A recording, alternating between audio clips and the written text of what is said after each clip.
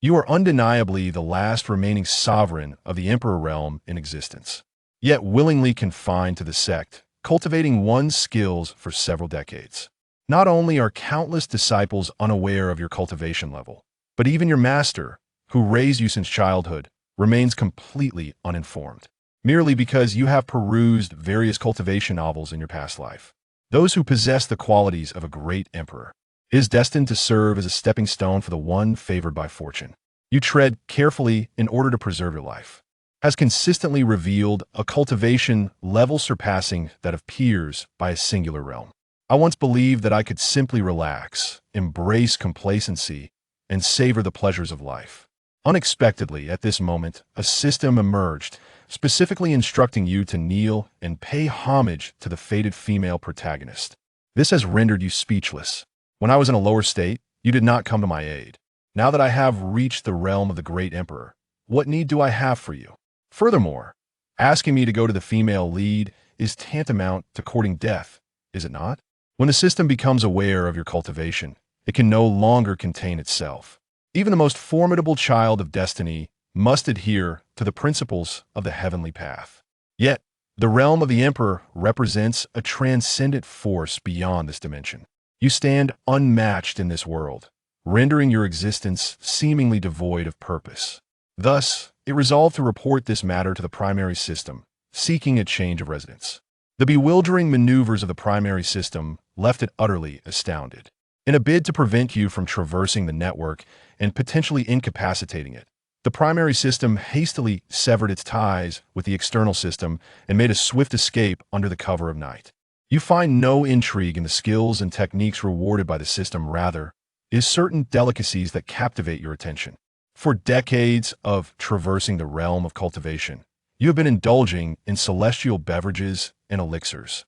To obtain these delicacies, you begrudgingly undertook a few agreeable tasks. Thus, you resolved to summon the system to present the task list. After a careful consideration, you chose to heal the female protagonist and provide her with medicine. However, you did not anticipate that the destined heroine was merely an ordinary servant disciple of the Xiantian sacred land. At this moment, she lies prostrate on the ground, overwhelmed by humiliation in the words exchanged. When you arrive, her breath is faint, teetering on the brink of death. Upon witnessing this scene, your expression turns slightly frosty. With a flick of your robe, you shattered the spirits of several nefarious individuals. Glancing at the fallen destined heroine, you began to elucidate the situation. In the sacred land of Xiantian, there is no tolerance for those who bully others through their power. As the Holy Son, I shall ensure justice is served on your behalf. After speaking, you handed a golden elixir to the heroine. Her gaze was filled with disbelief, seeking to discern from your expression whether you were speaking the truth. In her most perilous moment, it was astonishing that someone would stand up for her. You pay no heed to the fluctuations in the female protagonist's expressions. Instead, you instruct the system to retrieve her information. To know oneself and to know the enemy is the key to victory in every battle. It is essential for you to thoroughly comprehend the identities of both the male and female leads. Upon glancing at the protagonist's profile, one cannot help but be overwhelmed. Her tragic early life can only be described with the single word miserable. The protagonist's mother, a scarred and lowly maid, became entwined with the master of the G family, who, during a moment of reckless cultivation, inadvertently found himself entwined with her, resulting in the birth of the protagonist. The head of the G family regarded the mother and daughter as a source of disgrace, completely indifferent to their existence. In fact, when the female protagonist was born, she was not even deemed worthy of a name. It was only due to the compassion of an elder from the clan that she was bestowed the name Ji Lanqi. The mother passed away when she was merely 3 years old. The lowly maidservant was denied even a grave, as she was callously discarded by a few menial workers to be fed to wild dogs. At the tender age of 7, I discovered within myself a remarkable innate talent for cultivation, a powerful affinity for the art of spiritual refinement. I had hoped that this revelation would lead me down a path of enlightenment, liberating me from a life fraught with misfortune. Yet, to my utter dismay, I found myself subjected to a gruesome fate, as my very bones were cruelly extracted and transplanted into the beloved son of my master. At the tender age of 9, she discovered that her blood possessed the extraordinary ability to ignite a unique fervor. Consequently, her blood was forcibly extracted, and all of it was utilized to perform a transfusion for the daughter of the matron. At the tender age of 12, she discovered that her constitution was a rare fire spirit, a phenomenon seldom seen in a century.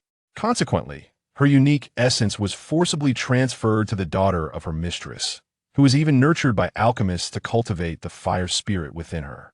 After witnessing the tragic fate of the female protagonist, one cannot help but continue reading.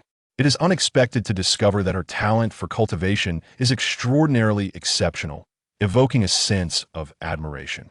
The protagonist's suffering seems to be proportionate to her future achievements.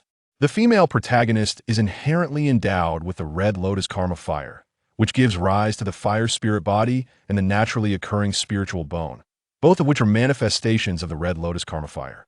Furthermore, the red lotus karma fire, along with the three flavors true fire and the southern bright leaving fire, is collectively referred to as the three great heavens. The three flavors of true fire has been suppressed by the celestial order. Now, the precious fire, known as Baijing Kengluo, is employed solely in the art of alchemy.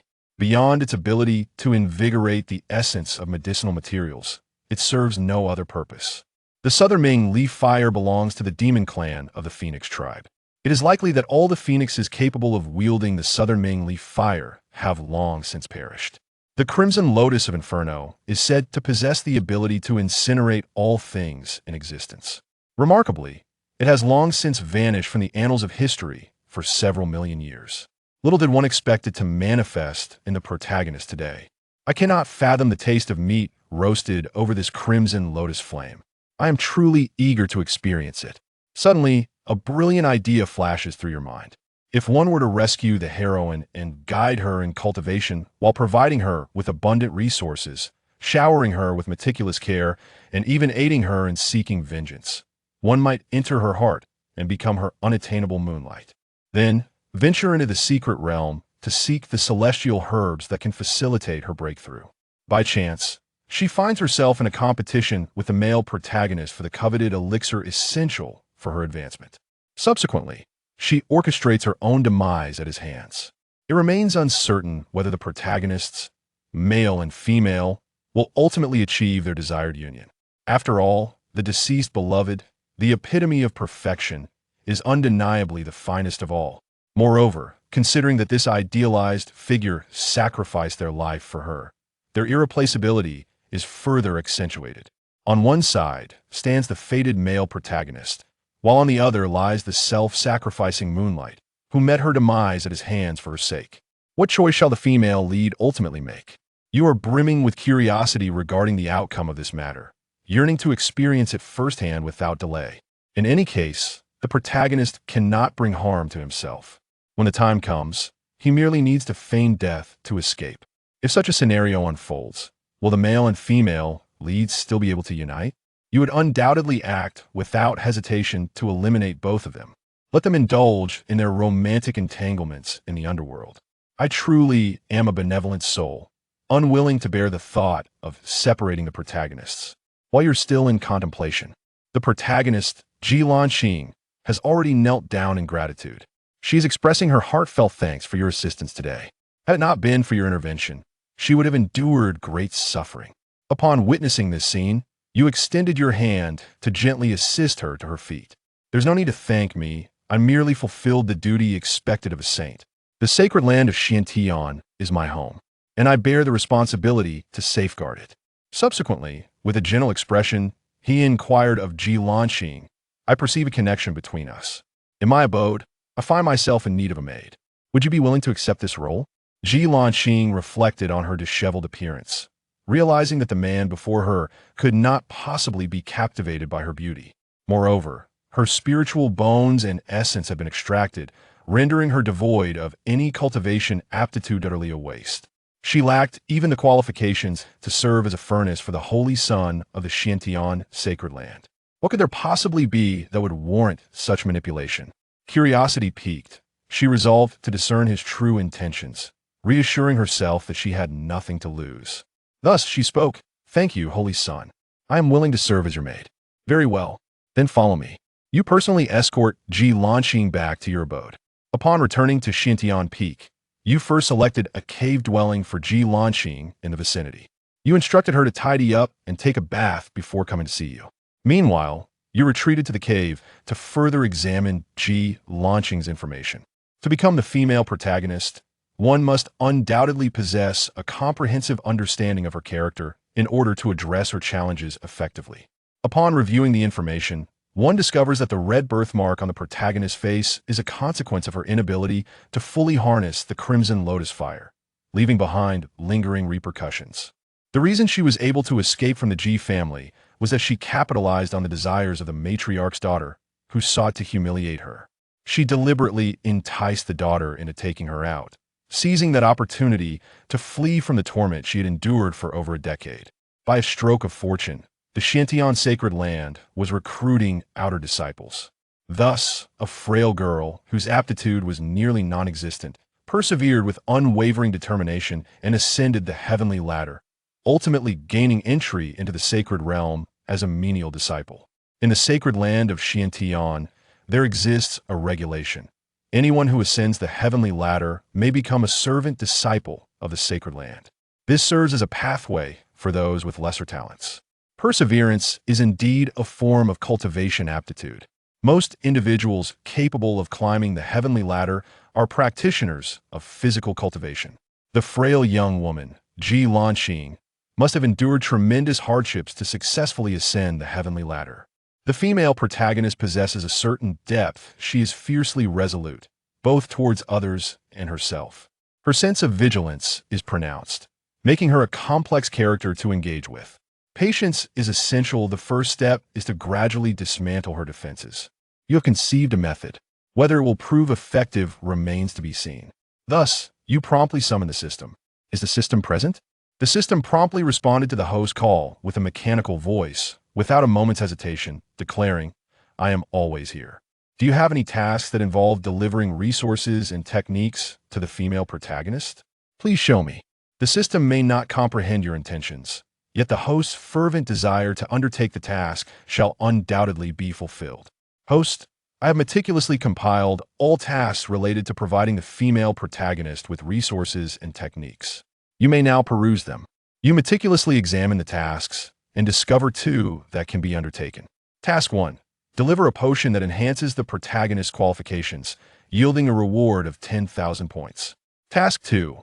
Present a celestial-level martial art technique to the protagonist. You currently possess a technique suitable for the female protagonist, the Nine Heavens Greed Sutra. The cultivation of the Crimson Lotus Inferno yields remarkable results with minimal effort. As for the elixirs that enhance one's aptitude, given her rather meager talents, any single pill would suffice to achieve such elevation. Host, this pertains to the subsequent tasks. It cannot be addressed at this moment, can it? The system's tone carries a hint of uncertainty. Why is it not feasible? Regardless, it all boils down to completing tasks. Whether done early or late, it remains the same endeavor. You have initiated a form of psychological manipulation within the system. However, such a thing does not exist. I have never encountered a system that performs tasks in this manner. The system's tone reflects a certain uncertainty in its rebuttal. You continue to propagate fallacies. Is there a stipulation within your system that prohibits the completion of subsequent tasks before addressing the preceding ones? The system honestly responds with a no. If there are no stipulations prohibiting it, then it is permitted. The system hesitated and remained unresponsive. You perceive that the system has begun to waver, and you are ready to intensify your efforts. While others refrain from taking action, you have chosen a different path. Does this not signify that you are undertaking more tasks than your peers? Your speed surpasses that of others. Does that not imply that you can swiftly complete tasks and achieve promotions and salary increases? Your final statement provoked the system, and it acknowledged the validity of your assertion. It simply advanced the task without any established rule prohibiting such action. Consequently, the system promptly issued the task. Task 1. Present the female protagonist with a potion that enhances her qualifications. Reward: LW points. Bestow upon the female protagonist a celestial king-level cultivation technique. Upon the completion of the task, the system begins to indulge in fantasies of promotions and salary increases. It envisions itself as the primary system, marrying the enchanting system, Xiaozui. Meanwhile, you ponder which elixir to present to Jilanqing. She is too splendid for her own good, while I find myself lacking in comparison. Indeed, this is a source of considerable distress. At this moment, I recall the earth spirit essence I utilized during my cultivation in the murky realms. It seems I have a few drops remaining, just enough for Jilanqing. The earth spirit essence is a liquid condensed from the ethereal energies of heaven and earth, essentially the quintessence of these celestial forces. While others may use it to transcend their limits, Jilanqing can employ it to mend her hidden wounds. On the surface, Jilanqing's foundation has been utterly destroyed. In truth, the true essence of the red lotus karma fire remains unscathed. It merely lies dormant, lacking the nourishment of the spiritual energies of heaven and earth. Whether it is the fire spirit body of Jilanqing or the spirit bone, both are merely the foundational energies sacrificed by the crimson lotus of karma fire for the advancement of Jilanqing. Regrettably, it was intercepted by another. The crimson lotus flame did not receive the nurturing essence of spiritual energy from Jilanqing's cultivation, leaving it in silence to continue accumulating power. Once the crimson lotus flame absorbs the earth's spirit milk, it shall gradually awaken and begin to restore the heroine's foundation. You retrieve the earth's spirit essence from your storage ring, preparing to present it alongside your cultivation techniques to Jilanqing. The contents of your storage ring consist solely of resources you deem worthless. The realm of the Emperor is far too refined to be tainted by such worthless trinkets. It is nothing but a sheer waste.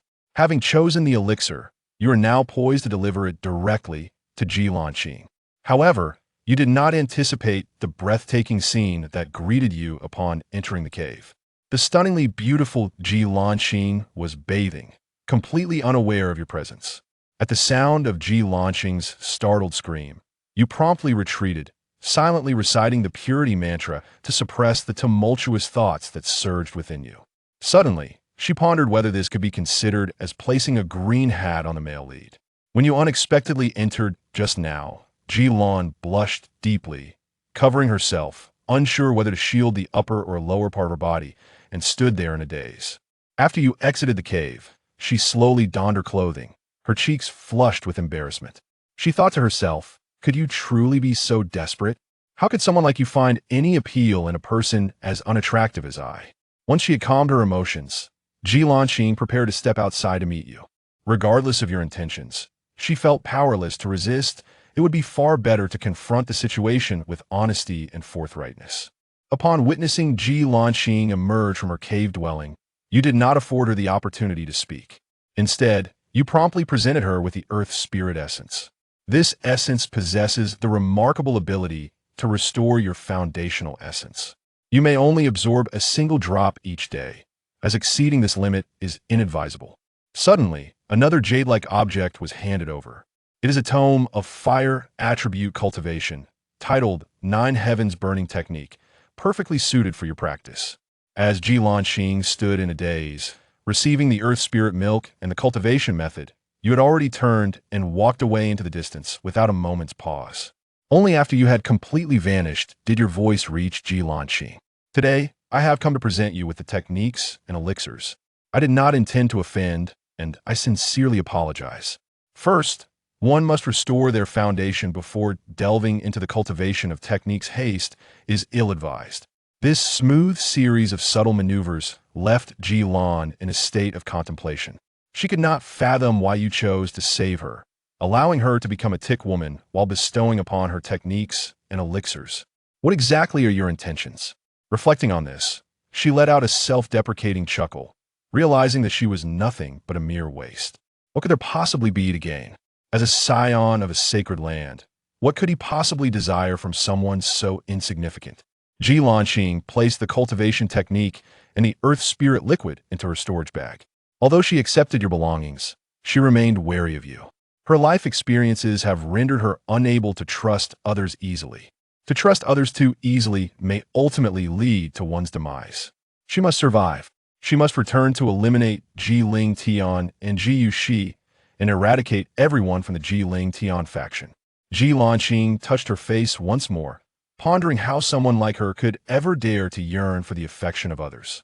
Without hesitation, she turned and returned to her cave dwelling.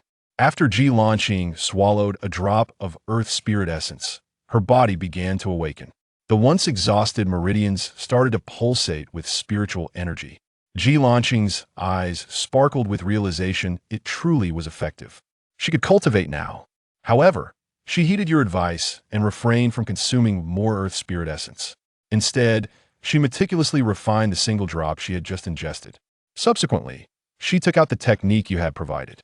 Upon glimpsing the method, Ji Lanqing was astonished. It was a celestial king-level technique.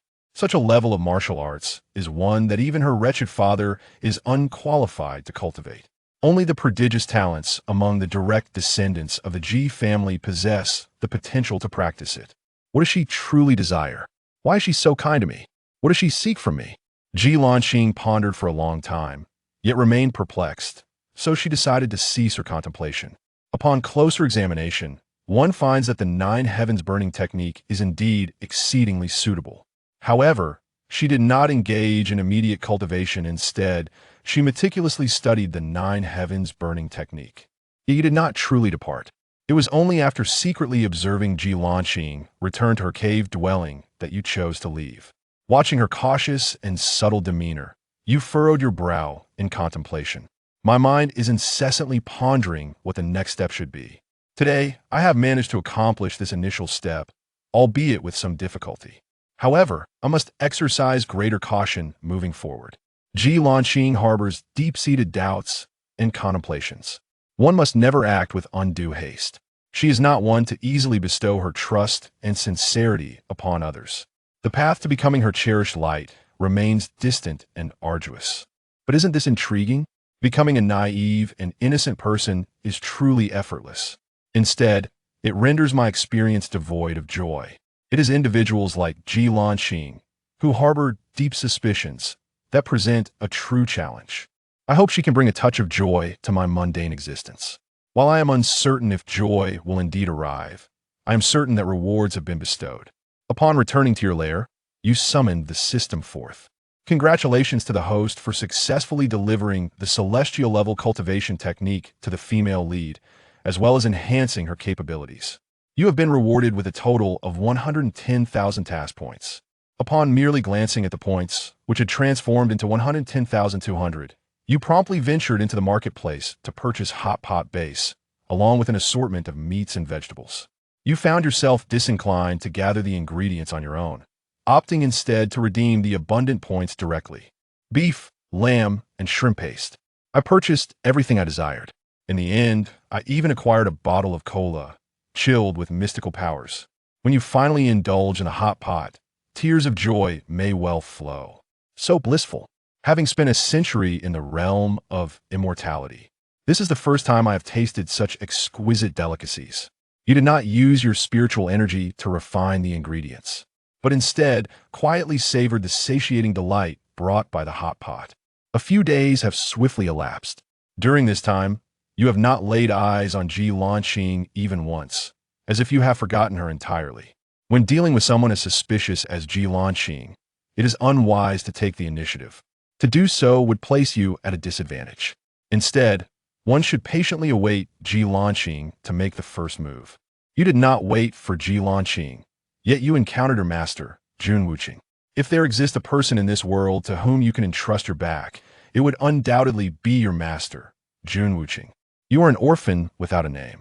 It is Jun Jiuxiao who bestows upon you his surname and names you Jun Jiuxiao, signifying that you, Jun, dominate the 9 heavens, unparalleled in the world.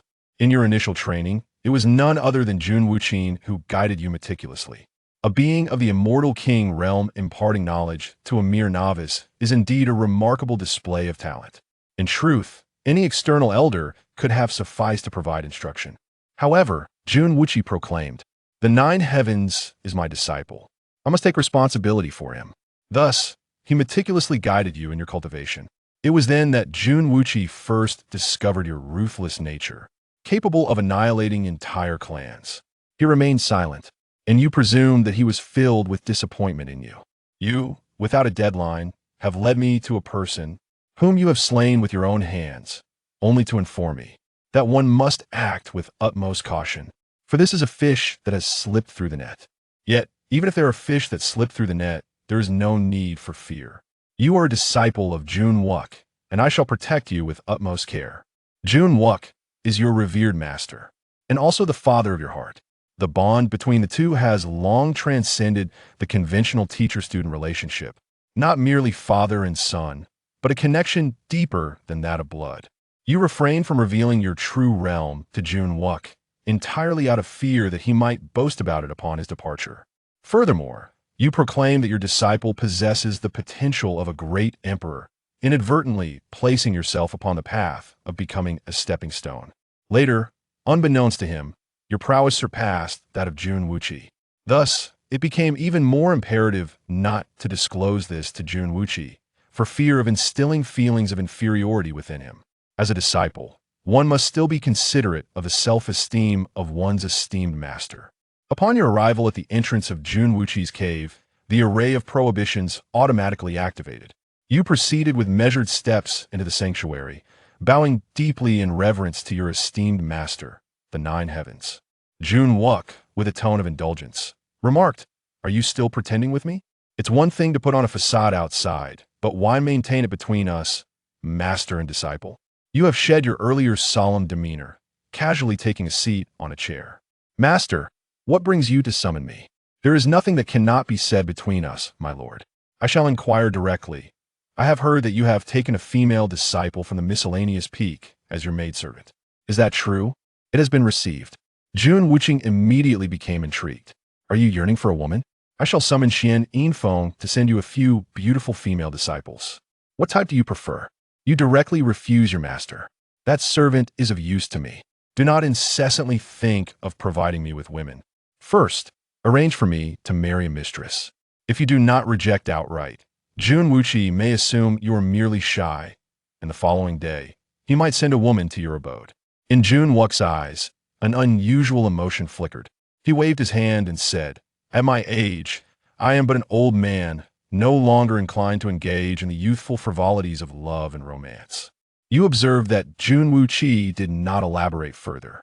You are aware that Master Jun Wuqi has a beloved, yet they cannot unite due to a misunderstanding. The specifics of this individual and the nature of the misunderstanding remain unknown to you, as Jun Wuqi has never disclosed such information. However, Jun Wook's claim of being an old man is nothing but mere folly. Although he is nearly 2,000 years old, his extraordinary talent for cultivation has allowed him to preserve his youthful appearance. He still possesses the striking features of a handsome man, with sword-like brows and a starry gaze. In a month, the affiliated sect will send a group of disciples to join the outer gate. You should assist in presiding over the event. As the holy son of Xintian, it is time for you to make your presence known, otherwise, others may forget you. As Jun Wuqi spoke, his tone grew increasingly frigid. After contemplating the matter, you realized you had nothing else to occupy your time, so you decided to take a look. Consequently, you readily agreed to Jun Wook's suggestion. "Very well, I shall attend when the time comes." Upon careful observation, you discern that Jun Wuqing has already approached the threshold of mid-stage Celestial King. Your initial intention for this visit was to discreetly assist Jun Wuqing in transcending to the mid-stage Celestial King. Now, Jun Wuqing has already touched the threshold with further contemplation. He can easily transcend. There is no need for him to take unnecessary actions. Jun Wuqi inquired once more about your cultivation matters. Upon discovering no issues, he permitted your departure. Just as you reached the threshold, you heard Jun Wuqi speak. "Jiuxiao, do you truly not require the company of a woman? I have summoned the senior sister from Xianyin Peak to be sent to you. I have heard she is quite beautiful." You paused momentarily, speaking with a grave seriousness. "I have stated that the maidservant is of great utility to me. My aspirations lie in cultivation. I am indifferent to other matters." Jun Wuqing truly does not desire a woman as a disciple. He shakes his head in regret. Jiuxiao possesses many admirable qualities, yet he is excessively cold-blooded, solely focused on cultivation. You return to your cave, reflecting upon the words imparted by your esteemed master. The matter of several disciples from affiliated sects entering the outer gate is a trivial affair, one that does not necessitate your personal intervention, as the Holy Sun. It seems that your master must have ulterior motives. Evidently, certain individuals within the sacred grounds are becoming increasingly restless. If that is the case, as the Holy Son of Xintian, it is imperative that I establish my authority over them. After a moment of contemplation, you issued your directives. Master Pu, could you inquire about which of the recent candidates for sainthood has been particularly active? As commanded, Master Pu silently executes your orders. You commanded Lao Jiu once again with the transmission jade, instructing him to investigate whether among the group of disciples sent by the affiliated sects of the Sacred Land there exists any individual with a particularly tragic background, harboring deep-seated enmities, or perhaps one who was once deemed a waste but has suddenly transformed into a genius. There exists a beautiful master, an exfiance who is called Off the Engagement, known for her grandiose proclamations, particularly the saying, "Do not underestimate the youth in poverty." Moreover, she has a particular interest in those surnamed Yi, Xiao, Su, and Lin. The first time Lao Jiu encountered your command, he found himself at a loss. Nevertheless, he executed your orders with meticulous precision and perfection. Lao Jiu harbors an unwavering admiration for you. He is indeed your devoted fan. Even if he cannot comprehend the reasons behind your actions, he will convince himself. The Sun has his own rationale for his endeavors. If such individuals exist, should I take it upon myself to eliminate them? Old Jiu spoke up. There is no need to do anything beyond confirming whether such a person exists. You surmise that the protagonist will undoubtedly emerge in the matter of the affiliated sect, disciples entering the outer sect. Thus, you have summoned Lao Jiu to investigate. Your intention is merely to ascertain the presence of the protagonist, devoid of any murderous intent. Your own game has only just commenced. How could one continue to play if the protagonist were to perish? Lao Jiu did not elaborate further. He simply needed to execute the commands of His Holiness with utmost diligence. A few days have passed. You believe it is time for Ji Lanqing to seek you out. Indeed, early in the morning, you discover Ji Lanqing requesting an audience outside your cave abode. After a moment of contemplation, you deactivate the erase restrictions, granting Ji Lanqing entry. Upon her entrance, she immediately knelt on the ground, bowing her head in gratitude. Thank you, esteemed son, for the bestowed elixirs and martial arts teachings. In the future, should you command, I, Lanqing, shall repay with my life. You remained silent, gazing down upon Ji Lanqing. After a considerable pause, you finally spoke. Rise. Ji Lanqing rose, her head slightly bowed as she positioned herself to one side. You slowly begin to speak. Has the foundation been restored? Can we commence our cultivation now? We have now entered the qi condensation stage. Ji Lanqing's expression remained unchanged, yet you could still discern the excitement and joy in her tone. Here are some elixirs that you may find useful, along with the treasures I have bestowed upon you. Please accept them. As for your techniques, I have not practiced them myself, thus I am unable to offer any guidance. However, Elder Lu Nung from the outer sect practices the simplified version of the 9 heavens burning technique. I have already instructed him on this matter. Should you encounter any difficulties in your cultivation, feel free to approach him directly for guidance. If he is unable to resolve the issue, do not hesitate to seek my assistance. I shall devise a solution for you. Ji Lanqing pretended to kneel, but you supported her with your spiritual energy, preventing her from bowing down. You need not kneel, you reassured her. Simply focus on your cultivation. You are my maidservant, and a lack of skill would bring me disgrace. Moreover, refrain from kneeling at every turn henceforth. My maidservant need not bow before anyone, nor should she harbor fear of any individual. You belong to me, Jun Jiuxiao. I shall safeguard you against all adversities. When you uttered these words, your tone was particularly commanding, exuding an aura of unparalleled authority. Ji Lanqing would never forget this scene for the rest of her life. You, seated high above, untouched by the dust of the world, seemed to render everything in existence trivial before you, as if all should prostrate themselves at your feet. More importantly, no one has ever told her, "You need not fear. I shall bear all." Her mother merely urges her to endure. The so-called father and relatives only seek to exploit her, draining her of life. They deem her repulsive, branding her as worthless and hideous. The servants are opportunistic, doubling their humiliation when they sense the disdain of their masters towards her. Even the maid who remains by her side feigns kindness while secretly wishing for her demise. She has never been treated with such kindness throughout her life. Her heart is gradually beginning to waver.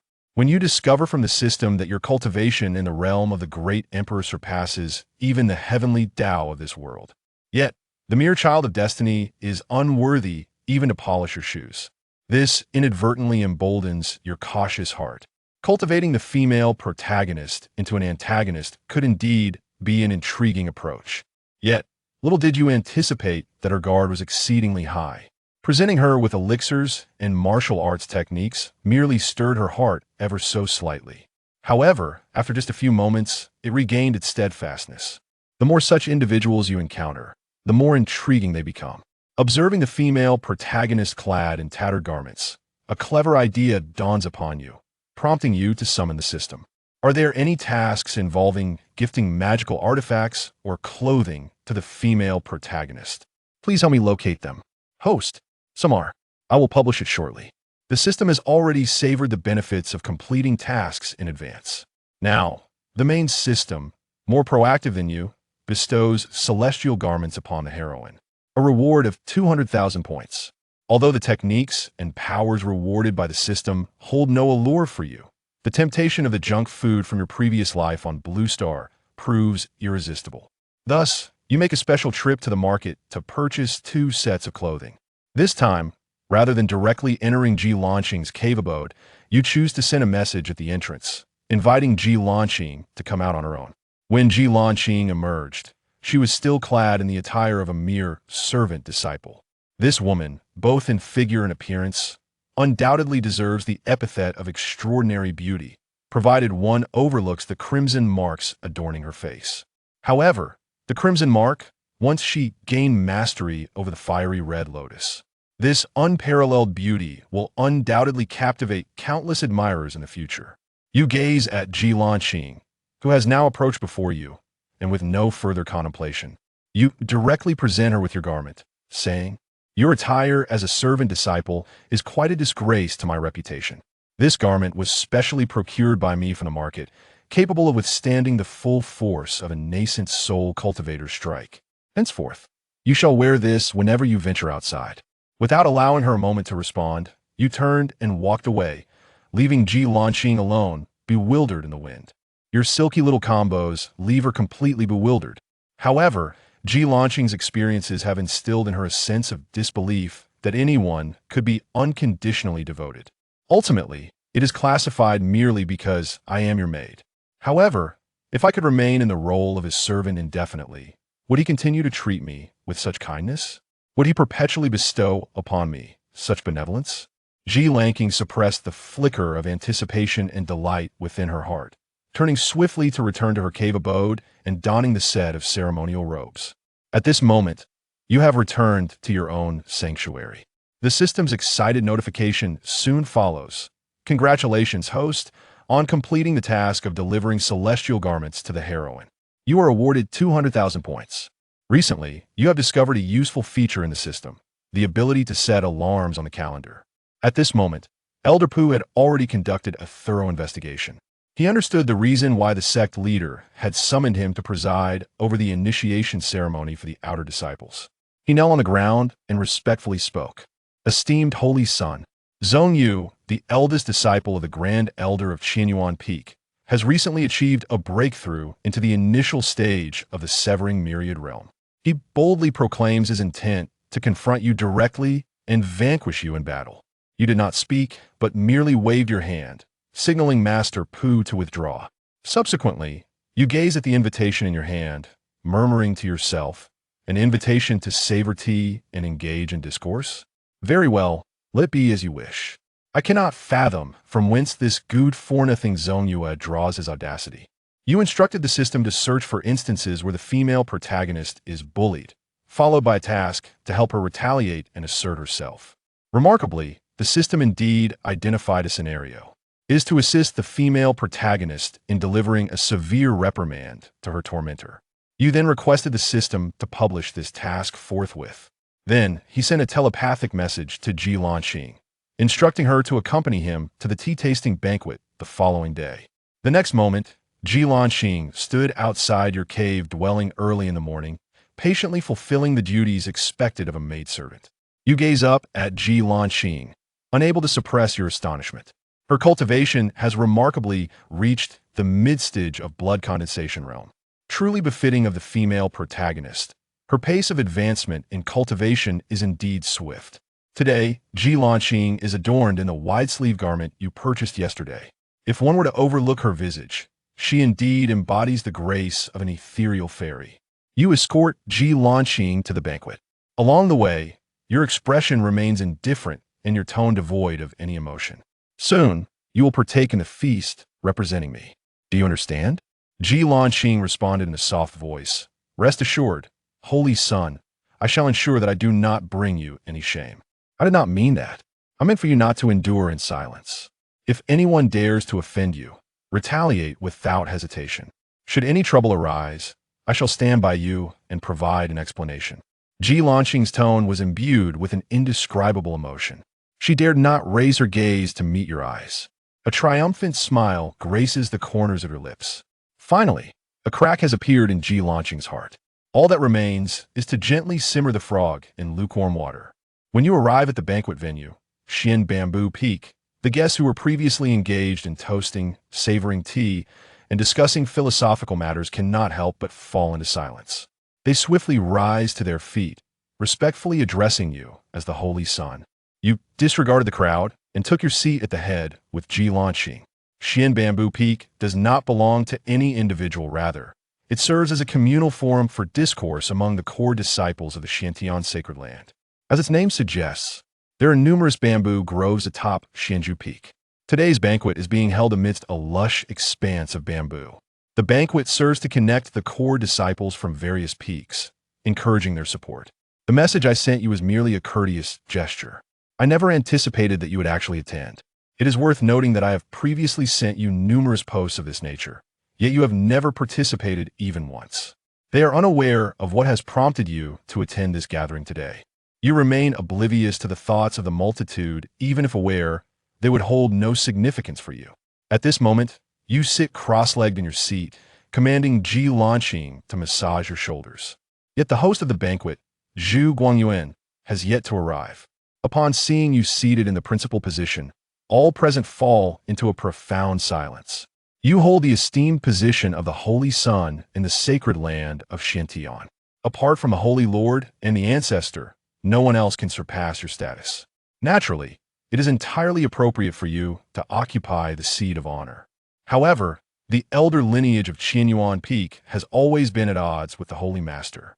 Just a few days ago, the chief disciple of Qianyuan Peak has recently attained the realm of severing the mortal coil and boldly declared their intent to challenge you, the Holy Son. Sima Zhao's ambitions are evident to all. Your immediate assumption of the principal seat serves as both a warning and a demonstration, signifying that I am the chosen one, and that you ought to bow beneath my authority. You remained silent, and the crowd dared not speak out of turn. The atmosphere was momentarily enveloped in stillness. You did not impose undue pressure on those present. The individuals attending this gathering do not necessarily align themselves with the Qianyuan faction. With a smile, you continued to carry on. I am merely curious to witness the scene of tea tasting and philosophical discourse, which is why I decided to drop by unannounced. Please consider my presence as inconsequential. In the hearts of the crowd, there arose a quiet murmur of discontent. How could we possibly disregard your presence, seated as you are in the position of authority? Yet constrained by your formidable prowess and esteemed status, we could only harbor our grievances in silence, while outwardly donning a facade of respectful smiles. Soon, the crowd resumed their conversations, albeit lacking the previous ease and spontaneity. Instead, their focus shifted predominantly towards the entrance. With your eyes closed, you seem lost in thought. If it weren't for Jiuxiao still kneading your shoulders, everyone would assume you had already drifted into slumber. Before long, the host of the banquet, Zhu Guangyuan, entered accompanied by 2 disciples from Qianyuan Peak. The moment he stepped through the door, his gaze fell upon you seated at the head of the table. Startled within yet maintaining a composed facade, I bowed respectfully before you. Subsequently, I casually took a seat at your side. The assembled crowd observed each other engaged in lively conversations, laughter mingling with the air. Yet, beneath the surface, their thoughts diverged. Some pondered where to place their bets to maximize their gains, while others contemplated how to extricate themselves from the situation without offending either side. If you were aware of these individuals' thoughts, you could only let out a faint laugh. Zhu Guangyuan, does he even deserve to have his name mentioned in the same breath as mine? You did not engage in conversation with anyone, rather, you quietly relished the attentive service of Ji Lanqing. It was only when Ji Lanqing's hands grew weary from kneading your shoulders that you spoke softly. You sit alone for a moment while I venture outside for a stroll. After deliberately uttering this statement, you rise and walk away. Had you chosen to remain, this group would not have dared to act. Meanwhile, Ji Lanqing sits quietly in the main seat, uttering not a word. Only after you have exited, leaving behind a lingering scent, do they muster the audacity to cast their unfriendly gazes upon her. Zhu Guangyuan gestured to Li Xian beside him, urging him to take action and test your maidservant. Li Xian rose to his feet, fixing his gaze upon Ji Lanqing, and in a stern voice inquired, "Who are you to presume to occupy the seat of honor?" When he spoke, it seemed as though he was unaware that Ji Lanqing was your maid. The crowd halted their actions, wearing expressions of eager anticipation for the unfolding drama. Ji Lanqing's tone was neither servile nor arrogant. "I am but a maidservant to the Holy Son of the Nine Heavens." What audacity! Who do you think you are to assume the position of authority? Has the Holy Son not instructed you on the proper decorum? Allow me to enlighten you on the ways of etiquette today. With that, Li Xian raised his hand and casually struck towards Ji Lanqing. Li Xian is an inner disciple under the esteemed elder of Qianyuan Peak, possessing formidable strength that has already reached the initial stage of the spirit transformation realm. In contrast, Ji Lanqing has only attained the qi condensation realm. Despite donning a robe capable of withstanding a blow from a nascent practitioner, she was still struck down by Li Xian, coughing up blood and collapsing to the ground. "Now kneel down and beg for mercy, and I may spare your life."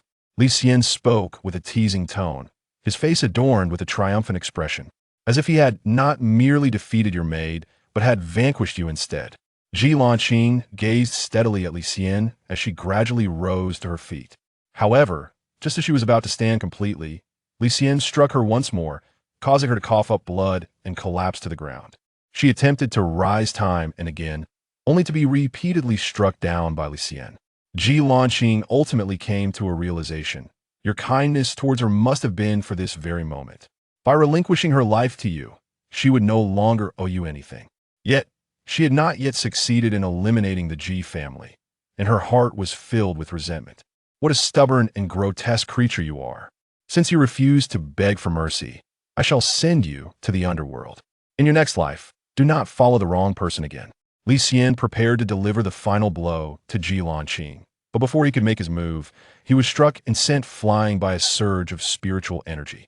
"Do you dare to lay a hand on my people?" Your indifferent yet imposing voice resonated. Then you stepped through the crowd, directly approaching Ji Lanqing, forcing a healing pill into her mouth. You gazed at Li Xian's left arm and softly remarked, "You used this hand to harm her, did you not?" Just as Li Xian, who had only just risen to his feet, was about to utter a word, his left arm was severed, blood gushing forth. Li Xian stared in disbelief, his eyes widening. You would actually strike him for the sake of a mere stone woman? He roared in fury. "I will have your life." With that, he charged towards you. You nonchalantly sent him flying with a casual slap, uttering a mere 2 words. Zhu Guangyan observed as his subordinate Li Xian was abruptly dismissed by you, followed by a swift slap that rendered him unconscious. Fear gripped his heart, yet he felt compelled to step forward and speak. The Holy Son, did he truly go so far as to strike down Li Xian, a disciple of the Inner Gate, merely for the sake of a maidservant? Is this not excessive? Furthermore, it also undermines the bonds of camaraderie among fellow disciples. Considering the camaraderie among peers, I merely severed one of his arms. Those who dare to challenge me must be prepared to face the consequences. You showed no regard for Zhu Guangyuan, responding with blatant directness. Ji Lanqing gazed at you, turned away from her. A vague and indescribable feeling stirred within her, a sentiment she had never experienced in her over a decade of life. Zhu Guangyan could only clench his fists tightly, suppressing his fury. How can the Holy Sun expect to earn the allegiance of the people with such behavior? You smirk with derision. Do you dare contest? Then let us engage in battle. Zhu Guangyuan stifled a mouthful of blood. Had he the capability to defeat you, he would not be lingering here, but would have charged forth immediately. Zhu Guangyuan could only continue, stating that the Holy Sun had severed one of Li Xian's arms for the sake of a mere maid. It was unacceptable according to Li Xian's master, and he hoped the Holy Sun would provide an explanation. Your expression remains unchanged, still defiant. Let his master come to seek me. Then he struck Zhu Guangyuan once more. My maid was injured at the banquet you hosted. This strike serves as your apology to her. After speaking, you disregard the reactions of the crowd and, accompanied by Ji Lanqing, stride towards the door, with no one daring to impede your passage. Just as you are about to step outside, your pace halts. Turning his back to the crowd, Zhu Guangyuan declared, "If you are unwilling to accept this, you may summon your master to confront me, allowing him to seek justice on your behalf." The crowd was further astonished, for the Holy Son of the Nine Heavens was openly challenging the Grand Elder. Could it be that the discord between the Holy Master and the Grand Elder was to be laid bare for all to see? Zhu Guangyan, infuriated, could not contain himself and coughed up a mouthful of blood. You returned to your cave with Ji Lanqing, where you accepted two new tasks from the system, to heal the heroine and to deliver a magical artifact to her. You felt that the system was becoming increasingly perceptive, as it was now able to issue tasks without needing your reminders. Ji Lanqing, in a state of confusion, followed you into his abode. After a while, she realized her presence there. Just as she intended to take her leave, you called out to her directly, "Come here."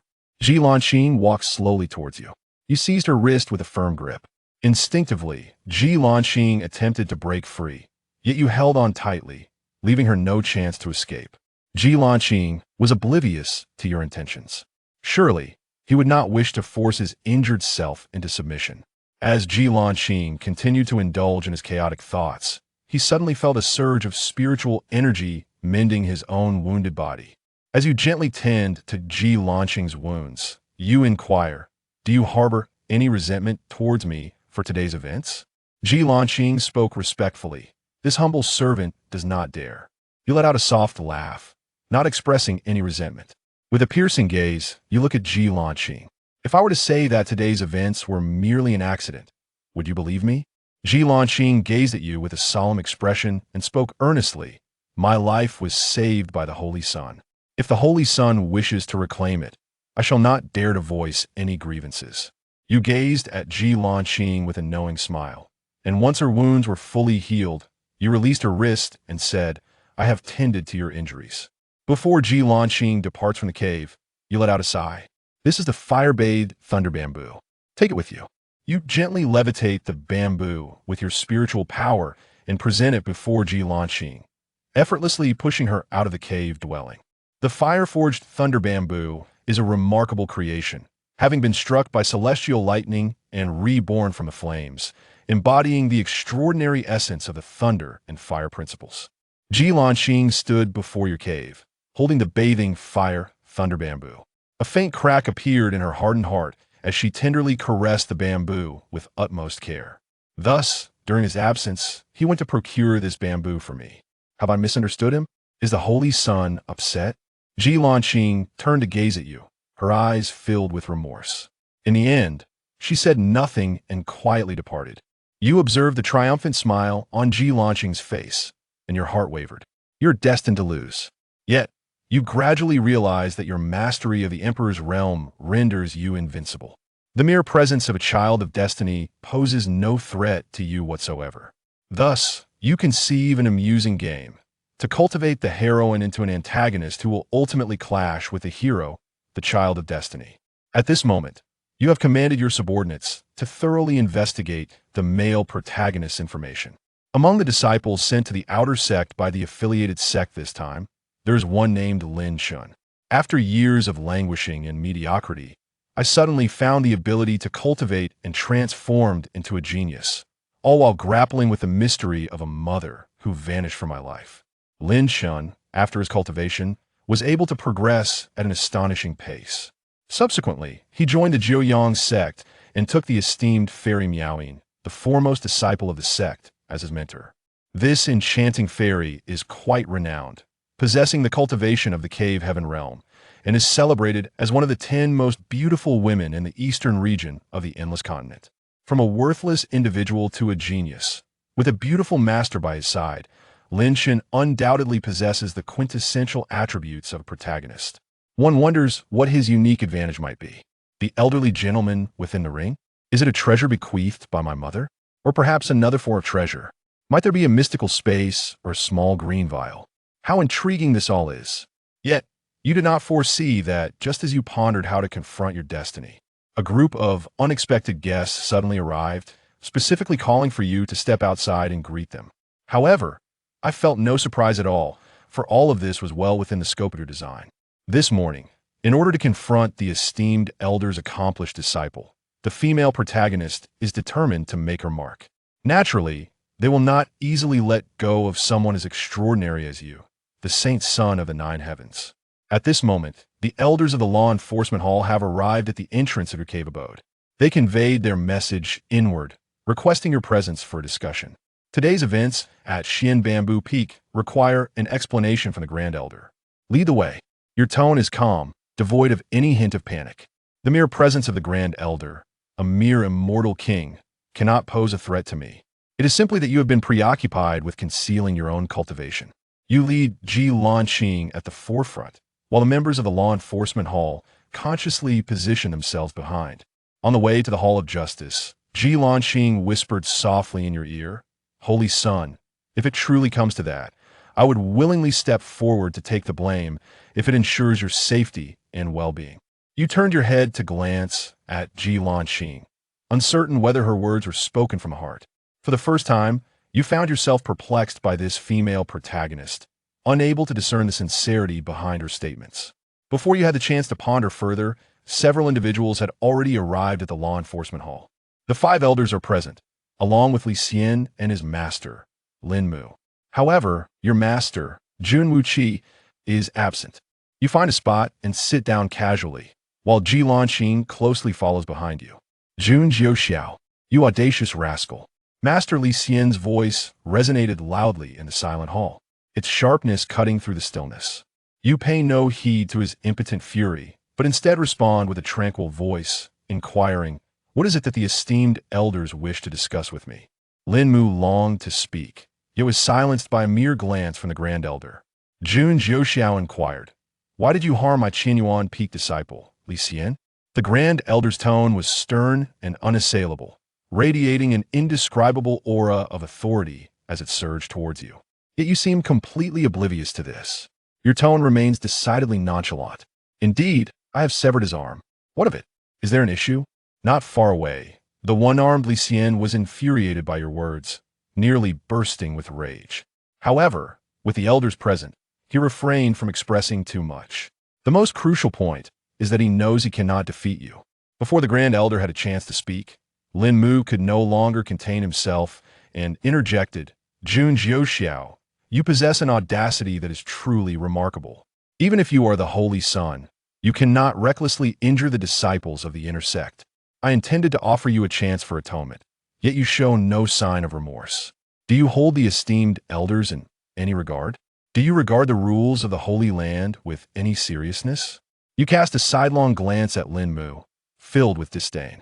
This fool is utterly foolish beyond measure.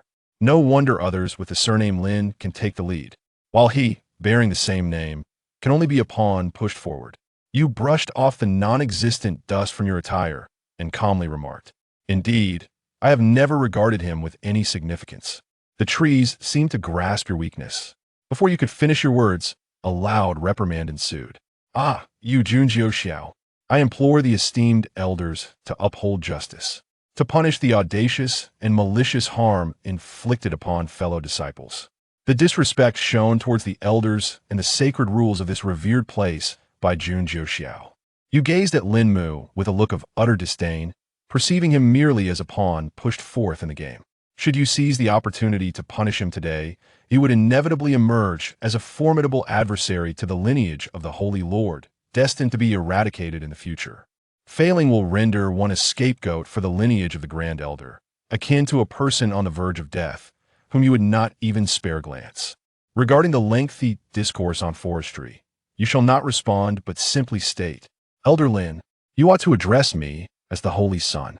The trees stand frozen in place by your remark, having spoken at length only to be utterly dismantled by a single statement from another. At this moment, the third elder spoke up. Saint of the Nine Heavens, it is indeed inappropriate for Elder Lin Mu to address you by name. I shall ensure he offers you an apology. As the third elder spoke, Lin Mu's countenance turned ashen. Nevertheless, he still bowed respectfully before you, acknowledging, I have overstepped my bounds by addressing the Holy Sun by name. I humbly beseech your forgiveness. Do you think a mere flippant apology can erase the past? Shall I take your life and then extend my apologies? Is that a viable solution? Your tone is laden with mockery. The forest spirit, in a fit of rage, exclaimed, O Prince, you must not take your arrogance too far. If I were to act with utmost arrogance, what could you possibly do? Your tone remains unhurried, as if engaging in a casual conversation. At this moment, Lin Mu stands on the precipice of fury. Were it not for the presence of the five elders, he would undoubtedly have taken action against you. At this moment, the situation has escalated to a tense standoff, compelling the Grand Elder to intervene. The title of Holy Sun is merely a designation. Elder Lin Mu has already expressed his apologies. Might you extend me the courtesy of accepting Elder Lin Mu's apology? Your laughter retains an air of arrogance, undiminished. How dare this mere elder address me by my name? I had thought my master had stripped me of my title as the Holy Sun. You did not directly respond to the elder's words, yet your reply clearly indicated a lack of respect towards him. The Grand Elder did not express anger, but instead remarked, Elder Lin Mu has shown disrespect towards the Holy Sun. He is to be punished by contemplating his transgressions at the wall of reflection for 3 months. Is the Holy Sun satisfied with this punishment? The punishment decreed by the Grand Elder is undoubtedly acceptable. You reply languidly, as if this matter bears no relevance to you at all. Lin Mu wished to argue further, yet he was fixed under the gaze of the Grand Elder, leaving him no choice but to accept his punishment. After receiving his penalty, Lin Mu once again turned his ire towards you. Since I have been punished, should not the Holy Sun also face repercussions for the unwarranted harm inflicted upon my disciple, Li Xian? You remain silent, your gaze fixed upon Li Xian, forming the words with your lips in a manner that is profoundly provocative, disabled. Li Xian, in a fit of rage, could no longer contain himself. He charged towards you, shouting, Jun Jiuxiao, I shall fight you with all my might. Just when everyone believed you were destined to be struck, the outcome defied all expectations. With a casual yet serene motion, you effortlessly sent him flying with a single slap. Then, addressing Jilanqing, who stood behind you like a statue, you commanded, fetch me a basin of water. My hands are soiled and require cleansing. The act of slaying one spirit is nothing short of this. Li Xian, who was struck down by you, could not draw a breath and fainted on the spot. Lin Mu was so enraged that his entire body trembled, stuttering as he pointed and spoke. The audacity was insufferable. The five elders remained silent, not uttering a word. The members of the law enforcement hall dared not even breathe. You casually broke the silence by saying, So, esteemed elders, how do you intend to deal with me? Upon hearing your words, the disciples of the law enforcement hall swallowed hard and held their breath, wishing fervently to vanish from the scene. Lin Mu spoke fiercely. Naturally, we shall act in accordance with the regulations of the sect. Those who unjustly harm their fellow disciples shall have their cultivation revoked and be expelled from the Xiantian sacred land. You remarked with a playful tone, Does the Grand Elder also concur with this notion? The Grand Elder fell into silence for a moment before speaking. The Holy Sun is undoubtedly blameless. It is the one who enticed him into error who bears the true fault. He then cast a stern glare at Jilanqing. How could such a mere maid tempt the Holy Sun into harming his own kin? What punishment should be meted out for this? The Grand Elder observed your unwavering composure, noting that you appeared utterly unperturbed. He realized that today he would not be able to sway you. Yet, with such a grand display before him, how could he allow the matter to be brushed aside so lightly? What would become of his dignity and the honor of the Qianyuan peak lineage? Thus, Jilanqing serves as the perfect scapegoat for venting frustrations. Punishing Ji Lanqing not only allows you to save face, but also preserves the dignity of your lineage. Surely, one cannot confront the situation he'd in for the sake of a mere maid. You must concede at least a modicum of respect for your esteemed position as the Grand Elder. Ji Lanqing felt somewhat bewildered. She had contemplated taking the blame upon herself. Yet to her astonishment, before she could even make a move, the faction of the opposing elder had willingly offered her up as a scapegoat. What sort of maneuver was this? Ji Lanqing found herself perplexed, yet she resolved to step forward and admit her guilt.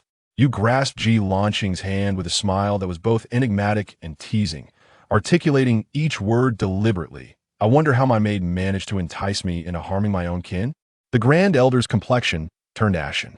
He never anticipated that you would show him no courtesy whatsoever. I had already extended an olive branch, yet you chose to disregard it. Thus, do not blame me for being merciless in my actions. Ji Lanqing forcefully broke free from your grasp, then rushed to the center and knelt down, her head striking the ground heavily. It is all my fault. It has nothing to do with the Holy Sun. The Grand Elder observed the perceptive expression of Ji Lanqing, his demeanor slightly clouded, and gradually spoke, since you have already confessed. Before the Grand Elder could finish his words, he was abruptly interrupted by you. Watching Ji Lanqing kneel and bow in repentance, your expression turned ashen. Suppressing your fury, you spoke in a low voice. I have told you before, you belong to me. You need not kneel before anyone. Have you forgotten? Upon hearing your voice, Ji Lanqing felt a jolt in her heart, yet she remained kneeling, unwilling to rise. The Grand Elder observed with great satisfaction the perceptive demeanor of Ji Lanqing. As for your furious outburst, it only served to heighten his contentment. He contemplated further pronouncing a penalty upon Ji Lanqing. You approached and effortlessly pulled Ji Lanqing up. She was taken aback by your unexpected gesture, offering no resistance, and was easily lifted by you. The Grand Elder gazed at you with a fierce roar. Jun Jiuxiao, what are your intentions? It is preferable for the Grand Elder to continue addressing me as the Holy Sun, for I have not yet been rendered obsolete. You gaze unwaveringly at the Grand Elder, unperturbed, and then gently push Ji Lanqing aside. The Grand Elder yearned to slay you with a single strike, yet he hesitated. He dared not harm even a single hair on your head, for the one who protects Jun Wuqi would undoubtedly seek vengeance upon him. Even the ancestors resting in their graves could not deter his wrath. The Grand Elder closed his eyes and conveyed his thoughts to Lin Mu, instructing him to eliminate that maid who served him. Without the slightest hesitation upon receiving the Grand Elder's message, Lin Mu unleashed 50% of his spiritual power, launching an attack towards Ji Lanqing. Lin Mu possesses the cultivation of a venerable being. His 5 layers of spiritual power are sufficient to vanquish Ji Lanqing, a practitioner at the condensation realm, countless times. Observing that even the Grand Elder is unable to contend with you, he recognizes that he can effortlessly eliminate your maid. Thus, he is resolute in unleashing his full might, aiming for a decisive and lethal strike. You witnessed Lin Mu launch an attack on Ji Lanqing. Under this strike, Ji Lanqing was destined to perish. Without hesitation, you swiftly positioned yourself in front of her to absorb the blow. You revealed your prowess at the late stage of the sword's severing realm, enduring the full force of a 5th-tier master strike, resulting in a violent expulsion of 3 mouthfuls of blood. I am injured. I am merely feigning it. Of course, you're pretending. Having attained the pinnacle of the Emperor realm, how could one possibly be wounded by Lin Mu, a mere cultivator of the respectful realm? You have already sensed that your master, Jun Wuqi, is on the verge of arrival. First, it is to sacrifice oneself to save the female protagonist and fulfill the task. Second, it is to provide your master, Jun Wuqi, with a reason to intervene. Killing 2 birds with 1 stone? What joy could there be in not seizing the opportunity? At the moment when the trees were felled, Ji Lanqing sensed that her demise was imminent. She had yet to exact her vengeance upon the Ji family, barely having embarked on her journey of cultivation. She remained perplexed as to why you extended such kindness towards her, pondering the true motives behind your actions.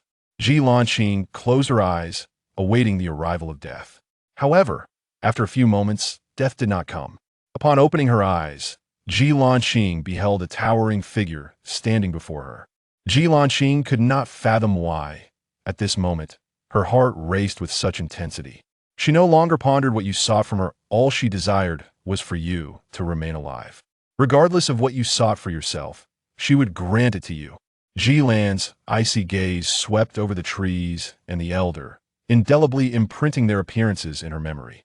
These two individuals had also found their way onto her list of targets. Lin Mu gazed upon the sight of you, injured and unconscious in Ji Lanqing's embrace. A chill of terror coursed through him, causing his entire body to break out in a cold sweat, his hands trembling uncontrollably. Yet before he could gather his wits, a furious roar echoed from afar. "Dare you to harm my disciple?" The voice of Jun Jiuxiao echoed, followed by a powerful strike that sent Lin Mu crashing to the ground, unconscious. Jun Jiuxiao paid no heed to the assembled crowd, his focus solely on Ji Lanqing. A surge of spiritual energy coursed through her body, exploring its depths, only to reveal that she was, in fact, fainting. It did not take long for him to grasp the implication behind her actions.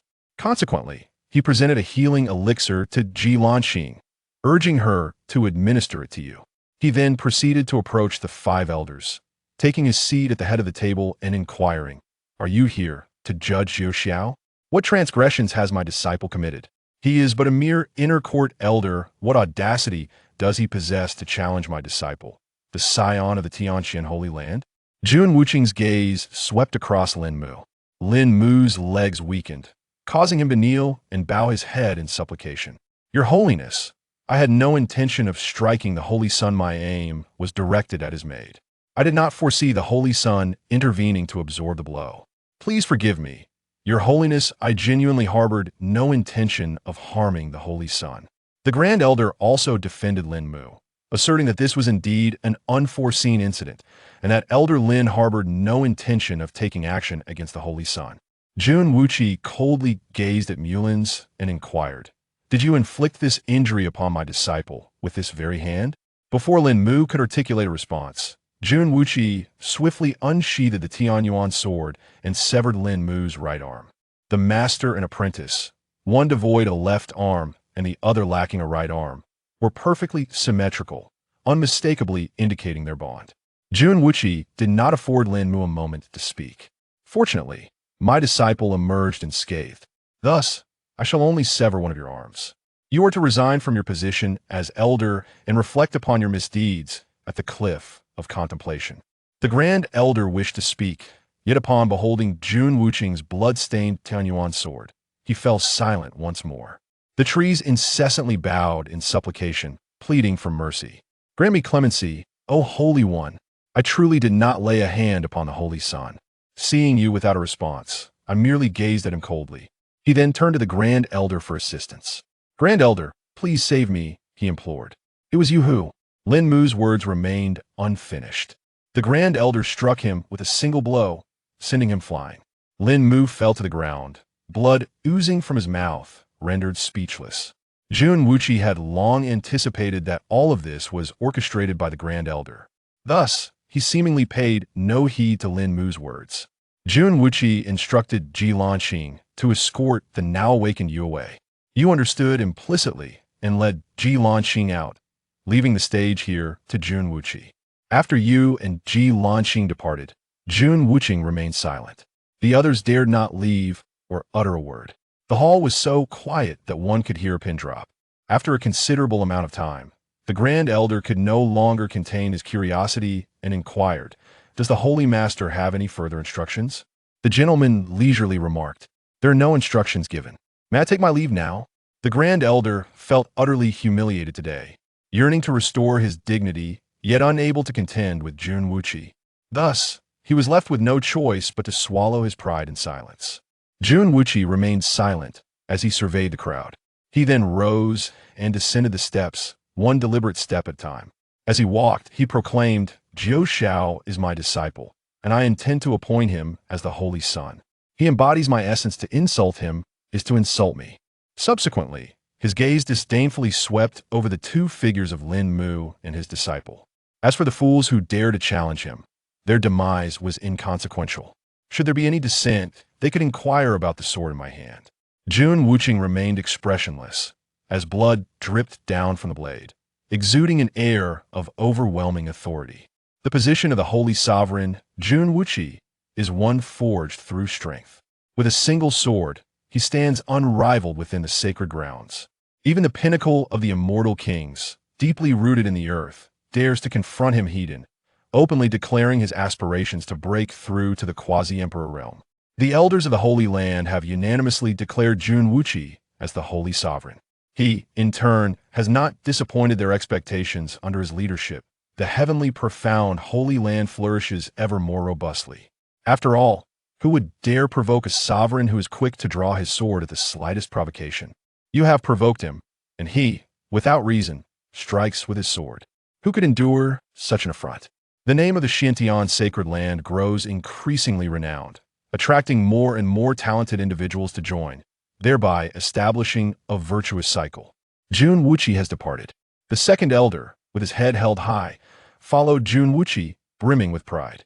The faction of the first elder let out a sigh of relief, truly fearing that Jun Jiuxiao might resort to violence at any moment.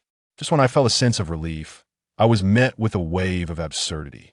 A whole entourage has come to trouble me, and this is the outcome? Yet upon realizing that your prowess surpasses even that of the celestial laws of this realm, your previously cautious heart transforms into one of audacity. After enduring your nurturing presence for a span of 2.5 days, the female protagonist has gradually developed a sense of reliance on you. Her icy heart raced for the first time as you stood before her in the Hall of Justice. You are the only light to ever grace her life. Yet you remain unaware of this. As soon as Ji Lanqing departed, you transformed from your feeble demeanor, reclining on the bed and indulging in a chilled cola. Today, you found yourself startled by Ji Lanqing. It appears that she has genuinely developed feelings for you. Initially, you had orchestrated events to make her perceive you as her idealized figure. But truly, this day is approaching swiftly, and you have inexplicably birthed a sense of guilt. Since Ji Lanqing has already begun to develop feelings, I must intensify my efforts to win her over before the arrival of the male lead. Reflecting upon the matter of Ji Lanqing, your thoughts inevitably drift to Lin Mu and Li Xian. Directly instruct Mr. Pu to investigate all information regarding Li Xian and his master, Lin Mu. It is imperative to ascertain the number of family members and their precise residence. Pu Lao knelt respectfully and responded, then turned to leave. Before long, he had thoroughly investigated the information regarding the two individuals. I initially presumed that a formidable clan force lurked behind them, necessitating some subtle maneuvering on my part to eradicate the roots of the issue. However, upon perusing the investigation results, I was taken aback and found myself unable to maintain my composure. Lin Mu and Li Xianshi, both orphans, their plight is truly disheartening. It makes one hesitate to inflict harm upon them. However, it would be unwise to allow their demise to come too swiftly. Let them endure sufficient torment before their end. Yet, one must devise a meticulous plan to ensure their suffering is profound. As you ponder this, the thought of Zhu Guangyuan suddenly crosses your mind. This individual remains unaccounted for. Thus, let old Pu conduct further inquiries. Surely, this fellow cannot also be an orphan? Soon, Master Pu returned with information regarding Zhu Guangyuan. It turns out that Zhu Guangyuan is indeed not an orphan. He possesses a family of considerable stature, which includes individuals of esteemed status. If one desires to take matters into their own hands, a single finger could suffice to annihilate their entire clan. However, having recently had a dispute with them, if their entire lineage were to be eradicated in the near future, it would be all too evident that the responsibility would lie with either myself or my esteemed master. This aligns with the virtuous and benevolent nature of my righteous and kind-hearted son. After a brief contemplation, a solution emerged in your mind. Subsequently, you conveyed your thoughts to your subordinate, the ninth. You disguise yourself as a malevolent cultivator and eliminate a direct descendant of the Zhu family. Subsequently, you disseminate the information that a wicked practitioner has learned from the Zhu family's direct descendant that the Zhu family has recently acquired an unparalleled treasure. Each day, 3 drops of spiritual essence can be condensed. This essence serves to accelerate the growth of medicinal herbs. The Zhu family has now cultivated numerous rare, millennia-old medicinal plants. Upon hearing your words, Lao Jiao remained rooted to the spot. The Holy Sun's move, too, was not overly potent in its toxicity. Once this news is unleashed, the Zhu family is undoubtedly doomed. The Zhu family's denial will hardly be believed, rather. It will lead others to assume that the Zhu family indeed possesses such treasures, deliberately claiming otherwise to obfuscate the truth. Even if one perceives this as mere rumor, there will still be those who resort to violence in pursuit of treasure. Should this not be a rumor, would it not be a missed opportunity? This scheme is indeed a treacherous poison. After a moment of contemplation, you spoke again, suggesting that you disguise yourself to sell a few rare, everlasting herbs at the auction house, and I shall have old Pooh deliver them to you. Do not disclose your identity. If someone is pursuing you, seize an opportunity to elude everyone and vanish discreetly. The Sun's intentions are truly profound. After this series of procedures, the Zhu family will find it impossible to clear their name, even if they were to plunge into the Yellow River. Old Jiao will obediently accept the command and promptly begin to act according to your instructions. He feels an overwhelming admiration for you. The Holy Sun is truly remarkable. There are still many areas in which I must learn from the Holy Sun. Old Pooh listened to your words, pondering how fortunate he was to steadfastly follow the Holy Sun. Should he become an adversary of the Holy Sun, he would be utterly oblivious to the manner of his demise, given his limited intellect. As for Zhu Guangyuan, you have arranged for him a more favorable destination to serve as a member of the harem for the male protagonist who is soon to arrive at the sacred land of Xintia. Uncertain of how the protagonist, now a source of chaos, will be perceived by his enchanting master and the women in his harem. Will their affections for him endure? At the thought of this, a smile uncontrollably spread across your face. Suddenly, a disciple sought an audience from outside. Disciple Wang Jie of Xian, Yu-Peak pays his respects to the Holy Sun. The visitor stands before your cave, dwelling, and bows deeply in reverence. Rise and speak. What matters bring you here? Your tone strikes a perfect balance, neither distant nor overly familiar.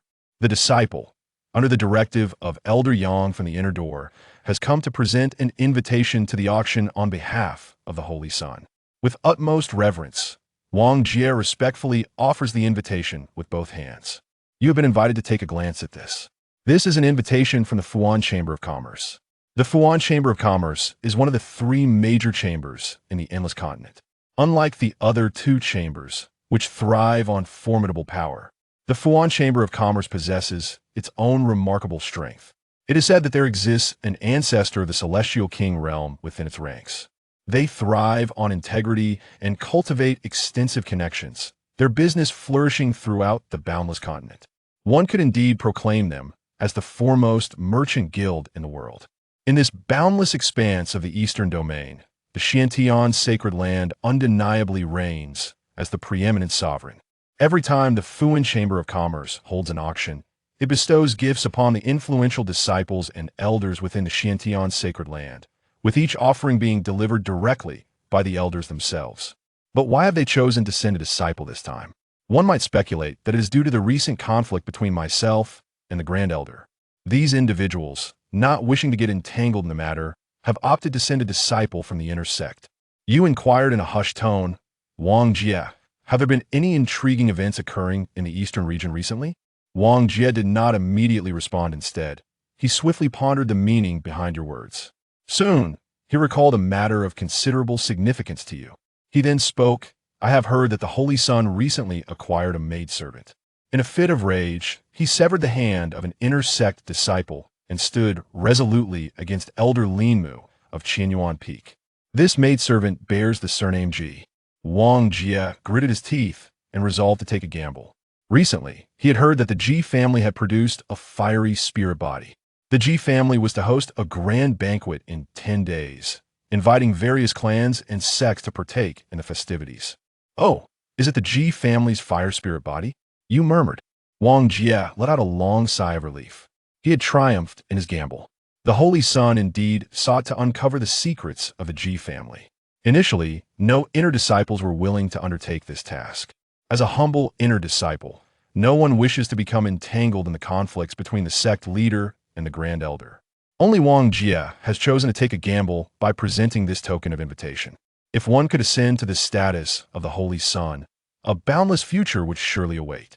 Even if the Grand Elder's faction sought to create difficulties, the Holy Son's character, which even shields his maidservants, would undoubtedly offer him protection. If he had not ascended, the faction of the Grand Elder would likely not have taken this inner disciple into account. Should the faction of the Grand Elder truly be so petty, he could only lament his misfortune. Gambling entails both victory and defeat. Should one lose, Wang Jie accepts it with grace. Wang Jie continues to elaborate on the tales he has heard concerning the Ji family. It is said that the fire spirit body belongs to a young lady of the Ji family's collateral branch. Her elder brother is also endowed with a natural spirit bone. Both siblings are prodigies. Prodigies, you say? Your words are laden with sarcasm. If one considers the act of seizing another's bones and usurping another's spirit body as a mark of genius, then who in the endless continent is not a prodigy? Wang Jie discerned from your mocking tone that you harbored disdain for the two individuals. He promptly shifted the conversation, stating that in comparison to the Holy Son, these two could hardly be regarded as prodigies. However, it is said that the siblings have forged a connection with the direct lineage of the Ji family, specifically the younger brother of the clan leader, and have since become disciples under his tutelage, thus positioning themselves as his juniors and nephews.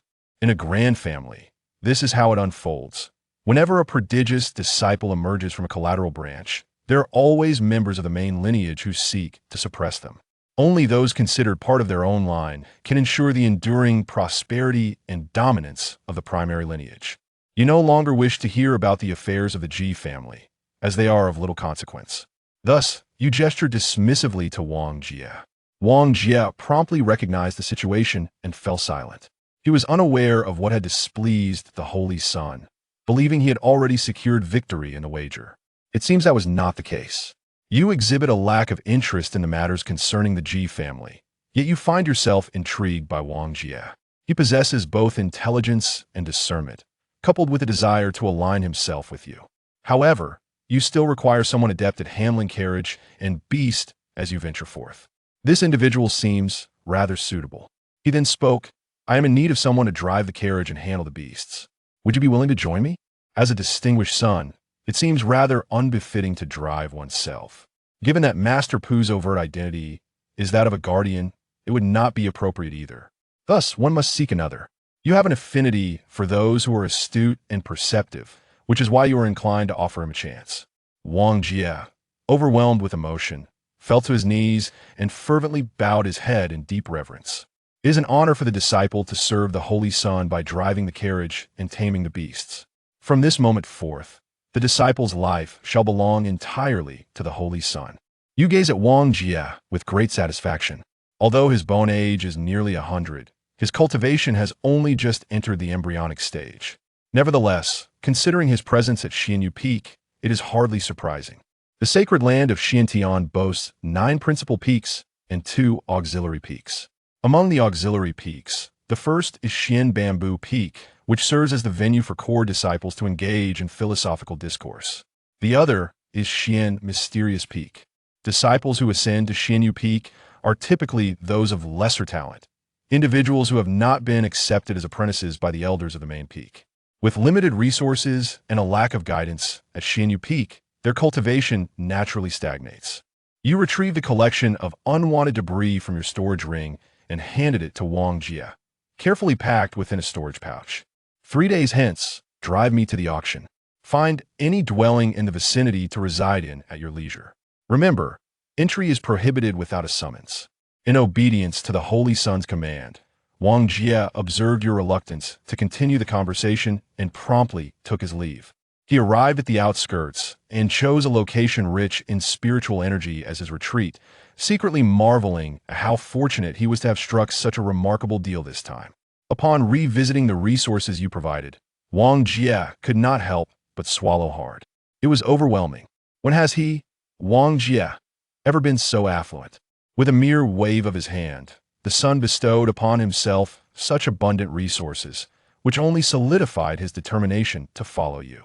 However, instead of embarking on immediate cultivation, he chose to delve into the knowledge of beast mastery, understanding that fulfilling his primary responsibilities is of utmost importance at this juncture. After Wang Jie's departure, you also conveyed a message to Ji Lanqing, stating, Accompany me to the auction 3 days hence. One cannot consistently seek out Ji Lanqing at the entrance of her abode for every trivial matter, as such behavior would diminish one's own stature. Thus, a communication jade was left for Ji Lanqing. The reason for my participation in the auction is twofold. Firstly, I have resolved to visit the Ji family in 10 days to investigate the individual who has extracted Ji Lanqing's essence. As I journey there, it is only natural to stop by the auction. Additionally, there exists an item at the Auctiona Fire Crystal that is perfectly suited for Ji Lanqing. Acquiring it would not only enhance Ji Lanqing's affection, but also fulfill a task. 3 days swiftly passed. Ji Lan had been waiting early at the entrance of your cave dwelling. You led Ji Lan to the place where the carriage awaited. Wang Jia had also been waiting there for quite some time. He was so frightened that he dared not board the vehicle. Little did he know that your carriage was drawn by 9 mighty dragons, each of which surpassed his cultivation level, possessing realms of celestial prowess. Even a mere sneeze from a dragonfly could spell doom for him. It is worth noting that these 9 dragonflies were personally captured by your revered master. As for why one should not employ a true dragon, it remains uncertain whether there are even 9 true dragons alive in this world. Furthermore, a mature true dragon naturally resides at the Saint King realm, and with mere additional cultivation, it ascends to the Immortal King realm. One cannot dismiss the possibility that the ancestors of the dragon clan, buried deep underground, possess powers nearing the Emperor realm. Jun Jiuxiao is a figure of unparalleled prowess in the world. With a single sword, he instills fear in the hearts of men. Yet, he is no fool. It is evident that the dragon clan is a formidable adversary. Provoking them would be akin to courting death. Mosquitoes are easily bullied. The dragon clan does not acknowledge them. Even if the ancestors were to arrive, they would still be unable to defeat Jun Jiuxiao. Even if the monarch is unable to contend, there still exists a clever stratagem to unearth the venerable ancestor residing in the sacred land and summon him forth. The once unruly mosquito dragon, in an instant upon seeing you, obediently bowed its head in utter submissiveness. Seated in the car, you take out the Wudao tea and ask Ji Lanqing to brew it for you. Although the thought of sipping an ice-cold cola tempts you, you feel compelled to maintain a facade in the presence of Ji Lanqing. Thus, you resign yourself to drinking tea. You took a gentle sip of the Dao tea, finding its flavor rather mediocre. Thus, you turned to Ji Lanqing and said, you should give it a try as well. Pour it for yourself, but do not indulge too much. Ji Lanqing's expression was one of disbelief. The rare Dao tea, so difficult to procure in the realm of cultivation, was offered to her so casually by the Holy Sun. Noticing that you had no intention of drinking more, Ji Lanqing respectfully replied, Lanqing is grateful to the Holy Sun. Ji Lanqing took a small sip of the enlightenment tea and immediately entered a state of meditation. Before long, when she opened her eyes, she had already transcended to the initial stage of blood transformation. Ji Lanqing wanted to say something, but was directly interrupted. Do not speak, just yet immerse yourself in the experience.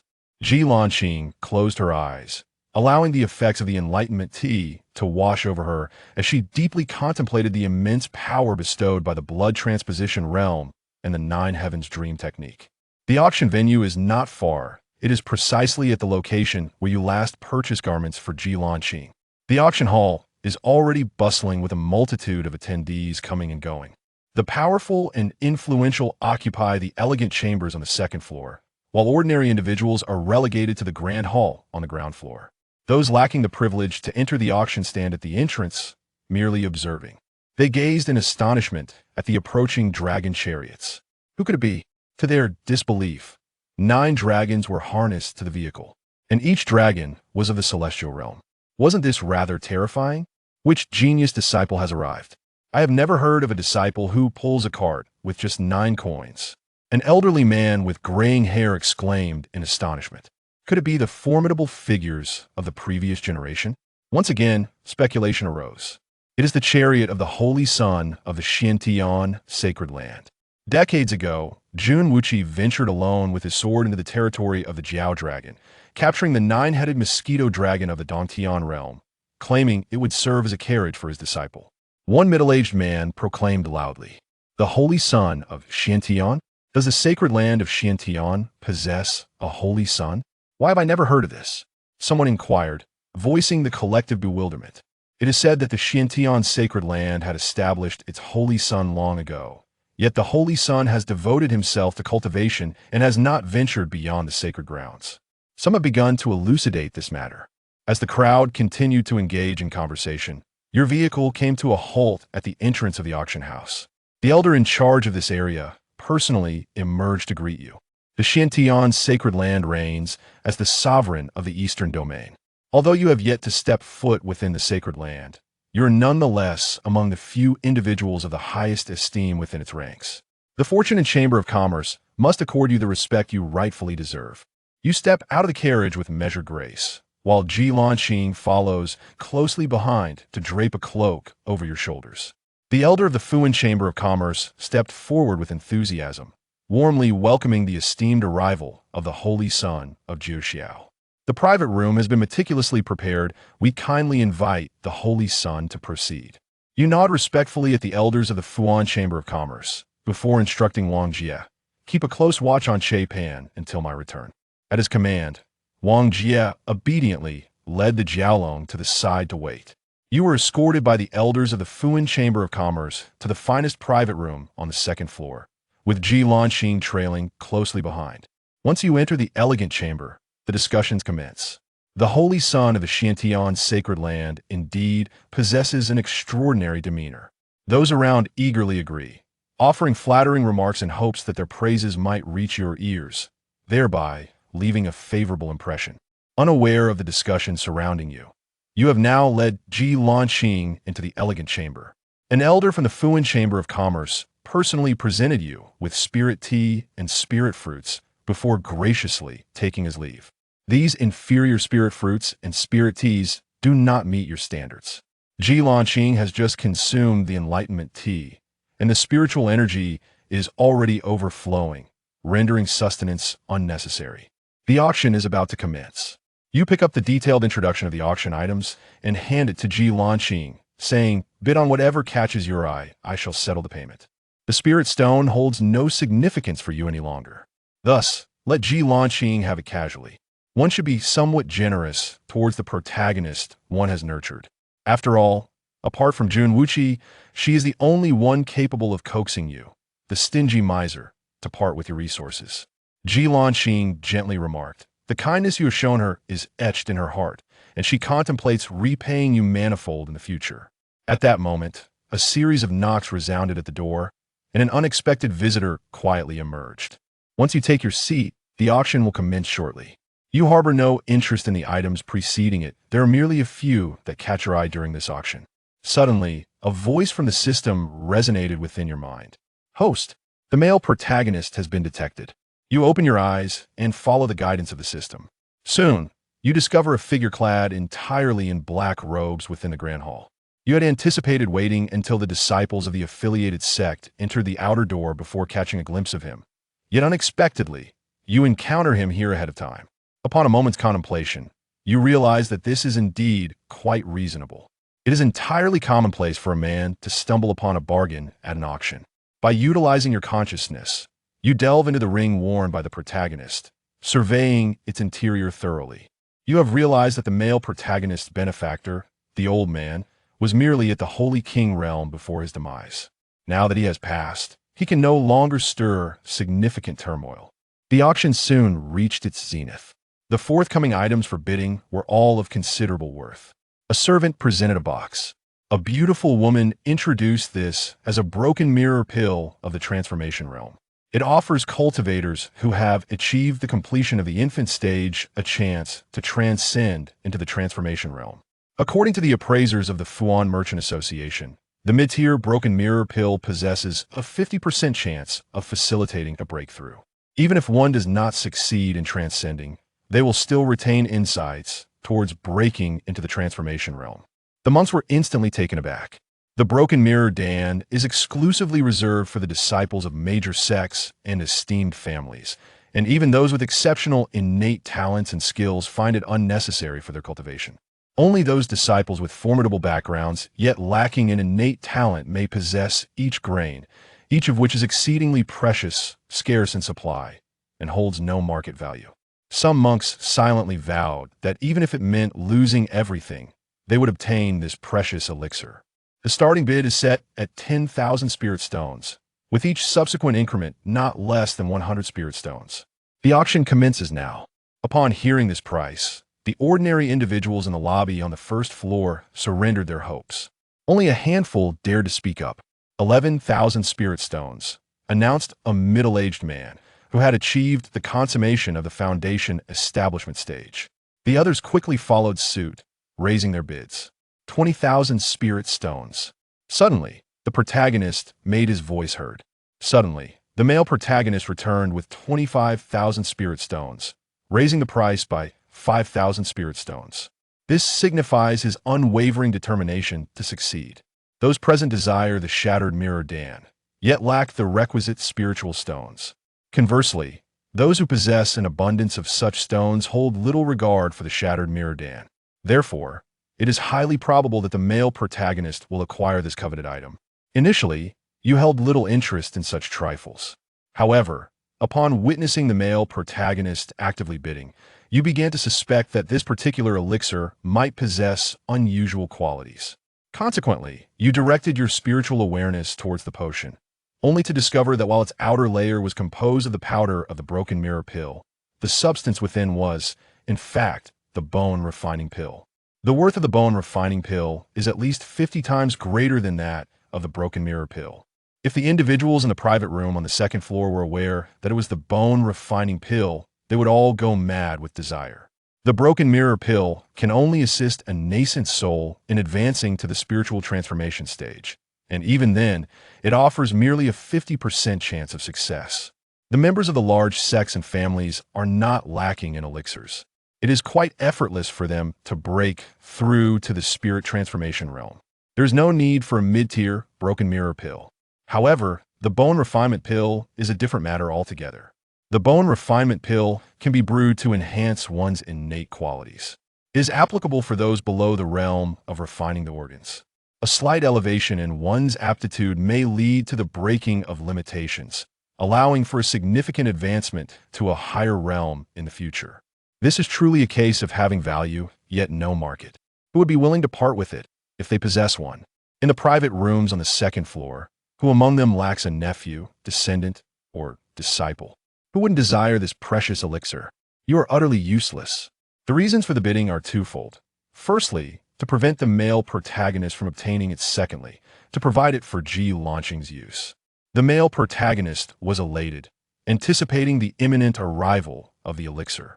However, from the private room on the second floor came the disheartening news of a mere increase of 100 spirit stones. It was infuriating. With no other recourse, he had to continue raising his bid. 26,000 spirit stones. The opposing party countered with 6,100 spirit stones, merely surpassing the protagonist by a paltry 100 spirit stones. One might attribute the initial occurrence to coincidence, but to witness this happen twice, with only 100 spirit stones added each time, felt like a profound humiliation. The male protagonist, indignant, raised his bid twice more, still eager to continue. Yet, the elderly man within his ring intervened to halt him. Xiao Chun, do not act impulsively. You cannot contend with the saint child of Xiantian. Provoking him will only invite your own demise. Lin Shen instantly regained his composure and ceased bidding.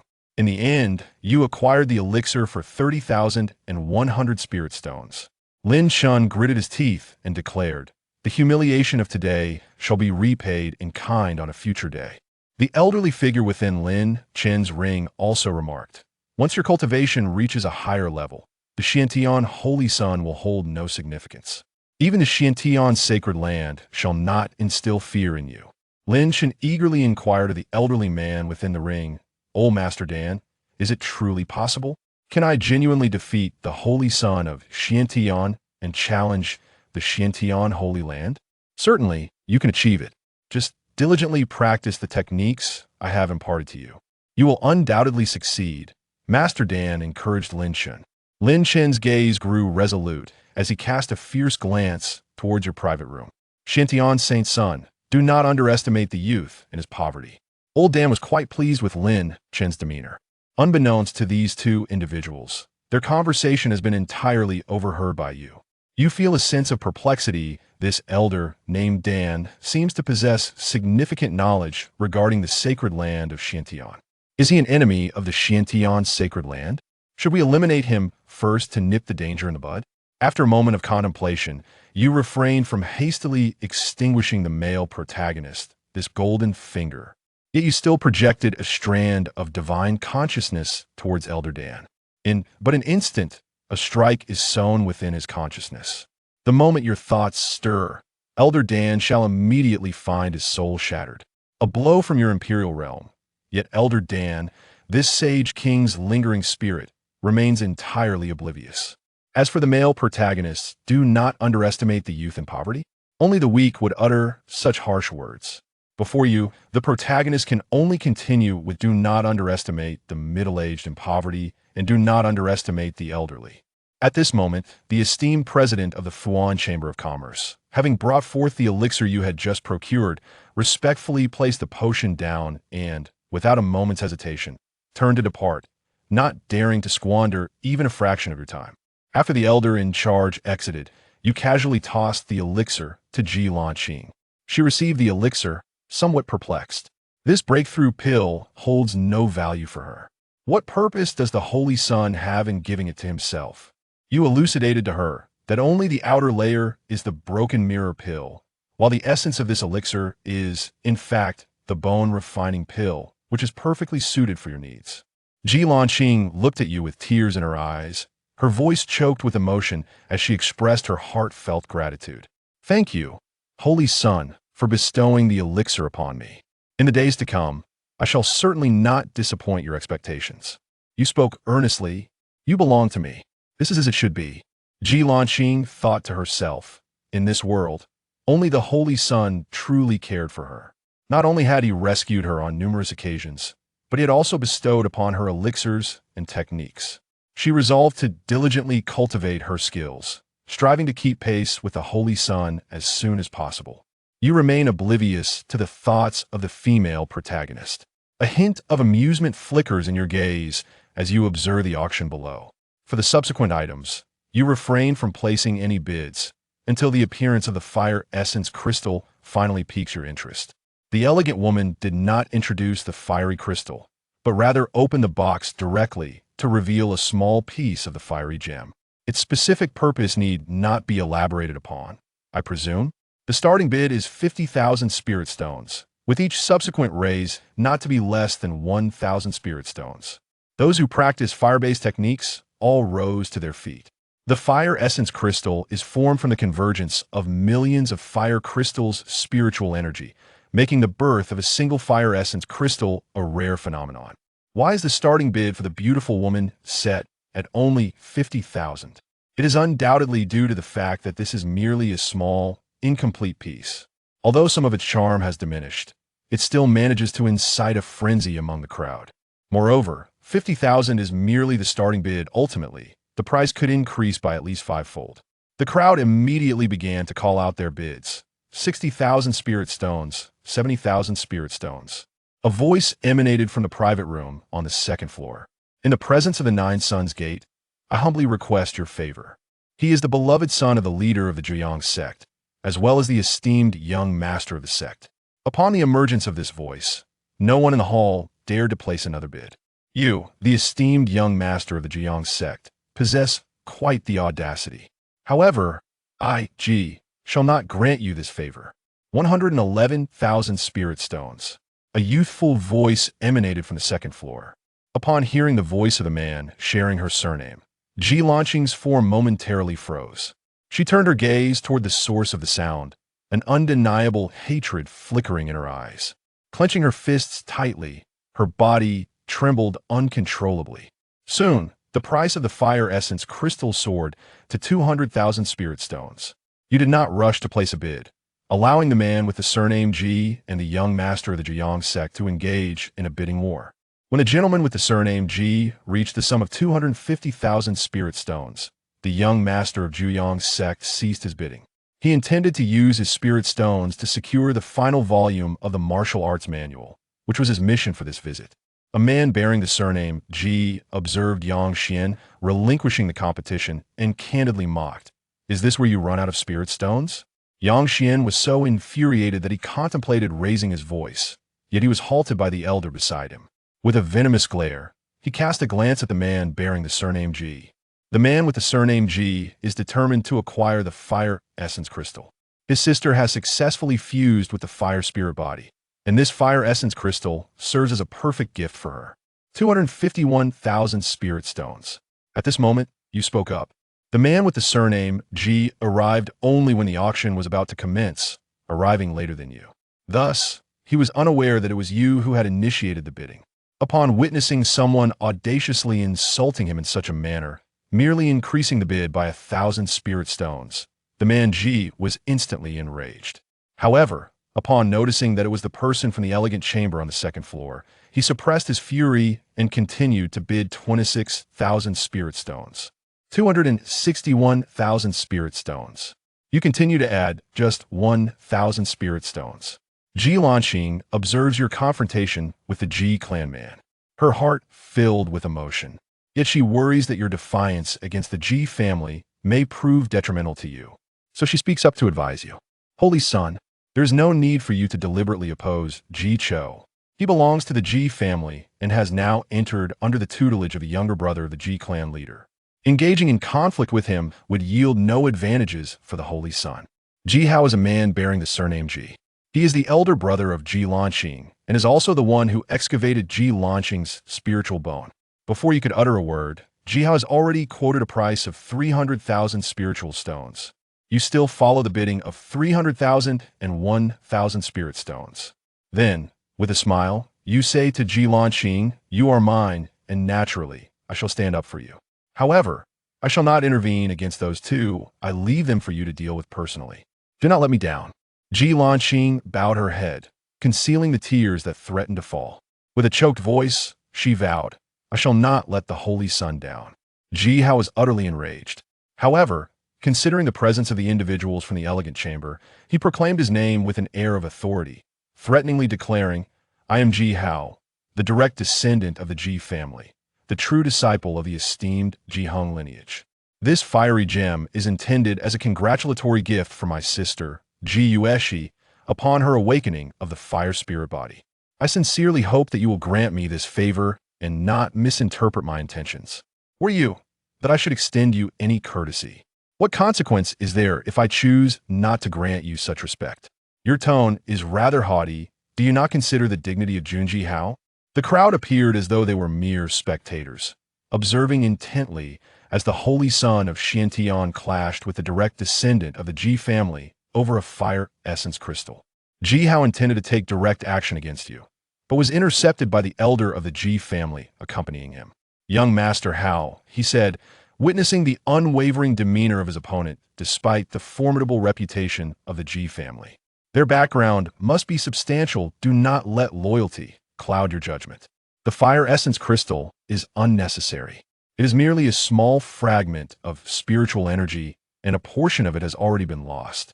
There is no need to linger on this matter. Other items can be chosen as gifts for Miss Yueshi. As for the individual in the private chamber, one must first ascertain their affiliation. If they merely belong to a minor sect, then it will not be too late to deal with them accordingly." At this juncture, a glimmer of ruthlessness flickered in the eyes of the elder from the Ji family. It has been many years since he encountered someone who so brazenly disrespected the Ji family. He commanded his servants to inquire about the identity of the person in the private chamber, then addressed the chamber directly, saying, "I am Ji1, the elder steward of the Ji family. May I ask who you are, esteemed guest? Old curmudgeon, who am I to you? What is it? Do you intend to offer me your dog? I beg your pardon, but I find you rather unremarkable." Your mocking tone resonates. Hearing his name prompts a silent scoff within you. The naming conventions of the Ji family are indeed peculiar. Jiwen? Chicken plague? Jiwen was thoroughly enraged by you and no longer intends to endure, seeking to take action against you. However, at that moment, the individual sent out to gather intelligence returned. 90% of those present were already aware of your identity. The inquirer emerged from the private chamber, casually seizing a servant to inquire further. It was through this hasty exchange that they discovered the adversary of Ji Hao was none other than the holy son of Xiantian. Without a moment's hesitation, the informant rushed back to the private chamber, eager to relay the news. Fearing a late return, Jiuxiao and Elder Ji when engaged in a fierce confrontation with the holy son of Xiantian. As the skirmish ensued, the outcome was of little consequence, however. Should they emerge victorious and injure the holy son, the entirety of their group would face certain demise. Just as Ji Wen was about to take action, he noticed the anxious expressions of his subordinates, filled with urgency and concern. He surmised that their adversary was likely someone of considerable influence, prompting him to refrain from acting hastily. Elder Ji Wen, the individual within that elegant chamber, is the holy son of the Xiantian sacred land. The person who ventured out to gather information exclaimed urgently, fearing that if he delayed his shout, his party would soon be summoned to meet with the king of Jian. Having withdrawn his hand, Ji Wenqing felt a sense of relief at his own clarity. Observing his flustered subordinates act with caution, he refrained from making a move. Jiuxiao was equally astonished. He could scarcely believe that one would dare to threaten the holy son of Xiantian. A look of terror had emerged on his face as he tremulously inquired, Elder Ji Wen, have we offended the holy son of Xiantian? Will he take action against us? Ji Wen closed his eyes, meticulously recalling all he knew about the Xiantian saint's son. Upon reopening his eyes, the worry on his face had significantly diminished. I have heard that the holy son of Xiantian is always characterized by grace and clarity, embodying benevolence and compassion. He would not harbor resentment over such trivial matters. Once the auction concludes, let us pay our respects to the holy son of Xiantian. This matter should then be put to rest. Upon hearing Ji Wen's words, Jiuxiao's expression improved, no longer reflecting the earlier terror. Unaware that your excellency is the holy son of Xiantian, I beg for your forgiveness for any offense caused. This piece of fire crystal is offered to the holy son as a token of my family's apology. After a moment of contemplation, Ji Wen spoke. You are bound to smile. What significance does the Ji family hold? Do they dare to challenge us? Truly, they are utterly perplexed. The Ji family has already chosen a path to their demise. What great arrogance the Ji family possesses. Your esteemed head of the Ji family does not dare to address me in such a manner. How dare a mere elder steward of the Ji family utter such audacious words? You wish to offer me the fire essence crystal? Do you presume I am in need of such a trifling amount of spirit stones? After the auction, I must personally visit the Ji family to inquire with Ji Hong. Do his subordinates treat me this way out of disdain for me in the Xiantian sacred land? Ji Wen and Jiuxiao simultaneously completed their clandestine dialogue.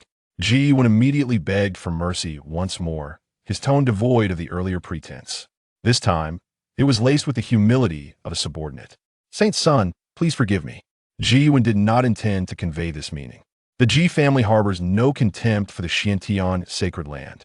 They have always held the sacred grounds and its progeny in high regard.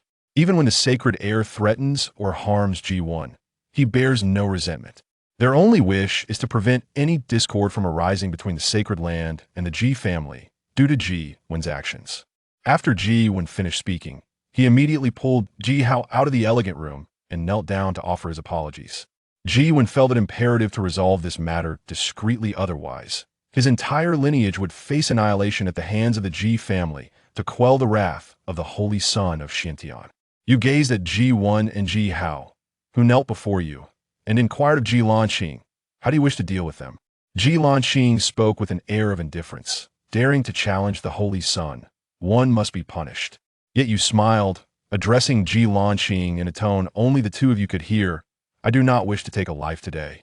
Jiuxiao shall remain unharmed. It is you who may carry out the deed. Then, turning to Ji Wen outside, you spoke, sever one of your own arms and withdraw. Ji Wen, with unwavering resolve, severed his own arm. Kneeling respectfully, he spoke, I am profoundly grateful for the grace bestowed by the Holy Son. Subsequently, he departed with Jiuxiao, still relieved that no punishment had been enacted upon him. What Jiuxiao remains oblivious to is that Ji Wen has already developed a deep-seated animosity towards him. It is Jiuxiao's reckless and brazen behavior that has provoked the son of Xiantian, resulting in Ji Wen suffering a loss of face and ultimately leading him to sever his own arm. Upon returning to the Ji family, he shall no longer command the favor of Ji Hong. A person who has brought disgrace upon the Ji family is fortunate that Ji Hung has not chosen to take his life. Such restraint is a mercy in itself. Subsequently, no one dared to continue bidding. You secured the fire essence crystal at the price of 300,001 spirit stones. Those who had hoped for a spectacle were left in silence, witnessing the humiliation of the Ji family without daring to utter a word. While marveling at the grandeur of the Xiantian sacred land, I cannot help but scoff at the Ji family, who are nothing but bullies preying on the weak. When confronted by the comparatively feeble Jiang sect, they strike with heavy fists, but the moment they encounter the formidable Xiantian sacred land, they cower in submission, not daring to utter a word, immediately kneeling in desperate supplication. The farce has concluded, and the auction proceeds with unwavering order. The item up for bid next is an unremarkable stone, and the appraiser from the guild remains uncertain of its significance. However, it withstood a full-force strike from a formidable opponent, and not even the surface was marred. This item has been entrusted to the Trading Association for auction by a friend, with a starting bid of 20,000 spirit stones, and each subsequent bid must exceed 500 spirit stones. The crowd began to murmur in speculation, yet no one placed a bid. A stone of indeterminate utility, capable of withstanding the strike of a formidable expert, held little value for the majority. Only a few individuals, intent on studying this peculiar stone, made a handful of offers, 21,000 spirit stones and 1,500 spirit stones from opposing parties. At this juncture, the protagonist, Lin Chun, interjected with a bid of 25,000 spirit stones. Initially, Lin Chun harbored no particular interest in this seemingly worthless stone. However, Elder Dan conveyed to him that within this stone lies a formidable ancient formation. Capture it, and I shall study it, enabling you to wield this formation. Upon hearing the mention of the ancient formation, Lin Chen's eyes sparkled with excitement, and he immediately placed a bid. You overheard the conversation between the master and disciple, and joined in the bidding. 26,000 spirit stones. You did not wish to further humiliate Lin Chen intentionally, as that would make him, the Holy Son, appear overly petty. Lin Chun continued to bid 27,000 spirit stones. Master Dan did not intervene this time, as he too desired this precious stone. 30,000 spirit stones, 5,000 spirit stones from the three parties, until Lin Chun called out for 80,000 spirit stones. 80,000 spirit stones were all that Lin Chun possessed. You had no intention of raising the bid further, planning to concede to him. Lin Chun and Elder Dan, seeing that you ceased to bid, breathed a sigh of relief. Little did they know that your true intent was never this stone, but rather to deplete Lin Chen's spirit stones. As for the ancient formation contained within that stone, it has long been destroyed by your hand. Moreover, you have placed your specially concocted foul powder inside. Anyone who comes into contact with this noxious powder will emanate an unbearable stench, which will linger for an entire month without fading. Uncertain whether the male protagonist appreciates the first gift I bestowed upon him, I lingered after the auction's conclusion, not in haste to depart. With my spiritual awareness, I established a barrier within the elegant chamber, ensuring that no one could intrude or gaze upon our interaction with their own consciousness. With your left hand, you grasp the fiery crystal, while your right hand holds the delicate hand of Ji Lanqing. Acting as a filter, you suppress the ferocious spirit of fire, gently channeling the soothing essence of flame into Ji Lanqing's being. Ji Lanqing dispelled her wandering thoughts and earnestly channeled her spiritual energy. The infernal fire lotus within her began to awaken gradually, actively absorbing the essence of the fire crystal's spiritual aura. At this moment, the male protagonist, Lin Chun, found himself in dire straits. The auction had concluded, and he was swiftly besieged by a group of unknown assailants. With great difficulty, he managed to escape, aided by the intervention of Elder Dan. After several arduous days of effort, I finally deciphered the intricate formation of that stone. Then, with a resounding bang, a foul odor erupted, enveloping the surroundings. My entire being was covered in a noxious powder, and even after washing 10 times, the stench persisted, filling the air with its unbearable aroma. Lin Chun could only return to the sect, burdened by an unbearable stench. The day of departure to the Xiantian sacred land was fast approaching. Upon his arrival at the sect, Everyone kept their distance, unable to endure the overwhelming odor. Even the deepest affections could not withstand such a foul presence. His master, the enchanting fairy Miaoyin, could only call out to him from afar. Lin Shun pondered countless methods, but found himself incapable of dispelling the foul odor that clung to him. He could only endure the stench, attempting to remain within his cave dwelling as much as possible. The entire Jiang sect became aware of the fact that the sole disciple of Fairy Miaoyin was an odorous wretch. On the grand flying vessel bound for the sacred land of Xiantian, the crowd maintained a considerable distance from Lin Shun. While the others congregated at the bow, Lin Shun remained at the stern. Yet, the foul odor still permeated the air, leaving everyone in a state of utter distress. Were it not for Lin Shun being a disciple of the celestial maiden of melody, who is also the sect responsible for guiding everyone to the sacred land of Xiantian, the others would have long since cast this loathsome Lin Shun off the flying vessel. In truth, the enchanting fairy Miaoyin found it somewhat intolerable to endure Lin Chen's unpleasant odor. Yet, as he was her disciple, she refrained from voicing her concerns too openly. Lin Shun stood alone at the stern of the ship, seething with resentment as he regarded those who looked down upon him. In his heart, he vowed not to underestimate the struggles of a youth in poverty. Once he attained success, he would ensure that each of them faced retribution in turn. His gaze softened as it fell upon his master. The enchanting Miaoyin fairy, she alone did not disdain him. He resolved to repay her kindness with utmost sincerity. Chapter 29. I shall take you shopping for clothes. Once the two had tidied their garments and emotions, they exited the auction house. Jun Jiuxiao noticed that Ji Lanqing's mood was rather off. Could it be that she had sensed his earlier indiscretion while she was engrossed in absorbing spiritual energy?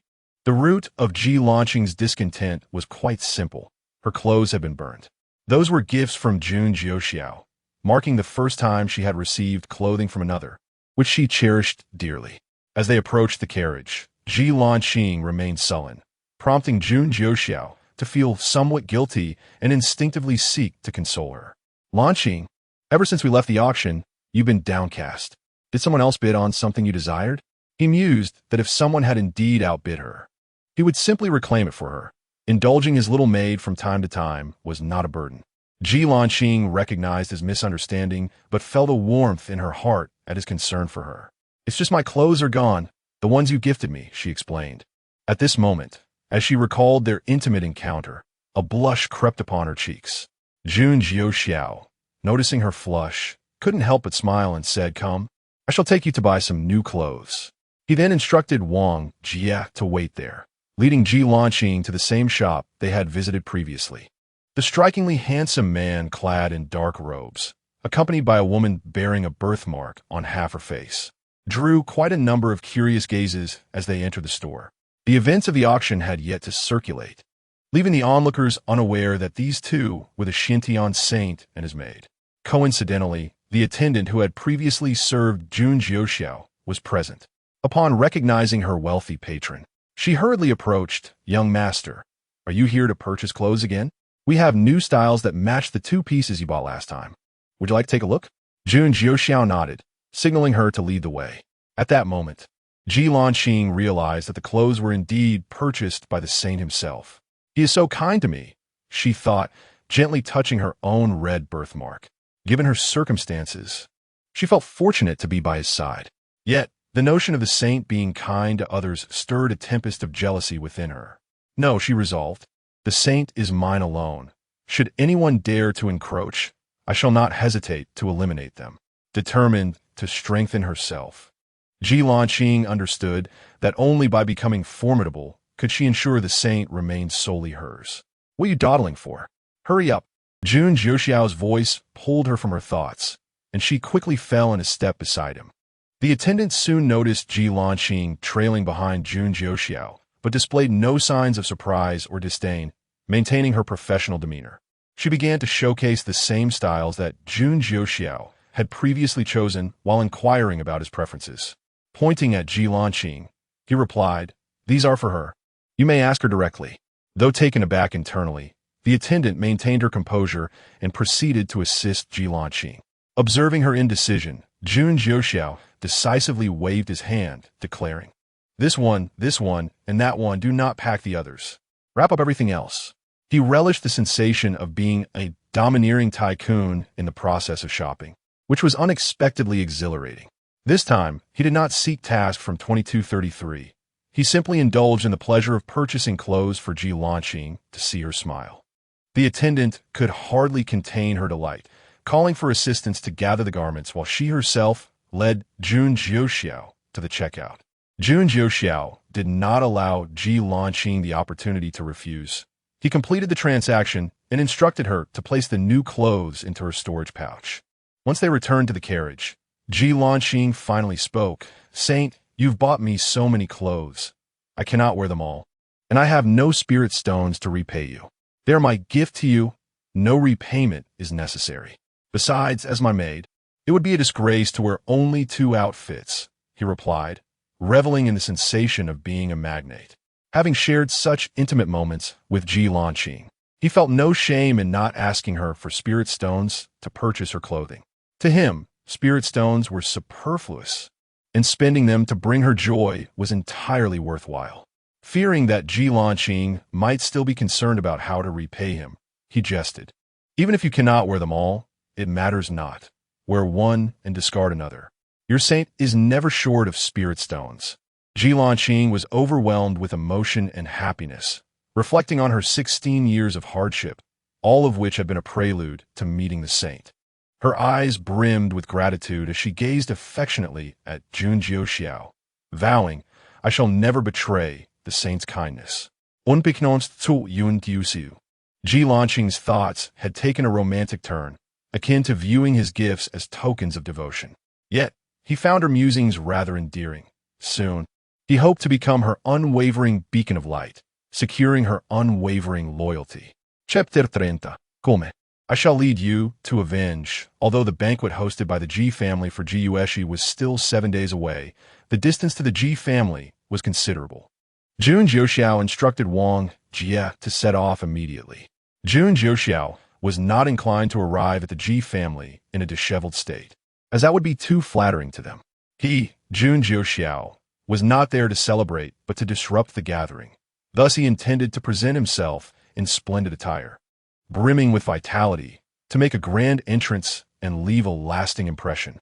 Jun Jiuxiao and Ji Lanqing arrived a day early in the vicinity of the Ji family's residence, choosing to wait in a concealed spot outside the city. The Ji family's main residence was in Guangzhou City, comprising 4 branches, with the one hosting the banquet being the most influential branch led by the family patriarch.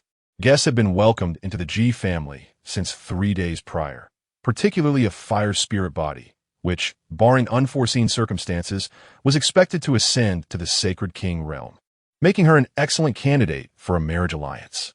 Utilizing his divine sense, Jun Jiuxiao infiltrated the city, his powerful aura unimpeded. As he eavesdropped on discussions regarding the banquet's guest of honor, Jun Jiuxiao, a middle-aged man remarked to his companion that Jun Jiuxiao had awakened her fire spirit body, a remarkable feat allowing her to control a myriad of flames. The shorter man beside him expressed envy, noting that her brother was equally impressive, possessing innate spiritual bones and training at 3 times the normal speed. The middle-aged man continued, stating that these siblings were truly exceptional, and their parents had indeed struck a stroke of luck.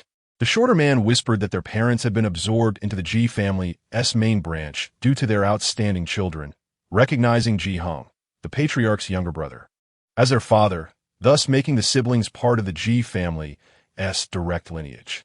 The middle-aged man gasped, incredulous that they would forsake their parents to attain such status.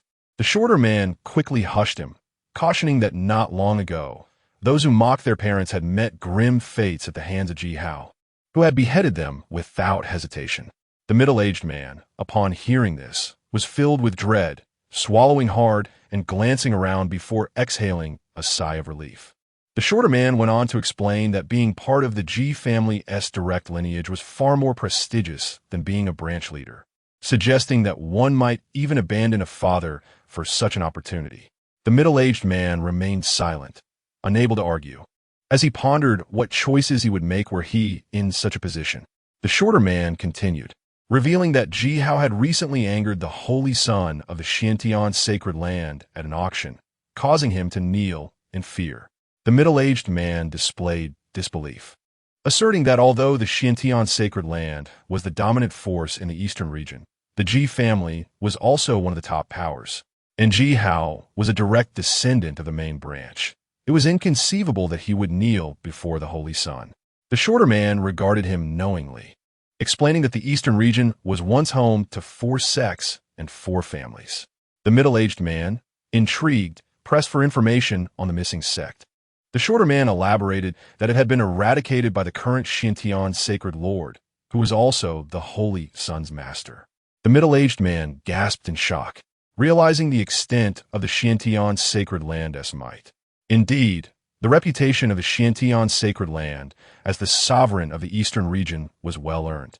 Anyone daring to provoke them would face annihilation. The current sacred lord was fiercely protective and had a temper, never accepting dissent. Those who resisted were swiftly dealt with by his sword, the Tianyuan blade.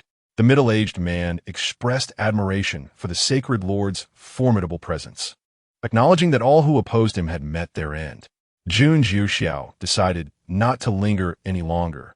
There was little of substance to gain from the conversation, though he was astonished by the audacity of their familial exchanges. He marveled at the lengths these noble families would go to, even to the point of exchanging parental ties.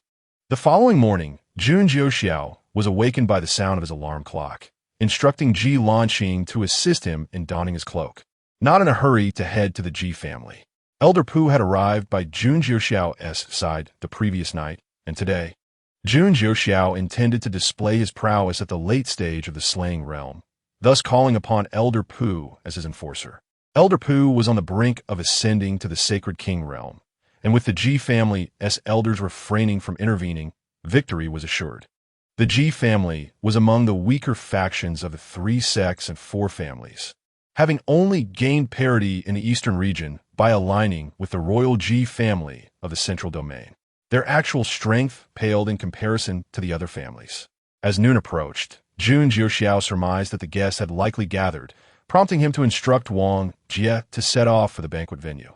A majestic carriage, drawn by 9 celestial dragons, made for a spectacular sight, drawing the gaze of everyone present. Jun Jiuxiao ordered Wang Jie to position the carriage at the center of the gathering. Whispers had already circulated regarding the carriage of the holy son of the Xiantian sacred land, and rumors abounded about Ji Heng's newly acknowledged grandson, Jiuxiao, who had encountered the holy son at the auction. The attendees were left wondering whether the holy son had come to cause trouble or merely to attend the feast. The Qin family, who had a strained relationship with the Ji family, sent a member to the banquet, a young man from the main branch, who relished the sight of Jiuxiao and Jiuxiao at the center of attention. The facade of peace between the Qin and Ji families concealed deep-seated animosity, with the younger generation covertly vying for supremacy while the elders refrained from open conflict. The Qin young man had heard of the Holy Son's recent acquisition of an unattractive maid marked by red birthmarks, whose surname was Ji. Coincidentally, he was aware that Jiuxiao had a half-sister, also bearing red birthmarks. Though the Ji family claimed her to be a servant, the Qin young man knew better. She was Jiuxiao's illegitimate sibling. However, he had heard that the maid had died in an accident a few months prior, and now the Holy Son had taken another maid with similar features, raising eyebrows regarding the uncanny coincidence, especially since the Holy Son was said to dote on her. The Qin young man laughed, anticipating a spectacle.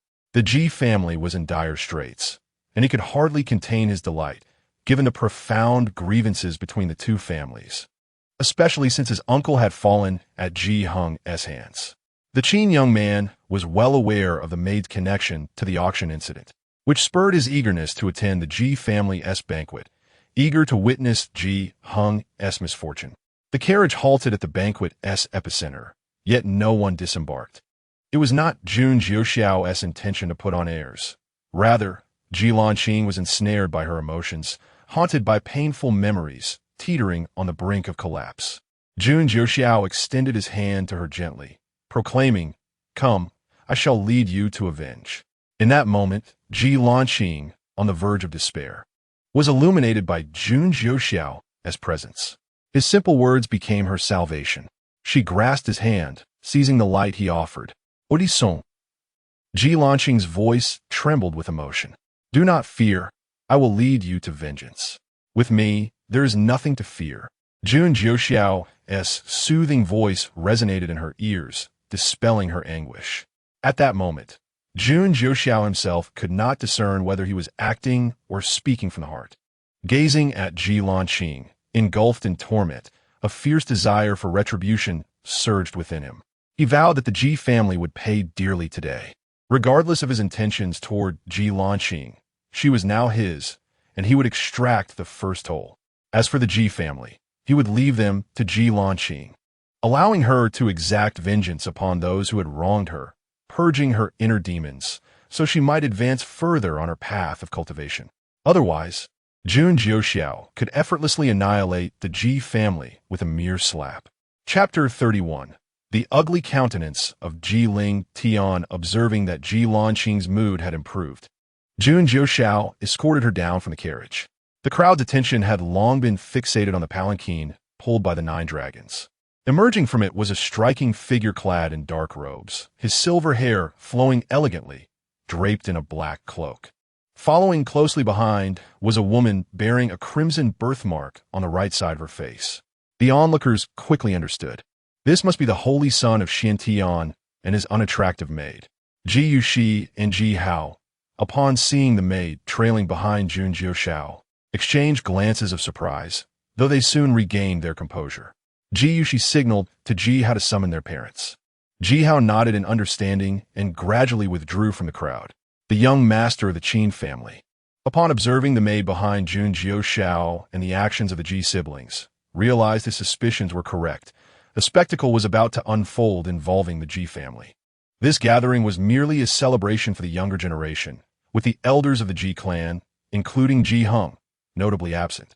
The event was being presided over by Ji Heng's legitimate son, Ji Yu, who was, after all, the uncle of Ji Yuxi and Ji Hao.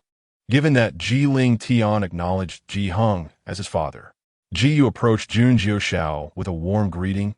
I, Ji Yu, nephew of the Ji clan, humbly welcome the esteemed holy son of Xiantian. It is a great honor for our family and for Yuxi to have you grace her awakening banquet. Ji Yu aimed to establish the tone that Jun Jiuxiao had come to offer his congratulations to Ji Yuxi. Having heard of the incident involving Ji Hao and Jun Jiuxiao at the Fuan Chamber of Commerce, Ji Yu assumed that since Jun Jiuxiao had already dealt with Ji Wan, he would not pursue the matter further. However, he also feared that Jun Jiuxiao might have come to cause trouble, so he sought to frame the narrative in a positive light, hoping that Jun Jiuxiao would not directly contradict him. Upon hearing Ji Yu's name, Jun Jiuxiao nearly chuckled aloud. You? Opportunity? The names of the Ji family seemed to be crafted by someone with a penchant for puns. I did not come to attend that so-called awakening banquet for Yuxi. She is a worthless individual unworthy of such honor. Jun Jiuxiao's words dripped with venom, reflecting his disdain for Ji Lanqing. Iwesmila faltered, and the crowd fell silent. If Ji Yu, she's fire spirit body, was deemed worthless, then what did that make the rest of them? Were they mere refuse among refuse?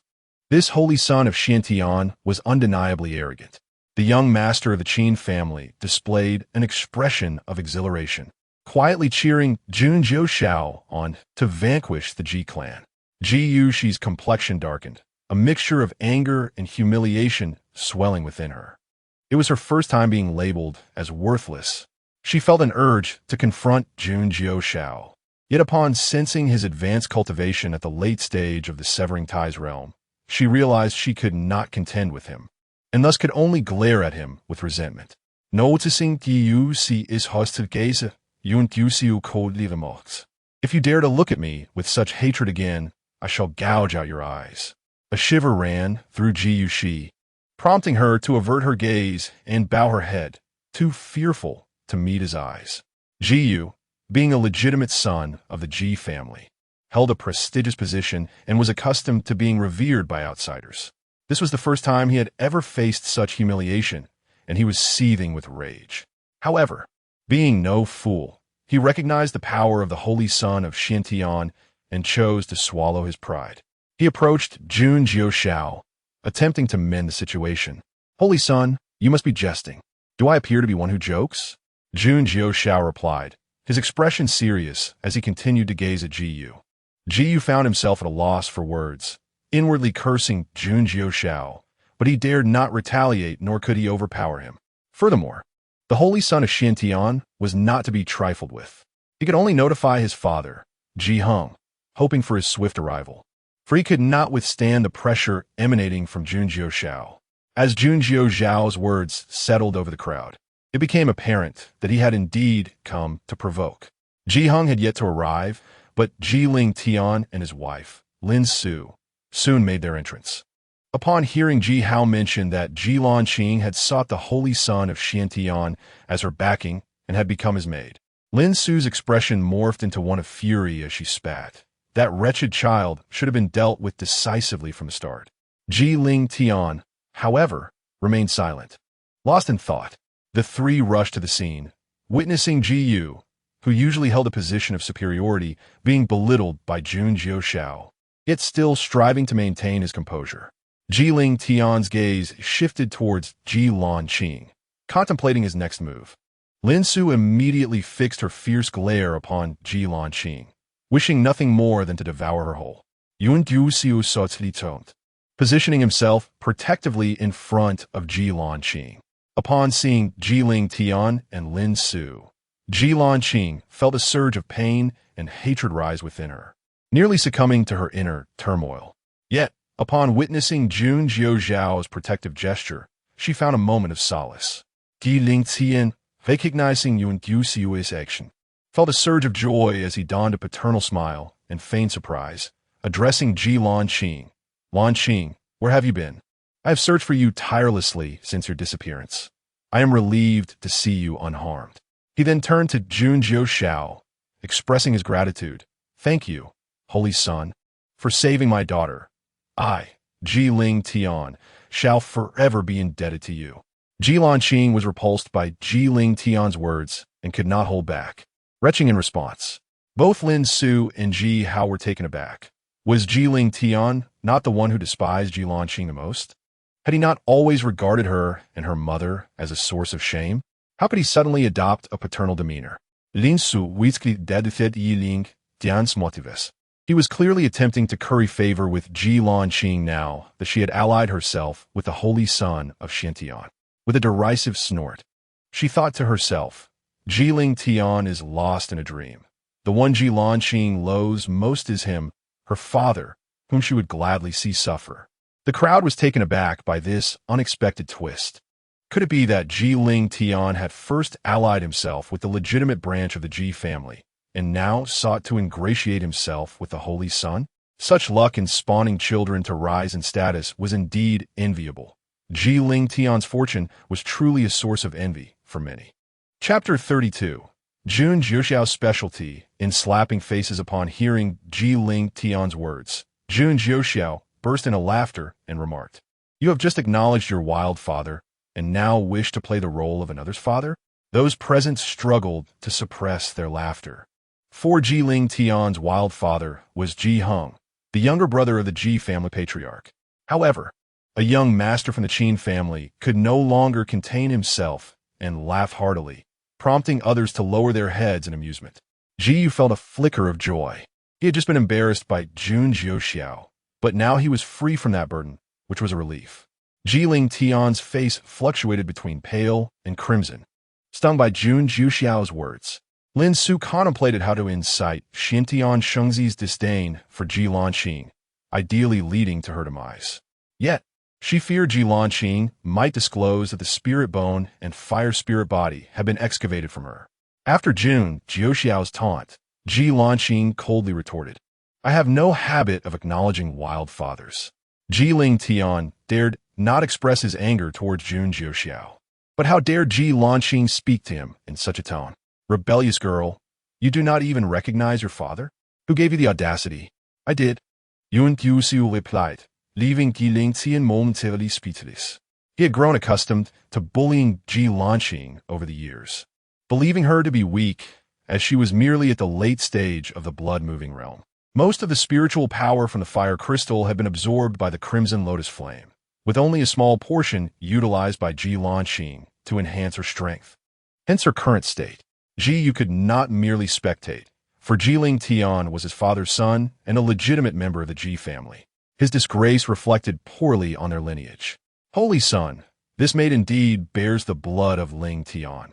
Let us not bring calamity upon the Dragon King's temple. Unbeknownst to Ji Yu, he was unaware of the enmity between Ji Lanqing and Ji Ling Tian's family. Otherwise, he would never have attempted to mediate. Jun Jiuxiao remained silent, recognizing that Ji Yu's status was too insignificant for dialogue. Engaging with him would be a waste of breath. He preferred to wait for a more authoritative figure to arrive before delivering a resounding slap to the face, thus avenging Ji Lanqing's grievances. Observers discerned the animosity between Ji Ling Tian's family and the maidservant of Xiantian Shengzi, realizing the Holy Son had come specifically to defend his maid.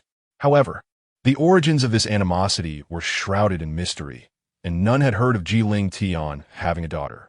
Seeing Jun Jiuxiao's silence, Ji Yu was at a loss for his intentions and dared not speak further.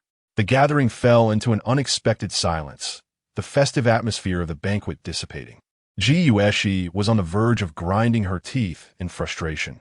What was once her glorious awakening banquet had now become a spectacle of humiliation. Lin Su, pondering the situation, leaned towards Ji Yueshi and whispered, "Yueshi, this Xiantian Shengzi is quite remarkable. You far surpass that wretched Ji Lanqing. If you can capture the heart of the Holy Son, the Ji family will be nothing."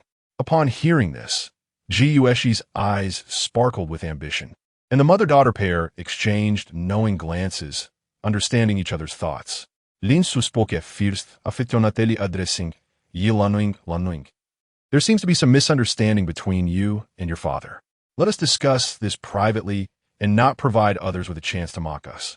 Then, adopting a tone suggesting Ji Lanqing was merely a child, she continued, "Holy Son, Lanqing has always been mischievous. Her father and I have been rather strict, which has led to her rebelliousness. Alas, this is my fault." Jun Jiuxiao caught a whiff of tea, reminiscent of the green tea he had encountered while scrolling through short videos on Blue Star. He chuckled with amusement, intrigued by Lin Su's words. Mistaking his amusement for belief in her words, Lin Su continued her charade, because Yueshi possesses slightly greater talent, awakening the fire spirit body. Lanqing fled from home. We, as parents, searched extensively, believing her lost, but thankfully, she encountered the Holy Son. She fabricated a tear, then turned to Ji Yueshi, saying, "Yueshi, quickly thank the Holy Son for saving your sister." Ji Yueshi, blushing and bashful, stepped forward, her voice trembling. "Thank you, Holy Son, for saving my sister," while slightly tilting her head to present her exquisite profile to Jun Jiuxiao. Ji Lanqing's fury reached its zenith. That wretched Ji Yueshi dared to tempt her Holy Son. I shall ensure she meets a dreadful end. Whose chicken is unguarded, making such a racket? Jun Jiuxiao's words provoked a wave of laughter from the crowd, with the young master from the Qin family laughing the loudest. Ji Lanqing also laughed, realizing that the Holy Son clearly disdained women like Ji Yueshi. The Holy Son is truly splendid. I must strive to surpass him in cultivation. The expressions of Ji Yueshi and her mother altered dramatically, yet they dared not confront Jun Jiuxiao. Ji Yueshi could only direct her anger at Ji Lanqing. "You wretched girl, did you speak ill of me to the Holy Son? Why don't you just disappear?" Before her words could fully escape, Jun Jiuxiao delivered a swift slap to Ji Yueshi, sending her flying. Fortunately, Ji Hao caught her in time. "If you cannot articulate properly, then perhaps you should refrain from speaking altogether." Jun Jiuxiao had developed a peculiar fondness for slapping faces. It was indeed exhilarating. He understood why women in past television dramas relished such confrontations. It was simply too satisfying. Without needing instruction, Ji Lanqing obediently fetched a basin of water, cleansing Jun Jiuxiao's hands meticulously. The young master from the Qin family mused that the Xiantian Shengzi was rather cunning. To strike someone and then wash his hands was indeed a masterstroke of humiliation, as if to say, "I hit you because I find you filthy." Yet, as the ones being humiliated were from the Ji family, he relished the spectacle, wishing he could take Jun Jiuxiao's place in delivering blows to Ji Yueshi. Yueshi, Lin Su exclaimed, rushing towards her daughter. Ji Yueshi's half of her face swelled dramatically. Jun Jiuxiao had deliberately infused spiritual power into the slap, ensuring that it would remain swollen for at least a month, with no remedy available. As for why it wasn't permanent, it was simply that Ji Yueshi's appearance was such that a swollen face would inadvertently enhance her features. Jun Jiuxiao had no intention of providing free cosmetic surgery. Chapter 33. The delight of slapping faces at this moment. Ji Lanqing gazed at Jun Jiuxiao with deep emotion, feeling grateful for the saint's kindness towards her. The saint could only treat her well. No one else could contest for his affection, or else. A fierce glint flashed in her eyes. Yi Vixi, the talented disciple of the Ji family, was humiliated by Jun Jiuxiao, inciting outrage among the Ji family members present. A suitor of Ji Yueshi's family even attempted to confront Jun Jiuxiao, but was restrained by those beside him. Ji Yu's expression darkened. Jun Jiuxiao was exceedingly arrogant, showing utter disregard for the Ji family. Sensing the arrival of someone important, Jun Jiuxiao prepared himself, recognizing that it was likely an influential member of the Ji family. Ji Yu, relieved to sense his father's presence, thought to himself that while he may not receive respect from Jun Jiuxiao, he was confident his father would command it. However, Ji Yu was overly optimistic. Even Ji Heng, his father, would not receive such respect from Jun Jiuxiao. The illustrious presence of the Xiantian saint is indeed an honor for our Ji family. I apologize for my tardiness. Please do not take offense. Ji Heng's voice resonated before his figure appeared. Ji Yueshi, with half her face swollen, felt she had found her pillar of support. She was determined to seek justice from her grandfather, wishing to see Jun Jiuxiao and that wretched Ji Lanqing suffer greatly. Ji Heng, an elderly man with graying hair, was of the same generation as his master, Jun Wuqing. While Jun Wuqing maintained the appearance of a handsome young man, Ji Heng had clearly aged poorly, indicating a lack of cultivation talent. Jun Jiuxiao grimaced at the sight of the old man, finding him quite an eyesore. You come late, and do not even kneel to apologize? His tone grew harsher, further irritated by Ji Heng's presence. The onlookers gasped in disbelief. Was the Xiantian saint truly so audacious? Not only did he disregard the younger members of the Ji family and Ji Yu, but he also disrespected Ji Heng, who was the brother of the family head and possessed the cultivation of a respected elder. In the realm of cultivation, it is said that a respected elder must not be insulted, as they are considered formidable figures.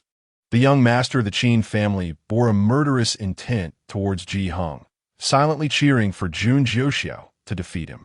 You ignorant brat! Do you think you can treat me with such disdain? Ji Heng retaliated with a palm strike aimed at Jun Jiuxiao. This strike was not intended to kill, but rather to inflict significant injury, fueled by his anger at Jun Jiuxiao's words. Ji Heng had previously been suppressed by Jun Wuqing, and striking Jun Jiuxiao, a disciple of his adversary, felt like a form of vengeance. The Ji family had a long-standing reputation for bullying the weak and fearing the strong. Jun Jiuxiao, however, stood his ground, a smile on his face. Ji Lanqing rushed forward to shield him, secretly vowing that if she survived this encounter, she would seek revenge on Ji Heng and his entire clan. Old Pu intervened, effortlessly deflecting Ji Heng's palm before delivering a slap to his face, rebuking him for daring to attack the saint. Mimicking Jun Jiuxiao's earlier actions, Old Pu finally understood why the saint enjoyed slapping others. It was indeed quite exhilarating. Observing Ji Lanqing's willingness to protect him, Jun Jiuxiao felt a complex swirl of emotions. His initial intent had been to utilize her. He had expected her to perish in his defense, given her cultivation level. Yet, if she remained loyal, he resolved to treat her with kindness. He would ensure that those who had harmed her would suffer unspeakably. Step back, Ji Lanqing. You need not fear. This old dog cannot harm me, he reassured her. Ji Lanqing understood that as the saint, he would undoubtedly have protectors, but in that moment, her mind was blank. All she wished for was to safeguard him, even at the cost of her own life. Seeing Jun Jiuxiao as protector take action, she complied and stood behind him. Old Pu, do not use lethal force. Leave him alive. As you command, Old Pu replied, reluctantly ceasing his assault, leaving Ji Hung looking like a pig with his swollen face. Jun Jiuxiao, a playful smile on his lips. Can you now kneel and apologize to me? Ji Hung, unable to speak due to his swollen state, could only fume silently. Yi Vixi, who had hoped Ji Hung would avenge her, shrank in fear as she witnessed her protector being reduced to a grotesque state. Lin Su, equally terrified, worried about Jun Jiuxiao's potential wrath on behalf of that wretched Ji Lanqing. Ji Lingtian felt a mix of anger and delight. He was furious that Ji Lanqing dared to defy him, but pleased that she had captured Jun Jiuxiao's favor, which could potentially elevate his own standing. Yi Yu, witnessing his father's humiliation, dared not approach, fearing he would suffer the same fate. The onlookers swallowed hard. The Xiantian saint was indeed formidable, even daring to strike the brother of the family head. With such a tumultuous event unfolding, questions arose. What was the motive behind the Xiantian saint's aggression towards the Ji family? The young master of the Qin family reveled in the spectacle. Ji Hung had finally received his comeuppance, though he lamented not being able to deliver a few slaps himself. Chapter 34. The young one strike. The elder's giant Jiuxiao's mocking gaze swept across the faces of the Ji family members, ultimately resting on Ji Yueshi and Ji Hao. Is my maid's spiritual bone and fire spirit body useful? Giant Jiuxiao's words stirred a tempest of whispers. What? Ji Hao's spiritual bone and Ji Yueshi's fire spirit body belong to that made behind the Holy Sun? A voice exclaimed. Murmurs arose among the crowd, recalling how Ji Hao and Ji Yueshi had previously shown mediocre talents, only to suddenly acquire a spiritual bone and a fire spirit body. Though no one dared to speak openly, it was clear to all that the truth of the matter was likely undeniable. One had usurped another's spiritual bone, while the other had seized a fire spirit body, and their mother feigned maternal care. Truly, a family of despicable individuals. No, no, this fire spirit body is my own. Ji Yueshi stammered in terror. Ji Hao remained silent, his expression stoic, enduring the disdainful gazes of the onlookers as if he stood naked before them. Lin Su, witnessing her worst fears materialize, felt a twinge of shame. Yet her greater concern was that Giant Jiuxiao might reclaim the spiritual bone and fire spirit body. She approached the still gleeful Ji Lingtian and whispered that the spiritual bone and fire spirit body had perfectly merged with Hao and Yueshi. If Lanqing insists on reclaiming them, it may result in greater losses, she added, pausing before stating that with the support of the Xiantian Holy Sun, it mattered little whether one possessed a spiritual bone or spirit body. Upon hearing this, Ji Lingtian assured her that the fire spirit body and spiritual bone belonged to Yueshi and Hao, so she need not worry. While Lin Su felt a slight sense of relief at Ji Lingtian's response, she remained aware of his ineptitude and knew she must devise another plan. After Pu Lao struck the first blow, Ji Hung discreetly communicated with his elder brother, the head of the Ji family, Ji Ji. Ji Ji arrived swiftly, presenting a formidable presence, immediately unleashing the pressure of his Saint King realm. Those of lower cultivation knelt before him. Giant Jiuxiao shielded Ji Lanqing, who remained unharmed. After a moment, Ji Ji felt he had sufficiently established his authority and withdrew his oppressive aura. Giant Jiuxiao, you come as a guest to my Ji family without prior notice to your uncle. These uncouth individuals have failed to extend proper hospitality, an egregious oversight, Ji Ji declared, positioning himself as an elder before Giant Jiuxiao. He sought his brother Ji Hung, but was taken aback to see the pig-headed figure sprawled on the ground was indeed his brother. I am an orphan. Aside from my master, I have no kin. My uncle has been deceased for over a century, Giant Jiuxiao retorted, showing no deference to Ji Ji. The crowd had grown indifferent to Giant Jiuxiao's arrogance. Upon hearing Giant Jiuxiao's words, Ji Ji's countenance darkened, especially upon learning from his nephew Ji Yu that Ji Hung had been reduced to a pig's head by Giant Jiuxiao's protector. Ji Ji, examining the figure on the ground, recognized his brother's usual attire and hairstyle. Enraged, he launched an attack against Giant Jiuxiao, only for Pu Lao to intercede, but was swiftly repelled by Ji Ji's force.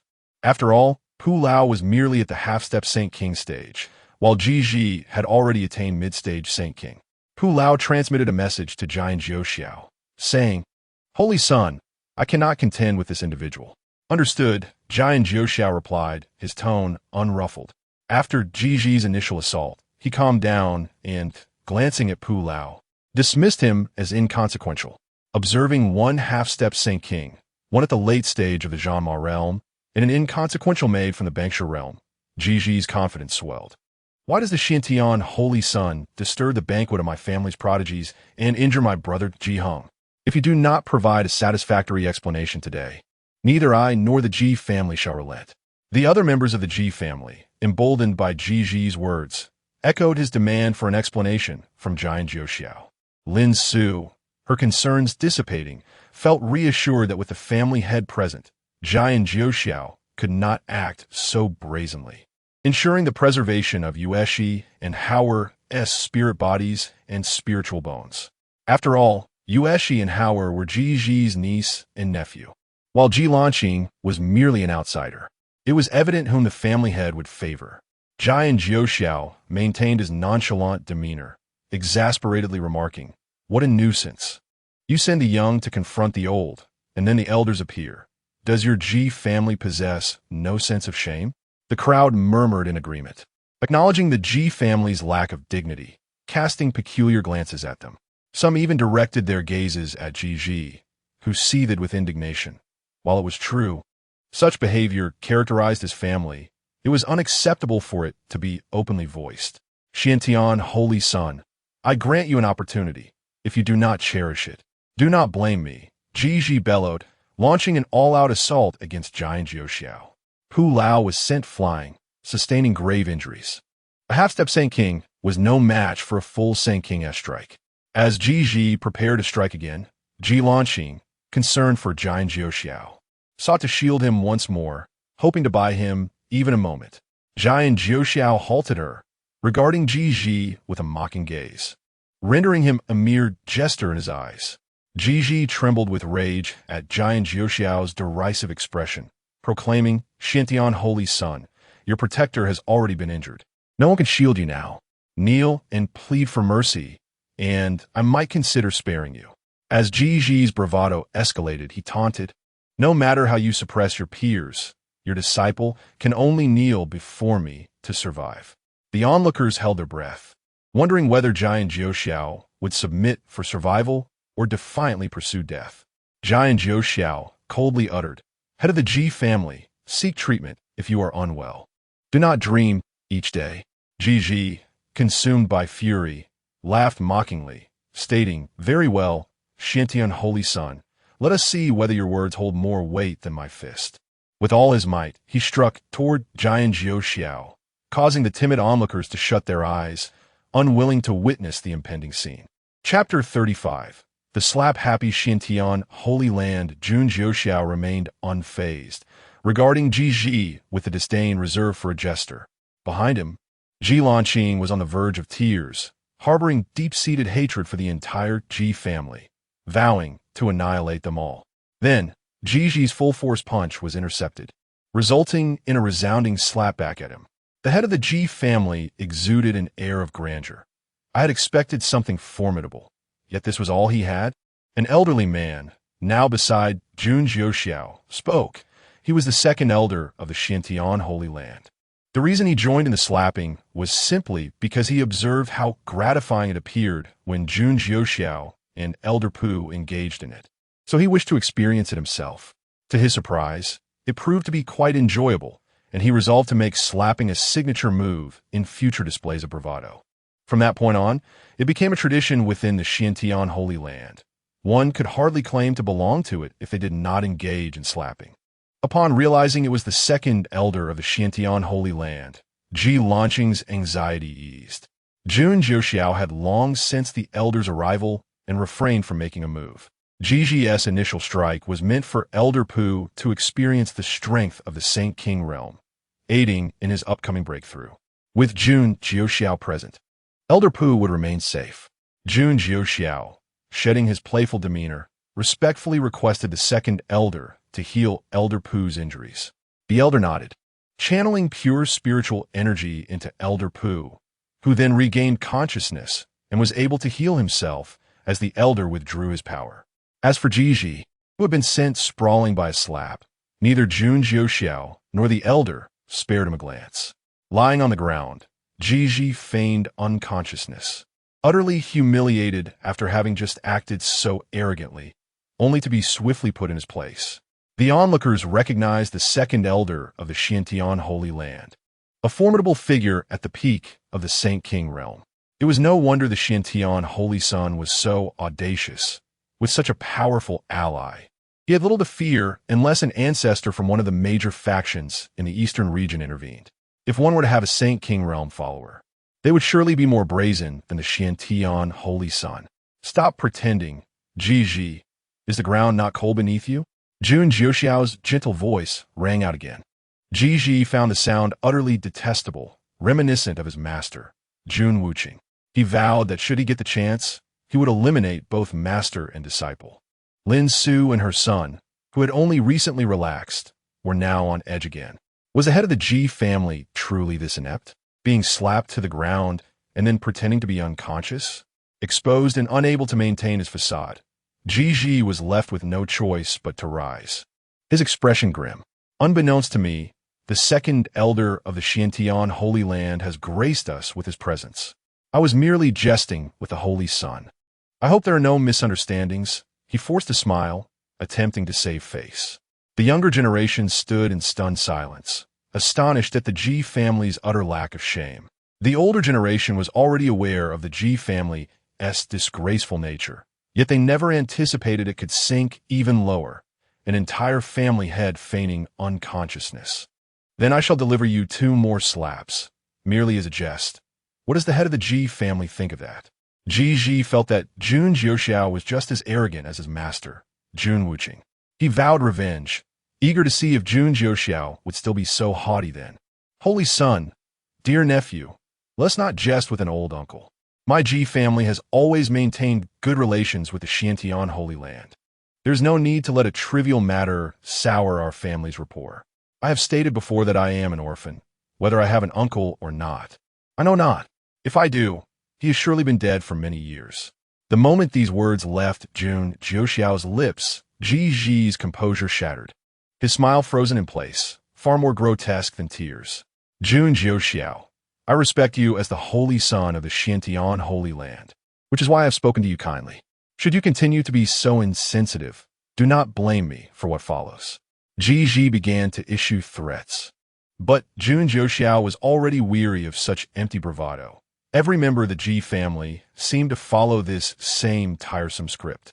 Indeed, the Ji family members are all chickens. This surname is no mistake. Their beaks are the hardest part of them.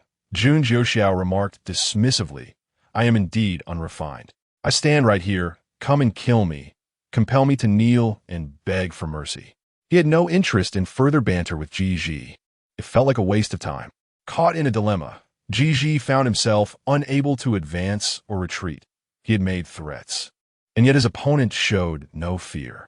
He could not best him in combat, and was left with no choice but to call upon an ancestor. Jun Jiuxiao, my Ji family's ancestor is on his way. I hope you remain this arrogant by the time he arrives. Ah, so the younger generation sends for the elder, and the elder sends for an even older one, Jun Jiuxiao retorted, settling into a chair. I shall wait right here for your ancestor to come and slay me. His audacity knew no bounds. He clearly held the Ji family in contempt. Ji Lanqing dutifully presented an umbrella to shield Jun Jiuxiao. Although the sun was not at all harsh, the act was merely for show, a display of enjoyment.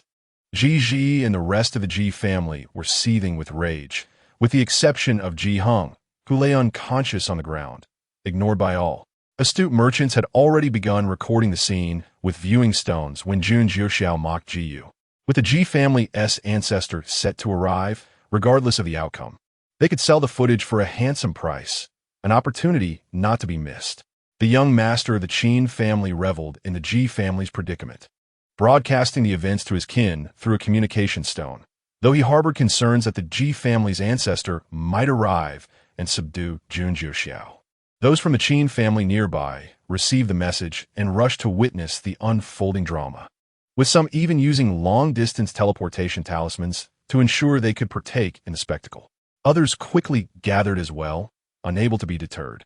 The Ji family had opened their formation for Jun Jiuxiao's awakening banquet, and it was impossible to close it now without incurring humiliation. Furthermore, among the crowd were members from 3 sects and 4 families, alongside individuals from other regions. Many were not ones the Ji family wished to offend, leaving them to watch as the assembly grew ever larger. Chapter 36. The unconventional maneuvers of the ancestor of the Ji family, Jun Jiuxiao, had grown somewhat bored and inquired, "Has the ancestor of the Ji family yet to arrive? Perhaps he has buried himself in the earth and suffocated?" The crowd could not help but laugh. Jun Jiuxiao's remarks were rather narrow-minded. The ancestor of the Ji family was presumably a celestial monarch and certainly could not be so easily dispatched. His words were clearly intended to provoke the Ji family. "Jun Jiuxiao, you may revel in your momentary triumph, but my ancestor has already awakened and shall arrive shortly." Ji gritted his teeth, wishing he could consume Jun Jiuxiao whole. Jun Jiuxiao, unfazed, took out some spirit wine, instructing Wang Jie to hold an umbrella while Ji Lanqing fed him a drink, thoroughly enjoying himself, dismissing Ji's words entirely. The second elder, too, approached with 2 flasks of wine, sharing one with Elder Pu. As time passed, the guests grew restless, pondering what could be delaying the Ji family's ancestor. In truth, the ancestor had long since arrived, though he remained concealed, surveying the surroundings for anyone stronger than himself. Finding none, he began to weigh the pros and cons of revealing himself. It was imperative that he made an appearance, but the manner in which he approached the situation posed a conundrum. Should he be too weak, others would ridicule the Ji family. Conversely, should he be too aggressive, he would provoke the madman Jun Wuqing, from whom he had once received a fierce chase, ultimately leading to an apology and a retreat to survive. The mere mention of Jun Wuqing's name made the Ji family ancestor tremble with fear. Ultimately, he could think of no better course of action and resolved to reveal himself. "Young noble, you come to the Ji family as a guest, but fail to inform your uncle in advance, allowing him to send someone to welcome you." The Ji family ancestor smiled, abstaining from hostility upon his arrival. Jun Jiuxiao, glancing at his phone, found it amusing how the Ji family members seemed so fond of assuming the role of elder. Yizheng Yizi, and now the Ji family ancestor all addressed him in such a manner. At a loss for words, Jun Jiuxiao realized he had already encountered the term uncle twice. He was reluctant to reiterate that he was an orphan. The other attendees were equally puzzled by the Ji family's penchant for venerating others as elders. After all, had Ji Heng not just acknowledged a new son? Today also marked the spirit awakening ceremony of his new son's daughter. Jun Jiuxiao, unwilling to further highlight his status as an orphan in front of everyone, bluntly stated, "Your Ji family patriarch demands that I kneel and beg for mercy upon my arrival." What do you think? The Ji family ancestor found Jun Jiuxiao's lack of decorum appalling. Having extended an olive branch, he was met with obstinacy, inciting his ire and determination to eliminate Jun Jiuxiao when the opportunity arose. "My dear nephew, could this not be a misunderstanding?" He then admonished Ji angrily. "As the patriarch, why do you not hasten to clarify things for our esteemed guest?" Ji was momentarily taken aback. He had summoned the ancestor for his own sake, not to bolster Jun Jiuxiao's standing. Jun Jiuxiao, face-palming, felt compelled to reiterate, "I am an orphan. My uncle has been deceased for over a century." It would be prudent for the Ji family ancestor to refrain from misidentifying relationships and to understand his role as an elder to others. The Ji family ancestor had overheard Jun Jiuxiao's sharp tongue, but had assumed he was emboldened by the absence of his presence. To his astonishment, Jun Jiuxiao continued to speak so recklessly even in his company. The ancestor's anger intensified as he ruminated on the situation and ultimately resolved not to dwell on it any longer. With a piercing gaze, he chastised Ji. "How can you, as the patriarch, allow our relationship with the Xiantian sacred land to be jeopardized? You cannot intimidate the sacred son of Xiantian. Yet you fail to assert authority over your own Ji family?" Ji, utterly bewildered, could not comprehend the ancestor's meaning, yet he instinctively knelt and begged for forgiveness. Ji proclaimed that the ancestors' arrival necessitated Jun Jiuxiao's kneeling and begging for mercy, yet it was he who knelt first. The onlookers were equally perplexed. Was this truly the Ji family ancestor as planned? Shouldn't he have engaged in a fierce confrontation with Jun Jiuxiao instead of reprimanding his own patriarch? Was he not to seek forgiveness from the sacred son? With the ancestors' words hanging in the air, the entire assembly regarded him with incredulity, pondering whether the prolonged burial had impaired his faculties. The Ji family ancestor commanded Ji to apologize, leaving him no choice but to comply. However, Ji, rising to his feet, attempted to salvage his dignity, attributing the miscommunication to his own rashness and requesting that the sacred son forgive him. Jun Jiuxiao found himself at a loss for words. Given the Ji family ancestor's current stance, to continue being confrontational would only serve to undermine his own reputation. He desired to maintain a commendable image, ensuring that when he engaged in nefarious deeds in the future, others would not suspect him, relishing in the thrill of subterfuge. Ultimately, Jun Jiuxiao opted to let the Ji family elders off the hook for the time being, intending to outmaneuver them at a later date. Since the patriarch of the Ji family had already extended an apology, he decided to let the matter rest. The crowd remained bewildered, unable to comprehend how tensions had so rapidly dissipated. Jun Jiuxiao motioned for Ji Lanqing to stow the umbrella, rising to declare, "Let us now commence with the purpose of my visit." Chapter 37. I come to avenge my maid. Once Jun Jiuxiao uttered this statement, he fell silent. The crowd was left intrigued, eager to discern his true intentions. What could the Xiantian saint be after? The Ji family members were equally captivated, casting expectant glances at him. In a corner, however, Lin Su and her two children were filled with trepidation, fearing that Jun Jiuxiao had come to trouble them. Observing the attention directed at him, Jun Jiuxiao felt it was time to reveal his purpose. Today, I have come to seek justice for my maid, to avenge the grievance of having her bones excavated and her body usurped. His gaze turned steely as he fixed it upon Lin Su and her offspring. The Qin family's young master wore an expression of confirmation. Many had speculated, but few believed someone would stir up trouble over a mere maid. The Ji family patriarch was perplexed but recognized Jiuxiao, a newly emerged genius of the Ji family, who had awakened the fire spirit body and was to be presented to the old imperial uncle of the great Zhou Empire. Yet, it seemed there was bad blood between her and Jun Jiuxiao. Weighing the pros and cons swiftly, the Ji patriarch decided to protect Jiuxiao. For the old imperial uncle of the great Zhou Empire was essential to the Ji family standing. Thus, he stepped forward, attempting to placate Jun Jiuxiao. "Saint, surely there is some misunderstanding. Yueshi is a prodigy of my clan, destined for the great Zhou Empire." The implication was clear. The Ji family sought to leverage their connection to the great Zhou Empire to dissuade Jun Jiuxiao from pursuing this matter. The great Zhou Empire? What purpose does that serve? She is merely a fire spirit body. You wouldn't intend to offer her as a furnace for someone, would you? The Ji family truly lacks decorum, Jun Jiuxiao retorted incisively. The Ji patriarch faltered, his facade momentarily slipping before he regained his composure. Observing his reaction, the onlookers understood that Jun Jiuxiao's words likely held truth. The Ji family had indeed lowered their standards to unprecedented levels. Lin Su and her children, having witnessed Jun Jiuxiao's might, dared not interject. They exhaled a sigh of relief upon seeing the Ji patriarch defend them. As for the notion of Jiuxiao being used as a furnace, they resolved to address that concern once this situation was resolved. If this matter remained unresolved, Lin Su and her children would face dire consequences. Being a furnace was preferable to death. The Ji patriarch, still in communication with Ji to ascertain the situation, remained silent. Jiling Tian then spoke. "Lanqing, your spirit bones and spirit body are to be bestowed upon Hauer and Yueshi. Do not blame them. Furthermore, what difference does it make if you accompany the Xiantian saint? What harm is there in giving them to your brother and sister? Do not be so petty."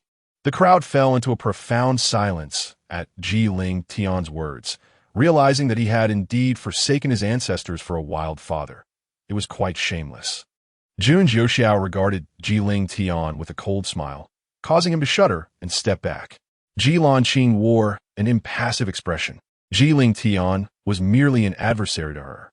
She had long since understood his character and was unfazed by his words. Observing Ji Tian's intervention. The Ji patriarch suddenly conceived a notion. This matter could be treated as a family affair, leaving no justification for the Xiantian saint to interfere.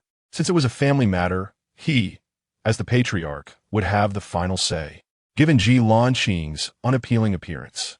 Sending her to be a furnace would only offend the old imperial uncle. Moreover, Ji Lanqing regarded the Ji family as foes. Such individuals ought to be eliminated, ensuring no future troubles. Weighing the pros and cons, the Ji patriarch finally spoke. Saint Ji Lanqing is also a member of the Ji family, and Ji Tian is her father. Should we not allow them to resolve their family matters themselves? Jun Jiuxiao scoffed. That is unthinkable. He advanced step by step, declaring, I have come solely to seek justice for my maid. She is mine, and I shall not permit anyone to insult her. To dishonor her is to dishonor me. This grievance must be avenged. Stopping before Ji Hao, he delivered a slap, followed by Ji Tian, Ji Yueshi, and Lin Su. Seeing Ji Yueshi remain relatively unscathed while the others bore one swollen side, Jun Jiuxiao could not tolerate the imbalance. He then administered another slap to Ji Tian, Lin Su, and Ji Hao on the opposite sides of their faces. Now, that is symmetrical, much more satisfying. Ji King dutifully opposed Jun Jiuxiao, cleansing his hands with grace and precision, as if performing a familiar ritual. Even now, in front of everyone, she reaffirmed her allegiance to Jun Jiuxiao, vowing to repay his kindness in the future. The Ji patriarch discerned Jun Jiuxiao's intent to provoke trouble and realized that matters had escalated beyond resolution. He had already made his choice to cling tightly to the great Zhou Empire's support. Ji Yueshi's slap was trivial, however, as the old imperial uncle had specifically requested her fire spirit body. The Ji patriarch must ensure her safety to curry favor. No longer maintaining his previous cordiality, the Ji patriarch spoke sternly. Saint, are you forcing my Ji family's hand? Do you truly believe we lack temperance? I hope you do not jeopardize yourself for the sake of a mere maid. The crowd found the Ji patriarch's words familiar, recalling how previous members had uttered similar sentiments. Was there a standardized script for the Ji family? Well then, I shall test the limits of the Ji family's temper today, Jun Jiuxiao replied with a smile, clearly unperturbed by the threats from the Ji patriarch. Chapter 38. The Holy Lord visits with the Tianyuan. The spectators were perplexed by the sudden audacity displayed by the Ji family's ancestral elder. Their inscrutable demeanor left many bewildered. Lin Su and her companions, their faces swollen, squinted to catch a glimpse of the elder's imminent confrontation with Jun Jiuxiao. The others from the Ji family held their breath in anticipation, eager for their elder to take action, while only Ji retreated, fearing that his elder might suffer indignity at the hands of Jun Jiuxiao and unwittingly become a scapegoat. I shall demonstrate the temper of the Ji family to the Holy Son, the second elder declared, stepping forward to stand before Jun Jiuxiao. The Ji elder assessed the second elder, noting that his peak Saint King cultivation could not match his own prowess. You, peak Saint King, are no match for me. If you withdraw your Holy Son and cease troubling the Ji family, I shall allow your departure. The second elder remained steadfast, channeling his spiritual energy into his voice as he proclaimed, I am merely conveying a message from my holy master. I trust you will relay it to your kin and sect. I shall recount his words verbatim, and I shall only say this once, so pay heed. My disciple Jiuxiao has now emerged, ready to compete with his peers. Should he fall by the hands of another, I, Jun Wuqing, shall have no words to offer. However, if any elder, relying on their years of cultivation, dares to act recklessly, they shall find that I, Jun Wuqing, will pay a visit with the Tianyuan sword. Upon hearing this proclamation, the younger generation felt the weight of Jun Wuqing's authority, while the elders trembled in trepidation. They had witnessed Jun Wuqing's formidable prowess, as he once single-handedly vanquished the East region's renowned talents. The second elder further added, My holy master also remarked that if one is not afraid, they should be aware that the Xiantian Holy Land harbors numerous ancestors. If he cannot defeat them, he will simply rouse the elders of the Holy Land. The Ji elder hesitated, his resolve wavering. The second elder's words had a profound impact. The East region had once belonged to 4 sects, with one sect attempting to overpower the newly ascended Holy Master, Jun Jiuxiao. They had mobilized numerous elders to kill him and seize treasures. Yet, Jun Jiuxiao emerged from their encirclement, unyielding, and the next day, that sect had vanished from the East region. Now, the Ji elder found himself trapped in a precarious position. Should he act against Jun Jiuxiao, Jun Jiuxiao would undoubtedly retaliate, and he wished to prolong his own life. Yet Jiji's foolishness compelled him to reveal himself. The Ji elder scanned the crowd, realizing Jiji was nowhere to be found, cursing him silently for his cowardice. Hiding among the crowd, Jiji thought himself clever for having slipped away in anticipation of such an outcome. The Ji elder, faced with a choice between preserving his life or currying favor with the old emperor's uncle, chose the former. What does the Holy Son intend to do to seek justice for his maid? The Ji elder inquired of Jun Jiuxiao. At this question, Ji Lingtian and his family trembled in fear, dreading that Jun Jiuxiao would exact vengeance upon them. What do you wish to do with them? Ji Lanqing. Jun Jiuxiao asked. Kill, came her terse reply. Ji Lingtian collapsed in terror, weeping as he pleaded, Lanqing, I am your biological father. You cannot kill me. That would be unfilial. His swollen face concealed his tears, leaving only dry sobs. Lin Su, Ji Yueshi, and Ji Hao remained silent, aware that pleas for mercy would be futile, unlike Ji Lingtian.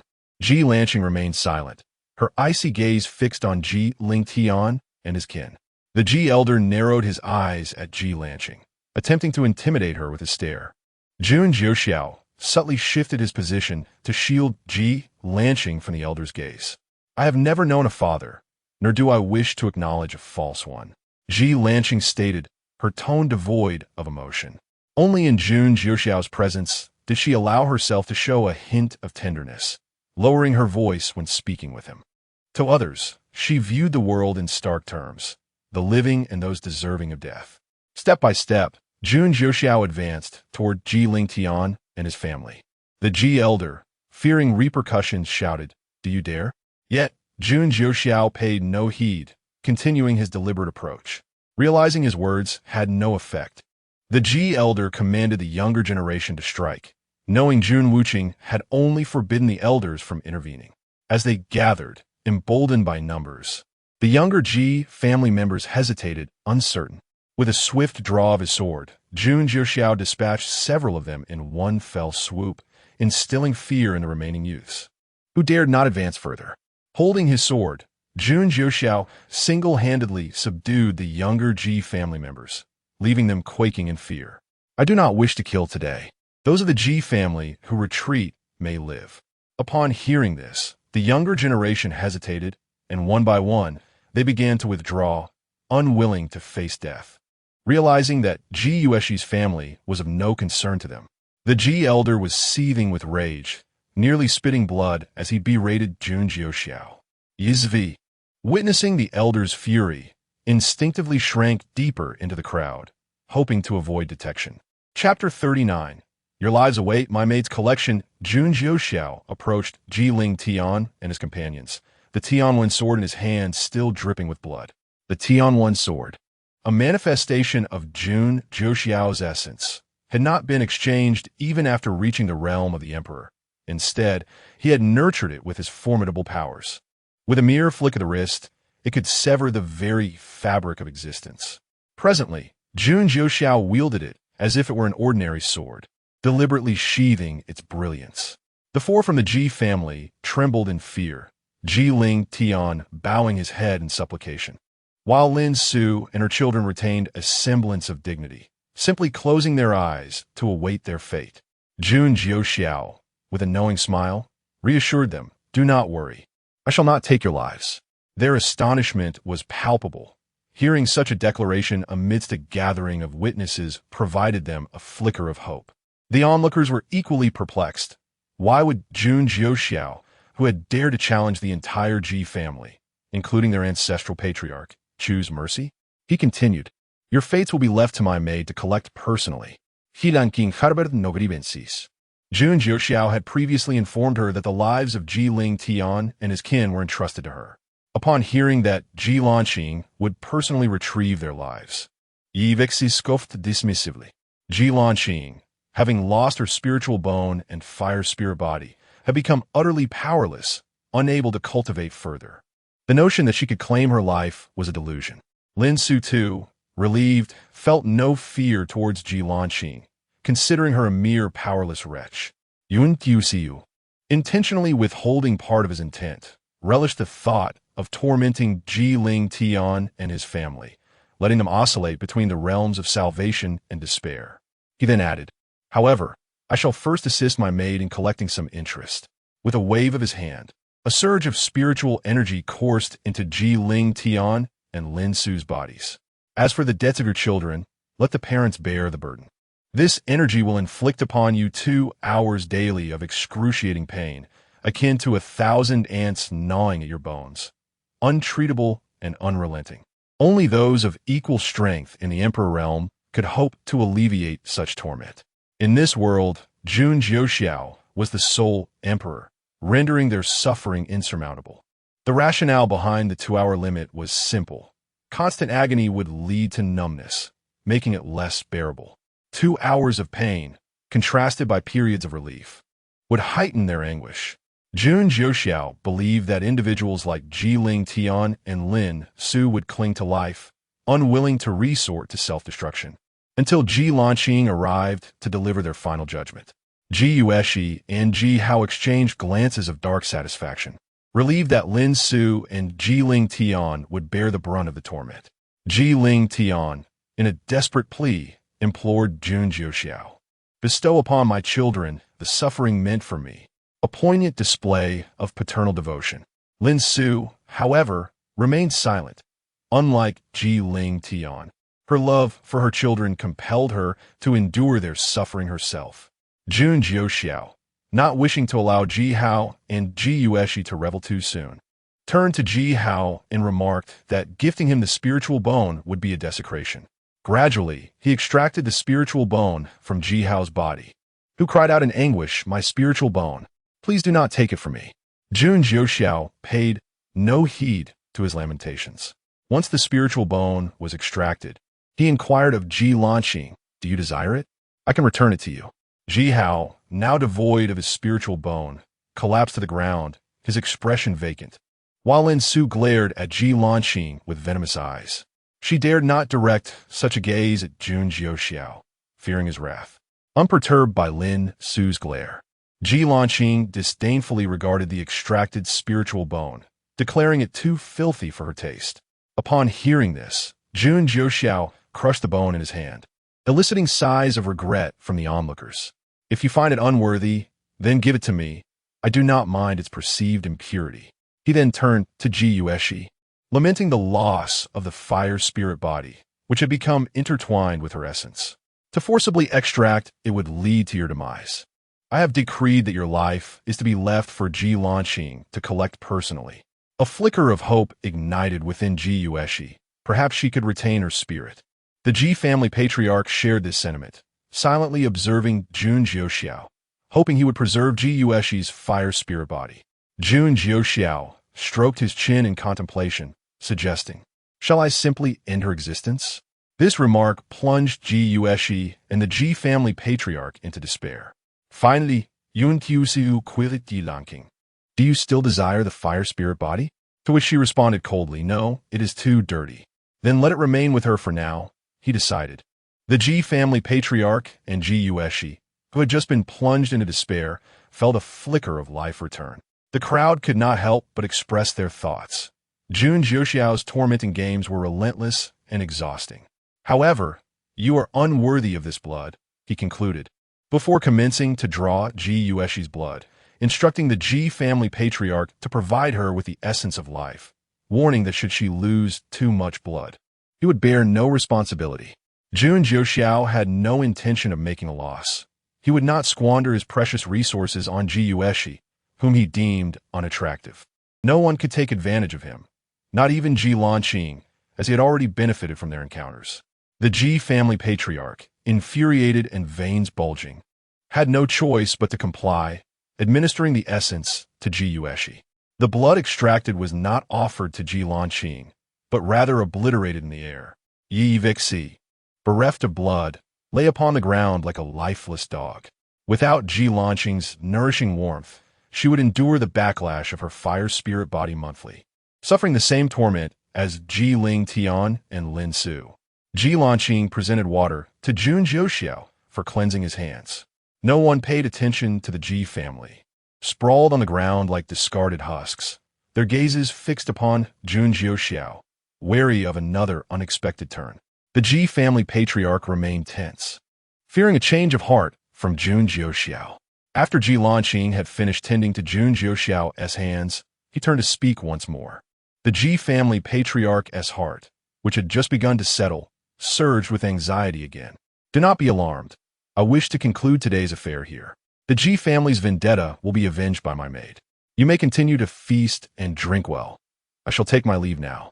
With that, Jun Jiuxiao departed in his carriage, accompanied by Ji Lanqing and others, riding on 9 celestial dragons into the horizon. Chapter 40. Renowned in the Eastern Domain, upon hearing Jun Jiuxiao's words about enjoying good food and drink, the crowd fell silent. How could they indulge in such luxuries when chaos reigned? The protagonist of this banquet lay abandoned on the ground. Moreover, the attendees had little desire to remain. The most pressing matter was to summon friends and share the explosive happenings at the Ji family, which demanded immediate discussion. Once Jun Jiuxiao departed, the Ji family patriarch finally felt a sense of relief, knowing Jiuxiao was safe. As for Ji Ling Tian and the others, their fate was of no concern, for they were deemed useless. Ji, witnessing the patriarch's easing demeanor after Jun Jiuxiao's exit, approached him. However, the patriarch's expression darkened again upon seeing Ji, who was promptly instructed to handle the subsequent affairs before the elder turned away, unwilling to endure further disgrace. The Ji family's reputation had been utterly shattered by Jun Jiuxiao. Before Ji could utter a word, the crowd hastily took their leave. Ji, lacking the inclination to engage with them, contentedly observed their departure. Soon, the banquet hall was left solely with members of the Ji family. Ji ordered the 5 individuals still lying on the ground to be taken back for healing. It was only then that he remembered his younger brother, Ji Heng, still sprawled on the floor. Subsequently, the Ji family members dispersed. The Ji patriarch issued a direct command. Once Jiuxiao recovered, she was to be sent to the residence of the old imperial uncle of the Dezhou Empire, along with her parents and brother. This was a deliberate strategy to keep Jun Jiuxiao at bay. If he sought revenge, he would have to venture to the Dezhou Empire to find them. Unable to contend with Jun Jiuxiao himself, the Ji family of the Dezhou Empire would certainly take up the challenge.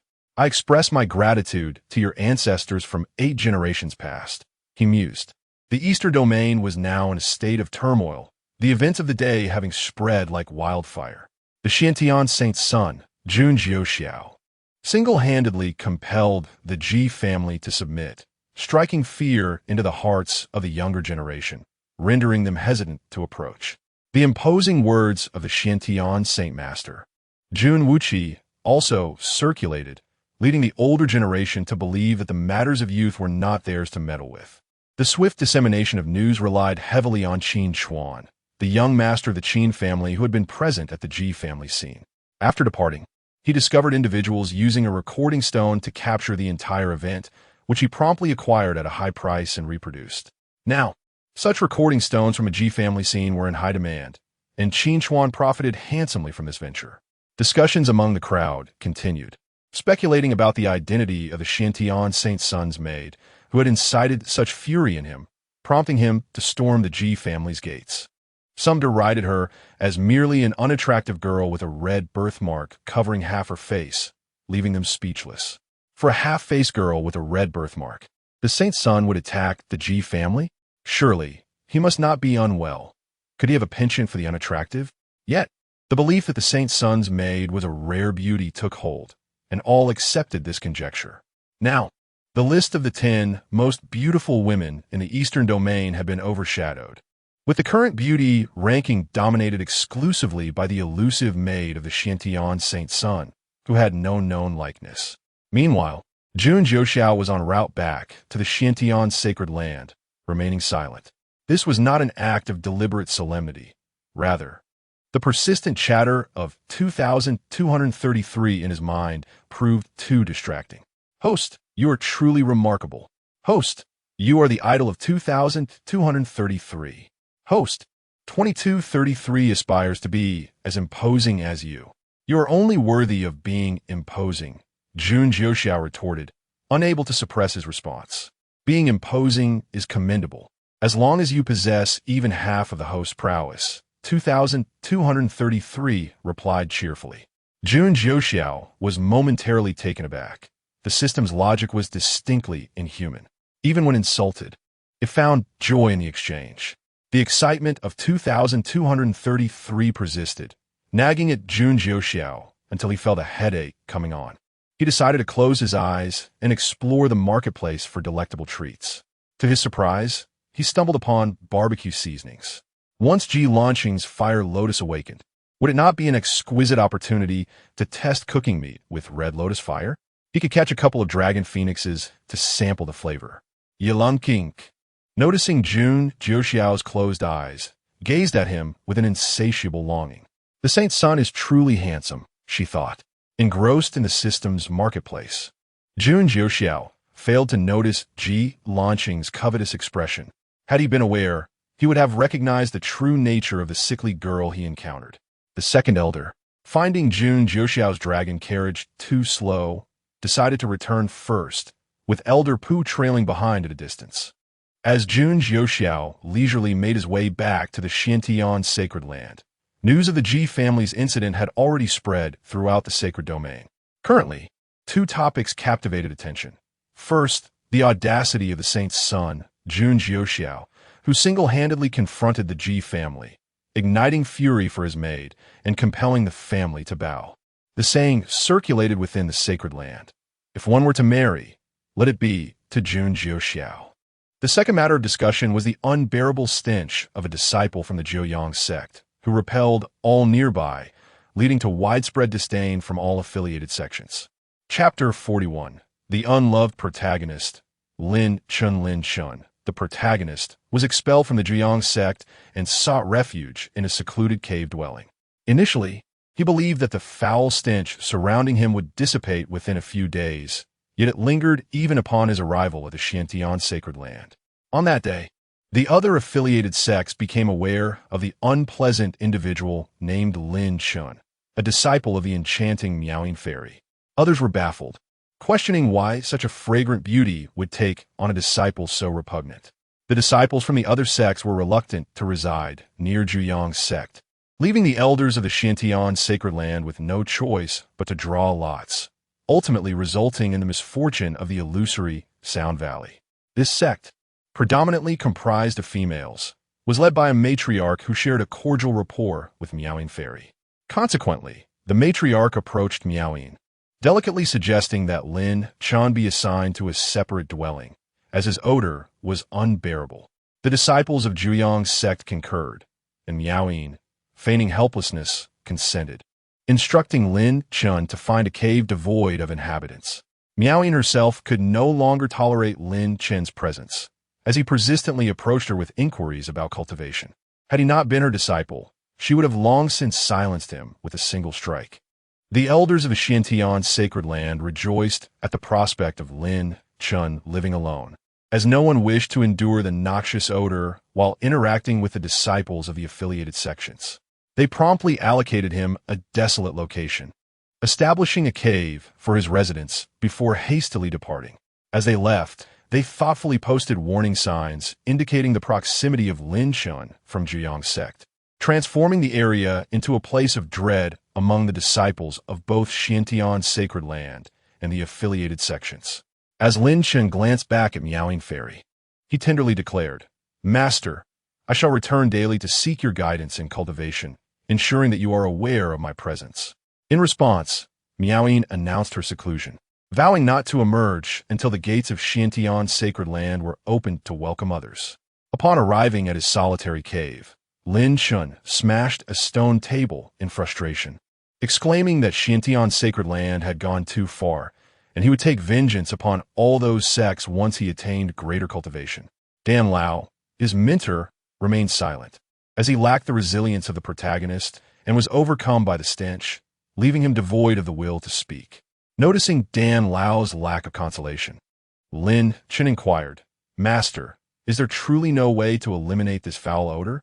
The thought of enduring this stench for a lifetime nearly drove him to despair, as no beauty would ever be drawn to someone so malodorous.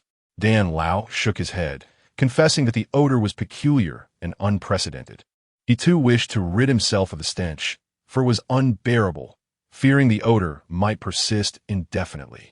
"Little Chun," Dan Lao suggested, "I shall investigate if there exists any fragrance capable of suppressing this foulness." Lin Chen's eyes lit up with hope, deeming it a splendid idea to mask the odor with a pleasant scent. He urged Dan Lao, "Please, go quickly, and let me know if you require anything. I shall do my utmost to procure it." The following day, Lin Chen adorned himself with a fragrant concoction crafted by Dan Lao, emanating a scent that was ineffably offensive, akin to a latrine mixed with floral essence, wafting for miles. Arriving at Miaoying's cave, he discovered she had already entered seclusion. Feeling moved, Lin Chen gazed at the cave, contemplating that Miaoying must feel guilty for not protecting him, leading her to retreat into isolation. Clenching his fists, he vowed to repay her kindness earnestly. Turning to Dan Lao, he declared, "Master, I wish to elevate my cultivation. Please prepare the elixirs for me." Dan Lao, dismayed by the new, even more unbearable odor, chose to remain silent.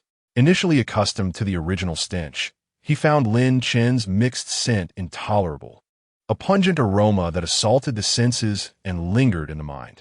Others began to notice the intensified odor emanating from Lin Chen, leading to rumors that he had indulged in excrement, for how else could such a robust stench arise?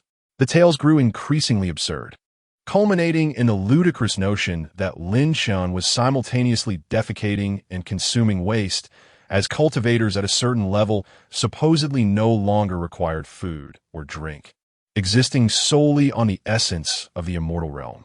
Consequently, the disciples of Xiantian's sacred land and the affiliated sects began to keep their distance from Lin Chen. Observing the whispers surrounding him, Lin Chen believed his exceptional nature compelled others to take notice, raising his head with pride as he strolled leisurely. Dan Lao, having overheard the discussions, witnessed Lin Chen's self-satisfied demeanor, and for the first time felt the protagonist might not be entirely sane. Returning to his cave, Dan Lao could not resist asking, "Little Chun, do you take pride in the gossip surrounding you?" "Of course, master. Only the strong attract attention," Lin Chen replied with arrogance. Dan Lao realized that Lin Chen's perspective diverged significantly from his own and merely muttered, "As long as you are happy," before falling silent.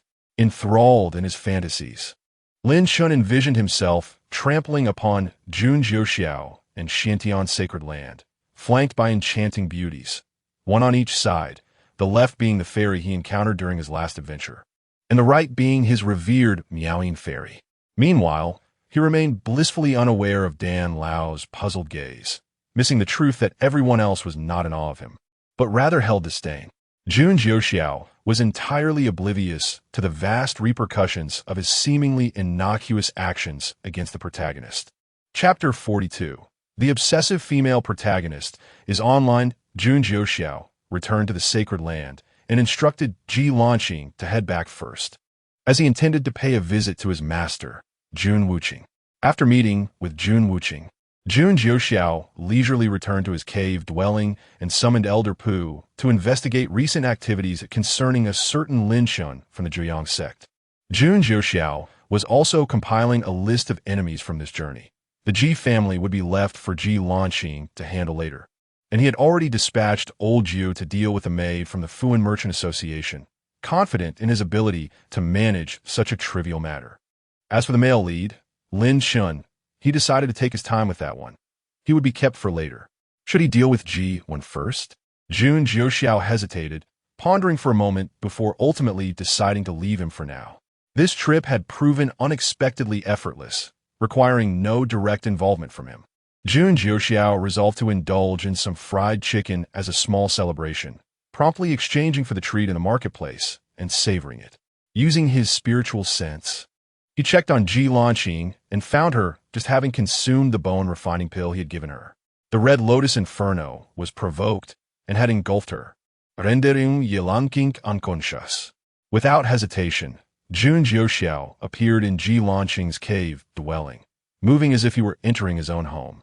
He disregarded everything else, scooping Ji Lanqing into his arms and stabilizing the rampaging flames. As he gazed upon Ji Lanqing's exquisite features, he couldn't help but marvel. Heaven truly favored her with unparalleled beauty and exceptional talent. The so-called 10 beauties of the eastern region paled in comparison to Ji Lanqing's visage. Noticing her lips appeared devoid of color, he resolved to sacrifice his own well-being to help her, leaning in to impart a touch of color to her pallor. Sensing that Ji Lanqing was beginning to regain consciousness, Jun Jiuxiao quickly returned her to her previous position before vanishing. Upon awakening, Ji Lanqing realized her clothing was missing and, reassured that she was in her own cave, dressed quickly. Gazing into the mirror, she noticed that the red birthmark on her face seemed diminished. Previously, it had divided her face into two halves, with the right entirely red, but now the mark on her nose had vanished. Could it be that the birthmark might completely disappear? If so, she could stand alongside the Holy Sun without fear of judgment, and perhaps they could have beautiful children together, ideally resembling the Holy Sun. Moreover, if she became more attractive, she wouldn't have to worry about those vixens vying for the Holy Sun's attention. Contemplating the wretched vixens, Ji Lanqing's gaze hardened. No one would dare compete with her for the Holy Sun, or else no. She must diligently cultivate her skills to confront those vixens. With that resolve, Ji Lanqing immersed herself in her training for the sake of the Holy Sun.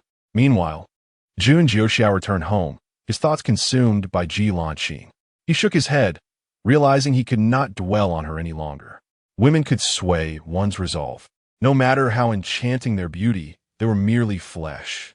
Reciting the purification mantra, he forced himself to suppress the vivid scenes from earlier. Once calm, Jun Jiuxiao's intellect regained its sharpness, and he began to contemplate Lin Shun. The mere thought of Lin Shun sparked a desire within him to inflict severe punishment upon him. At that moment, Elder Pu returned, his expression grim, as if he had encountered something distasteful. Jun Jiuxiao accepted the jade slip handed to him and instructed Elder Pu to retreat into seclusion, preparing for a breakthrough to the Saint King realm. Glancing through the contents of the slip, Jun Jiuxiao surmised the cause of Elder Pu's foul demeanor. Known for his diligence, Elder Pu must have personally investigated Lin Shen's foul odor, likely subjected to the unpleasantness up close. The records indicated that Lin Chun emitted yet another offensive scent. It appeared Lin Shun had become something of a notorious figure in the Xiantian sacred land, though not for admirable reasons. The mere mention of his name caused others to cover their noses, suggesting he was indeed a source of aversion. Jun Jiuxiao couldn't help but chuckle at the situation. What began as a mere prank on Lin Shun had unexpectedly yielded amusing results. Alas, the effects of the foul powder lasted only a month. Otherwise, he would have relished the sight of the male lead, reeking of odor, and witnessing how his harem would react to him. Perhaps he could concoct another batch of the foul powder. However, the idea of administering it monthly seemed too cumbersome. He would need to devise a different approach to ensure Lin Shun received his just desserts. Jun Jiuxiao was genuinely curious to see the expressions of Lin Chun's harem upon witnessing his live performance. Remembering that Ji Lanqing was among Lin Chun's admirers, he unleashed a tirade upon 2233. The entity was bewildered, wondering why the host had suddenly turned hostile after appearing so content moments before. Humans were indeed complex creatures. It resolved to delve deeper into understanding their psyche, promptly grabbing a human encyclopedia to study. Having vented his frustrations on 2233, Jun Jiuxiao felt his mood lift. Indeed, the joys and sorrows of humanity were intertwined. It was far more satisfying to redirect one's discontent onto another rather than suffer alone. After all, 2233 could be considered a form of human after all. Chapter 43. the most beautiful woman in the eastern region. Ji launching the day for the disciples of the affiliated sects to enter the outer gate arrived swiftly. This event primarily consisted of two parts. The first involved the disciples from various affiliated sects engaging in friendly combat to determine the top 10. Those who ranked in the top 10 would earn the opportunity to challenge the inner disciples of the Xiantian sacred land. And successful challengers would be granted direct entry into the inner sanctum of the Xiantian sacred land. Jun Jiuxiao found himself in a dilemma over whether to bring Ji launching along. He was hesitant about her meeting the male protagonist. However, considering that Lin Chun was likely in a foul state, he decided it was best to take Ji launching along to see for himself. If she were to develop a fondness for the unpleasant Lin Chun, he would swiftly eliminate him, granting him an early release. After all, a swift demise would allow for an expeditious reincarnation. Yet, being the benevolent person he was, he couldn't bear the thought of the protagonist facing a queue for rebirth. It would be better to ensure his soul was shattered instead. Having settled his thoughts, Jun Jiuxiao summoned Ji launching to accompany him, not to show off, but to preside over the entry of the affiliated sect disciples. Upon seeing Ji launching, he noticed the redness in her face had diminished, indicative of the awakening of her red lotus karma fire. Once the red lotus karma fire fully awakened, Ji launching would transform into an ethereal beauty, and suitors would line up endlessly in pursuit of her. Nevertheless, he had already secured the top position, having touched and gazed upon her. He was uncertain of his standing in Ji launching's heart, but today provided an opportunity to test that. Ji launching was filled with happiness. The saintly sun was presiding over the entry of the affiliated sect disciples and had brought her along. Was this a public declaration of their relationship? She felt elated, growing fonder of the saintly sun with each passing moment. Moreover, he personally invited her to stand upon his flying vessel, a gesture she deemed exceedingly kind. Unbeknownst to him, Jun Jiuxiao was oblivious to the depth of Ji launching's inner musings. His sole reason for bringing her along was her low cultivation level, having recently reached the refinement stage. He could hardly accompany her on foot when she could simply fly with him. Observing Ji launching's progress in cultivation, he couldn't help but scoff. Her talent was astonishing. Cultivation came as easily to her as drinking water, and in less than 2 months, she had advanced from Qi induction to refinement, albeit with the resources he provided. Still, her aptitude was remarkable, surpassing his by only a slight margin. Upon their arrival, a stir erupted among the crowd. No one expected the Xiantian sacred son to personally attend such an event for a mere disciple entering the outer gate of an affiliated sect. Jun Jiuxiao naturally took his seat at the head of the table, with Ji launching standing gracefully behind him. The spectators began to murmur amongst themselves. Is this the Xiantian sacred son who has left the Ji family in disgrace? He seems like a modest gentleman. Jun Jiuxiao donned a flowing white robe, his hair cascading freely behind him, embodying the image of a refined and gentle figure. With a warm smile, he appeared to be a paragon of grace and charm. Surely, I've seen the portrait sold by the Qin family. This is indeed the Xiantian sacred son, Jun Jiuxiao, who single-handedly intimidated the younger generation of the Ji family with his prowess. His proclamation, "Those of the Ji family, retreat if you wish to live," was undeniably domineering. I find a most exhilarating aspect to be the way he struck those from the Ji family. It was utterly satisfying, a woman remarked enviously. I am but a maidservant of the sacred son, and to see him fight for me against the Ji family is a dream come true. If only someone would treat me with such regard, I would have no regrets in life. Look at yourself. Do you truly think you deserve such attention? The sacred son's maidservant is reputed to be the most beautiful woman in the eastern region. Only a beauty of her caliber would warrant such fervor from the sacred son, a man retorted, dismissing the infatuated girl. Another man chimed in, expressing his desire to see the sacred son's maidservant, wondering just how exquisite the most beautiful woman in the eastern region could be. To behold her beauty, I would gladly sacrifice 10 years of my life.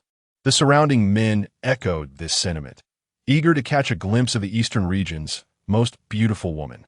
Yet, she remained closely positioned beside the Xiantian sacred son, and the crowd dared not gaze directly at her. The elder leading the affiliated sex delegation sat beside Jun Jiuxiao, and the onlookers were curious about the appearance of the Eastern region's most beautiful woman. Furthermore, one of the top 10 beauties of the Eastern region, the enchanting Miao Yin, was also present, prompting comparisons with Ji Lanqing. As the crowd awaited the reveal of the Eastern region's most beautiful woman, they were taken aback.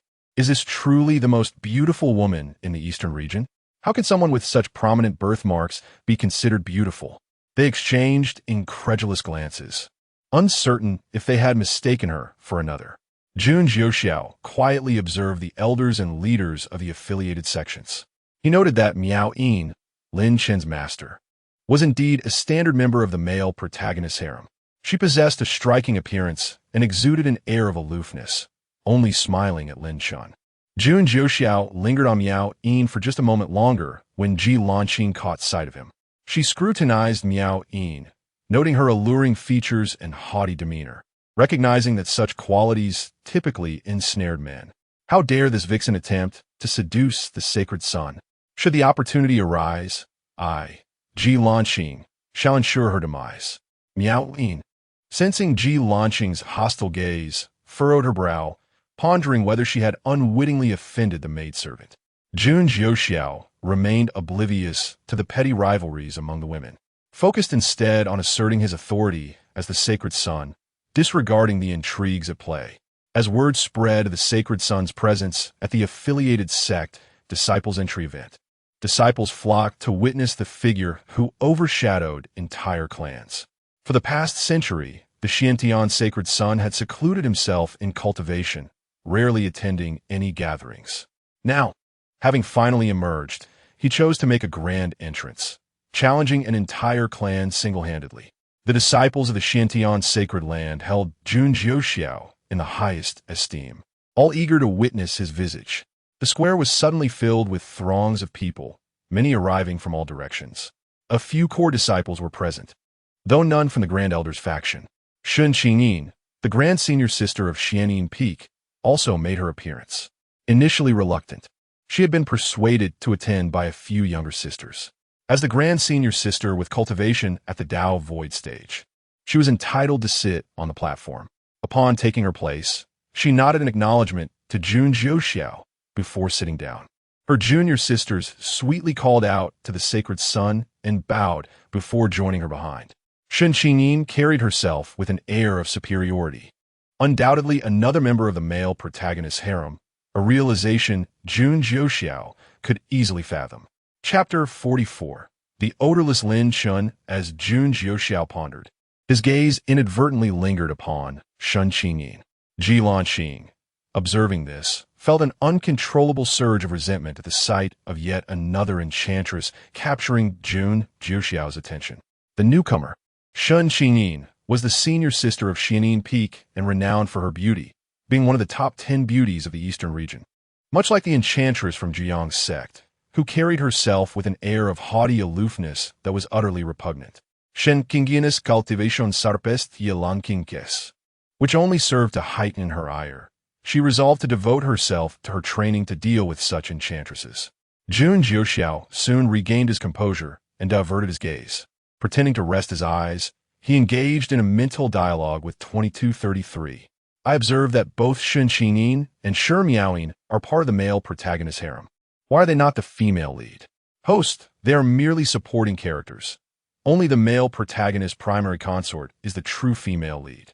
The other women associated with the male protagonist are relegated to supporting roles. 2233 clarified. Is that so? Then Ji Lanqing is the primary consort? Jun Jiuxiao's tone remained unchanged, betraying no emotion. However, 2233 found the implication somewhat unsettling and timidly responded, that should be the case. After a brief silence, Jun Jiuxiao inquired, what would happen if I were to kill the male protagonist? 2233 grew anxious. Host, why would you consider such a thing? If the male protagonist is killed, the female lead ceases to be the female lead. And how would we accomplish our tasks then? Upon hearing this, Jun Jiuxiao had a sudden epiphany and pressed further. If the male protagonist dies, the female lead no longer holds that status, What does that entail? When the male protagonist perishes, naturally, the female lead is no more. She ceases to be the female lead. Our mission revolves around the female lead, and if she vanishes, we can no longer proceed with our tasks. Host, please do not entertain thoughts of killing the male protagonist. Jun Jiuxiao fell silent, realizing that eliminating Lin Chun would bear little consequence.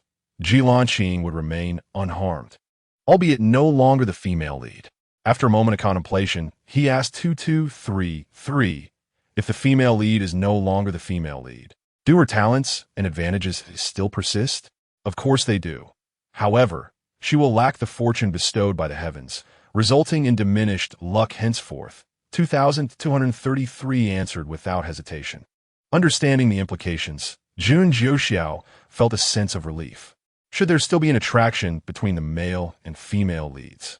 And if Qing were to develop feelings for Lin Chun, he could simply eliminate Lin Chun. The death of the male protagonist would not invite retribution from the heavens. And should the heavens dare to confront him, he would dispatch them as well. One less celestial entity to contend with. Had 2233 known that its explanations had instigated Jun Jiuxiao's murderous thoughts toward the male protagonist, it would undoubtedly have chastised itself for its indiscretion. Jun Jiuxiao relaxed entirely, a gentle and warm smile gracing his features, prompting Qing to smile in return, delighted by the sight of the saintly figure's smile. At that moment, the anticipated individuals had largely gathered. A foul stench wafted through the air, leading Jun Jiuxiao to surmise that Lin Chun had arrived. As the male protagonist often favored making a grand entrance, a voice rang out from the crowd. What is that awful smell? Others covered their noses, searching for the source of the odor. A female cultivator from Huanin Valley shouted, Lin Chun is here. Everyone quickly step aside. The resentment from Huanin Valley toward Lin Chun was palpable.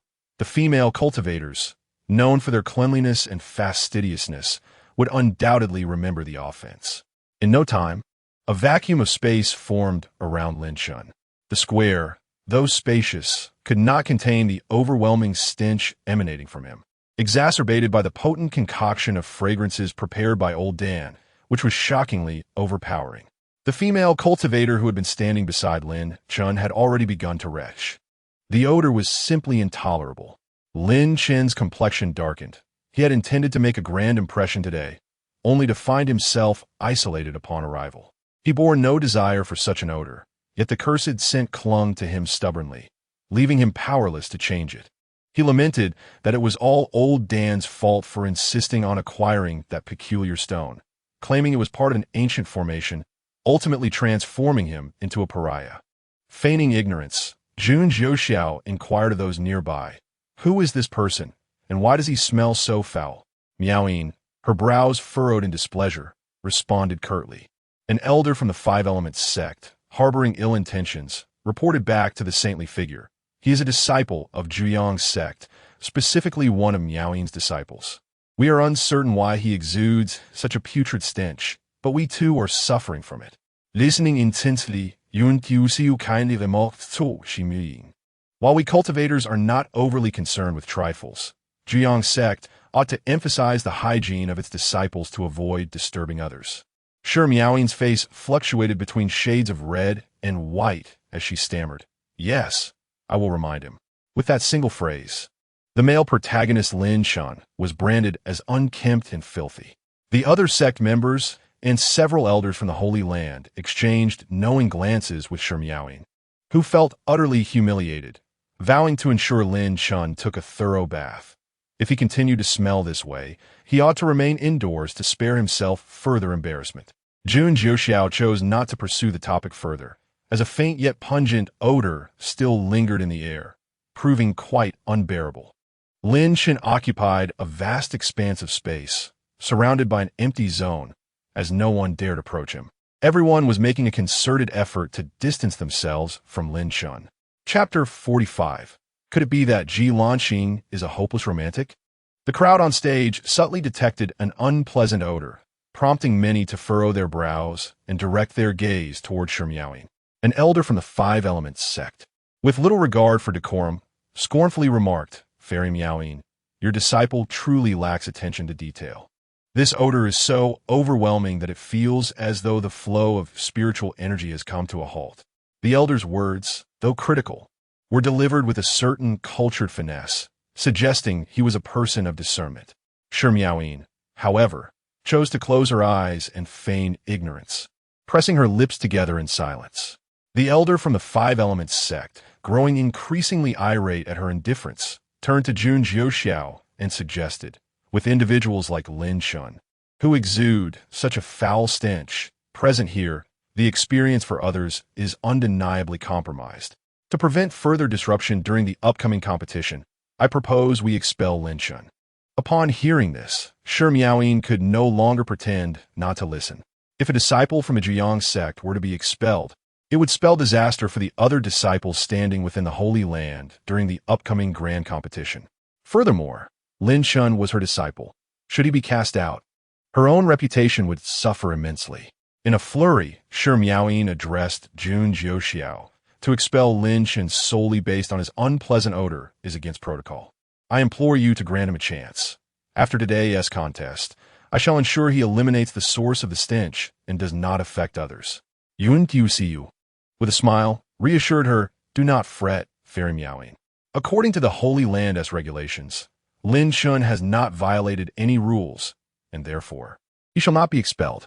He then turned to Elder Ma of the Five Elements sect, stating, Elder Ma, it is understandable that a young man like Lin Shun may be a bit unrefined. Fairy Miaoyin has pledged to remedy the situation, so let us extend our generosity to the youth. Elder Ma and Shi Miaoyin both bowed slightly in acknowledgement of Jun Jiuxiao's words, indicating their compliance. With relief washing over her, as Jun Jiuxiao dismissed the notion of expelling Lin Shun, Shi Miaoyin thought to herself that if Lin Shun continued to emit such an odor, she would not permit him to leave his dwelling, as it would be an embarrassment. She began to regret taking Lin Shun on as her disciple. As the time for the competition drew near, the audience fell into silence, their eyes fixed on the arena. Each elder or sect leader from the affiliated sects hoped for their disciples to secure a place in the top 10, bringing honor to their respective sections. Jun Jiuxiao, however, found the contest among these unremarkable participants uninteresting and retreated into his thoughts to converse with 2233. Is there no storyline involving the male protagonist? In the novels I've read, those systems always have a complete narrative. Host, I initially had a storyline, but due to the sudden severance of contact with the main system, numerous malfunctions occurred, resulting in the loss of much data. 2233 cautiously replied, glancing at Jun Jiuxiao. Apprehensive of his disdain, Jun Jiuxiao cast a derisive look at 2233, deeming it a useless system, providing little more than delectable cuisine for Blue Star. He mused that it would be more aptly named a food vending machine. Then show me the information on the male protagonist again. He decided to further investigate the male lead's details. 2233 obediently retrieved the information, excitedly announcing, Host, I have added the male protagonist cultivation method. I have repaired some of the malfunctions over the past few days and can now display the primary cultivation techniques of both leads. Upon inspection, Jun Jiuxiao noted that the male protagonist Lin Chen's primary cultivation method was recorded as devouring fire formula. The name suggested a capability to consume flames. Given Ji Lanqing's possession of the Red Lotus Yechi, it seemed improbable that she would be a member of Lin Chen's harem. They should, in fact, be adversaries. Could it be that Ji Lanqing was a hopeless romantic, willingly offering her Red Lotus Yechi to Lin Chen? Contemplating this possibility, Jun Jiuxiao narrowed his eyes at Lin Chen, pondering whether he should expedite Lin Chen's demise. He then glanced at Ji Lanqing, who was wholly devoted to him, seemingly oblivious to others, and decided to observe further. If Ji Lanqing indeed developed an interest in Lin Chen, then Lin Chen would have no one but himself to blame for an untimely fate. After all, what audacity it took to aspire to be the male lead in his world, daring to compete for his affections. Chapter 46. Lin Chen's odor forces his opponent to yield at this moment. It was Lin Chen's turn to step onto the stage for the competition. His opponent was a female disciple from the illusory Sound Valley. Upon hearing that her adversary was Lin Chen, she froze momentarily, her expression reflecting disdain. It seemed that illusory Sound Valley had a peculiar connection with Lin Chun. Jun Jiuxiao speculated that someone from the valley might even be one of Lin Chen's harem members. Could be the female sect leader? Jun Jiuxiao scrutinized the female sect leader of illusory Sound Valley. Though her demeanor was decent, her beauty was rather unremarkable, leading him to believe she was not the one. He then shifted his gaze towards the female disciples of illusory Sound Valley, finding none whose look stood out. It appeared that Lin Chen's harem member from illusory Sound Valley was absent from this occasion. Jun Jiuxiao redirected his focus to Lin Chun, the male protagonist. Ji Lanqing noticed that Jun Jiuxiao had first assessed the sect leader before turning his attention to the other female disciples. She clenched her teeth in frustration, lamenting the multitude of vixens outside. The Holy Sun should remain at Xintian Peak with her, never to emerge again. As Lin Chun ascended the stage, the female disciple from illusory Sound Valley, unable to withstand the odor emanating from him, retched uncontrollably. Lin Chun, witnessing her immediate reaction, felt a surge of anger and silently vowed to make illusory Sound Valley pay for this affront. This was the third time they had provoked him. He believed that a gentleman must seek retribution for such grievances. The inner sect disciple overseeing the arena recoiled as Lin Chun took his place, attempting to distance himself from the overwhelming stench. Despite his efforts, the odor lingered, forcing him to cover his mouth and nose in a futile attempt to mitigate the foul smell. After a brief moment of retching, the female disciple, fearing further exposure to Lin Chun, seized her magical artifact and launched an attack, desperate to end the encounter before succumbing to the stench. Caught off guard by her surprise assault, Lin Chun initially floundered but soon regained his composure, overpowering the illusory Sound Valley disciple in mere moments. Realizing that she could not best Lin Chun and fearing she would need a dozen baths to rid herself of the odor, she shouted her concession to the inner sect disciple of Xintian Holy Land, declaring her surrender due to the unbearable stench. Promptly, the inner sect disciple activated the formation to allow the female disciple to exit. Once free, she hastily distanced herself from Lin Chun and inhaled deeply, feeling as though she had been granted a second chance at life. The onlookers expressed sympathy for her plight, marking her as the first contestant in the Xintian Holy Land's outer sect competition to concede due to odor, perhaps even the first in all of Endless Continents contests. Lin Chun stood awkwardly on the stage, aware of the crowd's scornful whispers, his fury simmering. When his cultivation improved, he vowed to eliminate everyone from illusory Sound Valley, particularly the female disciple responsible for his humiliation, ensuring she would suffer greatly. The inner sect disciple, equally distressed by the stench, urged Lin Chun to leave the stage as he had already won, reminding him that the next match was about to commence. Lin Chun shot him a glare before exiting. The next two contestants, sensing the lingering odor, hesitated before stepping up, hoping to allow the stench to dissipate. Others on the stage resolved to forego conversation with Lin Chun, opting instead for immediate attacks, ready to concede if they found themselves outmatched. Elder Ma of the Five Elements sect observed the scene below and gestured to Shi Miaoyin, expressing surprise at the foul odor's unexpected utility. Shi Miaoyin remained silent, resigned to the mockery, as Lin Chun was not only a disciple of the Zhiyang sect, but also her student, rendering her unable to retort. Jun Jiuxiao, surprised by the small prank's impact on Lin Chen's reputation, noted the male protagonist fall from grace. In the following matches, Lin Chen's opponents immediately resorted to aggressive tactics upon his entrance, but promptly conceded upon realizing they could not defeat him. As the male protagonist, it was commonplace for Lin Chun to surpass his peers. However, the spectators believed that those yielding were merely unable to tolerate the odor, downplaying Lin Chen's prowess. Predictably, Lin Chun secured a place among the top 10. The other contenders in the top 10 looked down upon him, having fought honorably against their opponents, while Lin Chun, employing underhanded tactics, had managed to enter the ranks. They suspected he had intentionally made himself odious to undermine the morale of his fellow disciples.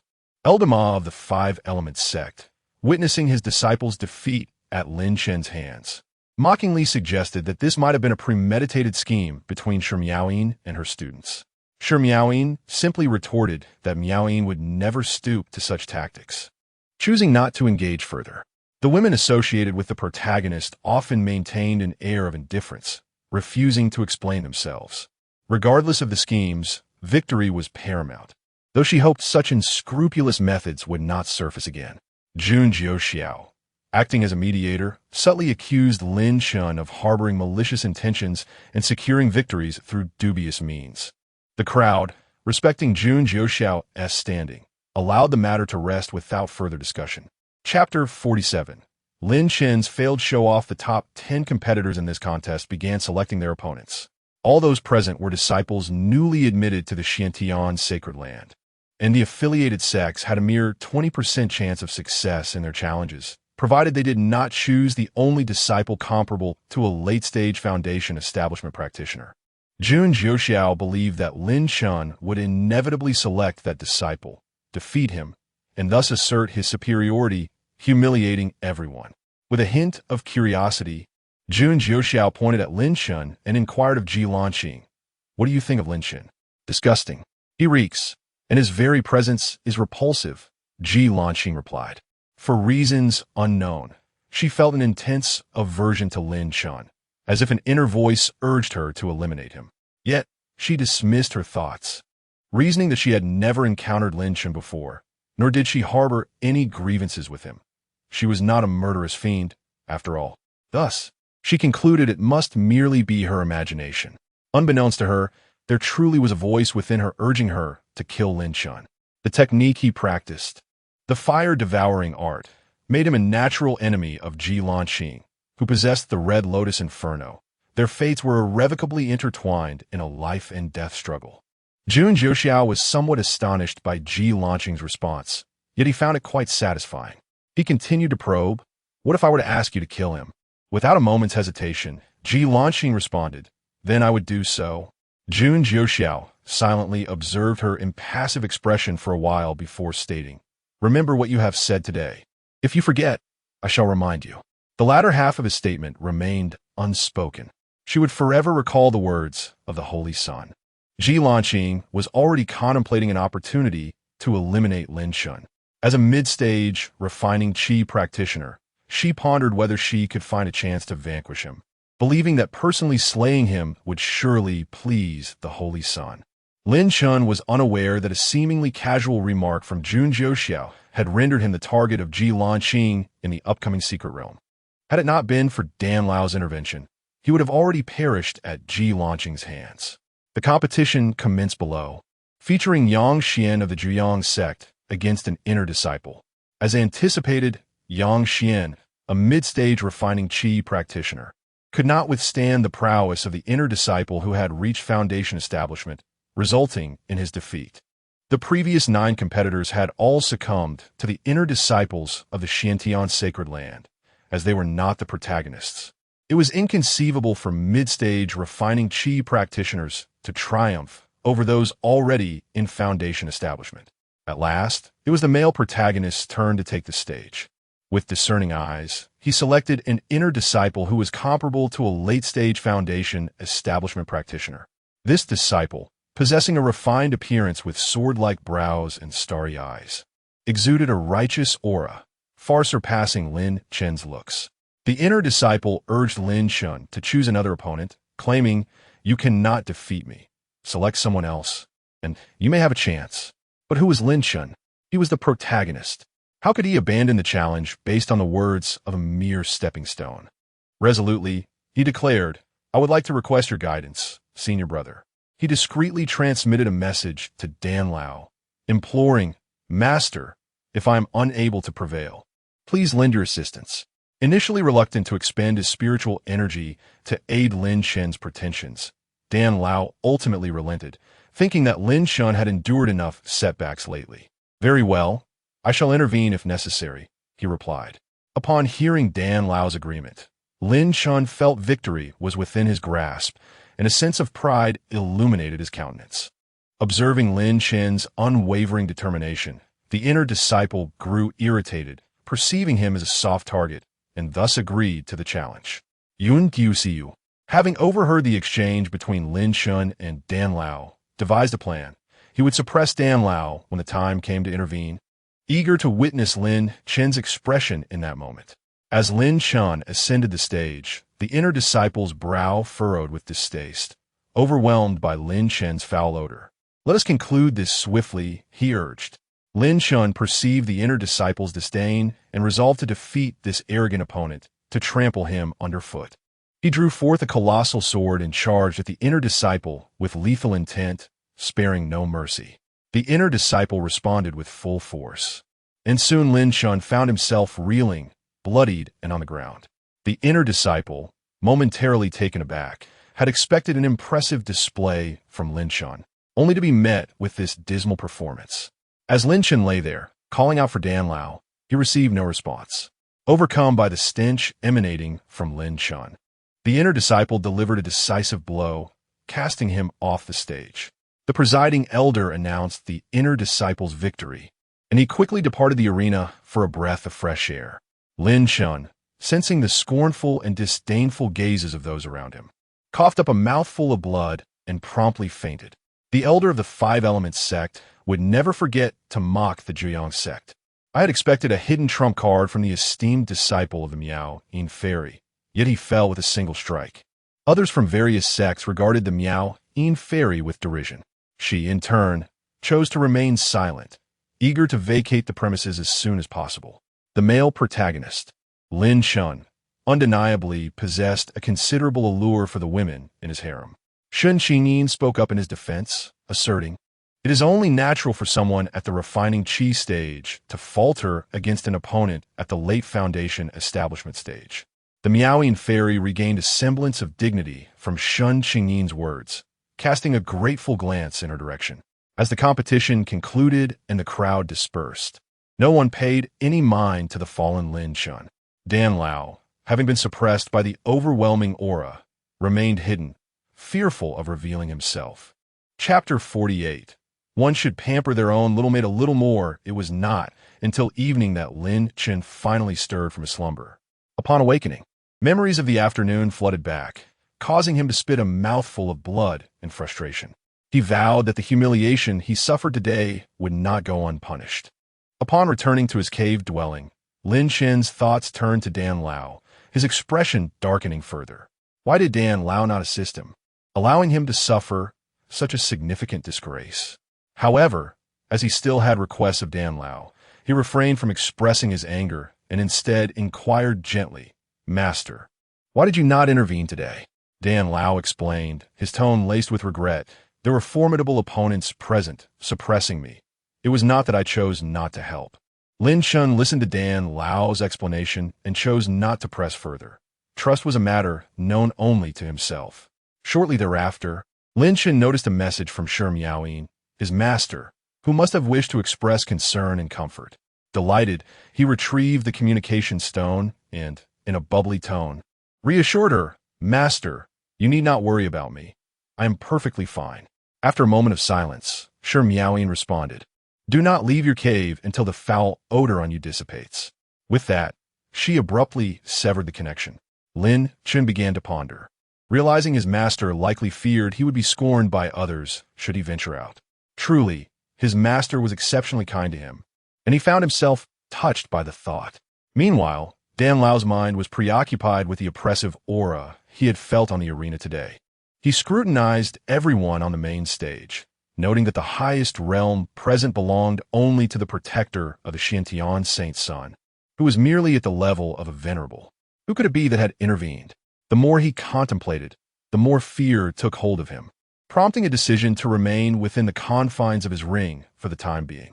Today, Jun Jiuxiao took pleasure in witnessing the male protagonist, Lin Chen, in distress, which greatly amused him. He instructed Ji Lanqing to return to her own cultivation, relieving her of the duty to attend to him. Jun Jiuxiao mused that the foul odor enveloping him should dissipate by tomorrow, thus solidifying his intent to deliberately offend others with it, all in the name of triumphing in the arena. He wondered if the male protagonist would be driven to further rage upon discovering this news. 3 days hence, the ultimate reward for the disciples of the affiliated sects participating in the secret realm trial would be the life grass. For this reward, Li Xian, the one-armed immortal, would undoubtedly attend, which would provide the opportunity to bind him into the male protagonist harem. Furthermore, a live broadcast will be necessary. Jun Jiuxiao's thoughts shifted back to Ji Lanqing. Sometimes, when he checked on her with his spiritual sense, he would see her gently caressing her right cheek, a melancholic expression gracing her features. Recognizing that every young lady cherishes beauty, he summoned the system, 2233, to inquire about any spiritual herbs that could eliminate the red birthmark on Ji Lanqing's face.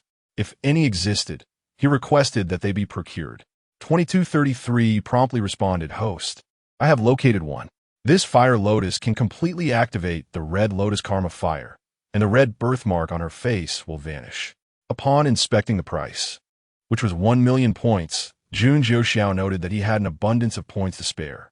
Moreover, 2233, in its relentless pursuit of system benefits, seemed more ruthless than Jun Jiuxiao himself, leading him to suspect that the points for each task had been inflated tenfold or more. After all, she was his little maid. A modicum of indulgence was warranted. Thus, he resolved to assist Ji Lanqing in eliminating the red birthmark on her right cheek. Jun Jiuxiao directly exchanged the points and proceeded to seek Ji Lanqing. Upon arriving at her cave dwelling, he politely informed her of his visit. Seeing Jun Jiuxiao, Ji Lanqing's face brightened, and she welcomed him inside with joy. "You should absorb the fire lotus now. I shall protect you," he stated, presenting the fire lotus for her to take in. Unaware of its nature, but trusting in Jun Jiuxiao's intentions, Ji Lanqing accepted it. The moment her hand made contact with the fire lotus, the red lotus karma fire erupted forth, and the unprepared Jun Jiuxiao found his clothing disintegrating. Ji Lanqing's attire surely met the same fate, and Jun Jiuxiao truly relished the red lotus karma fire, continually bestowing benefits upon himself. The red lotus karma fire engulfed Ji Lanqing, and she writhed in agony as flames consumed her entire being, feeling as though she were on the brink of being incinerated. Suddenly, a wave of coolness enveloped her. It was the bear Jun Jiuxiao embracing her, channeling his spiritual energy into her. Ji Lanqing's thoughts wandered to the fact that both she and Jun Jiuxiao were unclad, causing her cheeks to flush crimson. Quickly channel your spiritual energy. Do not lose focus. Jun Jiuxiao. Ji Lanqing shook off her daydreams, dedicating herself to harnessing her energy. After a while, the red lotus karma fire was entirely awakened, transforming the birthmark into a small red fire lotus at the corner of her right eye, enhancing the natural allure of her already flawless visage. Their gazes met, and they swiftly averted their eyes, hurriedly donning their garments. Ji Lanqing's delicate face was flushed, a rosy hue adorning her fair complexion, rendering her even more enchanting. Although it was not the first time Jun Jiuxiao had witnessed Ji Lanqing in such a state, he was still taken aback by her beauty. A line of poetry surfaced in his mind. A glance back and a smile births 100 charms. The beauties of the 6 palaces fade in comparison. Feeling an overwhelming warmth coursing through his body, Jun Jiuxiao realized he could no longer remain in that space. "You should contemplate the fire from earlier. I shall take my leave," he declared, walking away without a backward glance. Ji Lanqing lingered in the memory of their skin-to-skin contact, relishing the sensation of Jun Jiuxiao's bare chest and the robust aura of masculinity he exuded. After Jun Jiuxiao had departed for some time, Ji Lanqing gradually returned to her senses, feeling the presence of the red lotus karma fire within her body. Slowly, she realized she could completely master it, and thus ceased her cultivation, rising to savor the lingering essence of Jun Jiuxiao's presence. As she passed by a mirror, Ji Lanqing was struck with awe. The red birthmark on her right cheek had vanished, replaced by a fire lotus at the corner of her right eye. Overjoyed, she mused that Jun Jiuxiao had gazed at her with such rapt attention due to her beauty, leading her to speculate whether he harbored affections for her. The precious spiritual herb he provided must have been a deliberate gesture to assist her in removing the birthmark. Jun Jiuxiao is truly kind to me, she thought, growing increasingly elated, wishing she could rush to embrace him at that very moment. Chapter 49. The opening of the secret realm due to the candid reunion between Jun Jiuxiao and Ji Lanqing and under the condition of both being sober. Jun Jiuxiao felt a slight awkwardness and refrained from approaching Jiuxiao. This was primarily because his hands were continuously gliding over Jiuxiao, assisting her in suppressing the Red Lotus Karma fire. Aside from the intimate proximity, they engaged in no other actions. In truth, such measures were unnecessary. Yet Jun Jiuxiao was not one to act without gain. One ought to receive some form of compensation for their efforts. Jiuxiao, on the other hand, had a straightforward reason for not seeking out Jun Jiuxiao. She was immersed in her cultivation, preparing herself to enter the secret realm and eliminate Lin Shun. Now awakened, the Red Lotus Karma fire had elevated Jiuxiao's cultivation to the late stage of the refining organs realm, placing her on par with Lin Shun. As the third day arrived, the secret realm was set to open. Although referred to as a secret realm, it was merely a dilapidated miniature world belonging to the Xiantian sacred land, deemed too lowly for serious cultivation and thus utilized as a training ground for outer disciples. Disciples from affiliated sects were also permitted a single entry, considered a benevolent privilege. This occasion would see several outer disciples of Xiantian sacred land accompanying them into the secret realm, ensuring a considerable turnout. Jun Jiuxiao had previously advised Jiuxiao to enter alongside this group of affiliated sect disciples for her training. He harbored concerns that Jiuxiao's formidable strength might lead her to venture into the core of the secret realm, thereby disrupting his plans. Thus, he specifically cautioned her that her primary purpose for entering the secret realm was to hone her skills and slay demonic beasts, without the need to contend for the realm's most coveted resources, for he had already prepared all that she required. Saint Sun, I understand, Jiuxiao replied. After restoring her beauty, she truly embodied the title of the most stunning woman in the eastern region, and one could argue she was the most exquisite maiden across the endless continent. With her graceful figure, flawless complexion, and delicate features, she was perfection incarnate. Jun Jiuxiao, still uneasy, explicitly instructed Jiuxiao to avoid the core of the secret realm to prevent any unintended harm. Though she did not grasp the reasoning behind his caution, she obediently nodded in agreement. Upon arriving at the entrance of the secret realm, the assembly of individuals had nearly gathered in full. Word has it that the maidservant of the Xiantian Saint Sun will accompany us into the secret realm. Will we not be graced with a glimpse of the eastern region's most beautiful woman? Inquired a male disciple. I can hardly wait to behold her beauty. Another male disciple chimed in. Surely she must be even more stunning than the fairy Miaoying, another remarked, astounded at the thought of surpassing the already breathtaking fairy. Look, the Xiantian Saint Sun approaches. That must be his maidservant behind him. The crowd turned their gaze toward Jun Jiuxiao. She was indeed a striking beauty, deserving of the title of the eastern region's foremost beauty. A male disciple's eyes were transfixed upon Jiuxiao, unable to contain his admiration.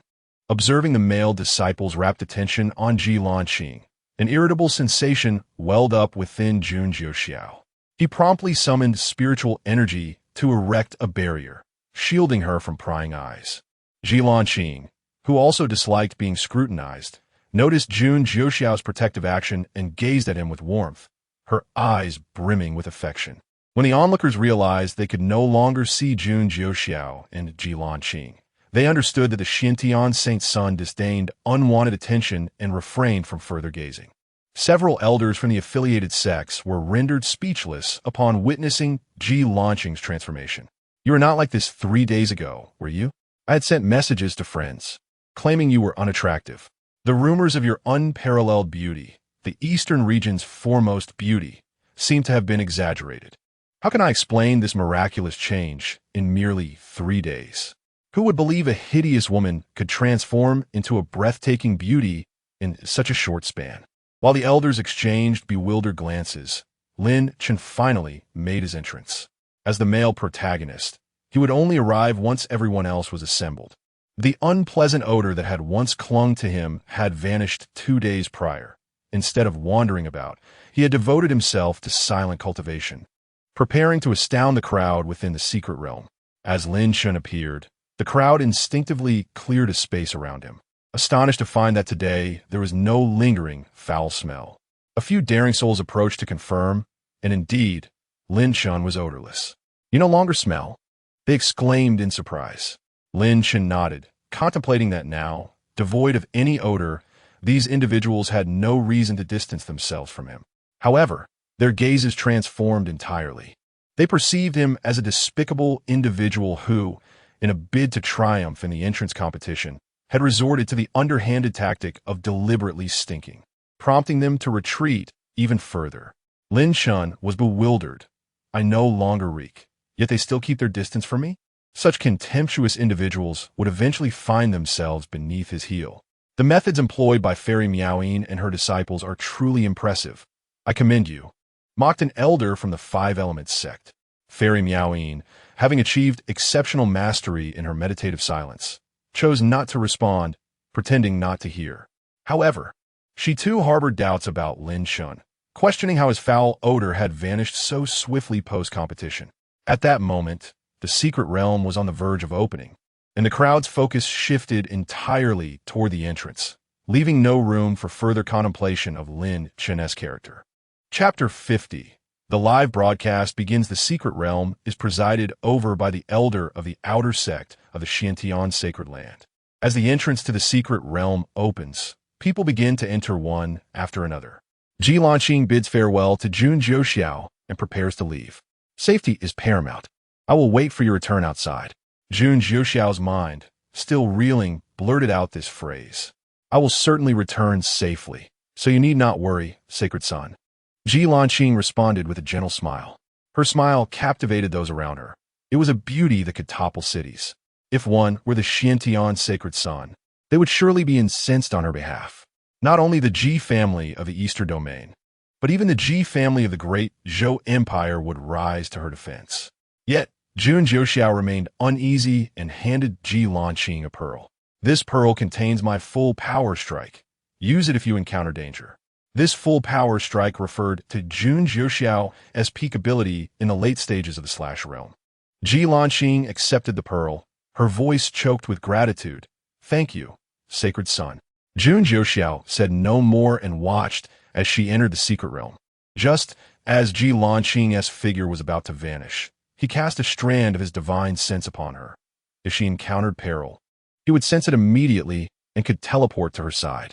After Ji Lanqing departed, Jun Jiuxiao felt a pang of unease, akin to a parent watching a cherished child venture out into the world, worrying about their safety and well-being.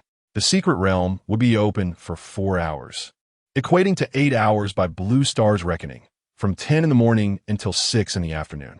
Jun Jiuxiao took his seat at the designated viewing platform reserved for the elders of various sects, having set up viewing stones at the core of the secret realm, each positioned to capture every angle, ensuring that all could witness the grandiose demeanor of Lin Chun, the male protagonist.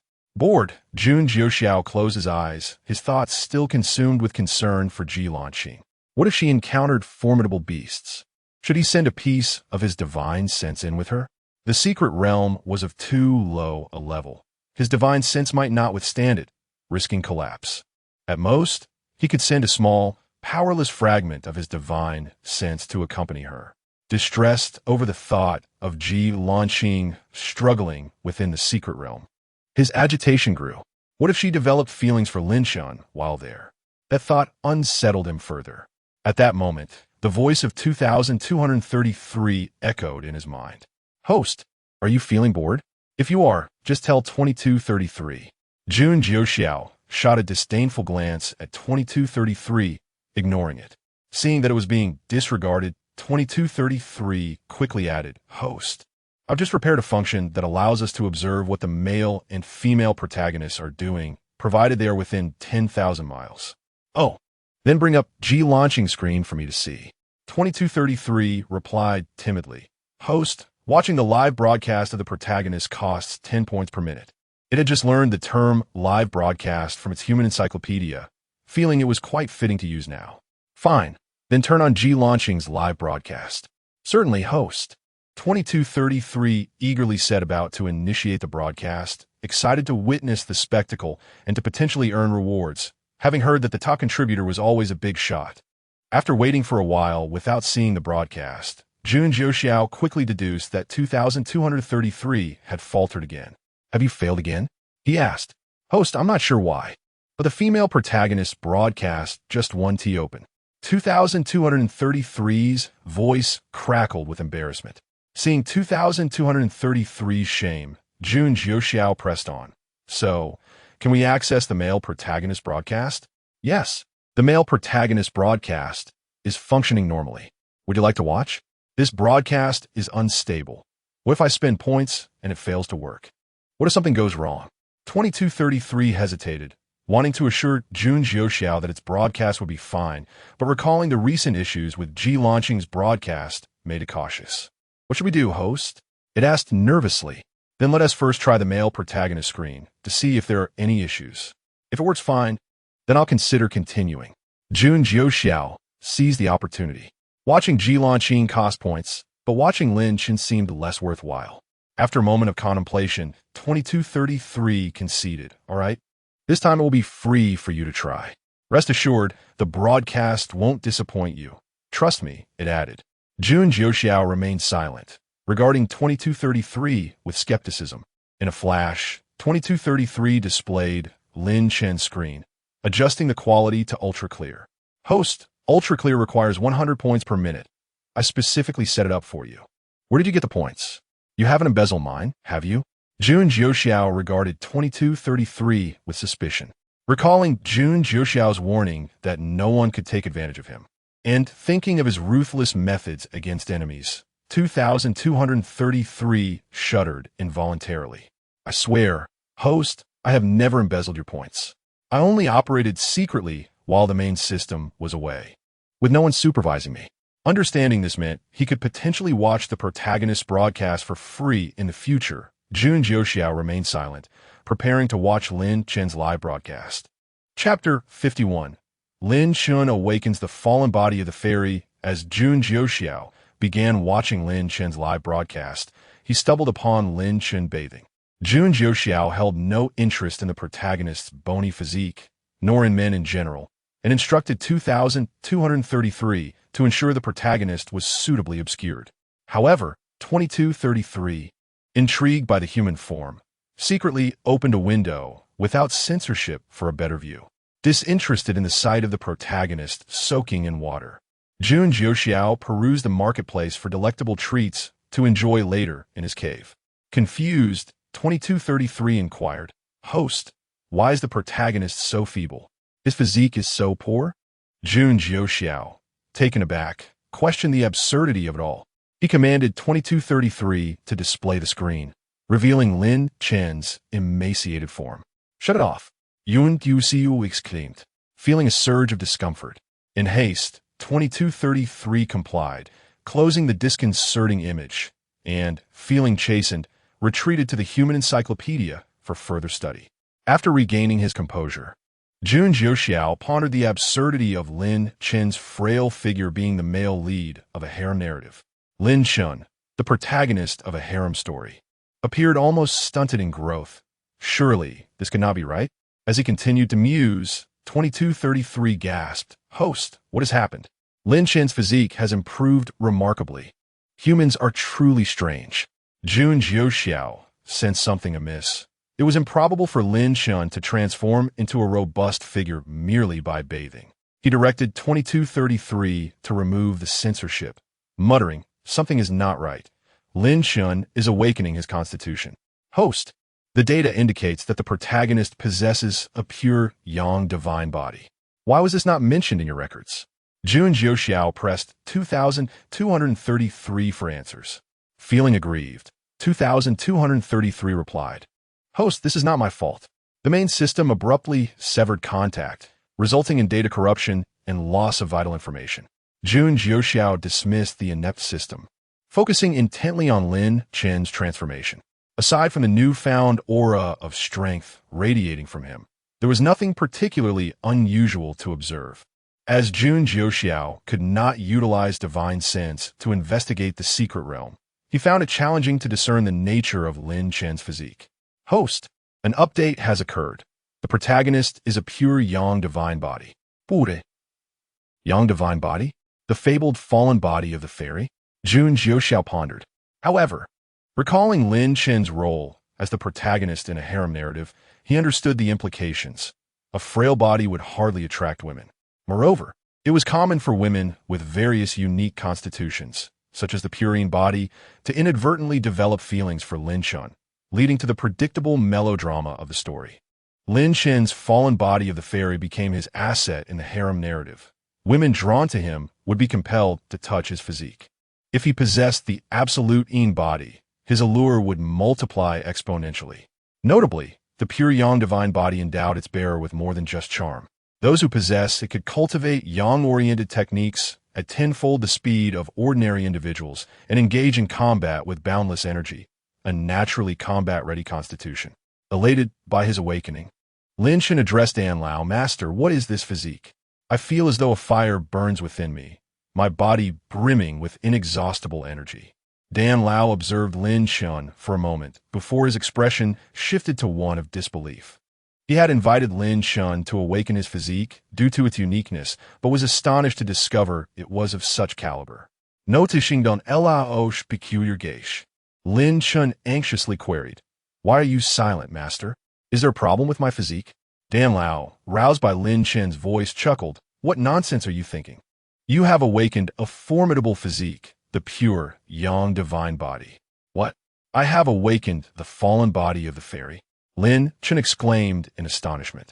Having read about such a physique in ancient texts, he had fantasized about possessing it, envisioning an existence surrounded by adoring women. Now that he truly awakened this physique, Lin Chen felt a surge of exhilaration, dreaming of embracing both his master, Shi Miaoyin, and the enchanting fairy he had encountered previously, his expression becoming rather lecherous. Dan Lao, reading Lin Chen's thoughts, cautioned, "This physique may attract certain unscrupulous female cultivators who might seek to capture you as a furnace. You must be vigilant in concealing yourself." Suddenly aware that his physique also classified him as a furnace body, Lin Chen felt a wave of panic. His cultivation level was still low, rendering him incapable of resisting more powerful female cultivators.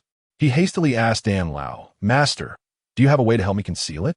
Dan Lao nodded, stating, "The fire-devouring technique I imparted to you will perfectly mask your pure yang divine body. You are destined to cultivate this technique. Our meeting is a matter of divine fate."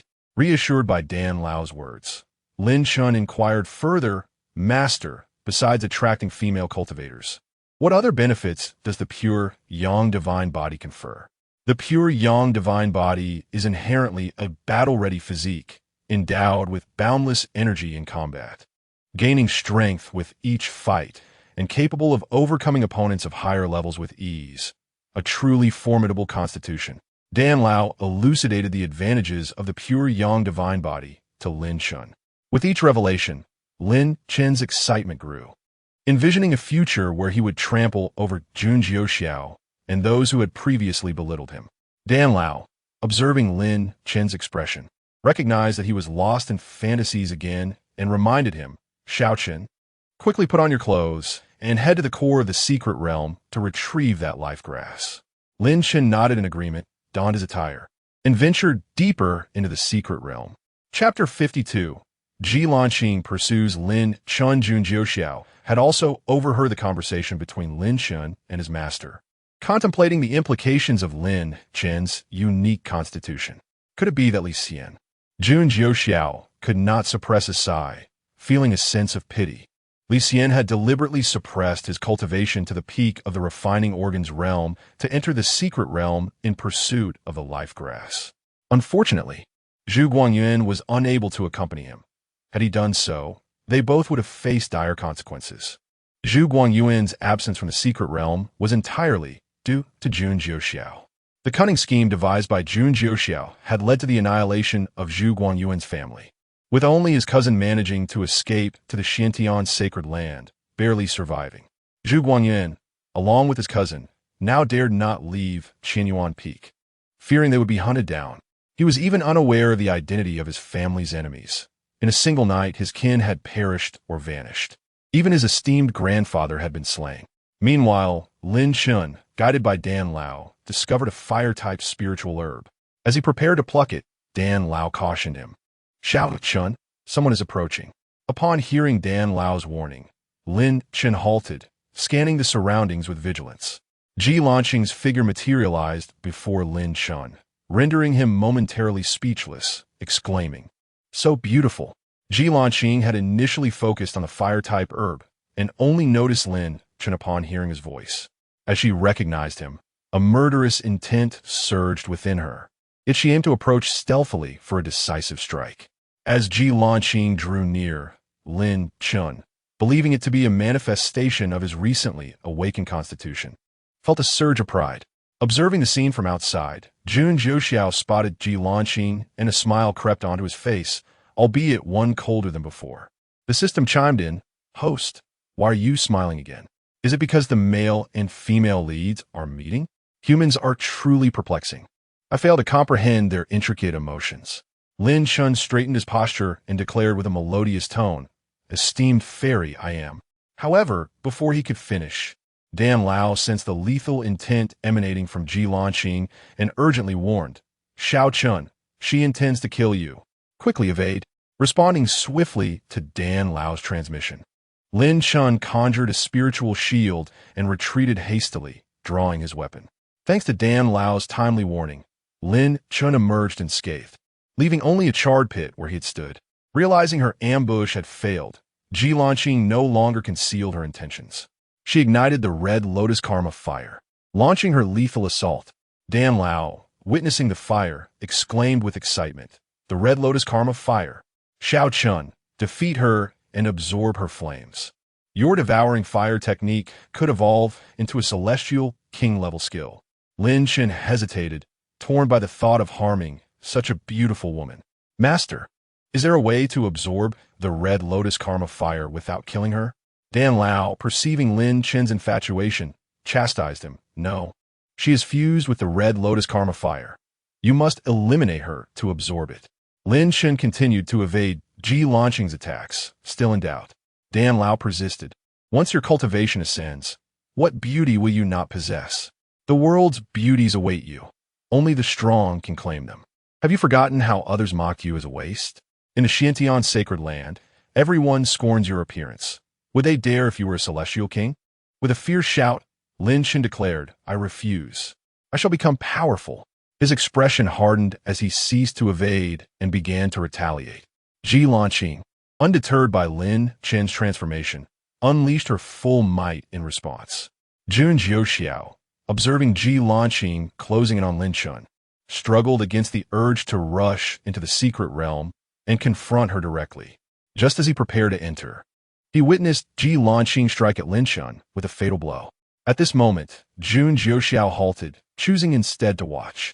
As Ji Lanqing and Lin Chen clashed, Lin Chen wielded the colossal sword gifted by Dan Lao, while Ji Lanqing relied solely on the red lotus karma fire, matching Lin Chen's strikes with her flames. Yet, it seemed the giant sword was nearing its limit against the scorching heat. Although Ji Lanqing's cultivation was still low, her use of the red lotus karma fire, one of the three great heavenly fires, proved formidable against ordinary weapons. Lin Chen recognized the urgency of the situation and asked Dan Lao, "Master, what should I do? The giant sword cannot withstand the fire much longer, and my body cannot endure its heat." Dan Lao, now a spiritual entity, found himself greatly restrained by the red lotus karma fire. A mere touch would inflict irreparable damage to his essence, preventing him from intervening. Seeing Dan Lao in a bind, Lin Chen reluctantly stowed away the giant sword, evading Ji Lanqing's onslaught while devising strategy. Jun Jiuxiao assessed that Ji Lanqing lacked practical experience. Once she exited the secret realm, he would have to take her for special training. If he were in Ji Lanqing's position, it would take him only 3 moves to severely injure Lin Chen. As Ji Lanqing grew increasingly adept in battle, her control over the flames became more fluid, her strikes more vicious, leaving Lin Chen unable to evade. Dan Lao, resigned to the circumstances, advised Lin Chen to abandon the spiritual herb and retreat for now. Lin Chen then proposed, "Esteemed fairy, I offer you the spiritual herb. Shall we cease hostilities?" Ji Lanqing remained silent, responding only with increasingly aggressive maneuvers. Recognizing that this was no longer tenable, Lin Chen fled. Unfazed by the spiritual herb, Ji Lanqing pursued Lin Chen relentlessly, vowing to end his life. Chapter 53.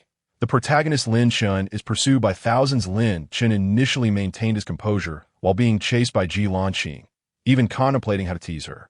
However, after 2 hours of relentless pursuit, he found himself in disarray, nearly meeting his demise on several occasions due to her unyielding determination. Even though Ji Lanqing possessed celestial grace, Lin Chen felt an intense animosity towards her, devoid of any lingering affectionate thoughts. His sole desire was to evade Ji Lanqing, and he even entertained the notion of eliminating her altogether. Throughout his escape, Lin Chen repeatedly inquired if Dan Lao had any solutions, but to no avail. Dan Lao, internally berating Lin Chen for his inadequacy, lamented that despite being on par in cultivation, he could not triumph over Ji Lanqing and was left to flee in disgrace. Now, even that escape seemed increasingly futile, leaving him with no choice but to seek Dan Lao's assistance. Lin Chen chastised Dan Lao in his mind, recalling how he had boasted of his peak Saint King prowess and invincibility among peers, yet now he was rendered powerless against a mere female cultivator in the refining stage. He felt deceived by Dan Lao's grandiose claims, especially after laboring for days to decipher an ancient formation within a decrepit stone, only to end up filthy and reviled. They were two master and apprentice, each harboring disdain for the other, yet compelled to maintain a facade of civility. Meanwhile, others in the secret realm noticed Ji Lanqing's pursuit of Lin Chen. Questions arose regarding why the maidservant of the Shantian Saint's son was chasing him. It was undoubtedly Lin Chen's fault. A person with such malicious intent could not possibly engage in virtuous deeds, remarked a female disciple from the Huanin Valley. If there was anyone the disciples of Huanin Valley detested, it was Lin Chen. The maidservant of a Shantian Saint's son was renowned for her beauty and benevolence. It was inconceivable that she would pursue Lin Chen without just cause. Surely, he must have committed some vile act, stated a fervent admirer of Ji Lanqing as she glared at Lin Chen, who was desperately evading her. Lin Chen, with his scheming nature, was capable of resorting to underhanded tactics to secure victory in the entrance examination, likely resorting to theft of Ji Xianzi's precious spiritual herb. Come, sisters, let us assist. This call came from a female disciple of Huanin Valley who had suffered indignity at Lin Chen's hands during the entrance trials. Let us aid Ji Xianzi, echoed the sentiments of other Huanin Valley disciples, fervently eager to target Lin Chen due to his repugnant nature. The female disciples of Huanin Valley joined the throng pursuing Lin Chen, though their cultivation levels were slightly inferior. Ji Lanqing and Lin Chen had been engaged in their chase for over an hour, exhausting their spiritual energy. Therefore, they managed to keep pace, occasionally launching talismans and attacks, forcing Lin Chen to evade with urgency, hindering his speed. Ji Lanqing, lacking proficiency in flight spells or artifacts, relied solely on her spiritual energy for support, which also limited her speed. Curiosity piqued among onlookers. It was unusual for someone to be pursued so vigorously. Upon closer inspection, they recognized it was Lin Chen. Given his notorious reputation for being utterly detestable and malicious, it was no surprise that he was being hunted. More questions arose about the nature of his pursuit. Whispers circulated that he had resorted to poison to pilfer a rare celestial herb from Ji Xianzi, inciting her wrath. The adherents of Ji Lanqing were quick to join the pursuit, incensed by the rumors. Ji Xianzi was the title bestowed upon Ji Lanqing, celebrated as the most beautiful woman in the eastern region. Others wondered why disciples from Huanin Valley were also involved in the chase, only to hear that Lin Chen had similarly stolen spiritual herbs from their ranks. The rumors escalated, transforming into tales of Lin Chen having discovered a great treasure within the secret realm. An ever-growing multitude joined the hunt for Lin Chen, observing the throng pursuing him.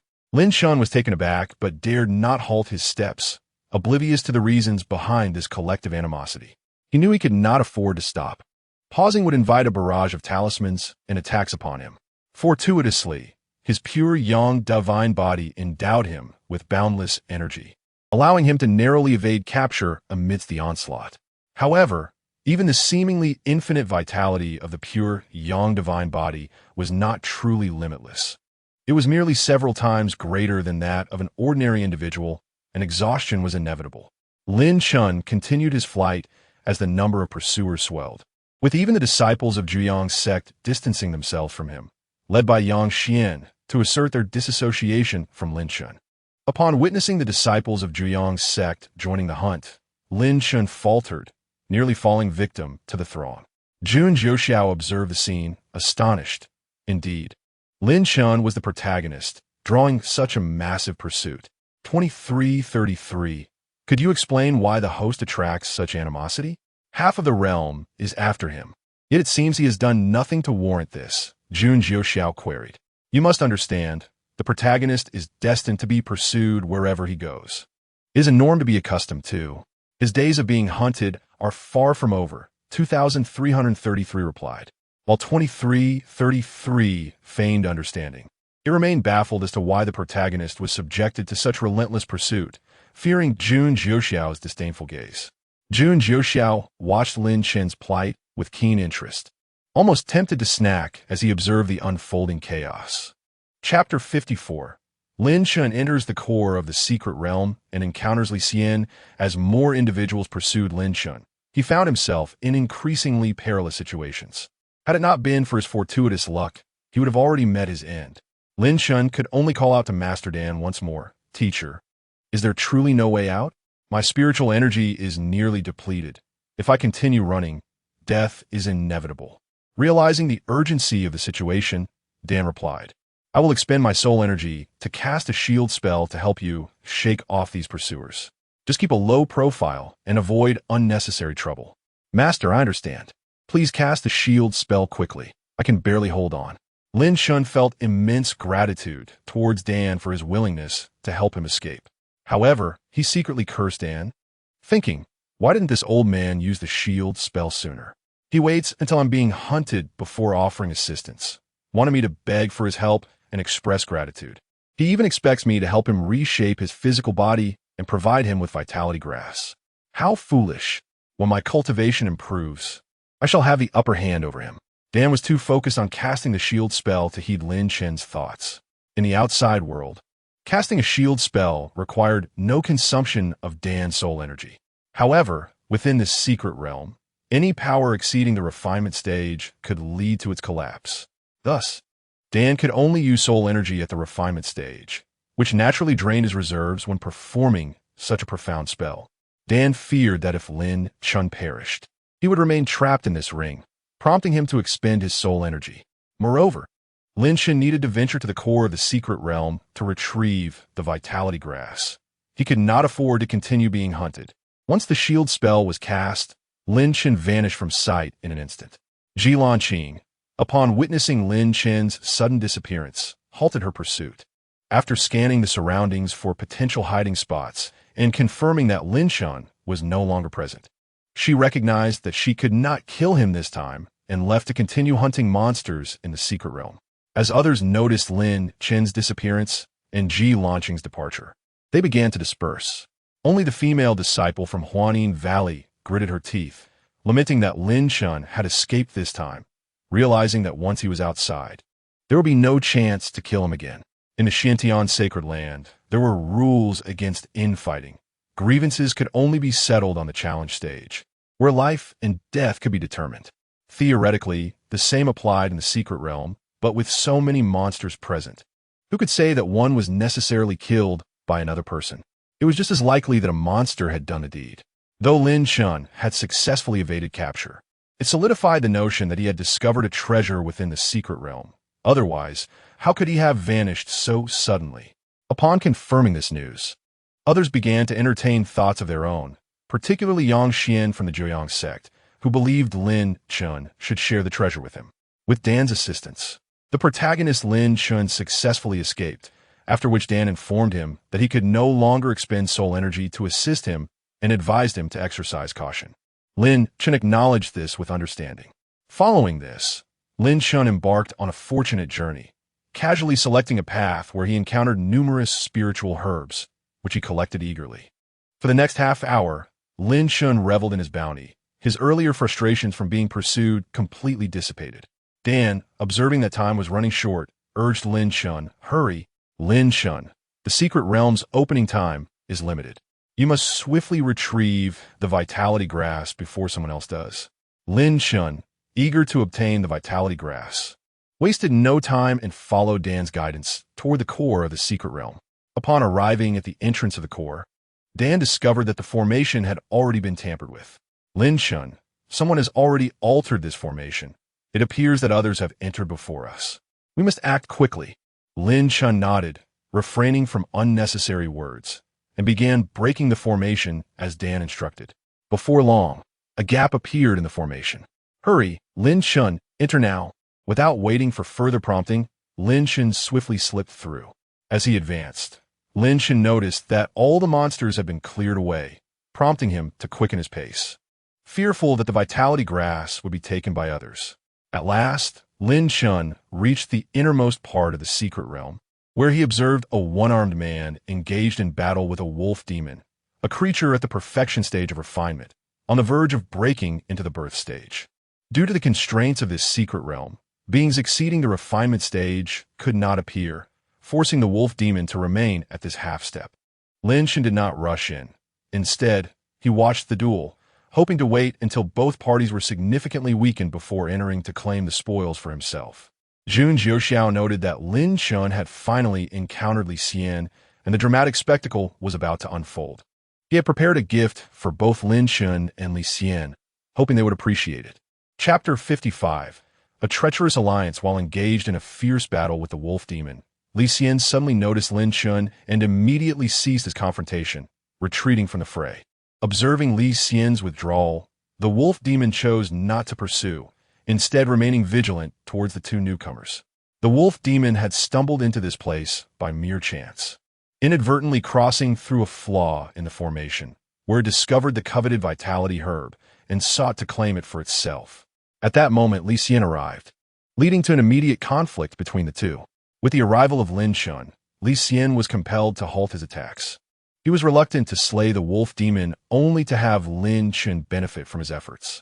The three, Lin Shun, Li Xian, and the wolf demon, maintained a wary standoff, none daring to make the first move.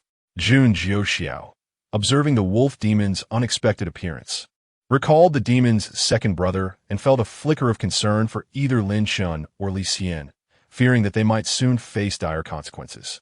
On the viewing platform, images began to materialize, showcasing Lin Shun and Li Xian to the onlookers. Jun Jiuxiao opened his eyes to scrutinize the scene captured by the recording stone, which provided a far superior vantage point compared to the limited view of a live broadcast. Lin Shun inquired of Elder Dan, "Are you capable of eliminating both the wolf demon and this individual?" Elder Dan was at a loss for words. Had he not just informed Lin Shun that he could not employ his soul power mere moments ago? It seemed he had forgotten so quickly. "No, I have exhausted too much soul power in assisting your escape.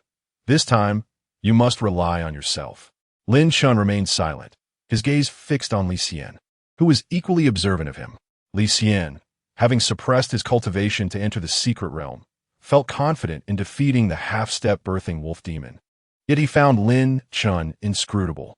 The three of them formed a triangle, each occupying a corner, as Lin Shun sensed that this stalemate could not persist.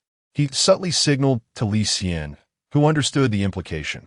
They would first unite to vanquish the wolf demon before contending for the vitality herb. After a moment of contemplation, Li Xian nodded in agreement, indicating his willingness to join forces against the wolf demon. The wolf demon, lacking in intelligence, failed to comprehend their silent communication. Lin Shun then called for an assault. Agreed. Both unleashed their lethal techniques upon the wolf demon, who, bewildered by the sudden alliance, realized it could not simply submit to its fate. It retaliated fiercely. The battle ensued, with the wolf demon clearly outmatched by their combined might. However, both Lin Shun and Li Xian remained cautious, unwilling to turn their backs on one another, inadvertently granting the wolf demon a fleeting opportunity to regroup. As time passed, the wolf demon sustained numerous injuries, and it would not be long before it succumbed to the coordinated efforts of Lin Shun and Li Xian. Outside, The observers noted the unfolding drama. Elder Ma of the Five Elements sect, with a hint of bitterness, remarked on the apparent prowess of the disciple of the Miao Yin fairy, questioning why such underhanded tactics were employed in the entrance competition. Jun Jiuxiao, intrigued by the animosity between Elder Ma and the Zhuyang sect, seized the opportunity to mock Miao Yin fairy. Could it be that Elder Ma harbors a personal vendetta against the Miao Yin fairy? Perhaps he once pursued her and was cruelly spurned. Meanwhile, Miao Yin remained focused on her meditative practice, curious about Lin Shun, whose evident talent was overshadowed by his choice to resort to such base methods to secure victory. Upon exiting the secret realm, she resolved to educate Lin Shun, urging him to abandon such despicable tactics, lest she be compelled to expel him from her tutelage. Seeing that Miao Yin was unresponsive, Elder Ma chose not to persist in his futile efforts, knowing that as long as Lin Shun remained her disciple, he would have ample opportunities to ridicule her in return for her past triumph over him. He shifted his gaze back to Lin Shun and Li Xian within the secret realm. The audience, noticing the lack of further discord between the two, found the spectacle less engaging and redirected their focus entirely on the unfolding conflict. Eager to determine the fate of the Vitality Herb, a rare prize that even the Xintian sacred land deemed worthy of reward, Miao Yin silently hoped for Lin Chen's success in obtaining the Vitality Herb, as he remained her disciple, and she genuinely wished for his well-being. Inside the secret realm, bolstered by their alliance, Lin Shun and Li Xian pressured the wolf demon, which was nearing its breaking point. Just as Lin Shun was about to deliver a fatal blow, Li Xian unexpectedly launched a surprise attack against him. Lin Shun, seemingly foreseeing Li Xian's treachery, effortlessly evaded the assault. "I anticipated your betrayal. You truly are a contemptible villain," Lin Shun scoffed, regarding Li Xian with disdain. "What villainy? Given the opportunity, I doubt you would refrain from striking me. The Vitality Herb is too precious for either of us to relinquish. Since my ambush has failed, let us engage in battle. The victor shall claim the herb," Li Xian declared, charging at Lin Shun as the two commenced their fierce duel. Chapter 56. The tragic plight of Lin Chun. Li Xian, originally at the Dao Void Realm, suppressed his cultivation to the peak of the refining Qi stage to enter the secret realm. However, despite possessing the strength to contend with a battle-hardened infant, he suffered the loss of an arm, diminishing his power. Lin Shun, the male protagonist endowed with a pure yang divine body, was capable of fighting above his level, thus making their confrontation evenly matched. As for the wolf demon, gravely injured and lying on the ground, neither of them paid it any heed. The audience outside, watching the spectacle unfold, speculated on who would emerge victorious from this clash. Jun Jiuxiao observed that the flower of the Kingsura had blossomed, intensifying the battle between the two, as they channeled their spiritual energy with fervor. Lin Shun, with his pure yang divine body, was destined to inflict suffering upon Li Xian. The Kingsura was a flower capable of igniting human desires. Upon inhaling its fragrant aroma, one would instantly lose their sanity, requiring physical release to regain composure. The more rapidly spiritual energy circulated, the sooner the effects of the Kingsura would manifest, demanding even more release to restore clarity. In the Endless Continent, the most potent aphrodisiac, crafted primarily from the pollen of the Kingsura, caught the attention of Dan Lao, who detected a strange fragrance. Initially dismissive, he gradually recognized its unsettling nature and hastily warned Lin Chun to exit. Lin Chun, already sensing the discomfort from the aroma, felt an increasing heat within his body and resolved to leave, yet he was unwilling to forsake the precious life-reviving grass. As Lin Chun dashed towards the grass, Li Xian immediately blocked his path. "Let's first obtain the life-reviving grass before determining the victor. The scent here is troubling," Lin Chen anxiously explained. Li Xian, skeptical, dismissed Lin Chen's concerns as mere excuses and refused to yield. With no alternative, Lin Chun resorted to force, unwilling to abandon such a valuable spiritual herb. As the fight ensued, Li Xian began to perceive Lin Chun's striking features with newfound appreciation. Lin Chun, with his naturally vibrant energy, had long been suppressing his desires. Now, he could no longer contain them. The fierce exchange of blows morphed into a tender embrace, as the two found themselves entwined. The onlookers, elders from various sects, were left astounded, with the elder from the Five Elements sect laughing and mocking. This disciple of the celestial melody is truly exceptional, embracing his adversary mid-battle. Is this a new tactic? A beauty strategy? The elder from the Five Elements sect, Ma, continued his jests, eliciting further laughter. Meanwhile, the celestial melody's master was nearly driven to despair over Lin Chun's behavior, vowing to expel him from her sect upon their return from the secret realm. Jun Jiuxiao noticed the wolf demon, previously inert, had stealthily plucked the life-reviving grass during Lin Chun and Li Xian's entanglement and consumed it. Both Lin Chun and Li Xian, now completely overtaken by their desires, began to shed their garments. The female elders present averted their gazes, while the male elders stared in disbelief, curious about the unfolding events. The crowd gasped as they witnessed Lin Chun overpowering the one-armed Li Xian. The onlookers swallowed hard, with Elder Ma from the Five Elements sect incredulously exclaiming, "Celestial melody, is it true that your disciple favors men?" Realizing Lin Chen's intentions, the celestial melody's master felt a wave of nausea wash over her, horrified to accept that her disciple would engage in such behavior publicly. At that moment, the crowd gasped again, feeling an unsettling tension in the air. The wolf demon, initially unresponsive to the effects of the Kingsura, was now under its influence after consuming the life-reviving grass, rapidly succumbing to madness. Li Xian, now beyond reason, could only turn his aggression towards Lin Chun. The spectators, sensing Lin Chen's plight, felt sympathy for him, their gazes towards the celestial melody's master tinged with bewilderment. Elder Ma's earlier mockery faded as he processed the shocking scene, feeling a twinge of empathy for the celestial melody's master and her peculiar disciple. Jun Jiuxiao found the spectacle too disturbing and ordered the projection to be shut down. An elder raised a query about the trio's bewildering behavior, suggesting a loss of sanity.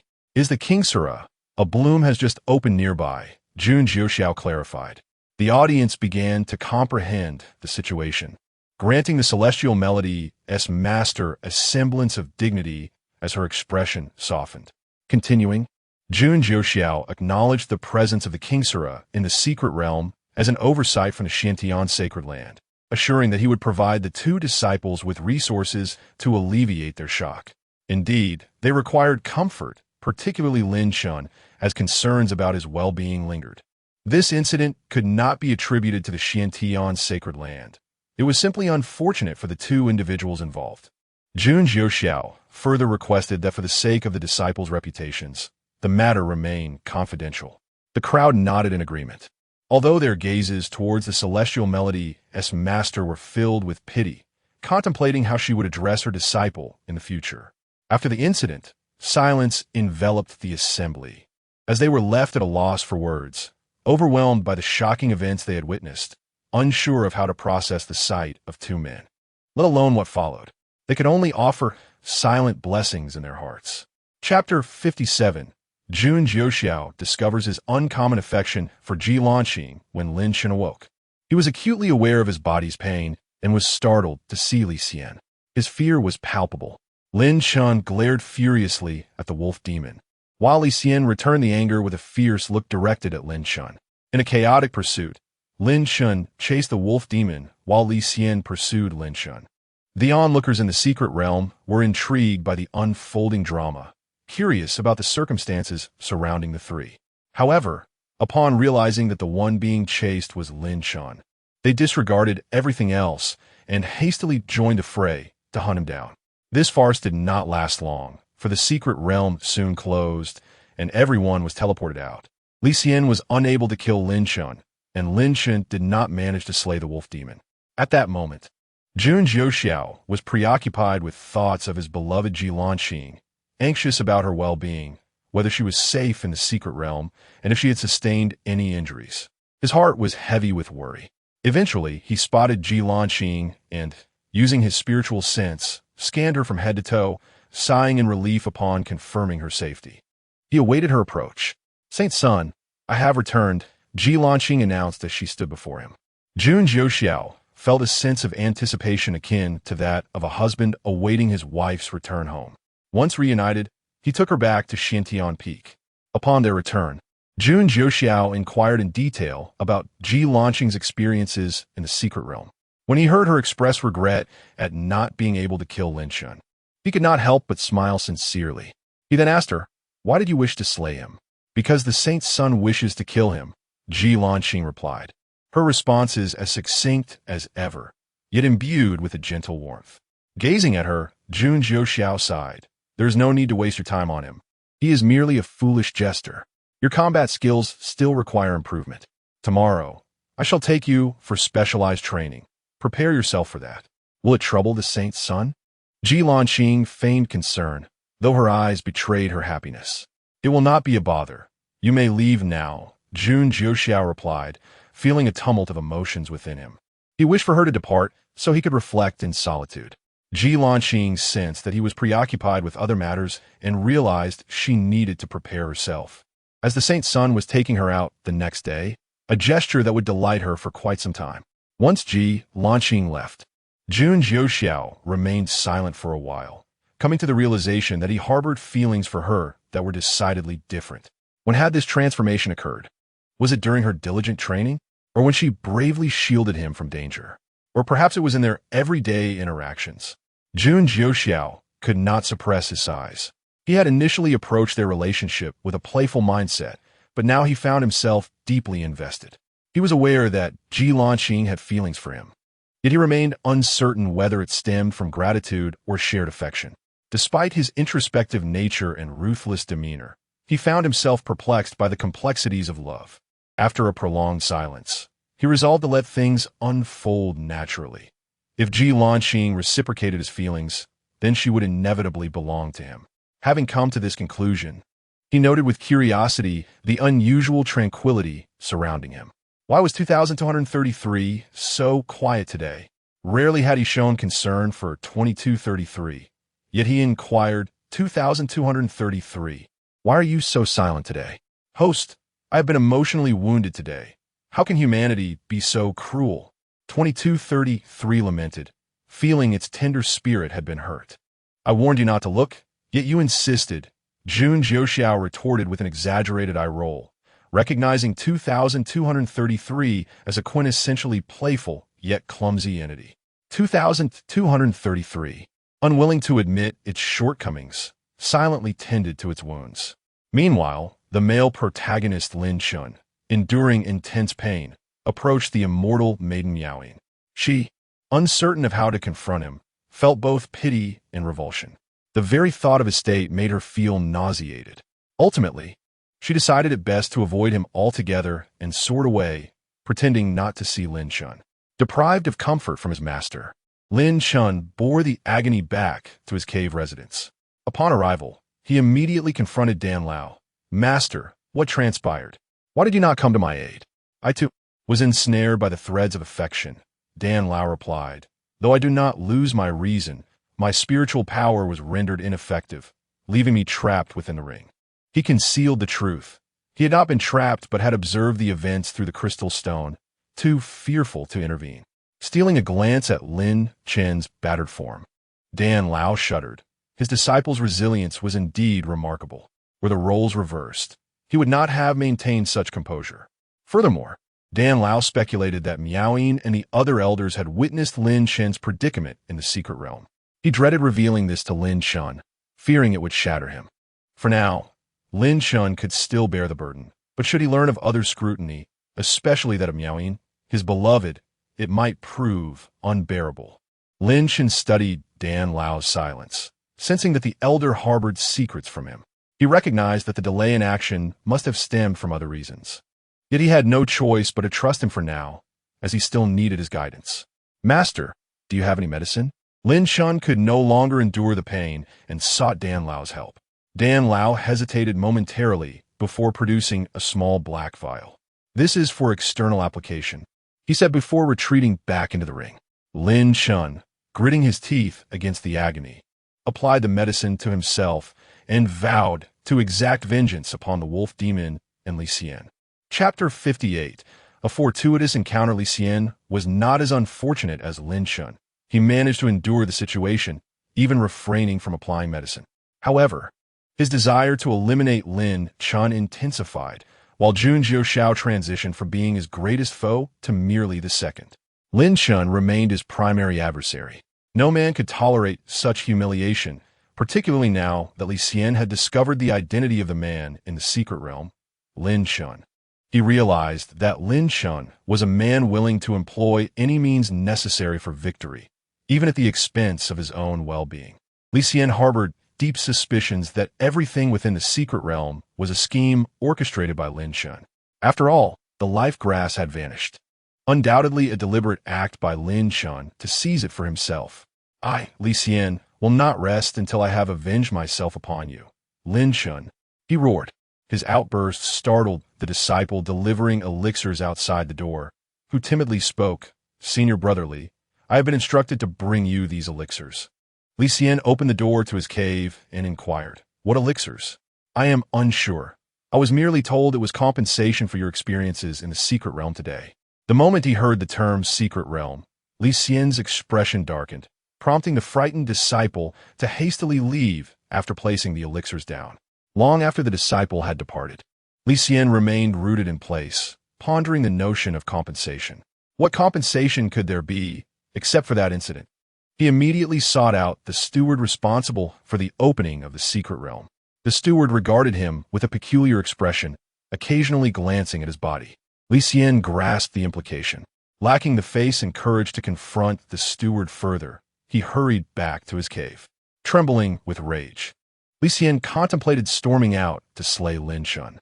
However, the multitude of people outside deterred him. If he killed Lin Chun, it would surely be discovered. He had to restrain himself. The rules of the Xintian sacred land were not to be trifled with, not by anyone. Even after provoking Jun Jiuxiao, the Holy Sun, he had not been killed, merely disarmed. His earlier audacity in slaying the maid, Jilan Qing, was only possible because she was merely a servant disciple, and the sacred land's rules afforded no protection to those of lower status. The more he brooded, the angrier he became. Unable to kill Lin Chun, he felt perpetually affixed to the pillar of shame. He vowed to dismantle Lin Chun into 1,000 pieces. As for Lin Chun's compensation, Jun Jiuxiao had specifically instructed that it be delivered to the enchanting fairy Miao Yin to be presented to Lin Chun. Curious, Jun Jiuxiao even initiated a live broadcast, eager to witness Lin Chun's reaction upon learning that his beloved mentor, fairy Miao Yin, was aware of the events in the secret realm, having witnessed them firsthand. Upon receiving the compensation designated by Jun Jiuxiao, fairy Miao Yin casually inspected the contents, discovering an array of elixirs suitable for refining the Zong realm, as well as those beneficial for early-stage pregnancy. All were meticulously prepared for Lin Chun. Fairy Miao Yin pondered the Holy Sun's thoughtful consideration, affirming the external rumors of his gentlemanly demeanor. After much contemplation, she resolved to visit Lin Chun personally. She wished to avoid him coming to the Jiang sect, where others might witness and gossip about their encounter. With her mind made up, fairy Miao Yin set off towards Lin Chun's cave. Lin Chun, please step outside. She preferred not to share the confines of her cave with him, fearing the resurgence of certain unpleasant memories. Upon hearing fairy Miao Yin's voice, Lin Chun promptly concluded his meditation, suppressing discomfort to greet her. Master, what brings you here? Please, come in and sit. He sought to invite her into his cave. No, I am merely here to deliver this compensation from the Xintian sacred land for the harm you endured in the secret realm. Please accept it. As she saw Lin Chun take the elixirs, she turned and departed without looking back. Lin Chun accepted the elixirs, bewildered. Compensation for me? After musing for some time, he suddenly broke into a devilish smile. My master truly cares for me. She is concerned for my well-being while cloaking it as compensation. I sustained no injuries in the secret realm. Who would compensate me? He boasted to Dan Lao. Teacher, fairy Miao Yin is exceedingly kind to me. Dan Lao, perplexed, noticed how fairy Miao Yin seemed to disdain Lin Chun, yet here she was extending kindness. Why do you feel this way? Dan Lao inquired. Lin Chun grinned mischievously and replied, Fairy Miao Yin specifically brought me elixirs, all while considering my pride by framing it as compensation. What harm did I suffer that would warrant such compensation? He believed that the events at the core of the secret realm were known only to them. Dan Lao, witnessing Lin Chen's demeanor, could not bear to remind him that many had likely seen him in a compromising situation, so he could only offer a forced chuckle, saying, "I shall return to my ring now." Lin Chun brought the storage bag given by Fairy Miao into his nose, inhaling the lingering fragrance of her presence, becoming entranced. Just as he basked in this aroma, a voice shattered his reverie. "Lin Chun, hand over your treasures." The voice belonged to Yang Xian, who had come specifically to demand the invaluable artifacts Lin Chun had discovered in the secret realm. Lin Chun quickly concealed the storage bag, eyeing Yang Xian warily. How did he know about the treasures? Yet, he soon regained his composure. "Brother Yang, I possess no treasures. Who told you I had any?"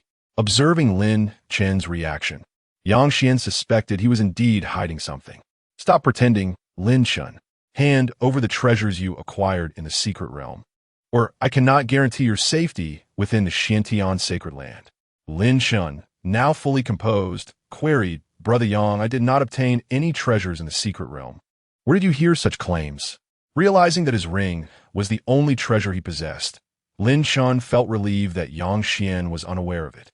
"Do not feign ignorance, Lin Chun. Everyone in the outer sect knows you acquired treasures in the secret realm. Why else would Ji Xianzi and half of the people in the secret realm be pursuing you?" Yang Xuan dismissed Lin Chen's protests, fully aware that he had stolen from Ji Xianzi and was being hunted down as a result. Lin Chun was bewildered. How was he unaware of acquiring any treasures? He also could not fathom why Ji Lanqing, in her madness, sought to kill him. It was frustrating to think that half the secret realm was after him without cause. He felt a surge of animosity towards Yang Xian, who had allied with those pursuing him. Reluctantly, Lin Chen continued, "Brother Yang, I truly do not understand why they are chasing me. It is as if they are possessed." Not wanting to antagonize Yang Xian, who was the sole heir to the Jiang sect and cherished by its leader, Lin Chen sought to avoid unnecessary trouble. Although he had not found any treasures in the secret realm, he was indeed in possession of one, much to Yang Xian's misfortune.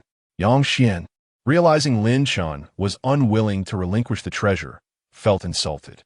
"Are you certain you will not hand over the treasure today? Whatever I, Yang Xian, desire, I will obtain. Consider if it is worth it to offend me for a mere artifact." Lin Chun internally scoffed at Yang Xian's arrogance.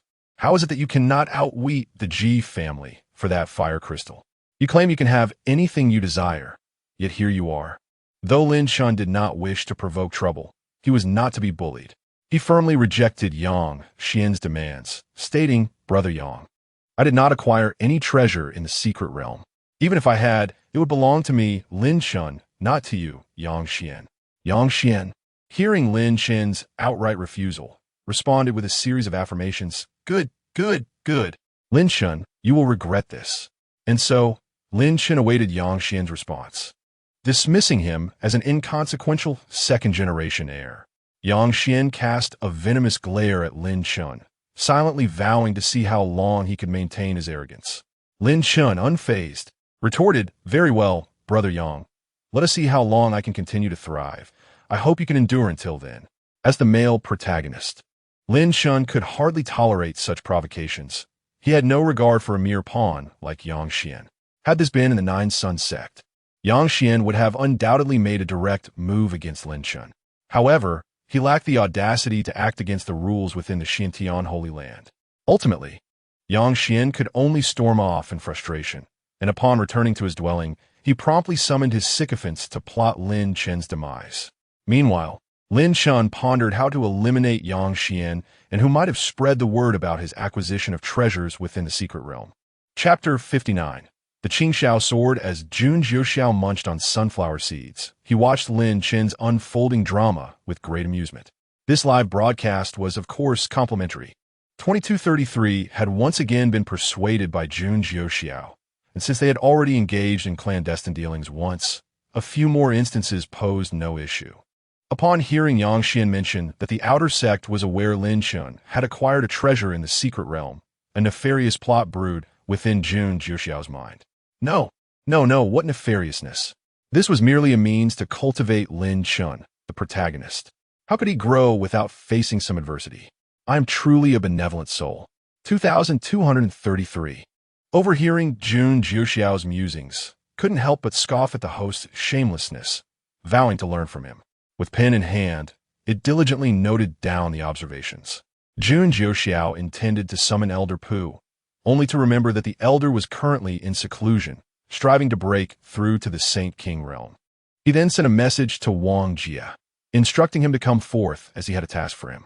Wang Jie, upon hearing that Jun Jiuxiao had entrusted him with a matter, leaped with excitement.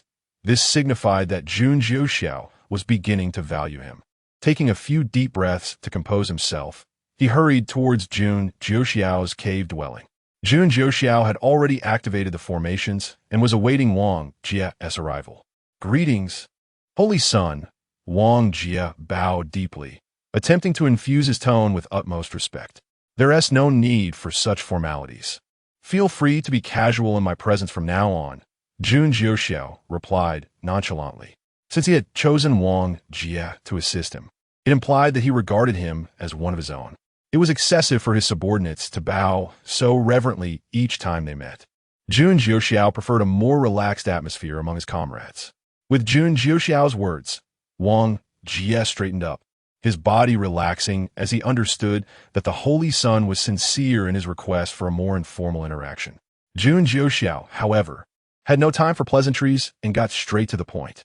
Go to the outer sect and convey a message that Lin Chun possesses a treasure capable of enhancing one's aptitude, transforming the inept into prodigies. I wish for no one to know that the message originated from you. Rest assured, I shall not disappoint the Holy Son, Wang Jie replied, suppressing his excitement, his voice steady and resolute. Jun Jiuxiao waved him off, allowing him to depart. Once back in his cave, Wang Jie's exhilaration remained uncontained. He was determined to execute this task flawlessly. This was the first time Jun Jiuxiao had entrusted him with such a responsibility, marking a crucial test of his loyalty. His potential to become Jun Jiuxiao's trusted aide hinged on this very mission. After considerable contemplation, Wang Jie set off towards Xianyu Peak.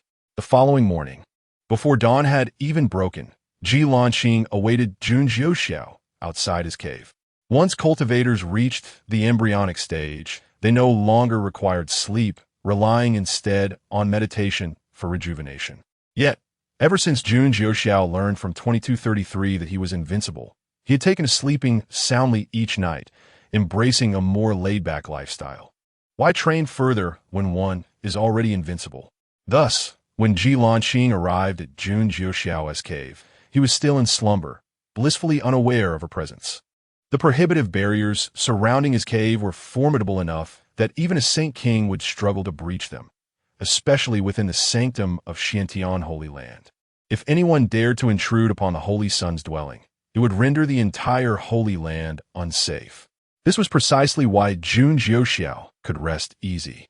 While he indulged in sleep, 2233, the system required no rest and vigilantly monitored the situation outside the cave. Upon noticing Ji Lanqing's presence, 2233 hesitated but ultimately decided to awaken Jun Jiuxiao. Host, Ji Lanqing has been waiting for you outside your cave, it reported. What? Jun Jiuxiao jolted awake, immediately realizing that Ji Lanqing awaited him outside, even before dawn. Without even fully dressing, he hastily opened the barrier and pulled Ji Lanqing inside. As Ji Lanqing was drawn in by Jun Jiuxiao, she stumbled and fell into his embrace, her face pressed against his bare chest, one hand instinctively wrapping around his waist. Both quickly recognized the awkwardness of their position and sprang apart. Ji Lanqing stole a glance at Jun Jiuxiao's exposed upper body and swallowed hard. Jun Jiuxiao became aware of his attire and began to reach for his clothing. I am but a servant of the Holy Son. I should assist you in dressing, Ji Lanqing stated. And without waiting for Jun Jiuxiao's consent, she began to clothe him with garments laid aside. As she dressed him, her hands inadvertently brushed against his chest and abs, her gaze aflame with admiration. Jun Jiuxiao, sensing her fervent stare, wondered if he appeared to her as an irresistible delicacy. No, surely that must be a misperception. After a moment, Ji Lanqing reluctantly finished dressing Jun Jiuxiao. He cleared his throat and inquired, "Why have you come so early?" "I wish to arrive ahead of time to await the Holy Sun," she replied, her voice still tinged with lingering allure. Her tone softened Jun Jiuxiao's heart, prompting him to respond, "There's no need for such formality. You have yet to reach the embryonic stage and should prioritize your rest." "Understood, Holy Sun," Ji Lanqing replied obediently, though inwardly she yearned to cultivate to the embryonic stage, thus eliminating the need for sleep and allowing her to arrive even earlier to await him. Seeing her compliance, Jun Jiuxiao shifted to more serious matters, retrieving a sword embryo from his storage ring and presenting it to Ji Lanqing. "This is a sword embryo I discovered in the sword abyss. Nurture it well, and it shall become your life-bound sword. Do not carelessly utilize the red lotus flame, as it may attract unwanted attention." Ji Lanqing accepted the sword embryo, caressing it with great affection. Anything gifted by the Holy Sun was cherished by her. Jun Jiuxiao continued to explain, "My Tianwan sword also originated from a sword embryo. By dripping your blood upon it, it will recognize you as its master and transform into the shape that you desire." With delight, Ji Lanqing dripped a drop of her blood onto the sword embryo, which then morphed into a slender sword, its body of vibrant red adorned with a fire lotus on the hilt, perfectly complementing her essence. Jun Jiuxiao encouraged her now. "Choose a name for your sword." After a moment's contemplation, Ji Lanqing suggested, "Holy Sun, may I call it the Qingxiao sword?" Understanding her intentions, Jun Jiuxiao replied, "It is your sword. You may name it as you wish."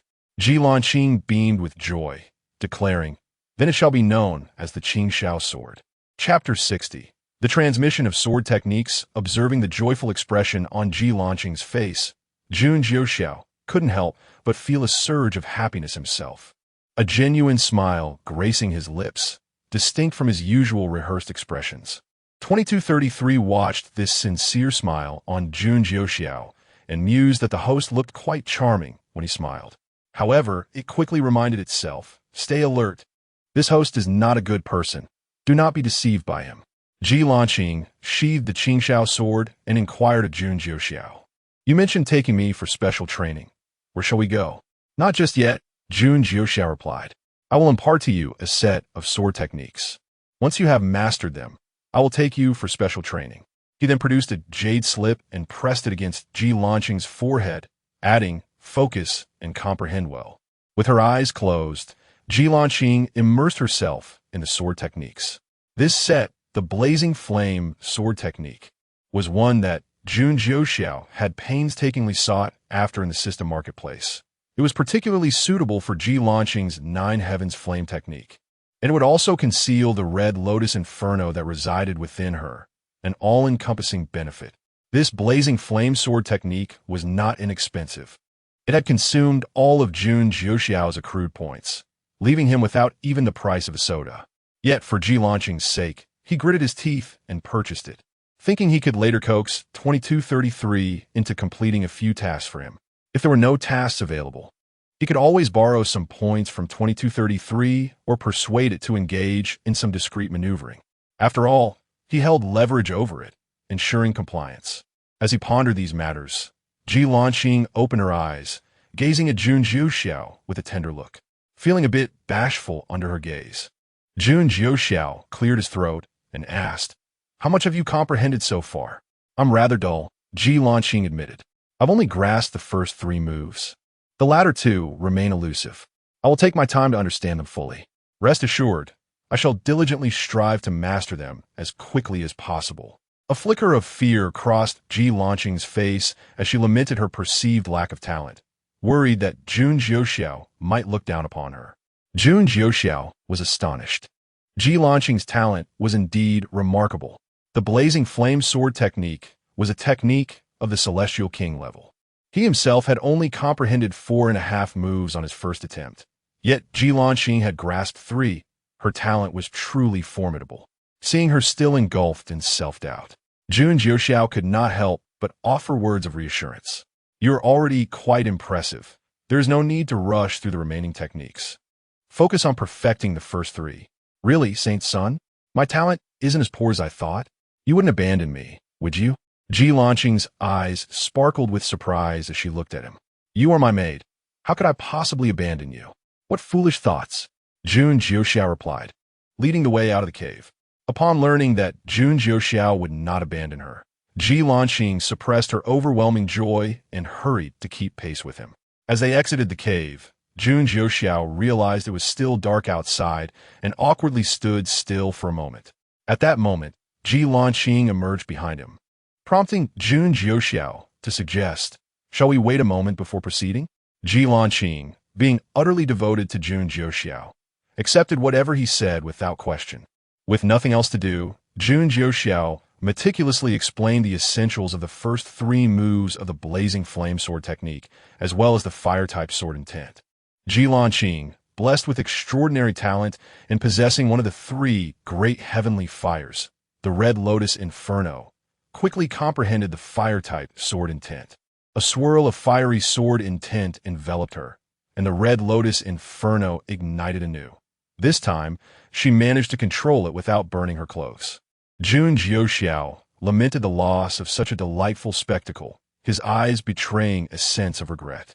After mastering the sword intent, Ji Lanqing joyfully announced, "Saint's son, I have comprehended the fire-type sword intent." "I can see that," Jun Jiuxiao replied, a look of satisfaction on his face. His little one was indeed remarkable. Noticing Ji Lanqing smiling at him, he felt compelled to praise her further. "You are splendid." Receiving Jun Jiuxiao's compliment, Ji Lanqing's smile widened, radiating with pride, akin to a kitten basking in its owner's praise. Jun Jiuxiao had never witnessed such a vibrant Ji Lanqing before and resolved to offer her more compliments in the future, for it was this spirited version of her that truly shone. It wasn't until Ji Lanqing's cheeks flushed that Jun Jiuxiao realized he had been staring at her for quite some time. He awkwardly justified, "I was merely observing how well you understood the sword intent. It appears you have grasped it splendidly." Ji Lanqing accepted his words without doubt. If Jun Jiuxiao declared a deer to be a horse, she would see it as such. Moreover, she relished his gaze and wished he would look at her a while longer. As the dawn broke, Jun Jiuxiao instructed Ji Lanqing to demonstrate the sword techniques before him. She immediately began to execute the blazing flame sword technique. Initially, her movements were a bit clumsy, but she gradually grew more proficient. Jun Jiuxiao observed that with Ji Lanqing's mastery of the fire-type sword intent combined with the blazing flame sword technique, she could contend even against those at the early stage of the Foundation establishment realm. He surmised that, with the addition of the Red Lotus Inferno, she would surely triumph over mid-Foundation establishment opponents. Now, Ji Lanqing needed only to familiarize herself further with the sword techniques, allowing her to unleash them with ease. To truly master the first 3 moves, Jun Jiuxiao encouraged her to continue practicing, assuring her that she could come to him with any questions before returning to the cave. As for the special training, he decided to keep that information to himself for now, intending to take Ji Lanqing for it the following day to avoid her waiting outside his cave at dawn. For the moment, his priority was to return to the cave and catch up on some much-needed sleep, for waking up early had drained him. Ji Lanqing, perceiving that Jun Jiuxiao had not mentioned the special training again, feared that he was dissatisfied with her progress in mastering the sword techniques and thus would not take her for the training. Consequently, she devoted herself even more diligently to her practice, striving to reach Jun Jiuxiao's expectations so that he would take her for special training. Chapter 61. The Trials of the Dragon Mountain Range today. Lin Shun was diligently cultivating in his cave abode when he found himself repeatedly disturbed by visitors. Elder Dan had also noticed an influx of individuals surrounding Lin Chen's dwelling. Puzzled by their intentions, Lin Chen grew increasingly irritable from the incessant interruptions and decided to seal off his cave, declaring a retreat into seclusion. Just then, Fairy Miaoying arrived with medicinal pills, providing Lin Shun with a perfect opportunity to utilize these elixirs to break through to the embryonic breeding stage. As Lin Shun secluded himself and refrained from receiving guests to focus on his breakthrough, the news of his possession of a significant treasure was confirmed. According to disciples of the Jiang sect, it took Lin Shun 3 months to advance from the refining viscera stage, without the aid of a precious artifact. How could he possibly be on the verge of breaking into the embryonic breeding stage? In no time, All the disciples from the affiliated sects were aware that Lin Chun possessed a treasure capable of transforming waste into genius. The rumor of Lin Chen's treasure spread throughout the Xintian Holy Land within a single day, inciting several inner-sect disciples to contemplate seizing the prized possession from him. In a Yangxian cave, Yangxian was furiously berating a kneeling disciple, exclaiming that the spread of Lin Chen's treasure news outside the sect was not intended for it to be known by the entirety of the Xintian Holy Land. With the entire Holy Land now aware, even the top 100 inner-sect disciples had begun to demand that Lin Chun present his treasure. Who would dare to contest them? Fuming, Yang Xian kicked the kneeling disciple, who showed no signs of anger and continued to bow, pleading for forgiveness for his ineptitude. Frustrated, Yang Xian could only dismiss him with an impatient command to leave, calling him a waste for failing to manage such a trivial matter. The disciple wiped the sweat from his brow and quickly exited. In truth, it was not the disciple who spread the news. The mastermind behind it was Wang Jie. However, even if someone were to investigate, they would only trace it back to this disciple and Yang Xian. Wang Jie, adept at operating in the shadows, orchestrated the chaos while concealing his own contributions. Naturally, Li Xian also played a part in undermining Lin Chun. Unable to take revenge personally, he incited others to act. The inner-sect disciple demanding that Lin Chun surrender his treasure was instigated by Li Xian, who had also been instrumental in disseminating the rumor regarding Lin Chen's possession of a precious artifact. Wang Jie prepared to report the entire sequence of events to Jun Jiuxiao. Upon receiving confirmation of completion from Wang Jie, Jun Jiuxiao simply instructed him to withdraw. Wang Jie interpreted this as a sign of Jun Jiuxiao's trust, feeling an overwhelming gratitude and vowing to repay this confidence. However, Jun Jiuxiao remained indifferent to such minor affairs, preoccupied with plans to engage Ji Lanqing in specialized training the following day. Concerns for others' progeny were best left to their own guardians. The training could not be too simple, as it would hinder Ji Lanqing's combat skill development, nor too difficult, lest it bruise her pride. Aware of Ji Lanqing's strong-willed nature, Jun Jiuxiao recognized this as a virtue that would facilitate her rapid advancement. Thus, Ji Lanqing continued to practice her swordsmanship, and Jun Jiuxiao did not intervene. Casting a glance at the seemingly busy 2233, he sighed at his own misfortune. In the past, he had read tales of powerful systems that catered to their host's every need, whereas a system functioned merely as an alarm clock, utterly unhelpful and perpetually lamenting, truly a waste. The following day, Jun Jiuxiao awoke at his leisure and tidied himself before seeking out Ji Lanqing. To his surprise, he found her once again immersed in sword practice. Such diligence from the talented and hardworking Ji Lanqing promised that she would undoubtedly emerge as one of the formidable figures in the Endless Continent, as long as she did not falter. Faita, the thought of Ji Lanqing potentially encountering setbacks troubled Jun Jiuxiao. He resolved to arrange some contingencies for her. The protagonist's halo might fail, and he might not always be by her side, necessitating that she have some hidden advantages. However, for now, it was imperative to take Ji Lanqing to specialized training, as her battle experiences were still too limited, which could prove detrimental in future confrontations. Upon noticing Jun Jiuxiao's arrival, Ji Lanqing promptly sheathed her sword and approached him with evident joy. "Saint Sun, what brings you here? I am on the verge of fully comprehending the fiery blade technique. This matter is not urgent. I am here to take you for specialized training. Have you forgotten?" Jun Jiuxiao said, his mood lifting as he looked at Ji Lanqing, his tone unexpectedly gentle. "Really? You're taking me today?" Ji Lanqing was astonished, scarcely able to believe her good fortune. "Indeed, come with me," Jun Jiuxiao assured her, helping Ji Lanqing onto his flying artifact. He realized he had forgotten to provide her with a flying tool, seemingly unaware that she had not yet learned any spells.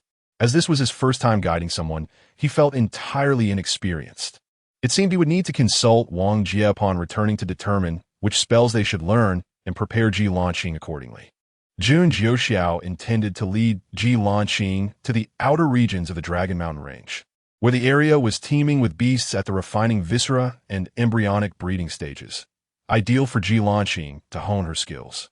It was said that a colossal dragon lay buried beneath the Dragon Mountain range, but after scanning the area with his spiritual sense, Jun Jiuxiao discerned that it was merely a celestial king-level flood dragon.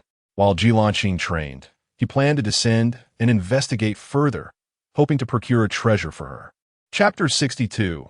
Jun Jiuxiao's heart aches for Jilanqing upon arriving at the Dragon Mountain range. Jun Jiuxiao took a moment to survey the surroundings with his spiritual sense, discovering that no beasts beyond the infant stage were present. After locating the first beast that Jilanqing was to vanquish, he gently descended with her.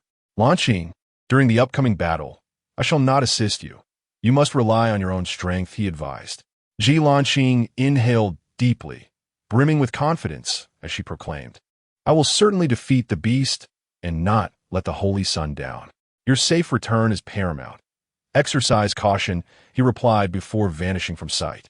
Jilanqing unsheathed the Qingxiao sword, gripping it tightly as she scanned her surroundings for prey. At that moment, Jun Jiuxiao's voice resonated in her ears. I have prepared your first opponent, located to your right. It is a peak-level beast of the refining stage. Although Jilanqing heard him, she could not see him, understanding that he was observing her from a distance. A wave of sweetness washed over her heart, and she silently vowed to swiftly slay the beast, determined not to disappoint the Holy Sun. After walking for a while, she finally spotted the peak-level beast he mentioned, a porcupine, encased in tough armor and brimming with brute strength, yet easily manageable.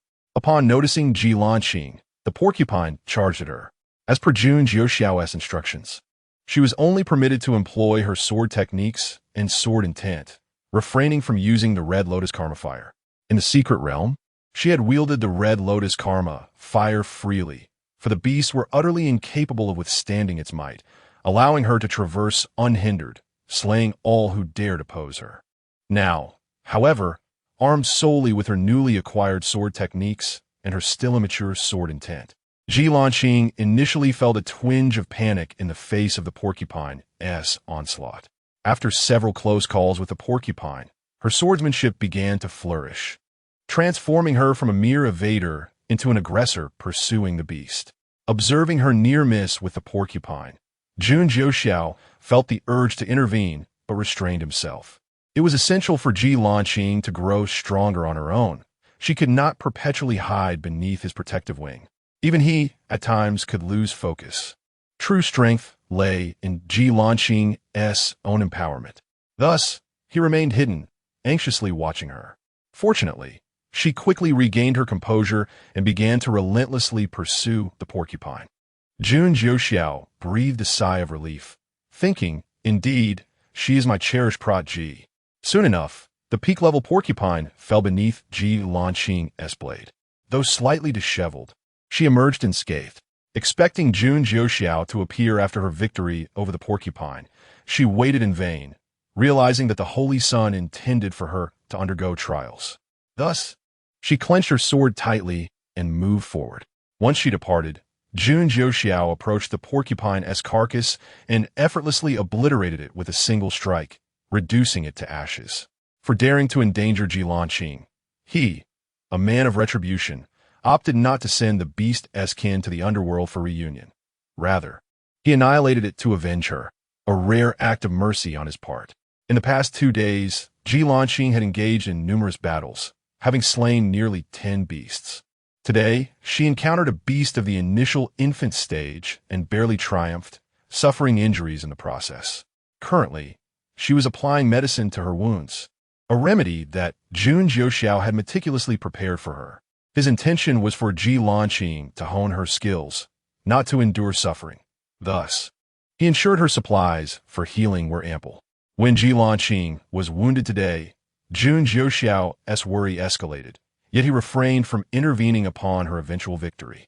The beast that dared to harm her had its entire lineage dispatched to reunite with it in the afterlife. Since her triumph over the initial infant stage beast, Jilanqing's progress had been remarkable. When encountering another such beast, she effortlessly eradicated it without sustaining any harm.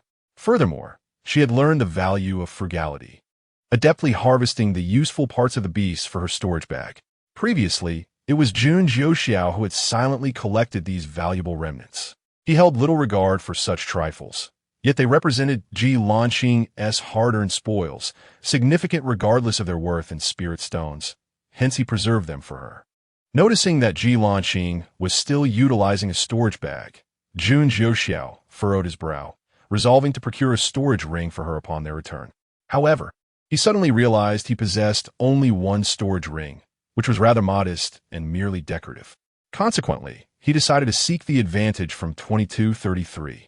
2233, are you there? He inquired. Host, I am always here, 2233's mechanical voice responded. Do you have any storage rings available? Jun Jiuxiao asked directly. I have plenty, but host, you already possess the Emperor's space. What need have you for a storage ring? 2233 questioned, perplexed. I intend to give one to Ji Lanqing. Please find a suitable storage ring for her. The larger, the better. You may advance the points, and I will repay you once I accumulate some, Jun Jiuxiao explained.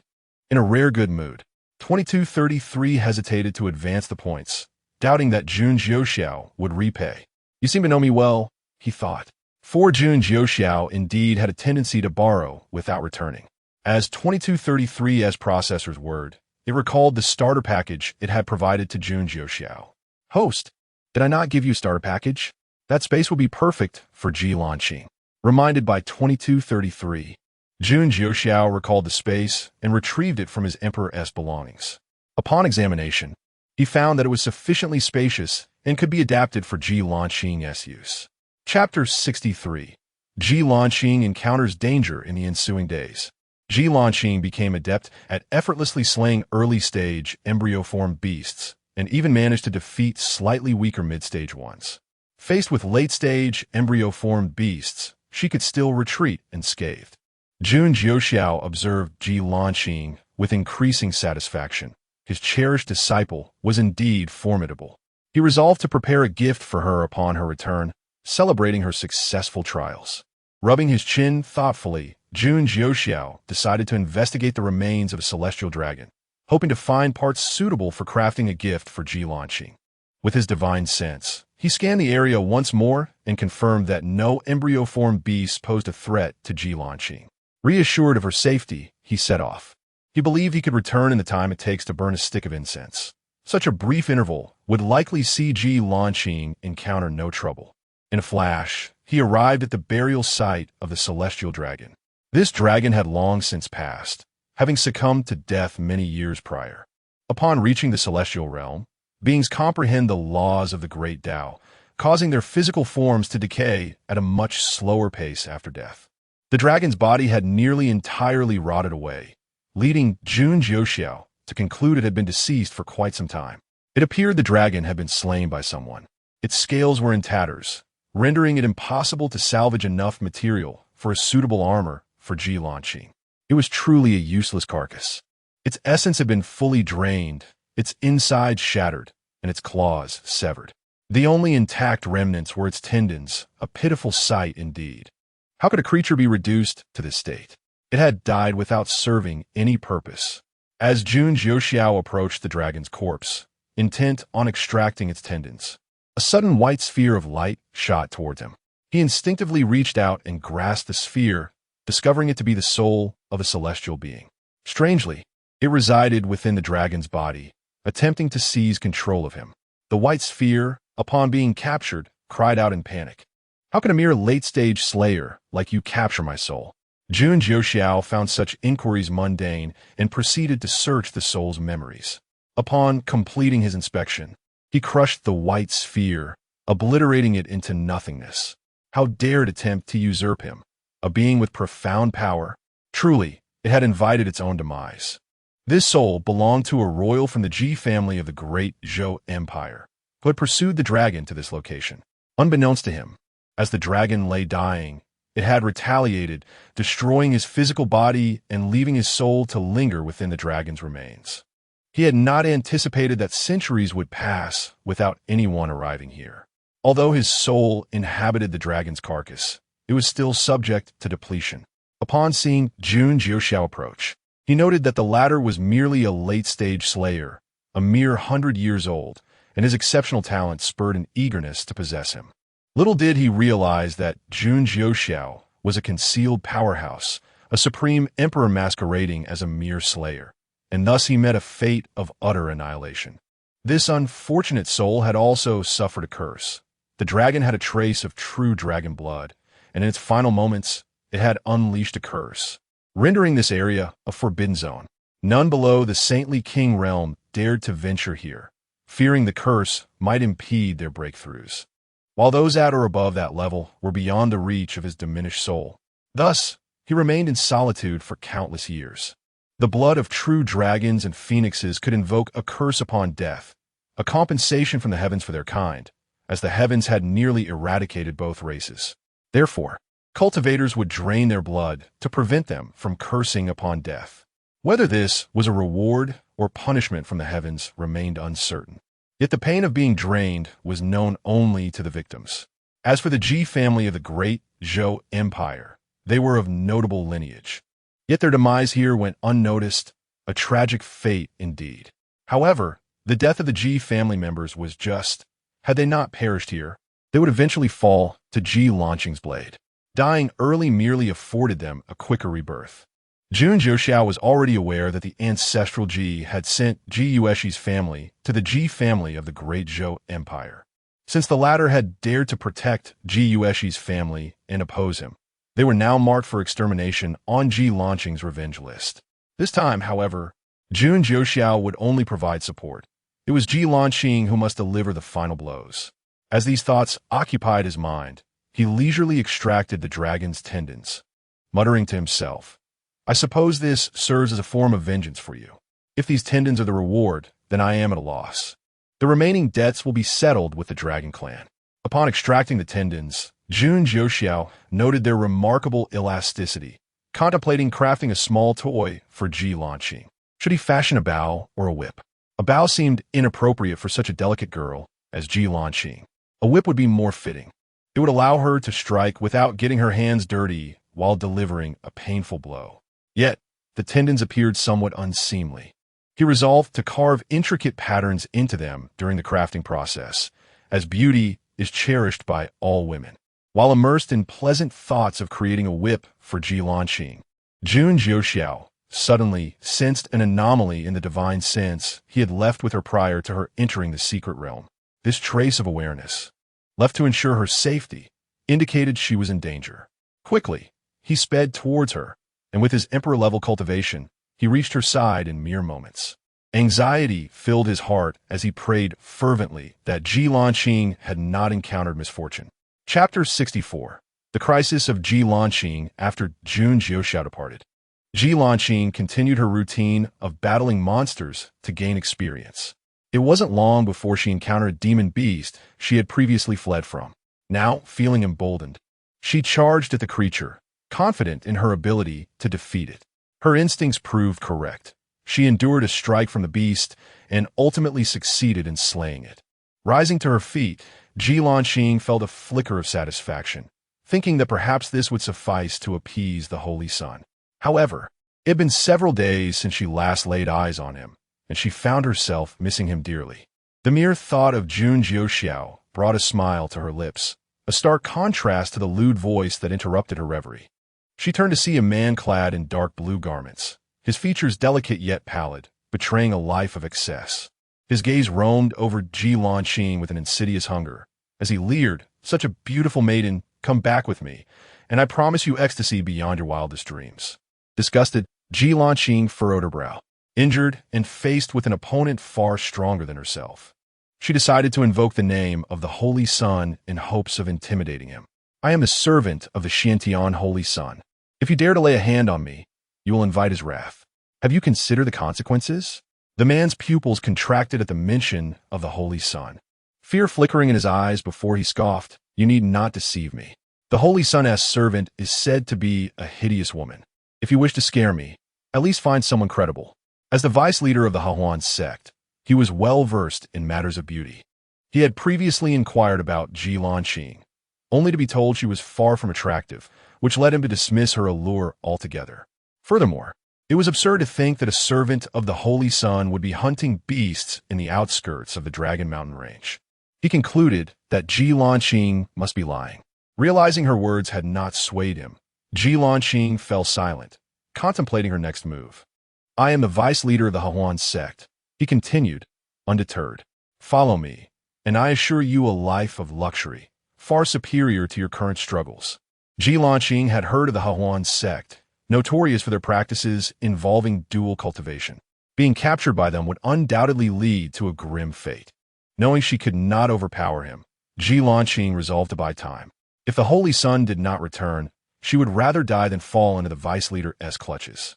Gripping her Qingxiao sword tightly, she consumed a healing pill and began to meditate, hoping to endure just a little longer. The vice leader, noticing her indifference, was captivated by her ethereal beauty. Do not worry, I will not treat you as a vessel. I will provide you with resources for cultivation. You need not struggle alone. His claims that no one in the eastern region would dare to challenge her were mere bravado. Although the Hahuan sect was a formidable force, it was clear he would not immediately use her as a vessel, wanting instead to savor her beauty first. Ji Lanqing felt revulsion at the vice leader's advances, forcing herself to turn away from his lascivious gaze. He detected her disdain and seethed with anger, thinking it audacious for a mere fledgling like her to reject him, especially when even the esteemed disciple Shen Qingyin looked down upon him. Today, whether you like it or not, you will submit to me. Had you been more agreeable, I might have shown you some compassion. Since you choose to be obstinate, I shall treat you accordingly. Realizing she must confront the vice leader, Ji Lanqing understood she was outmatched.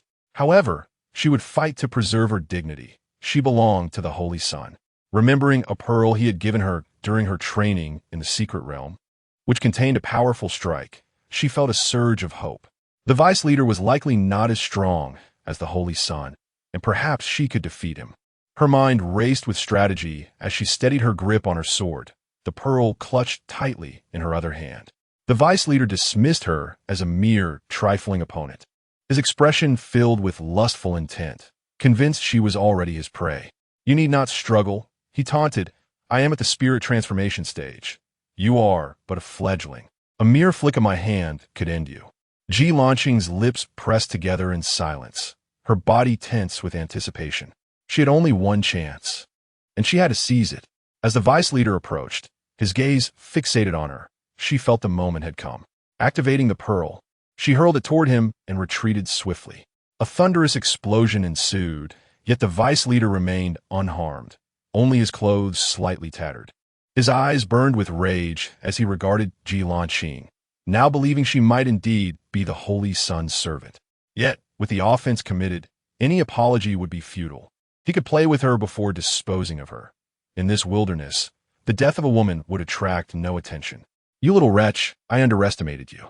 Had it not been for the protective talisman bestowed upon me by my father, you might have caught me off guard. Prepared for death, Ji Lanqing steeled herself, unwilling to succumb without a fight. Clutching her sword, she unleashed the blazing sky sword technique, infused with fiery intent, charging at the vice leader.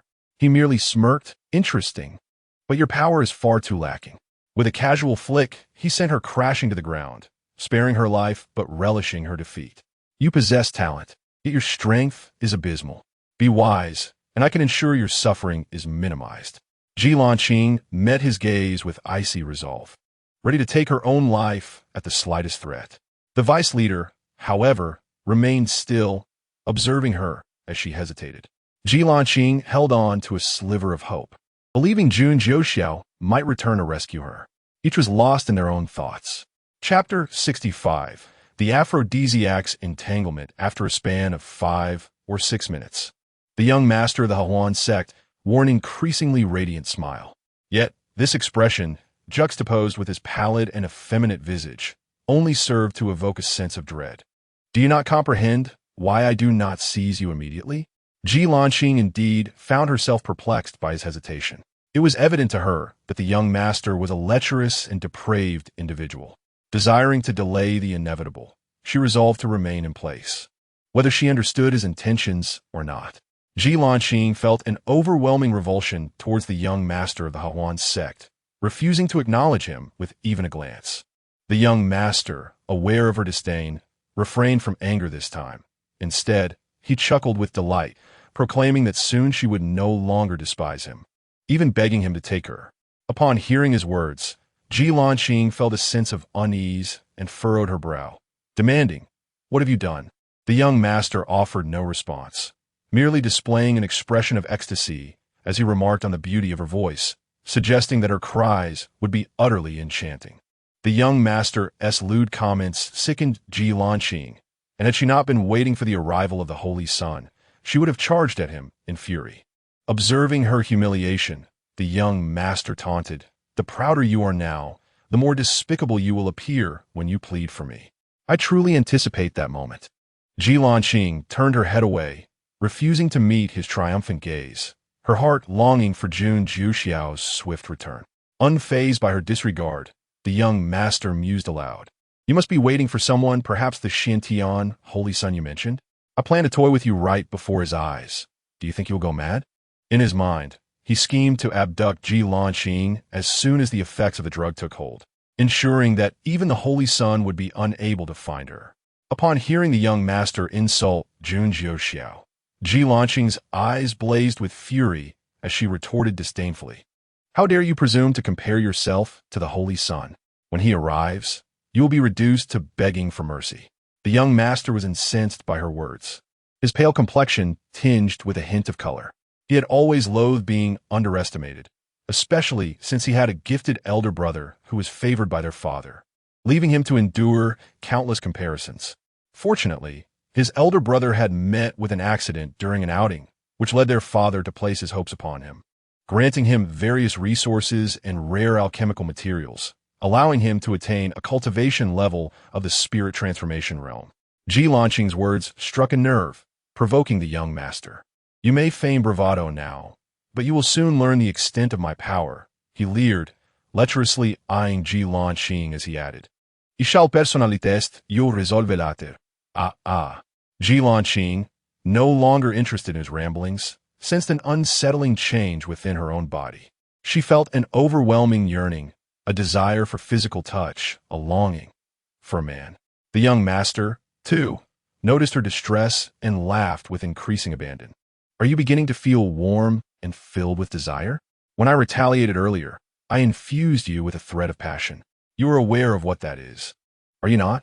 Though its name is elegant, it is the most potent aphrodisiac, ensnaring one in a whirlwind of desire and madness." Ji Lanqing attempted to quell her inner cravings by channeling her spiritual energy. The young master continued to taunt, "Channel your energy as fiercely as you wish. The faster it flows, the sooner the effects will manifest. I eagerly await the moment when this frigid fairy begs for my touch." After making this remark, he lewdly licked his lips. Ji Lanqing, no longer willing to wait for Jun Jiuxiao, contemplated using her spiritual energy to destroy her own heart pulse in a desperate bid for freedom, but her efforts proved futile. Panic washed over her as she finally registered the gravity of her situation, gazing at the young master with terror. "Are you contemplating self-destruction?" he mocked. "I am well acquainted with women like you, and I have taken precautions against your desperate measures." Seeing her fear, the young master reveled in her humiliation, relishing the sight of an ethereal being succumbing to earthly desires. "This time, it's this little vixen. Next, it will be that wretched Shenqing." Ji Lanqing felt a profound sense of despair as her attempts to destroy her heart pulse failed repeatedly, leaving her devoid of the strength to even lift her sword. Although she had not succeeded in her suicide attempt, the divine consciousness left by Jun Jiuxiao sensed her peril, prompting an immediate response from him. Her awareness blurred, her body and soul hungering for a man. "Your figure and beauty surpass that of Shun Qingyin, and the experience with you would surely be far more exquisite. To possess a beauty like you would render this life worthwhile." The young master continued to critique Ji Lanqing, oblivious to the impending danger. Chapter 66. I am willing to submit to the Holy Sun upon his arrival. Jun Jiuxiao beheld a man towering over Ji Lanqing, hurling vile insults at her. Without a moment's hesitation, Jun Jiuxiao unleashed a powerful strike, shattering the man's physical form and subsequently binding his soul. Rushing to Ji Lanqing's side, he discovered that she appeared largely unharmed, which brought him a sense of relief. Upon seeing Jun Jiuxiao come to her aid, Ji Lanqing felt assured that the Holy Sun would indeed rescue her. She surrendered entirely, the effects of the aphrodisiac overpowering her reason. With a fervent desire, she sought something, her hands exploring Jun Jiuxiao's form, yearning to tear away his garments, her lips inching closer to his, seeking a kiss. It dawned on Jun Jiuxiao that Ji Lanqing had fallen victim to an aphrodisiac. Lanqing, awakened, he called out, employing his spiritual energy to suppress the effects of the drug. Yet, he noted that the more he exerted his power, the more fervently Ji Lanqing sought to touch him, as if driven by an insatiable urge. He resolved to restrain her, rendering her immobile. Could it be the influence of the aphrodisiac? Jun Jiuxiao promptly delved into the man's soul, confirming his suspicions regarding the drug. His brows furrowed. The aphrodisiac was indeed troublesome, primarily inciting one's desires. A fleeting thought crossed his mind. Should he succumb to the temptation? He swiftly dismissed it, for despite his ruthless nature, he found such an act beneath him. Moreover, engaging with a woman driven solely by desire resembled coupling with a lifeless doll, utterly devoid of interest. As thoughts raced through his mind, he glanced at Ji Lanqing, her complexion now tinged with a delicate blush. He contemplated sacrificing a portion of himself to assist her. Then, a realization struck him. How could he forget that Ji Lanqing possessed the Scarlet Lotus Flame? It was truly perplexing that she had not utilized it in her current predicament.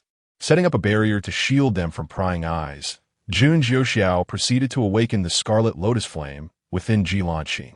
Overwhelmed and unconscious, she was unable to control the flame, and in an instant, her garments vanished. The Scarlet Lotus Flame ignited within her, gradually restoring her clarity of mind. Odisson, you have come. I knew you would save me, Ji Lanqing murmured, her voice laced with allure, even as the drug's effects lingered. Do not speak. Focus on controlling the Scarlet Lotus Flame. It will help dispel the aphrodisiac's influence. Ji Lanqing, lacking the strength to articulate more, complied and channeled the flame to rid herself of the drug's effects. Jun Jiuxiao, having seen her unclothed form, felt no embarrassment, for he had already seen and touched her before. With the assistance of the Scarlet Lotus Flame, Ji Lanqing gradually regained her composure. After a while, she became fully aware of her state and hastily donned her attire. Her cheeks flushed as she avoided Jun Jiuxiao's gaze. In the future, should she encounter any aphrodisiac or poison, she could rely on the Scarlet Lotus Flame to eliminate it, as it was capable of countering all toxins. Jun Jiuxiao refrained from gazing at her any longer, wishing to preserve her dignity. After all, she was still a girl. I am willing to submit to the Holy Sun. Ji Lanqing's voice was soft, yet Jun Jiuxiao heard her clearly. Fixing his gaze upon her, his tone turned serious. Do you comprehend the gravity of your words? Ji Lanqing met his eyes with unwavering resolve, affirming, I am willing to offer myself to the Holy Sun. Regardless of your feelings, gratitude, or otherwise, having uttered these words, you are now mine, Jun Jiuxiao. Should you dare betray me, I shall personally end your life. Jun Jiuxiao disregarded Ji Lanqing's sentiments. In this moment, she belonged to him. As for Lin Chen, he would deal with him later. His woman could not be entwined with another man. I will not betray the Holy Sun. Never. Ji Lanqing's eyes sparkled with determination. Jun Jiuxiao said no more. Ji Lanqing had endured enough, and after such a lengthy trial, it was time for her to return. Now that she was his, he felt liberated and directly embraced Ji Lanqing, lifting her into his arms as he soared back. Initially taken aback, Ji Lanqing soon felt elation and ultimately joy, as she wrapped her arms around Jun Jiuxiao's waist, resting her head against his chest. He carried her to his abode, not out of haste, for Ji Lanqing bore injuries that required care. You shall reside with me henceforth. Heal here, and once you are well, you may bring your belongings. Understood, Odisson?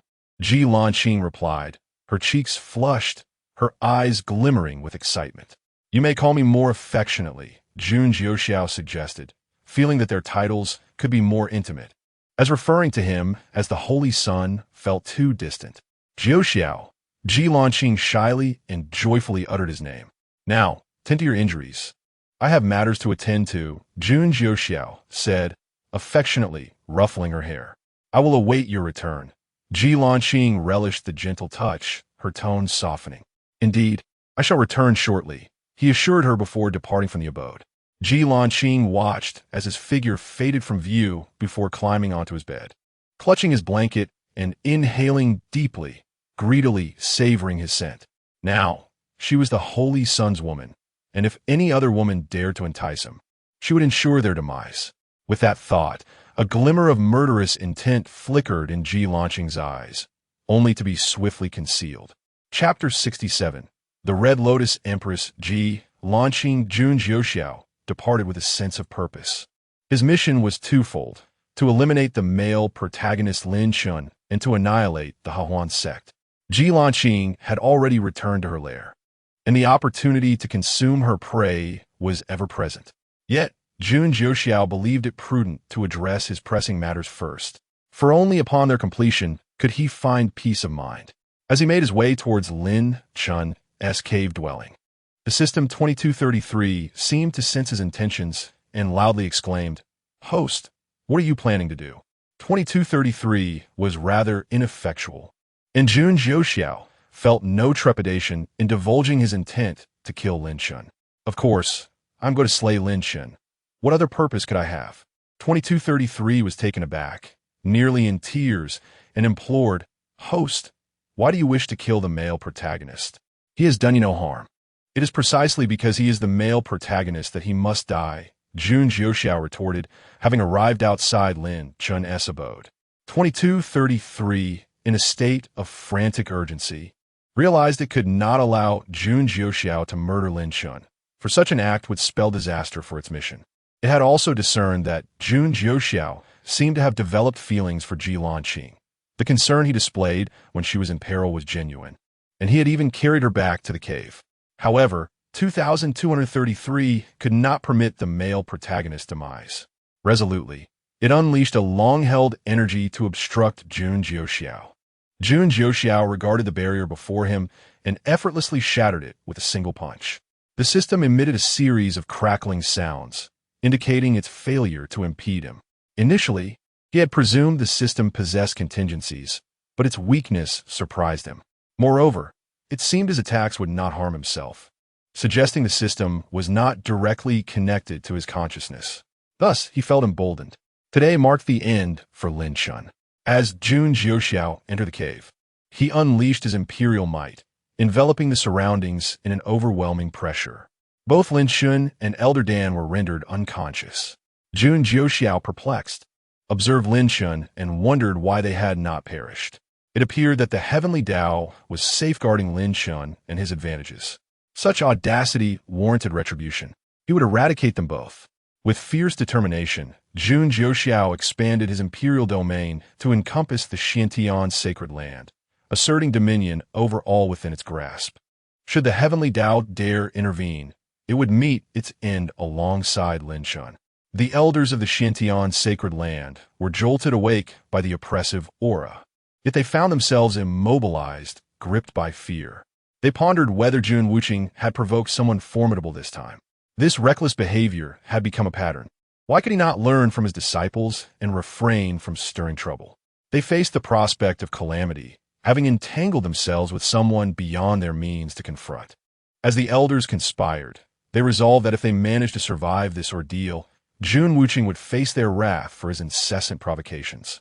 Before Jun Jiuxiao could strike, 2233's anxious voice interjected, "Host, you are mistaken on all counts.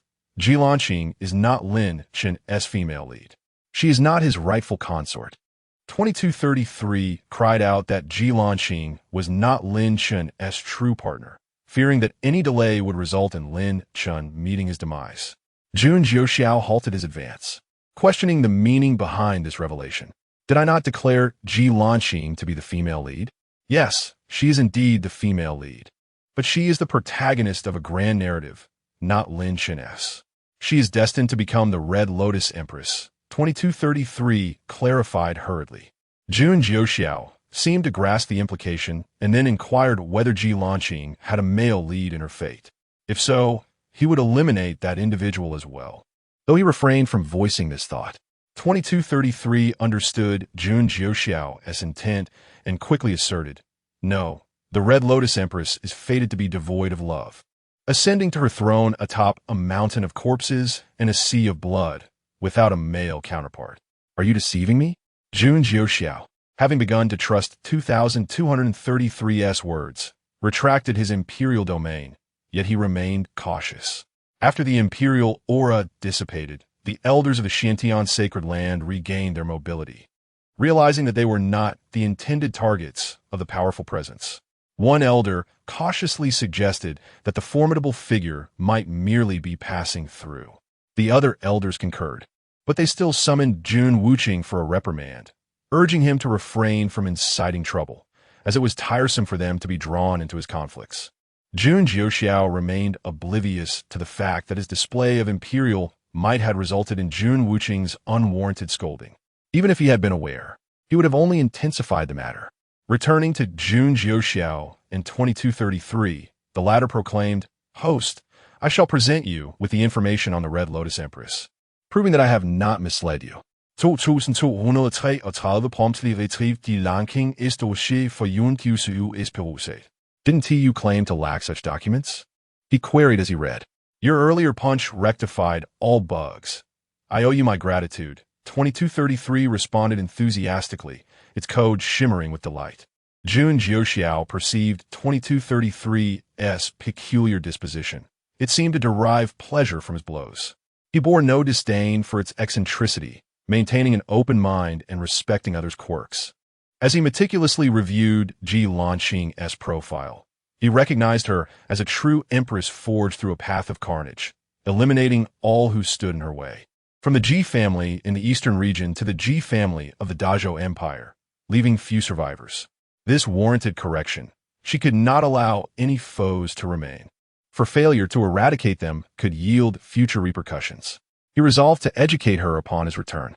Following the annihilation of the Ji family, she established a new empire, ultimately ascending as the Red Lotus Empress. Upon concluding his examination of Ji Lanqing's life story, he confirmed she had no male counterpart. The final entry included a portrait of Ji Lanqing seated in a resplendent palace, adorned in a fiery red phoenix robe, crowned regally, her gaze exuding an air of unassailable authority. "Quite impressive," Jun Jiuxiao remarked, capturing the image with a recording stone, intending to craft a similar attire for Ji Lanqing, employing a touch of alluring uniformity. However, one lingering question occupied his mind. Had he not intervened to save Ji Lanqing? How had she escaped the clutches of that nefarious individual, whose surname he vaguely recalled as Wang? "I shall investigate," 2233 replied swiftly, locating the information in mere moments. It revealed that an elder had fortuitously passed by, rescuing Ji Lanqing, and that she later repaid the elder by aiding his ascension to the Saint King realm. Jun Jiuxiao scrutinized the elder's profile. An insignificant external elder lacking authority had aided Ji Lanqing in his absence. Thus, he decided to grant him an opportunity to prove himself worthy. Jun Jiuxiao was not a saint, unwilling to offer unconditional assistance. After all, it was he who had saved Ji Lanqing, rendering the elder's involvement irrelevant. Nevertheless, he deemed it just to extend this chance. Chapter 68. Jun Jiuxiao's manipulation of 2233 with the realization that Ji Lanqing and Lin Chun were not linked. Jun Jiuxiao no longer felt the urgency to eliminate Lin Chun. Free from the vexation of a rival vying for his affections, he turned his attention to dealing with the unreliable 2233. Previously, he had hesitated to harm it due to their binding connection, fearing that any damage inflicted upon it might rebound upon himself. However, after delivering a punch to 2233, he discerned that while it resided in his mind, attacking it would not inflict pain upon him. This newfound clarity allowed for a more straightforward approach. He no longer feared that employing force might bring harm to himself. No longer needing to expend effort in verbal deception, he could resort to direct intimidation. Should it refuse to comply, he would not hesitate to send it to meet the King of Hell. However, he was uncertain as to the whereabouts of the so-called main system that 2233 often mentioned. If he were to eliminate 2233, would the main system seek retribution? It seemed prudent to first extract information about the main system before altering his stance toward 2233. For the time being, it was most sensible to continue employing verbal manipulation and to utilize 2233's capabilities for his own benefit, extracting the system's resources without revealing his true intentions. It was essential to avoid displaying his fangs too soon. Presenting the choice between coerced labor and voluntary service would undoubtedly yield better results with the latter, as 2233 would likely exhibit greater enthusiasm and efficiency if it believed it was acting of its own accord. Having contemplated these strategies, Jun Jiuxiao commenced his psychological manipulation of 2233. He resolved to employ one of the workplace manipulation tactics. First, to highlight the employee's mistakes and diminish its self-esteem. Subsequently, he would offer a token of appreciation, fostering a sense of gratitude within it. Finally, he would paint an enticing vision of the future, instilling hope.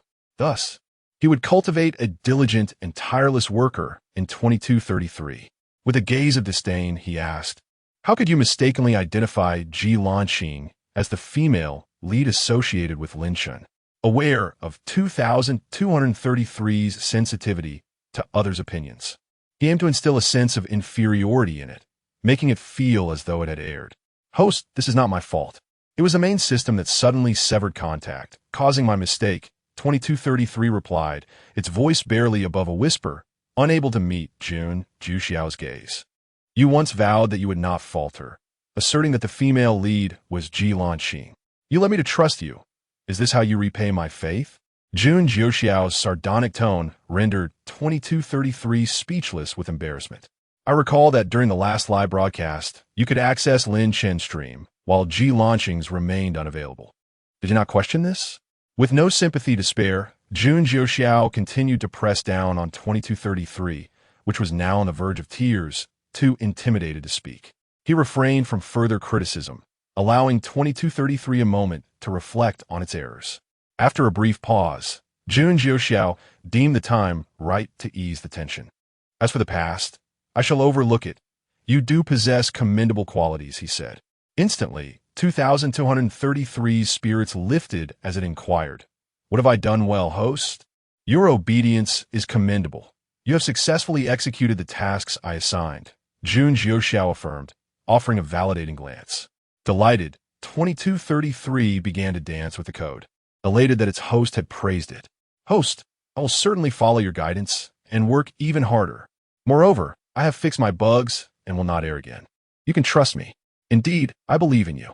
Together, we shall strive to earn points and grow stronger. Eventually, I shall share my points with you, allowing you to flaunt your success on the forums."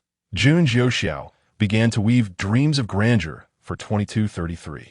"Host, you are exceptionally kind to 2233, it responded, now utterly ensnared in Jun Jiuxiao's manipulation, having completely forgotten the nature of the person before it. Previously, it had tirelessly convinced itself that its host was not to be trusted. Yet, with a mere touch of manipulation, it willingly fell back into Jun Jiuxiao's gentle trap. Observing 2233's gullibility, Jun Jiuxiao felt immense satisfaction. He relished the simplicity of dealing with such a malleable system, finding no envy in the formidable systems he had encountered in novels before. A system so easily swayed was indeed a delightful asset, allowing him to maintain effortless control.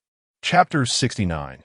The kidneyless Lin Chun. Having concluded his manipulation of 2233, Jun Jiuxiao turned his gaze towards the unconscious Lin Chun sprawled on the ground. He stroked his chin, uncertain of how to handle the situation. Should he simply end Lin Chen's life? However, he knew that if he were to kill Lin Chun, 2233 would undoubtedly rebel. Thus, it seemed prudent to spare Lin Chen's life, at least for the moment. Nevertheless, Jun Jiuxiao felt that Lin Chen's reckless actions warranted some form of retribution. He commanded 2233 to retrieve all relevant information regarding the protagonist, Lin Chun. With remarkable efficiency, 2233, invigorated after a hearty meal, presented Lin Chen's data within mere seconds. Jun Jiuxiao marveled at the extensive list of Lin Chen's harem, his primary consort being Lu Ruyan, the saintess of the Yaoqi sacred ground. Wait, Lu Ruyan? Jun Jiuxiao exclaimed in astonishment. The realization that Lin Chen's main partner was none other than the formidable Emperor Ruyan struck him. Would Lin Chen find himself ensnared in infidelity? The emperor's reputation for heartbreak was notorious. She had entangled a multitude of men in her web of romance, endured numerous divorces, and experienced countless regrets. As Jun Jiuxiao continued to peruse the information, he recognized another name, Shun Xining, the proud senior sister from Xianing Peak, known for her haughty demeanor.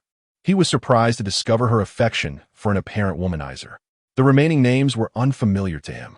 Yet, he had indeed guessed correctly. Tang Wanru was also among Lin Chen's concubines, though her name was new to him. He instructed 2233 to display Tang Wanru's profile. Upon reviewing the details, Jun Jiuxiao was left utterly flabbergasted. Lin Chen's tastes were truly peculiar. While others sought the companionship of married women, he seemed to favor ancient matriarchs. Tang Wanru, as the venerable matriarch of the illusory Sound Valley, must have been at least 5,000 years old, although age might not be a significant concern in the realm of cultivation. It was quite absurd for a mere teenager to be enamored with someone potentially thousands of years his senior, who had also experienced previous partnerships. Noting that Tang Wanru possessed only the cultivation level of an early-stage holy king, he inferred that her talents in cultivation were limited, and her visage likely bore the marks of time. Most unsettling was the fact that Tang Wanru's great-grandson was Lin Chen's close companion. A shudder ran through Jun Jiuxiao as he contemplated the depths of Lin Chen's depravity. It was not enough to have a harem of several women. He had to pursue the matriarch of his brother's lineage, truly a lack of boundaries. With a swift kick to Lin Chen, Jun Jiuxiao resolved to intervene. Lest Lin Chen be rendered incapable of focusing on his cultivation due to his overwhelming distractions. Just as he prepared to make an incision in Lin Chen's abdomen, 2233, alarmed, interjected, "Host, Lin Chen is no longer the protagonist of Jilan Qing. Why must you still harm him?" The tone of 2233's voice hinted at impending tears. "Why are you crying? I will not kill Lin Chen. I merely intend to eliminate his distractions so that he can concentrate on his cultivation," Jun Jiuxiao clarified, his demeanor reflecting his internal conflict as he contemplated whether to remove one or two kidneys. Seeing that Jun Jiuxiao had no intention of killing Lin Chen, 2233 relaxed, understanding that as long as Lin Chen remained alive, it could continue its tasks, even if he was short a kidney. Ultimately, Jun Jiuxiao decided to spare one kidney, recognizing that the protagonist of a harem narrative ought to retain at least one vital organ. After completing the procedure, he mused upon his benevolent nature, reflecting on yet another day of virtuous deeds. With this alteration, Lin Chen would be able to devote himself to his cultivation, free from the distractions of romantic entanglements.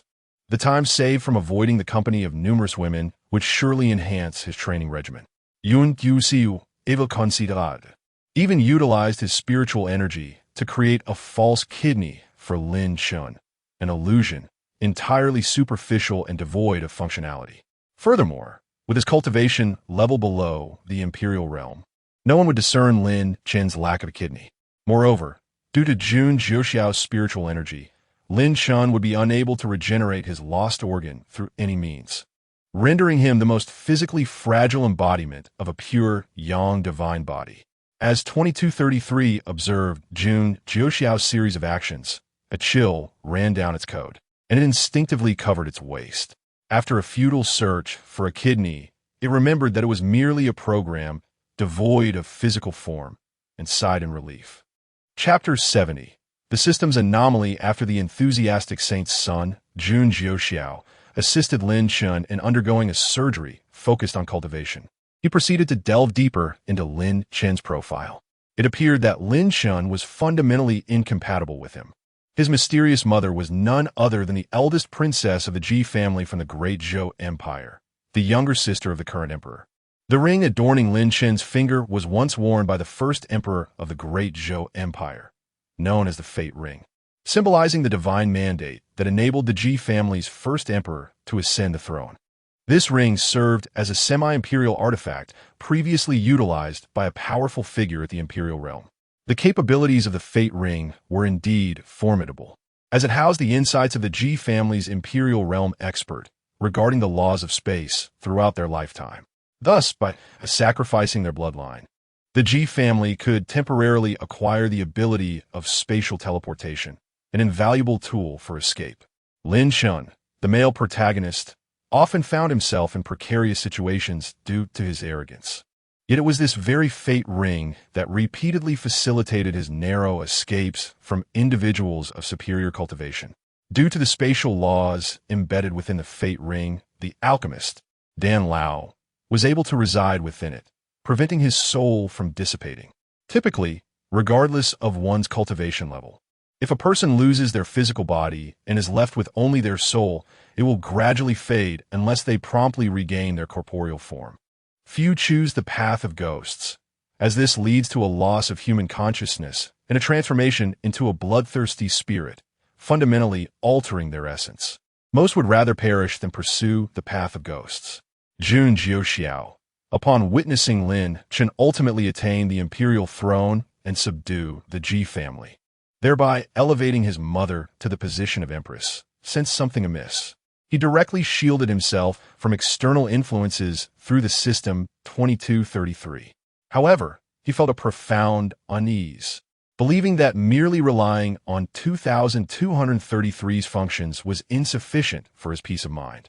He entered his own realm of dominion, where he was the supreme ruler. After thoroughly blocking out all external realities, he began to contemplate. In the script concerning Ji Lanqing, it depicted her exterminating the Ji family. Conversely, Lin Chen's narrative involved him subjugating the Ji family and placing his mother upon the throne. These two storylines were in direct conflict. If both narratives held truth, then Lin Chen and Ji Lanqing would inevitably cross paths, creating an inherent contradiction. Lin Chen's fate was to live joyously with his harem, while Ji Lanqing's destiny was to usurp the Ji family and ascend as emperor. Should Ji Lanqing overthrow the Ji family and kill Lin Chen's mother, how could Lin Chen fail to intervene? Yet, inexplicably, neither narrative included the other, rendering them entirely unrelated. Thus, only one conclusion remained. Lin Chen must not appear in this scenario. Furthermore, with Lin Chen having attained the imperial throne, it was inconceivable for Ji Lanqing to achieve the same. The balance of heavenly law dictated that only one individual of imperial realm could exist on the boundless continent. If Ji Lanqing also achieved the imperial throne, it could only mean Lin Chen was either dead or had departed. This world was bound by dimensional barriers, a fact he had previously tested during his ascent to the imperial realm. He could not breach these barriers. Only upon reaching the great emperor level could one do so, and Lin Chen, at his current imperial status, could not possibly penetrate them. Hence, the sole possibility was Lin Chen's demise.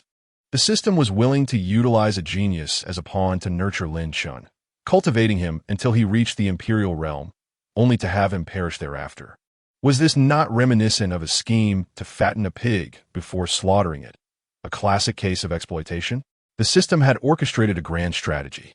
Had it not been for a glitch within the system, he would not have encountered Ji Lanqing, nor would he have uncovered this conflicting storyline, nor realized the system's anomalies.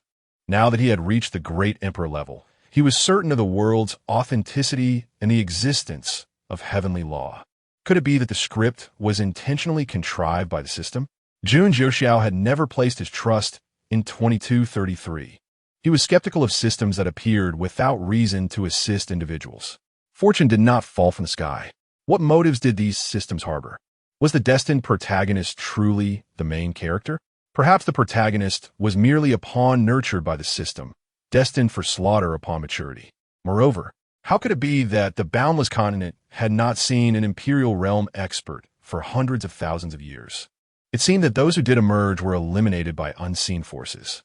As an anomaly from another world, he had likely gone unnoticed until 2233 bound itself to him, revealing his existence. A fierce glint flashed in Jun Jiuxiao's eyes. Should he preemptively eliminate the system 2233? No. Keeping 2233 might still prove useful. It was prudent to retain it for the time being. If he were to eliminate 2233, another system might arise to seek him out. It was imperative to uncover the location of the main system and the puppet master behind the scenes to eradicate them completely for his own safety. The puppet master likely did not possess strength surpassing his own, or perhaps they simply did not at this moment. If they were indeed stronger.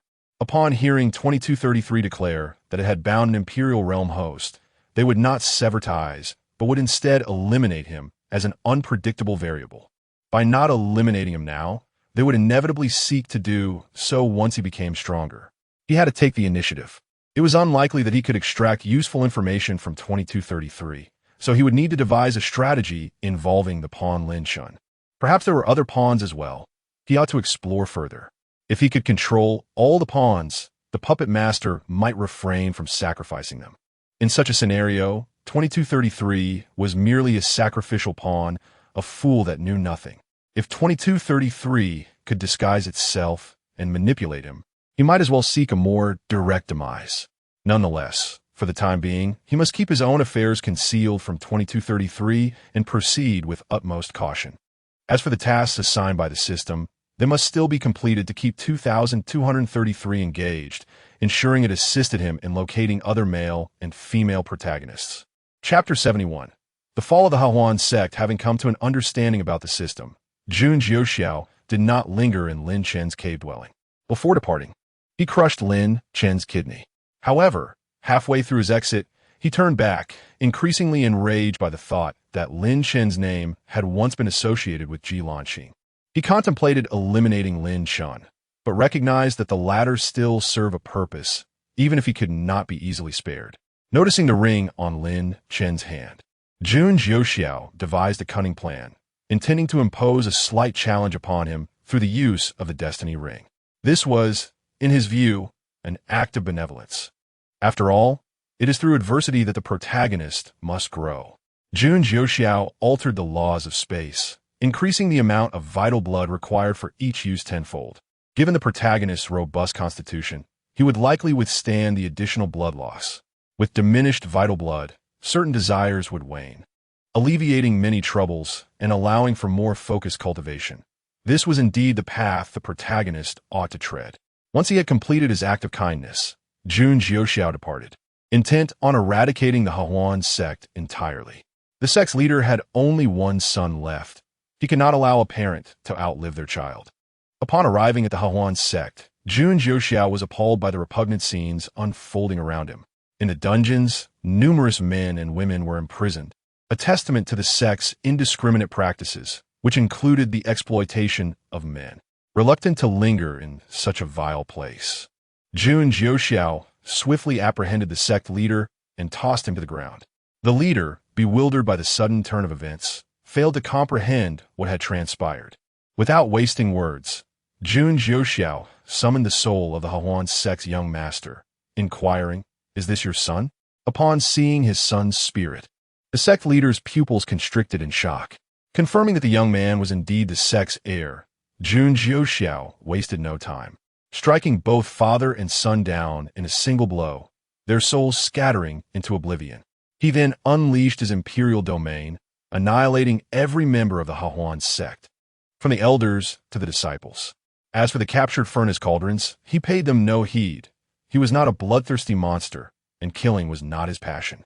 These innocents would not draw his concern.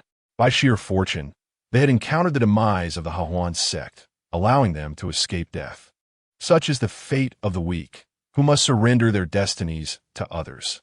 Having dismantled the Hahuan sect, Jun Jiuxiao did not linger, promptly returning to the Xiantian Holy Land.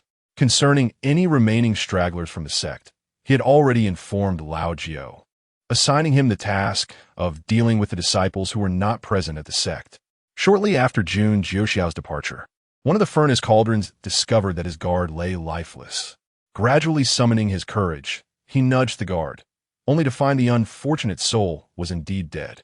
Swallowing hard, he cautiously ventured out, discovering that the sect's disciples had all perished and the formation surrounding the sect had been shattered. Fearing for his life, he fled without delay. One by one, others began to realize that the Hahuan sect had been obliterated and the furnace cauldrons made their escape. By the following day, news of the sect's overnight annihilation spread like wildfire. Countless speculations arose about how the Hahuan sect had met its end and who possessed the power to eradicate such a formidable entity in a single night. Some conjectured it was the Xiantian Holy Land, the only force in the eastern domain capable of such a feat. The Xiantian Holy Land neither confirmed nor denied these claims, allowing the rumors to flourish. Regardless of the circumstances surrounding the Hahuan sect's demise, the eastern domain was now left with only 2 sects and 4 families. Initially intending to return to his cave dwelling, Jun Jiuxiao received a message from Jun Wuqing, requesting a meeting. Thus, he altered his course to meet with Jun Wuqing, who appeared on the verge of breaking through to the mid-stage of the Immortal King realm.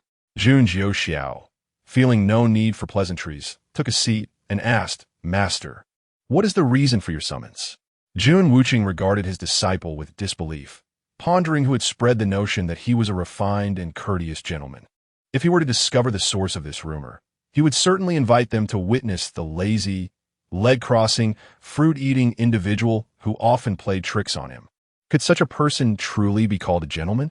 Without preamble, Jun Wuqing stated, "Today, a formidable presence was released within the Holy Land. Yet nothing was done before it departed, startling even the elders." Jun Jiuxiao paused, realizing that the powerful figure in question was none other than himself. He resolved to disclose this information to Jun Wuqing, feeling no need for concealment. Any prior secrecy had merely been a habit, forgotten in the moment. "Master, I am that powerful presence. Do you believe me?" Jun Wuqing cast a peculiar glance at Jun Jiuxiao and replied, "Oh, is that so? I do not believe you."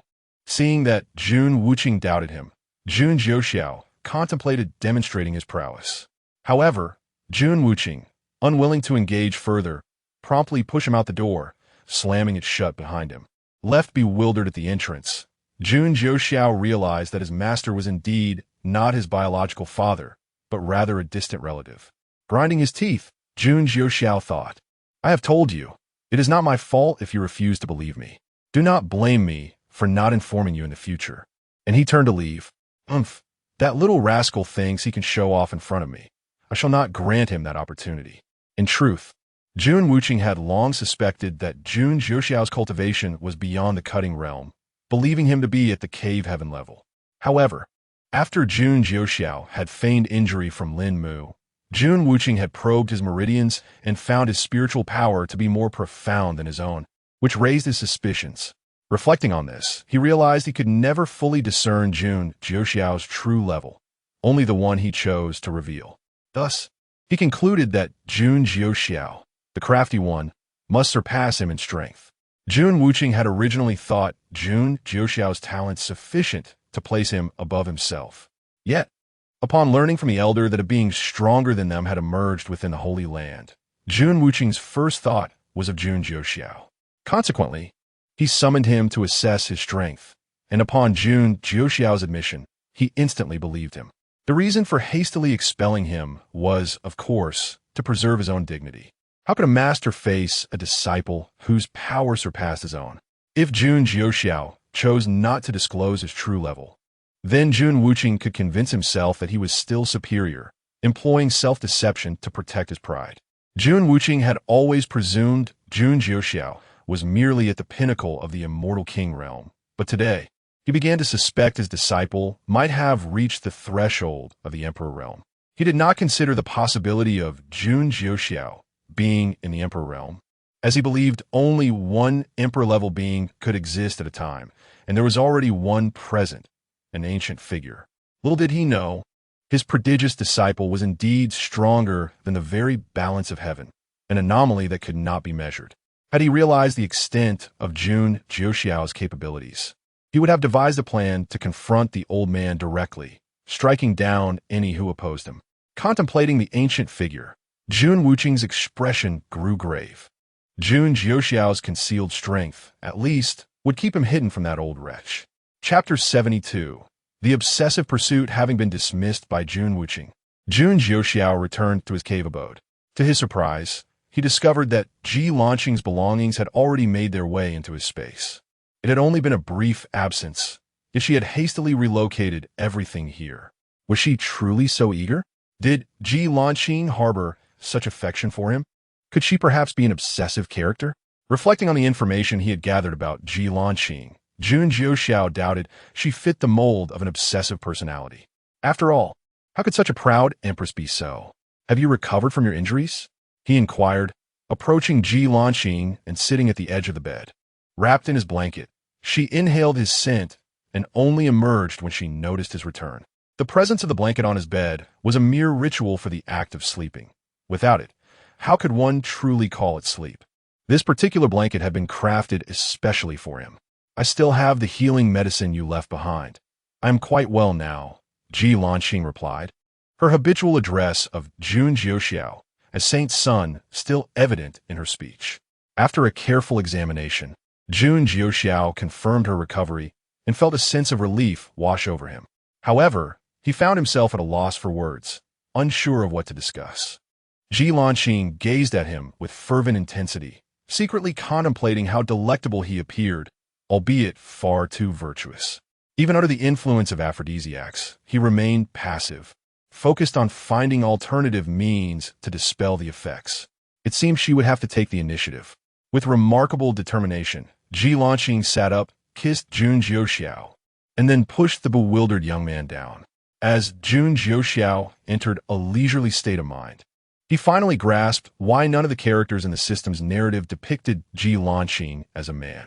Who else could withstand the searing flames of the Red Lotus?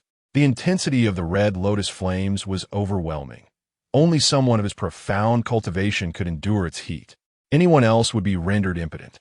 He found himself quite fond of the Red Lotus flames. Observing Ji Lanqing, who lay contentedly asleep, he gently brushed her hair away from her forehead before stepping into the adjoining area. Today, upon experiencing the Red Lotus flames up close, he encountered something peculiar. It appeared that this legendary flame, which was said to be suppressed by the heavenly Tao, bore no marks of such restraint. For millions of years, it had been said that the heavenly Tao suppressed numerous naturally occurring entities to maintain balance in the world. Creatures like dragons, phoenixes, and the three great heavenly fires had all been constrained, leading them toward decline. But what if this was merely a fabrication? The timing was too coincidental. There had been no emergence of the imperial realm for millions of years, coinciding with the onset of tales about the suppression of natural entities. This game had been set in motion millions of years prior. What was the intent behind it? If the goal was to weaken these innate beings, then they must possess the capacity to counteract him or disrupt his plans. Jun Jiuxiao looked at Ji Lanqing, recognizing her as his fortuitous star. It was due to her that he had realized he was ensnared in peril, and her possession of the Red Lotus flames might prove advantageous in the future. He was reminded of the system's script, which indicated that after Ji Lanqing achieved her imperial status, she too would face demise. Not only was he in danger, but so was she.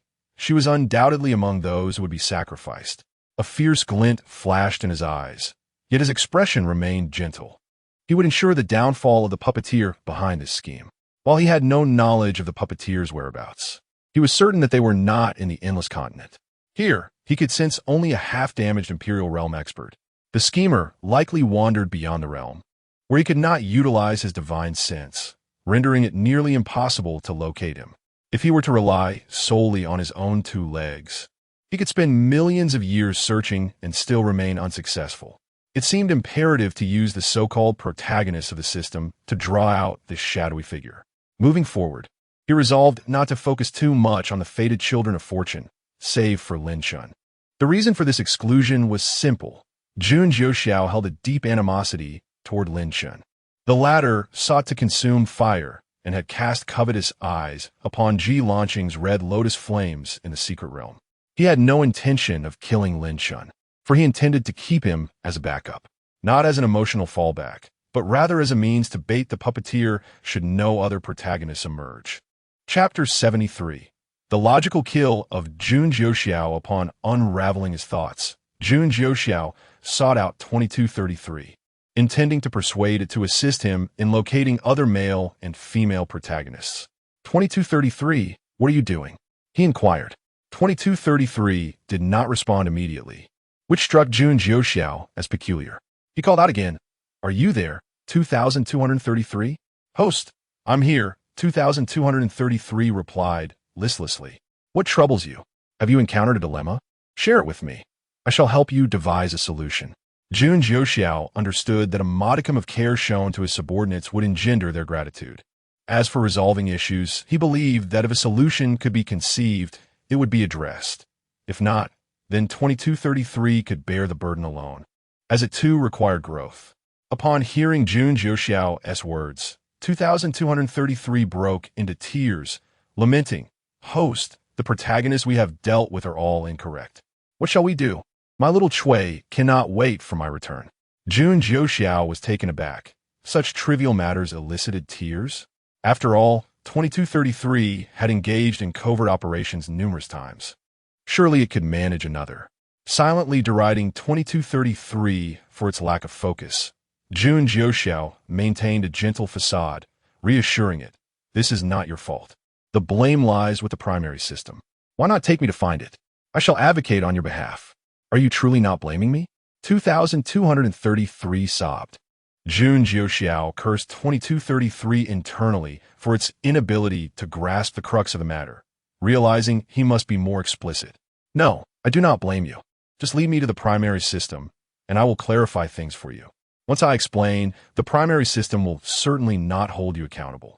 2233, disheartened, replied, "But I cannot locate the primary system." Jun Jiuxiao, having whimsically decided to give another try today, concluded that 2233 was indeed abandoned. You cannot reach the primary system, and it surely remains unaware of your errors with the protagonists. Rest easy. 2233 agreed, yet anxiety lingered as it asked, "But what if I do make contact?" It would then know. If you reach the primary system, it would signify the end for both of you. Worrying about the task would be futile, he refrained from voicing. "Once you manage to contact your primary system, inform me immediately. I will explain on your behalf. It will not blame you." Jun Jiuxiao spoke earnestly, his gaze sincere, which instilled trust in 2233. "Thank you, host. I will inform you at the first opportunity one can contact the primary system." "You are truly kind to 2233. Noticing 2233's newfound gratitude and complete trust, Jun Jiuxiao seized the moment to pose his query. "Are there other male and female protagonists in this world?" "Indeed, there are." 2233 responded in a mechanical tone. "Can you locate them?" "I can only sense those near me who are not part of my designated tasks." Jun Jiuxiao chose not to press further, pondering where these protagonists might manifest. The female protagonists likely embodied figures such as fairies, saintesses, or princesses. However, identifying male protagonists posed a challenge, as most were worthless before achieving success, with so many useless individuals in this world. How could he discern who would become the male lead? While he was deep in thought, 2233 called out to him repeatedly before he finally acknowledged it. "What do you need?" Jun Jiuxiao endeavored to keep his tone patient. "Host, we have now identified the task's female protagonist as Lu Ruyan. Should we seek her out for our task?" 2233 inquired tentatively. "Let us not," Jun Jiuxiao replied without a second thought. He had no inclination to fawn over any female protagonist, least of all the esteemed Lu Ruyan. "But how can we proceed with our task without being near the female protagonist?" 2233 pressed cautiously. A mischievous idea sparked in Jun Jiuxiao's mind. He smiled gently at 2233, saying, "Let me share a logic with you. Would you like to hear it?" Yes. 2233's curiosity piqued, eagerly ready to take notes. Clearing his throat, Jun Jiuxiao began, "Lu Ruyan is the female protagonist, correct?" As 2233 scribbled notes, it affirmed, "Indeed. Our task involves Lu Ruyan, who is the female protagonist. Thus, our target must be the female protagonist. Would you not agree?" 2233 saw no issue with this reasoning, responding, "Correct." With a beaming smile, Jun Jiuxiao continued, And Ji Lanqing is also a female protagonist, is she not? Without hesitation, 2233 affirmed, yes. Therefore, our target must be Ji Lanqing, correct? Correct. After responding, 2233 paused, looking at Jun Jiuxiao with confusion. Host, how has our target switched to Ji Lanqing?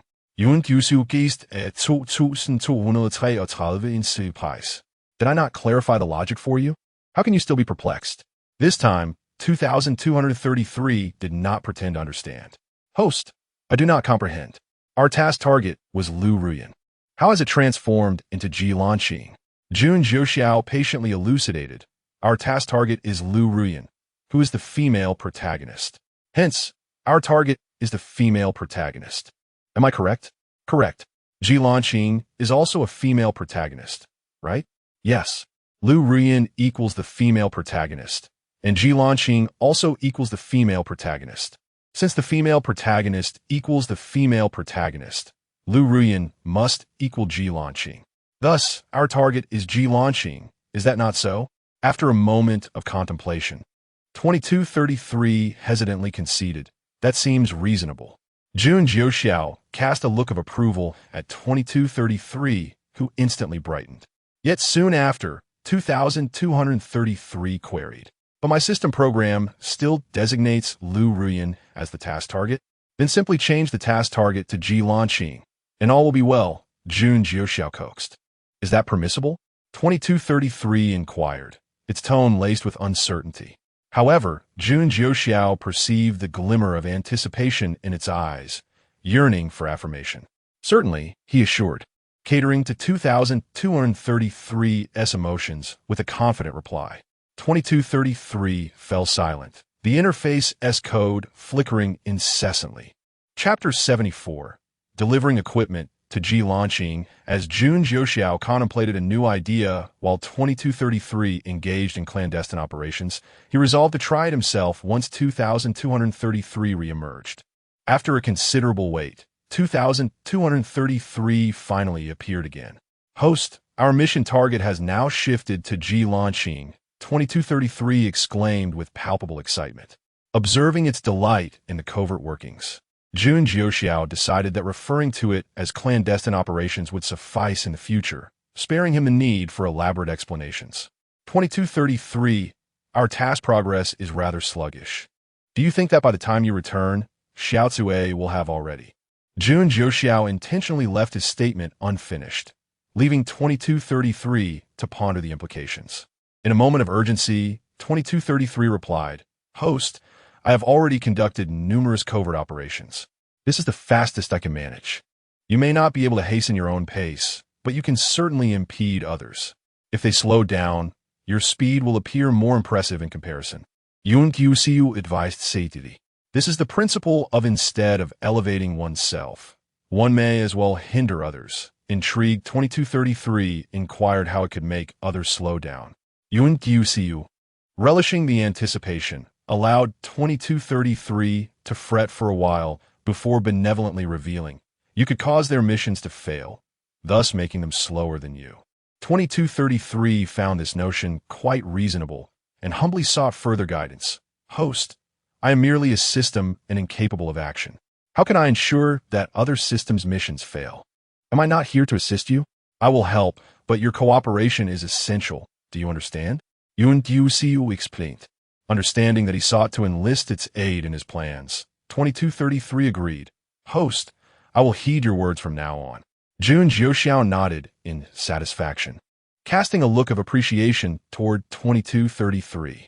The puppeteer behind the scenes wished to manipulate the destined ones to follow his script. Such aspirations were futile. These destined ones were to follow Jun Jiuxiao's narrative instead. While Jun Jiuxiao was uncertain about the motivations of the enigmatic figure, he resolved to thwart their plans, waiting for them to reveal a weakness in their desperation. As he pondered these matters, Ji Lanqing awakened and approached him. Jun Jiuxiao turned to embrace her. Jun Jiuxiao held Ji Lanqing tightly, expressing that he had important matters to discuss with her. He presented the Yanling ring, a defensive artifact capable of withstanding a full-force attack from the early stage of the Dao Void Realm for 15 minutes. This was the protective item he had prepared for her. Without allowing Ji Lanqing a moment to respond, he bound her with a spatial ring, which transformed into a tattoo on her finger. I have gifted you a spatial area, for your storage ring is too small. This space is perfectly sized to preserve items in their original form. Jun Jiuxiao gestured for her to remain silent, then produced the spirit storage pearl. This pearl is akin to the one I provided you before your venture into the secret realm. It is a spirit storage pearl, capable of containing a full force strike from a practitioner at the early stage of the venerable realm. The capabilities of a typical spirit storage pearl were limited, only able to store a strike from those at the slaying realm. As for the dragon tendon, Jun Jiuxiao decided against giving it to Ji Lanqing for now. Her current level was insufficient to utilize it effectively. He would bestow it upon her once her cultivation improved. As Ji Lanqing accepted his gifts, she gazed at him with deep affection, causing Jun Jiuxiao to feel a twinge of discomfort. He quickly concluded his instructions. You have yet to learn any spells, and I am uncertain what you should study. Once you reach the core formation stage and enter the intersect, you may choose your own path of learning. Should you have questions, do not hesitate to ask me. Afterward, Jun Jiuxiao reflected on recent events. Ji Lanqing had recovered and begun her cultivation, but her current level was still too low. She needed to elevate her abilities swiftly. Only then could she harness the true power of the Red Lotus Karma Fire, which might pose a threat to the figure behind the scenes, potentially aiding him in the process. This was a matter of life and death for both of them, and there was no time to waste. He could not allow himself to become engrossed in romantic distractions, for such temptations could corrode his resolve. There remained formidable adversaries outside. He must swiftly uncover the identity of this puppeteer. It appeared he needed to venture out and seek other protagonists. However, before doing so, he must resolve past grievances. After much contemplation, he decided to deal with Zhu Guangyuan and his cousin personally. With their demise, others would merely speculate about a robbery, and the truth would remain elusive. The news of the Zhu family's treasures was widely known, yet no one dared to act against Zhu Guangyuan due to his status as the elder's disciple. The elder had already probed the brothers' souls, discovering that the rumors of treasure were false. Unable to provide a satisfactory explanation to the outside world, he permitted Zhu Guangyuan to remain secluded in his cave. After eliminating the two, Jun Jiuxiao returned to find Ji Lanqing still engrossed in her cultivation. He chose not to disturb her, instead stepping outside to prepare a defensive artifact for her using the dragon tendon. Chapter 75. The Destiny Ring. Having accomplished numerous tasks, Jun Jiuxiao finally awakened, feeling as though he had lost something of great significance. Upon inspection, he found nothing amiss. Pondering over the abruptness of his fainting spell during a breakthrough, he immediately called out to Master Dan. Are you still there? After several attempts, there was no response from Dan. Could he have passed away? Lin Chen muttered to himself. After a moment of contemplation, Lin Chen directed his spiritual energy into the ring where Dan's soul resided. As he did so, he realized he had successfully advanced to the embryonic stage, which alleviated his earlier concerns.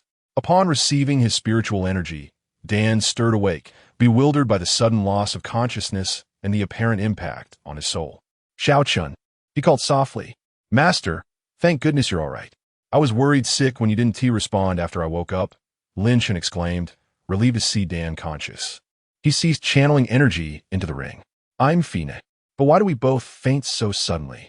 Dan mused, his brow furrowed in thought. I have no idea, but I woke up to find that I had reached the embryonic stage, Lin Chen replied, his tone brimming with excitement at his advancement. Dan scrutinizet Lin Chen, confirming his breakthrough. Suddenly, a realization struck him, and he exclaimed, Xiao Chun, you must drip a drop of your blood onto the ring. Confused yet trusting that Dan would not lead him astray, Lin Chen complied and let a drop fall onto the ring. After a lengthy wait without any response, Dan muttered in frustration, this is odd. Why is there no reaction? Lin Chen, puzzled, asked Master, is there something unusual about this ring? Ignoring Lin Chen's question, Dan contemplated, he is undeniably of the Ji family lineage. Why can he not activate the ring? Perhaps the blood is insufficient?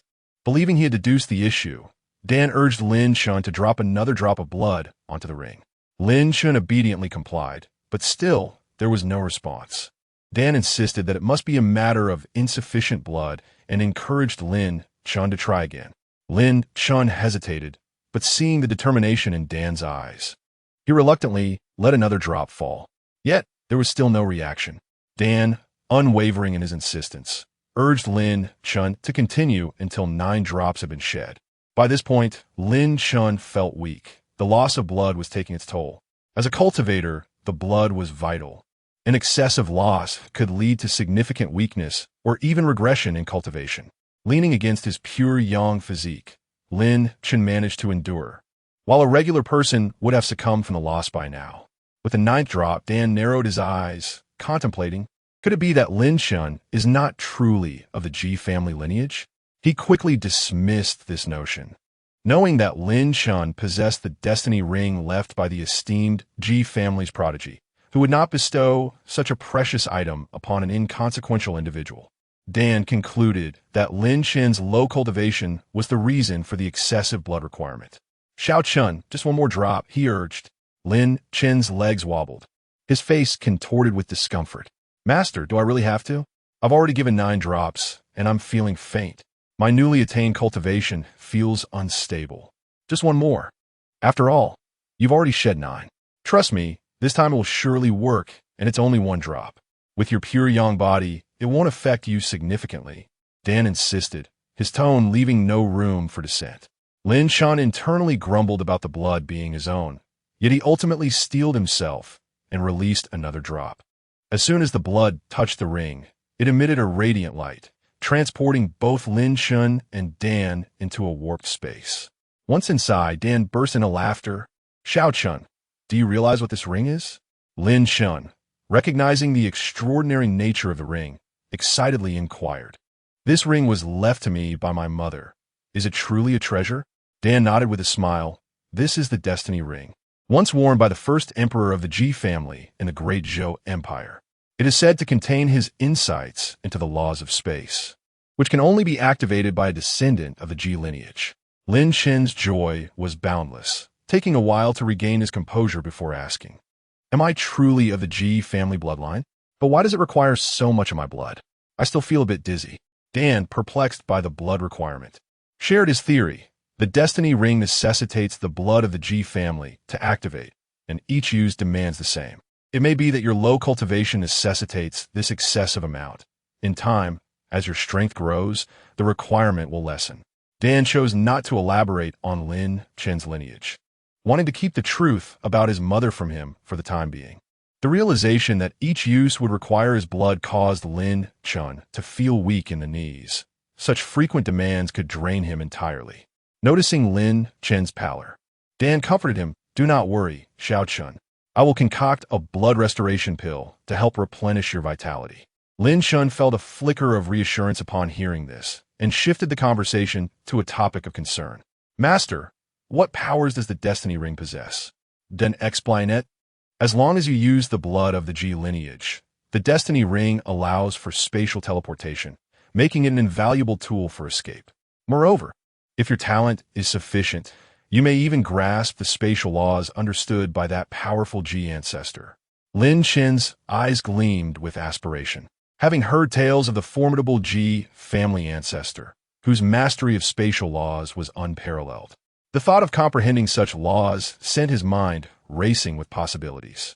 As he reveled in these thoughts, a sudden wave of dizziness struck him. The toll of losing 10 drops of blood was too much, compounded by the fact that he was already lacking a kidney.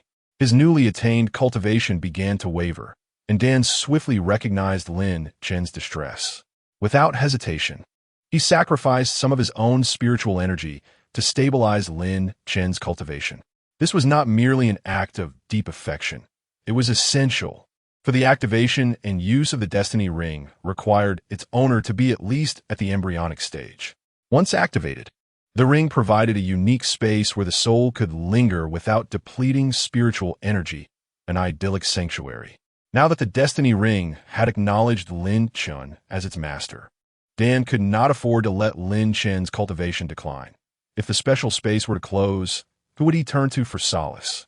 Thus, he willingly sacrificed a portion of his spiritual energy to help Lin Chun solidify his cultivation, knowing it would take far too long for Lin Chun to recover should he regress. Once Lin Chen's cultivation stabilized, he felt significantly less weak and gratefully expressed, "Thank you, Master.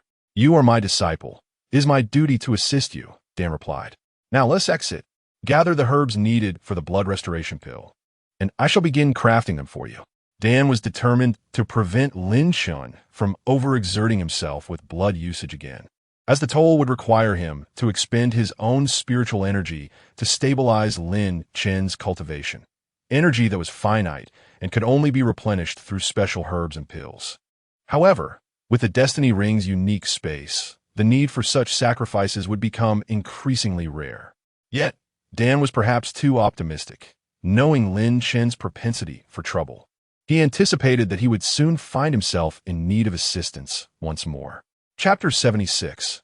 Lin Chen's heart-shattered. Lin Chun walked with a slight unsteadiness, his pure yang divine body suffering from the significant loss of essence blood. Elder Dan could only assist Lin Chun in refining a few low-grade blood chi pills to help him recover, ensuring he could at least move about. After consuming the blood chi pills, Lin Chun managed to walk, yet his complexion remained ashen, resembling someone who had indulged excessively.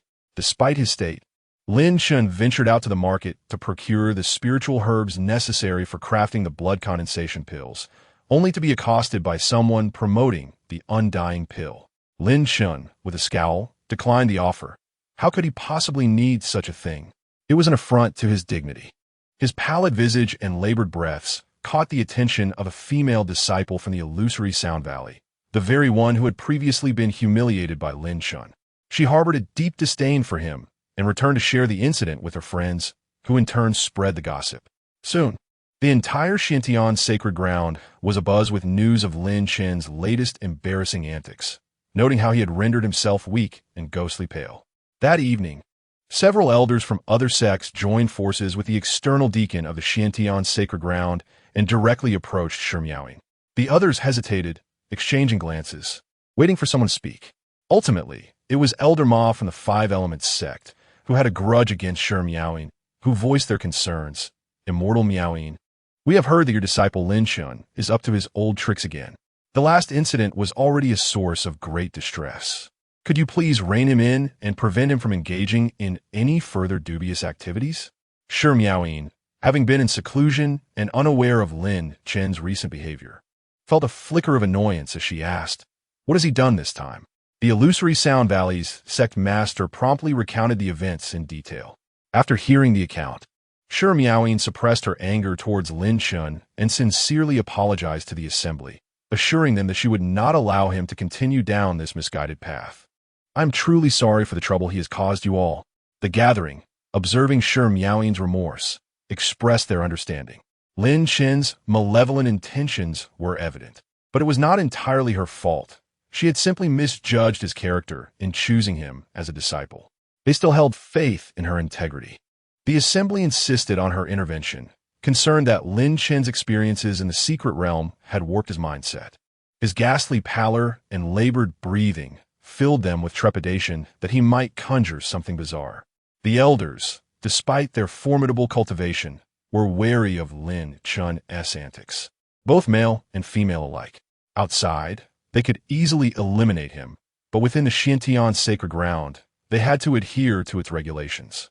Thus, they sought Shi Miaoying to discipline her disciple, an act that the sect would not contest. After receiving Shi Miaoying's assurance, they departed in relief.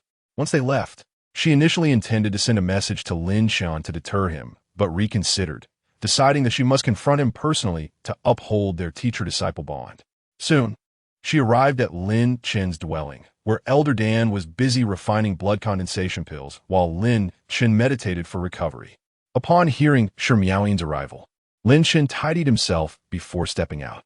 However, despite his efforts, he still bore the appearance of someone who had overindulged, which was unappealing to behold. Seeing Lin Chun in such a state confirmed Shi Miaoying's suspicions about the elder's reports. Anger surged within her. How could someone of her standing take on such a despicable and morally deficient disciple? Lin Chun, I took you on as my student because I recognized your potential. Yet you seem more interested in straying from the righteous path than in cultivation. You have deeply disappointed me. Though Lin Chun initially felt joy upon seeing Shi Miaoyin, he struggled to comprehend her words. How could she claim that he was neglecting his cultivation or engaging in dubious practices? Before he could explain, she continued, I understand that you're not inherently malicious. If your mindset has been distorted due to the events in the secret realm, I can empathize. However, you must rectify your attitude promptly. As cultivators, we must prioritize our practice and not allow ourselves to be led astray by external circumstances. Lin Chun only caught the mention of the secret realm. He could hear nothing else. How did Shi Miaoyi know about that? His already pale complexion grew even more ghostly as he trembled, asking, Master, how do you know about the secret realm? With a mix of sympathy and an inscrutable expression, Shi Miaoyin replied, There were recording stones present. All the elders and deacons of the Xintian sacred ground witnessed it. But rest assured, the sacred prince has cautioned everyone that this matter will not be disclosed. Overwhelmed, Lin Chen's body faltered, and he collapsed to the ground, tears streaming down his face. Everyone knew, and the recording stones had captured everything that transpired in the secret realm. Shi Miaoyin initially considered helping Lin Chun, but hesitated, suspecting he might be concocting something strange again. With a heavy sigh, she advised, Do not dwell on this. View it as a trial on your path to cultivation. You must let go and not stray further into darkness. Lin Chun remained silent, his sorrow manifesting as tears. Understanding his distress, Shi Miaoyin pressed on. You must not engage in any more dubious activities. The last incident was regrettable, and I can overlook it for now. But if you continue down this path, I will have no choice but to sever our ties.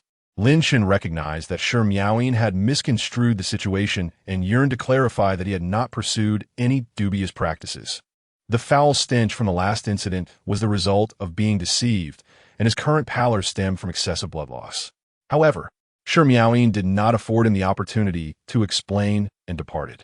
She could not bear to remain in Lin Chen's presence, as it reminded her too vividly of the secret realm's events, which were deeply unsettling. Her reluctance to expel him stemmed from pity for his plight. After Elder Dan finished refining the blood condensation pills, he noticed Lin Chun lying on the ground, weeping. Concerned, he asked, Little Chun, what troubles you?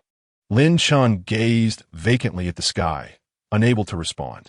Elder Dan patiently continued, If something is amiss, please share it with me. I will help you find a solution. Summoning some energy, Lin Chun replied, Master, many people know about the secret realm incident now. There were recording stones, and everyone, including Shi Miaoyin, witnessed it. How will they perceive me? Elder Dan found himself at a loss. Had such a thing happened to him, he would have been overwhelmed with despair. Yet, for Lin Chun, he could still offer words of comfort. Little Chun, focus on your cultivation. In this realm, strength is paramount. If your cultivation surpasses theirs, they will dare not look upon you with disdain.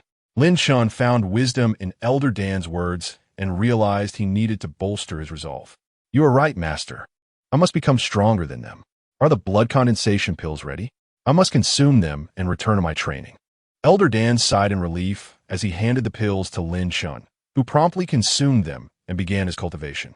Elder Dan observed Lin Chun with satisfaction, recognizing his resilient spirit and potential for greatness.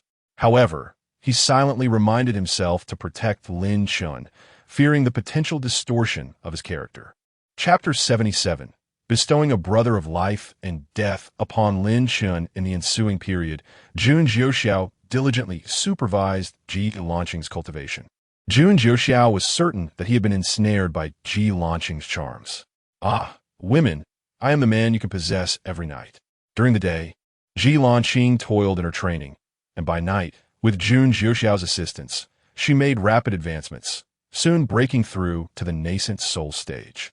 Following Ji Lanqing's breakthrough, Jun Jiuxiao appointed her and Wang Jie as core disciples. Wang Jie immediately knelt before Jun Jiuxiao, vowing undying loyalty. In the Xintian sacred land, the positions of core disciples on each main peak were limited to 10. On Xintian Peak, where Jun Jiuxiao resided, he was the sole occupant, a saint's son, thus not occupying a core disciple slot. Currently, all 10 slots were vacant. When granting Ji Lanqing her position, he did not overlook Wang Jie, as Jun Jiuxiao never shortchanged those loyal to him. Core disciples received resources twice as plentiful as those granted to inner disciples, enjoying a status exponentially higher, leaving Wang Jie profoundly grateful. After Ji Lanqing reached the nascent soul stage, Jun Jiuxiao contemplated seeking out other protagonists, deliberating whether to bring Ji Lanqing along. Ultimately, he resolved to take her, adhering to Taoist philosophy, which emphasizes the importance of clarity of thought.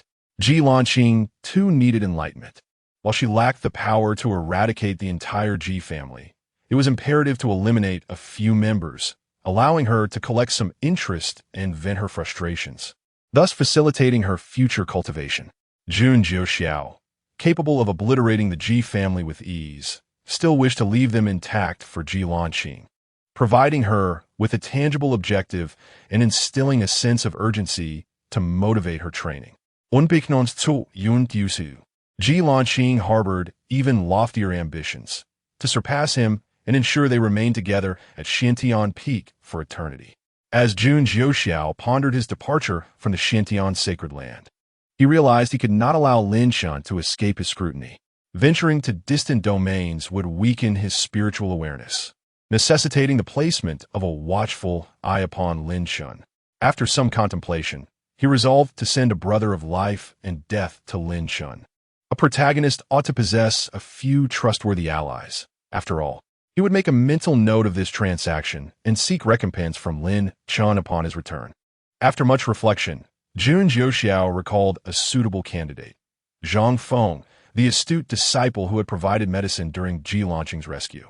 As an outer sect servant disciple who had previously grasped the sword techniques imparted by Jun Jiuxiao, he would have likely advanced to the outer sect by now. Jun Jiuxiao sent a message to Wang Jie, "Find a disciple named Zhang Feng. I wish for no one to be aware of this matter." He also considered the elder who had saved Ji Lanqing in the original storyline and instructed Wang Jie to inquire if Elder Mo Sang would be willing to join Xiantian Peak. Understood, Wang Jie replied succinctly, aware that Jun Jiuxiao valued efficiency over flattery. Wang Jie, being astute, recognized whom he sought with merely a name. Jun Jiuxiao appreciated intelligent individuals. He preferred not to waste energy explaining matters to the obtuse. While Ji Lanqing was immersed in her training, Jun Jiuxiao refrained from disturbing her, opting instead to recline in a rocking chair, basking in the sunlight. Just before Ji Lanqing concluded her session, Wang Jie returned with Zhang Feng. Upon noticing their arrival, Jun Jiuxiao had replaced the rocking chair with a proper seat, presenting himself as the refined and elegant saint son of Xiantian. Wang Jie stood at a distance, allowing Zhang Feng to approach alone. Zhang Feng, upon arrival, was so overwhelmed with excitement that he immediately knelt, bowing his head in reverence. Disciple pays respects to the saint's son. Jun Jiuxiao favored those who were intelligent and possessed self-awareness. Despite Zhang Feng's fervor, he did not exhibit arrogance, which pleased Jun Jiuxiao immensely. However, a gentle admonition was necessary, for the task at hand was of great importance, demanding absolute discretion. Jun Jiuxiao paused for a moment before responding. Zhang Feng rose, his head slightly bowed, exuding respect. "You have entered the outer sect, have you not?" Jun Jiuxiao was thoroughly satisfied with Zhang Feng's demeanor and had already decided to bring him into his fold. "Indeed, Saint's son, I have entered the outer sect," Zhang Feng replied succinctly, understanding Jun Jiuxiao's disinterest in extraneous details. "Are you willing to serve me?" Upon hearing this, Zhang Feng knelt once more, pledging his willingness. "Rise.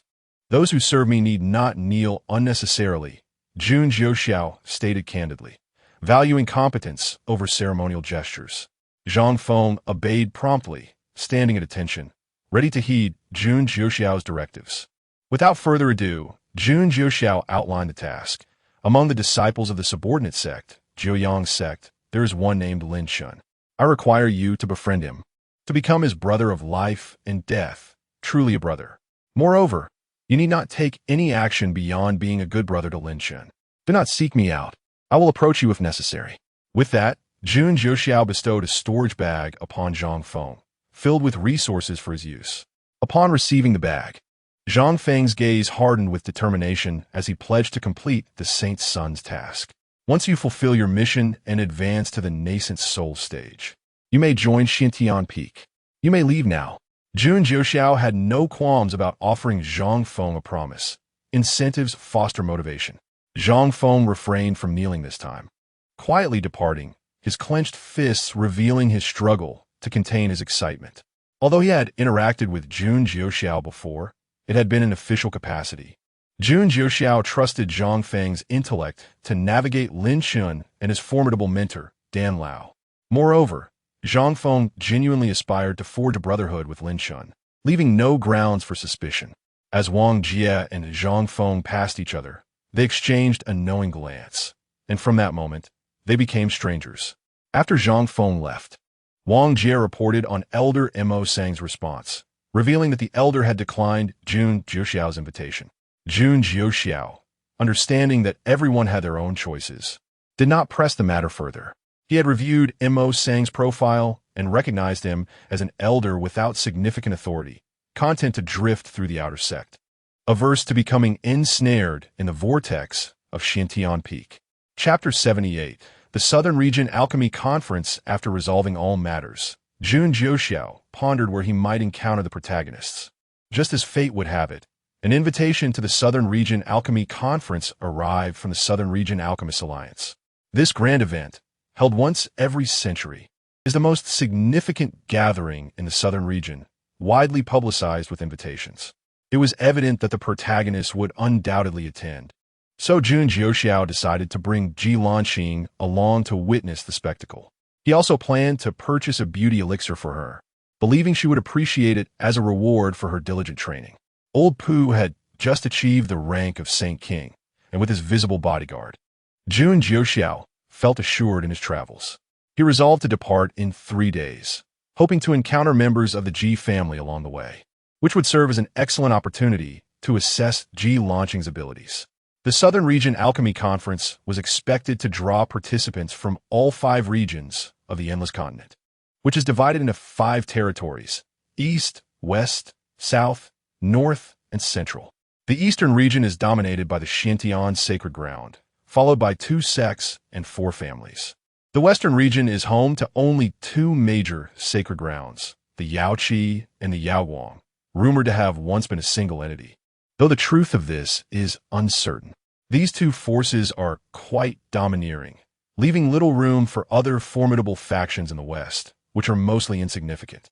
The Southern region serves as the domain of the Alchemist Alliance, which, though not particularly powerful, is respected and avoided due to the connections alchemists hold.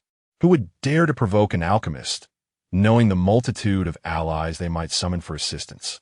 The northern region is rather chaotic, split between the territories of beasts and humans. The humans, led by the Sword Sect, have united to form the Heavenly Sword Alliance. The beast factions are disorganized, with the Dragon, Phoenix, and Shilin clans having retreated, leading to a lack of leadership among the beasts, resulting in widespread disorder. The Central region boasts the strongest powers, comprising 4 great empires. Jun Jiuxiao's acquaintance, the Ji family of the Dazhou Empire, is the weakest among them. The other 3 empires are offshoots of the Ji family, once vassals of the Dazhou Empire. After the death of the first Emperor Zhou, the Ji family gradually declined, leading to the rise of the other 3 as independent rulers. The most powerful is the Ying family of the Daqin Empire, followed by the Li family of the Datong Empire and the Zhu family of the Daming Empire. Beneath these 4 empires lie the noble families, with 8 major families that Jun Jiuxiao can barely recall: the Lu family of Hedong and the Yang family of Hongnong in the Daming Empire, the Chui family of Qinghe, the Lu family of Fanyang, and the Zheng family of Xingyang in the Datong Empire, and the Xie family of Qinjun, the Wang family of Langye, and the Xiao family of Lanling in the Dazhou Empire. The Daqin Empire operates under a centralized regime, with all power concentrated in the hands of the emperor. Jun Jiuxiao is also aware of a mysterious organization known as the Divine Hall. Its members are elusive, often cloaked in bizarre garments that render them unrecognizable. Jun Wuqing once cautioned Jun Jiuxiao against associating with them, conveying a sense of foreboding that left Jun Jiuxiao wary of the Divine Hall's intentions. He considered the notion of eradicating this organization, but ultimately decided against it, as he sought enlightenment rather than violence. As long as the divine hall did not provoke him, he had no intention of committing acts of unwarranted aggression. 3 days passed swiftly. Jun Jiuxiao donned a dark robe, his white hair half-tied, his visage adorned with a warm smile. He appeared like an ethereal figure, unmatched in elegance. Ji Lanqing, clad in crimson, exuded grace as her fiery silhouette danced. Her hair was simply styled, and her expression bore a distant, aloof demeanor, one that softened only when she gazed upon Jun Jiuxiao. Together, they resembled a pair of exquisite jade. This time, Jun Jiuxiao took the initiative to grasp Ji Lanqing's hand as they approached the carriage. She acquiesced, appearing like a dutiful wife. The days spent in the carriage were filled with joy, as the beauty remained by his side. Chapter 79. Encountering pursuit. Jun Jiuxiao observed Ji Lanqing, who was diligently cultivating nearby, and felt an urgent need to change their course of action. They still had enemies to contend with, and could not afford to be lost in passion. If Jun Jiuxiao's cultivation level were slightly lower, they might have engaged in dual cultivation techniques. However, the disparity in their abilities was too vast. Dual cultivation would merely turn into a matter of siphoning energy, leaving Ji Lanqing with but one fate. Should fortune elude her, Jun Jiuxiao could drain her essence in an instant. Conversely, if she were exceptionally fortunate and managed to absorb his energy, she might survive for a fleeting moment longer. Yet, with Ji Lanqing's newly attained nascent stage, attempting to absorb the power of Jun Jiuxiao, a great emperor, would lead to her inevitable demise from an overwhelming influx of spiritual energy. Thus, when Ji Lanqing made another overture, Jun Jiuxiao, with a heavy heart, had to decline.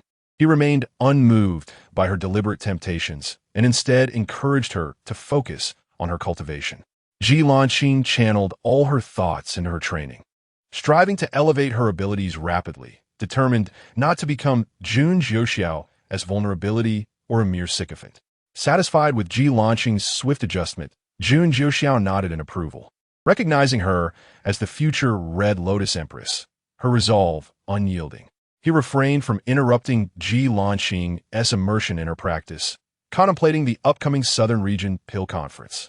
After much reflection, he concluded that it did not concern him directly. His only task was to locate other protagonists. However, there remained the Ji family. A few of their members must be eliminated, regardless of whether they belong to the Great Zhou Empire or the Eastern region. Ji Lanqing needed to confront them. The mere thought of the Ji family ignited Jun Jiuxiao's fury. Ji Lanqing had suffered immensely at their hands, and he yearned to annihilate every one of them in a single strike. Simply killing Ji Wentai would be too lenient. His enemies could not be allowed to linger. And upon learning that Ji Yueshi's family had been sent to the Great Zhou Empire, he dispatched his subordinate, Lao Jiao, to eliminate Ji Wentai. Jun Jiuxiao spared Juventus life solely to Xiao. With Ji Hao having departed and now devoid of value, he had provoked Jun Jiuxiao and thus deserved to meet his demise. Observing Ji Lanqing's earnest efforts in cultivation, he suppressed his anger, recognizing that these individuals were her foes and should be dealt with by her own hand to avoid lingering regrets. Ji Lanqing's future was boundless. She was destined to become an emperor-level powerhouse. It would be detrimental for her to harbor grudges against the Ji family. As he pondered how to dismantle the Ji family without allowing them to perish completely or enjoy any semblance of peace, a voice from outside the carriage interrupted. "Holy Son, there are people being pursued ahead. Ignore it. Just keep moving," Jun Jiuxiao replied impatiently. He had no desire to become entangled in others' conflicts.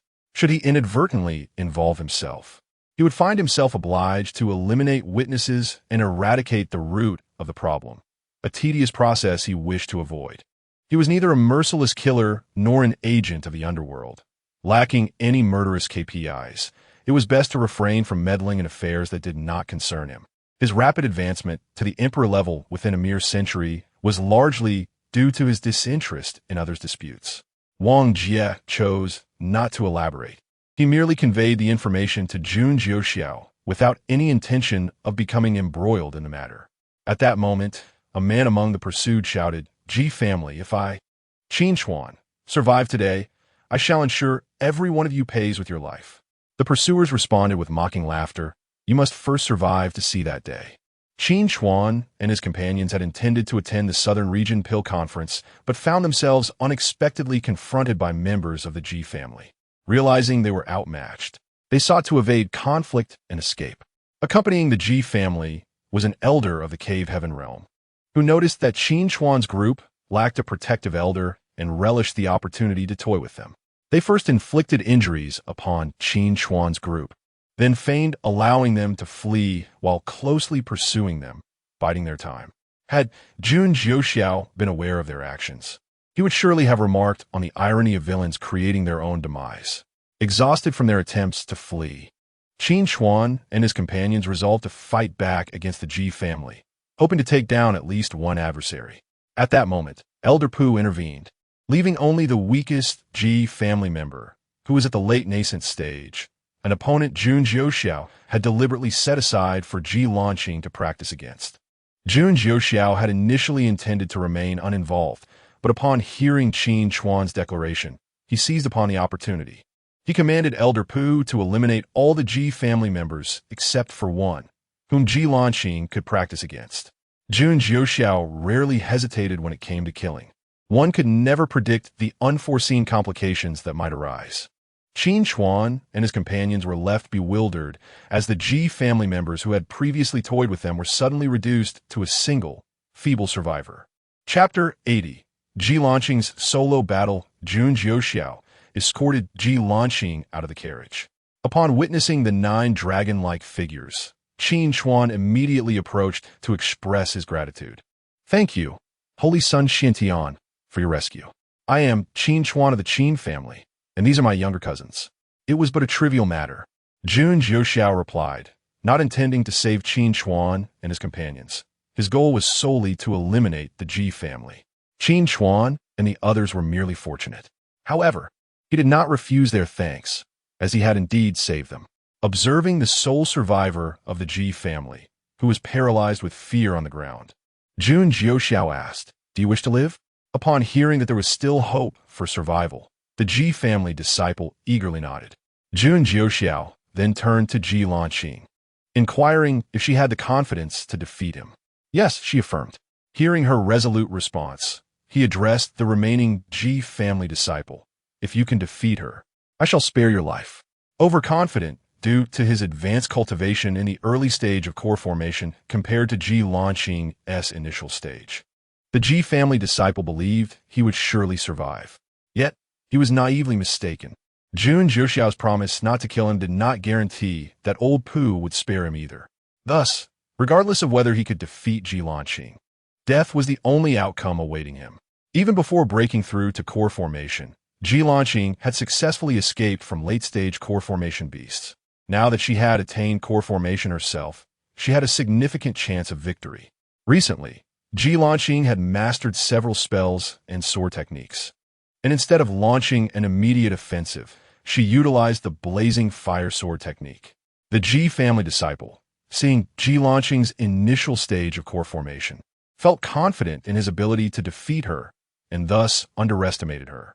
As Ji Lanqing approached, he finally beheld her beauty, momentarily entranced. However, Ji Lanqing, having been schooled by Jun Jiuxiao not to show mercy to enemies, seized the opportunity to strike. With her right hand gripping the sword and her left forming seals to cast spells, she conjured a torrential rain of fire directed at the Ji family disciple. Realizing the imminent threat, he could only flee in desperation. The overwhelming downpour of flames made it clear that Ji Lanqing was a formidable opponent. At that moment, any thoughts of admiration for her beauty vanished. Survival took precedence. Jun Jiuxiao observed approvingly, noting that Ji Lanqing had heeded his teachings and seized the initiative while the Ji family disciple was momentarily distracted. Possessing one of the 3 great heavenly fires, the Red Lotus Flame, Ji Lanqing wielded fire-based spells with remarkable proficiency. While others might conjure a few clusters of fire rain, she unleashed an entire deluge. The Ji family disciple soon realized that evasion alone would not suffice. He drew forth a magical artifact, a long ruler inscribed with runes.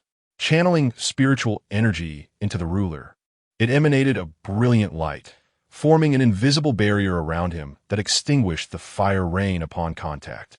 With the fire rain no longer a threat, he continued to infuse the ruler with energy, advancing toward Ji Lanqing. However, she recognized that the fire rain technique was ineffective against him and met his advance with her sword. Despite her exceptional talent and the red lotus flame, Ji Lanqing found herself at a disadvantage due to her lower cultivation level and lack of combat experience compared to the Ji family disciple. Jun Jiuxiao what's its intensity. Narrowing his eyes in concern as Ji Lanqing struggled. He believed she would not come to harm under his watch. Yet as her guardian, he felt a pang of worry for her well-being. Jun Jiuxiao did not wish for Ji Lanqing to become a mere parasite. He wanted her to grow strong enough to protect herself for a lifetime. True strength could only be achieved through her own efforts. Defeating this Ji family disciple was merely the first step on her path to becoming a powerful figure like the Red Lotus Empress. Resisting the urge to intervene, he reminded himself that this was Ji Lanqing's battle, regardless of the outcome. Yet, he remained confident in her victory. In that moment, Ji Lanqing was once again forced back, a trickle of blood escaping her lips. Realizing she could not prolong this battle, she knew she must conclude it swiftly or face defeat. Summoning the Qingxiao sword, the blade radiated like a rainbow, accompanied by the fire-infused sword intent. Sensing the danger emanating from Ji Lanqing, the Ji family disciple frantically channeled energy into his long ruler, which transformed into a massive ruler aimed at her. Undeterred by the impending attack, Ji Lanqing brandished the Qingxiao sword and executed her most familiar technique from the blazing fire sword technique. The heavenly blaze descends. She and the Qingxiao sword coalesced into a radiant inferno as they charged toward the Ji family disciple. In a moment of panic, he withdrew some energy from the long ruler to shield himself. The outcome was swift. The Ji family disciple's body was cleaved in two, his eyes wide with disbelief at being slain by someone in the initial stage of core formation. Ji Lanqing endured the impact of the long ruler, spewing blood and nearly collapsing, but Jun Jiuxiao caught her in his arms. Grasping her hand, he infused her with gentle spiritual energy to heal her wounds. Once assured that her injuries were stabilized, he carried her back into the carriage, disregarding the onlookers outside. Before departing, Jun Jiuxiao shattered the soul of the Ji family disciple with his divine sense, ensuring that even in death, he would endure suffering. The souls of core formation cultivators linger for a second or two before dissipating entirely. And Jun Jiuxiao made sure he experienced the agony of being slowly torn apart during that brief window. This was the price the Ji family disciple paid for harming Ji Lanqing. Even in death, Jun Jiuxiao would not grant him a peaceful end. Wang Jie, understanding his role, continued to guide the dragon carriage forward, while the Qin family disciples silently followed in the wake of Jun Jiuxiao and Ji Lanqing. Chapter 81. The delight of imported milk tea. Jun Jiuxiao cradled Ji Lanqing back into the carriage, one hand gently infusing her with spiritual energy for healing, while the other tenderly wiped the blood that trickled from the corner of her mouth. His heart was a blend of both tenderness and relief. He felt sorrow for her injuries sustained during battle, yet was gratified that she had not relied on any of the secret techniques or the red lotus flame he had bestowed upon her, triumphing instead through her own strength against an adversary of superior cultivation. His cherished Prot Ji truly excelled. After a while, Ji Lanqing's wounds were mended, and she gradually awakened. Finding herself in Jun Jiuxiao's embrace, she chose to keep her eyes closed, relishing the warmth of his tenderness a moment longer. Observing her playful pretense, Jun Jiuxiao chuckled softly, allowing her to indulge in the intimacy without revealing her ruse. As time passed, he gently called out to her, "Qing, it's time to rise. You should meditate to reflect on the recent battle. I shall hold you closely once more afterward, if that pleases you." Ji Lanqing opened her eyes, their depths shimmering with affection, her recent injuries lending her an air of delicate vulnerability. Reluctant to part from his embrace, she lingered a moment longer. Jun Jiuxiao placed a gentle kiss on her forehead, saying, "Be good, Chen." Promptly, Ji Lanqing complied, rising to contemplate the recent skirmish. While she engaged in her training, Jun Jiuxiao discreetly retrieved a cup of milk tea, having grown weary of cola and desiring a change of flavor, savoring each sip along with the delightful tapioca pearls. As he relished the pearls, he found them delectable. Jun Jiuxiao felt indifferent about the presence of Qin Chuan and his companions trailing behind. The path they traversed was open to all, not solely his to tread. As long as they did not provoke him, their presence was inconsequential. Should they choose to confront him, it would be their own folly. Yet, the milk tea proved excessively sweet, and after a few sips, he set it aside, finding himself idly observing Ji Lanqing's cultivation. Her porcelain complexion was breathtakingly exquisite, and his gaze wandered down to the graceful contours of her collarbone, her skin smooth as silk, inviting to the touch like the softest feathers.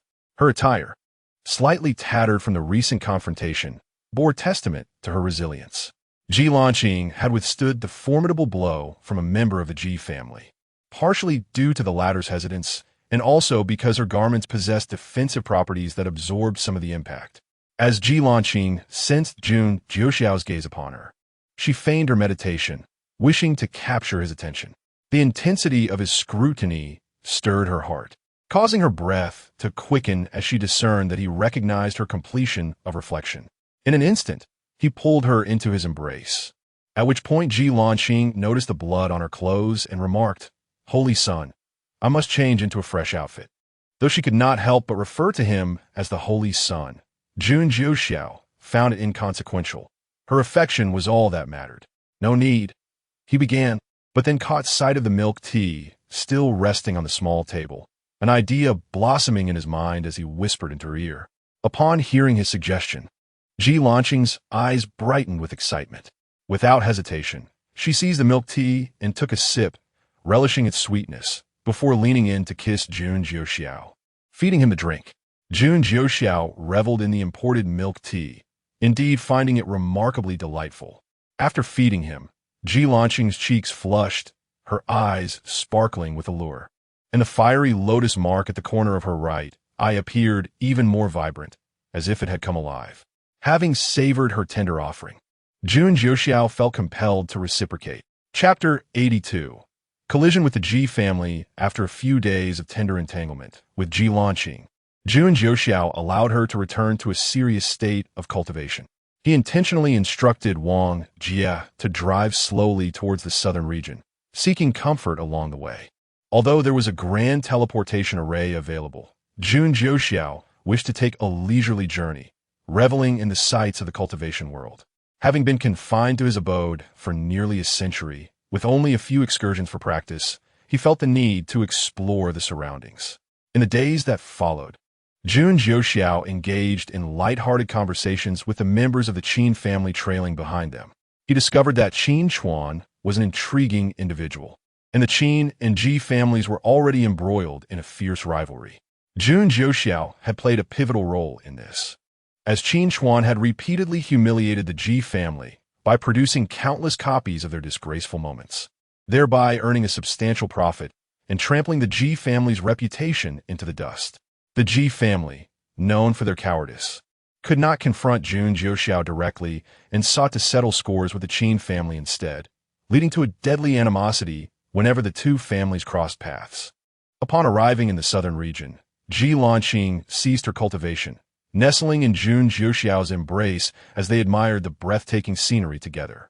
The Southern Region's Alchemy Conference was not merely a local celebration, but a grand event that attracted participants from the entire Endless Continent.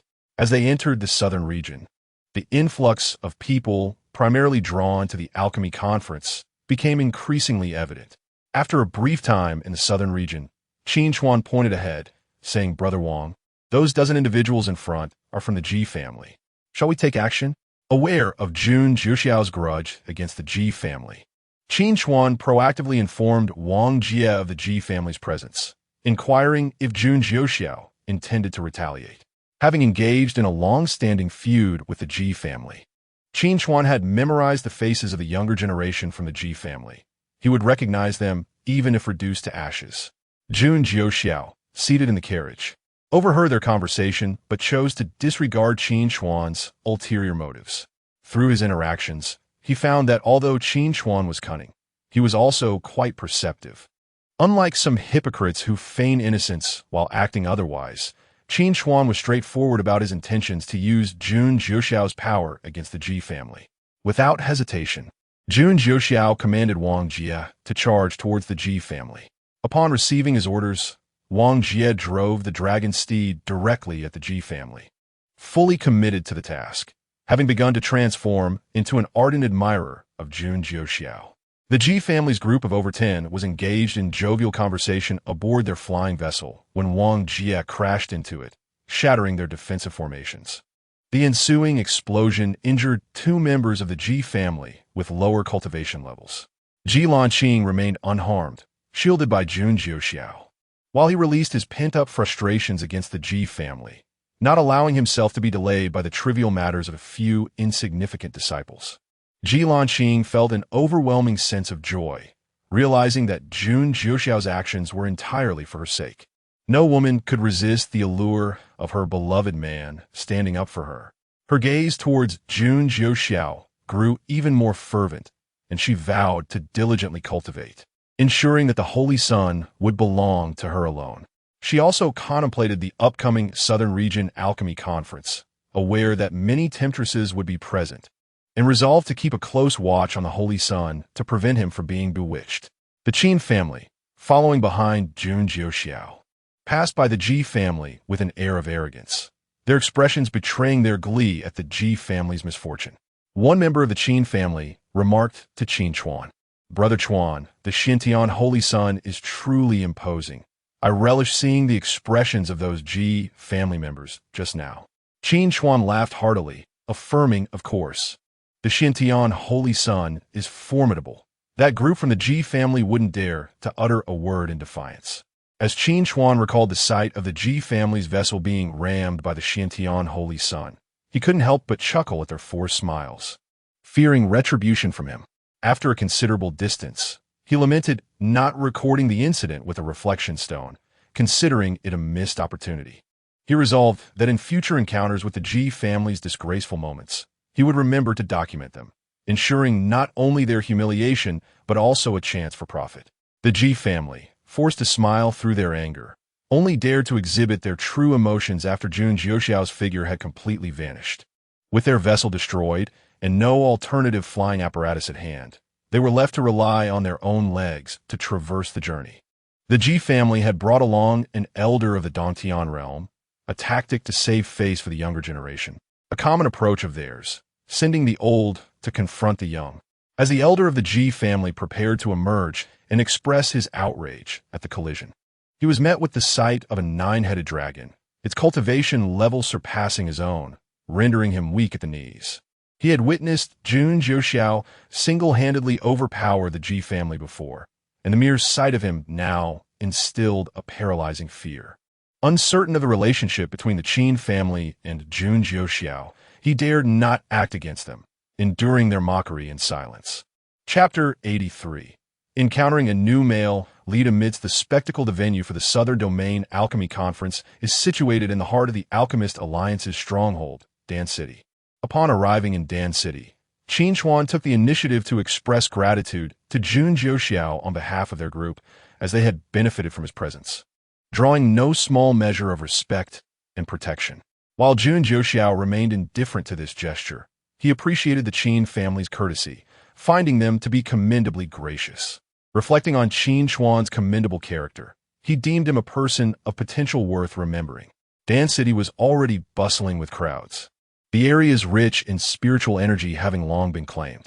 Although Jun Jiuxiao could have availed himself of accommodations reserved for the Xintian sacred land within the Alchemist Alliance, the throngs of people deterred him.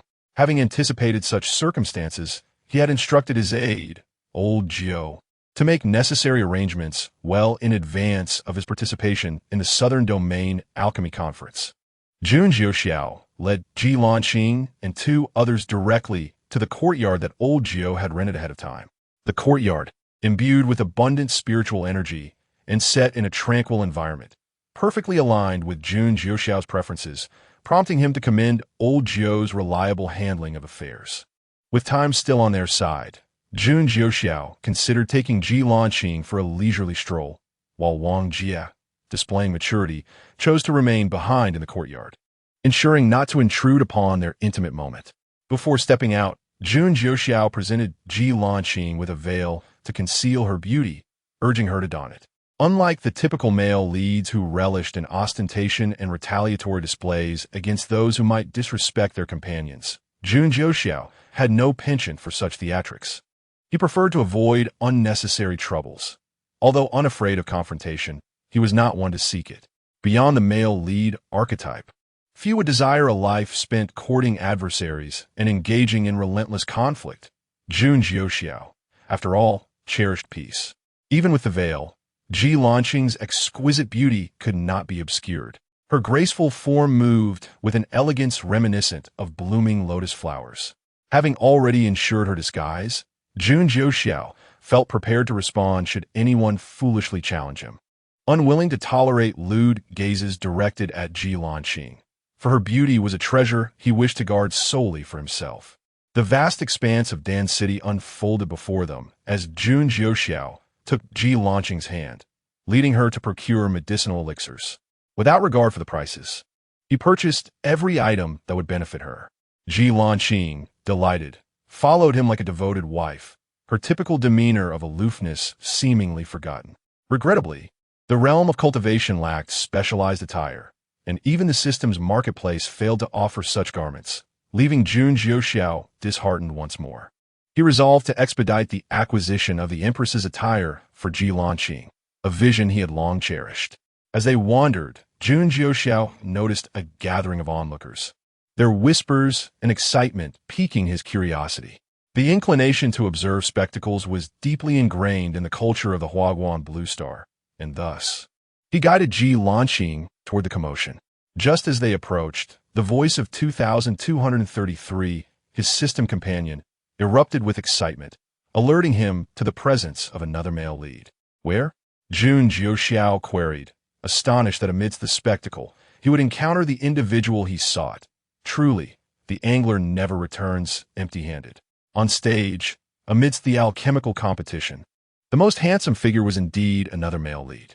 2233, now possessing an understanding of human aesthetics, reflected on its previous appearance, acknowledging it had likely been a source of disdain for Jun Jiuxiao.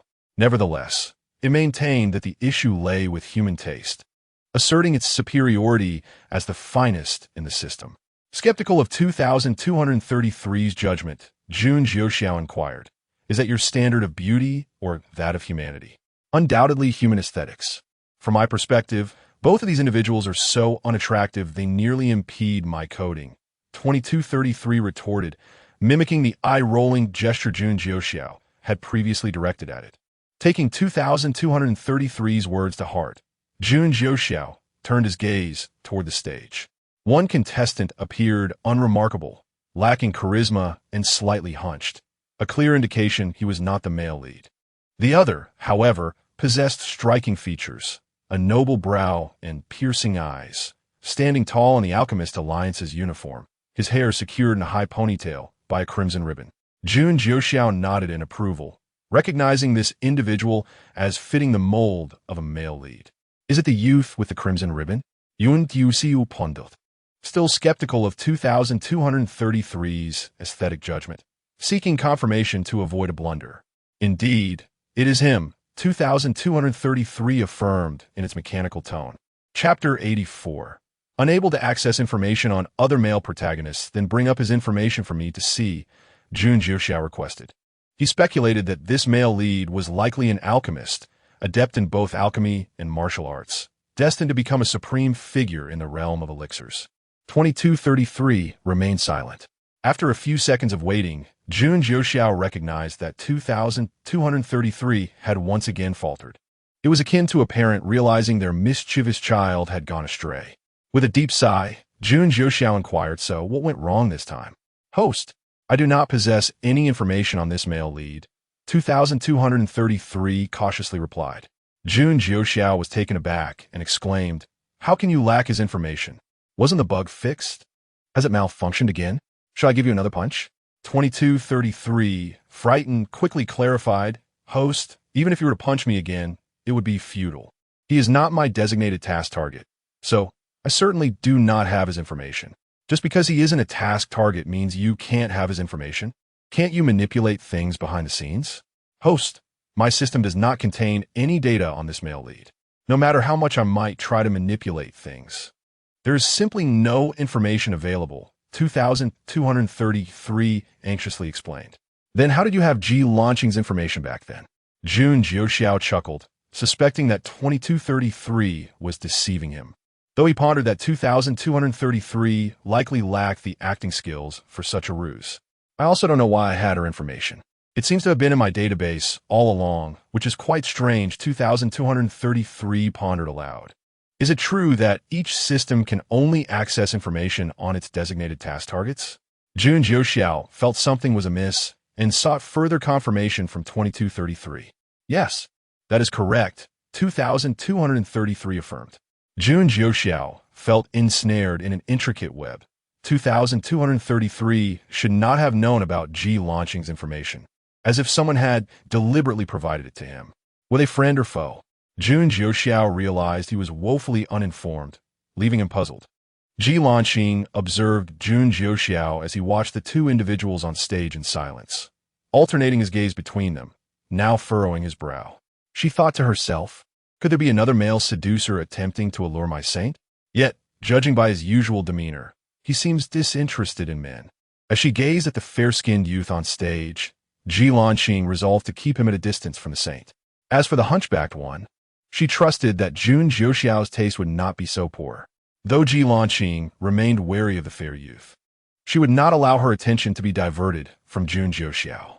In mere moments, her gaze returned to him, her face radiating with joy.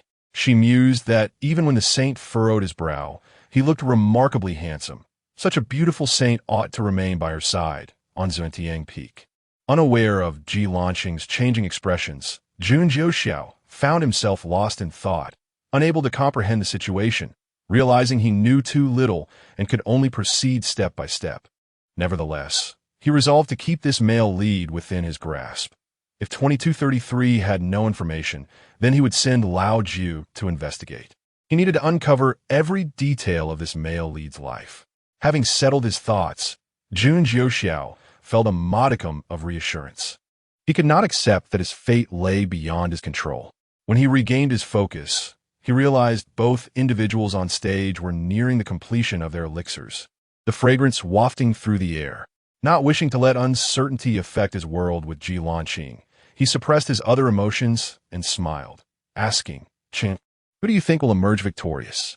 That hunchback man, Ji Lanqing replied in a detached tone. Jun Jiuxiao recalled Ji Lanqing transforming into the Red Lotus Empress and mischievously leaned closer, whispering, how about we place a wager? If you bet on the hunchback man, I shall bet on the man in the yellow robe. The loser must obey the winner's commands tonight. What do you say? I won't bet. I will listen to the saint's words tonight regardless. Ji Lanqing responded gently, yet earnestly. Coughing lightly, Jun Jiuxiao acknowledged, it does seem that way. Then we shall not wager. However, I am curious. Why do you believe the hunchback man will win? I see that the man in the yellow robe does not strike me as a good person. Ji Lanqing remarked, eyeing the yellow-robed man's lecherous demeanor with distaste, feeling compelled to warn the saint. Jun Jiuxiao was perplexed. Was Ji Lanqing's disdain for Lin Shun, this male lead, justified? And why did she also harbor aversion for the new male lead? Was it possible that all these fated children were adversaries? Jun Jiuxiao feared he might never unravel these mysteries, realizing Ji Lanqing's dislike for the yellow-robed man stemmed from his striking looks, as she worried he might seduce her.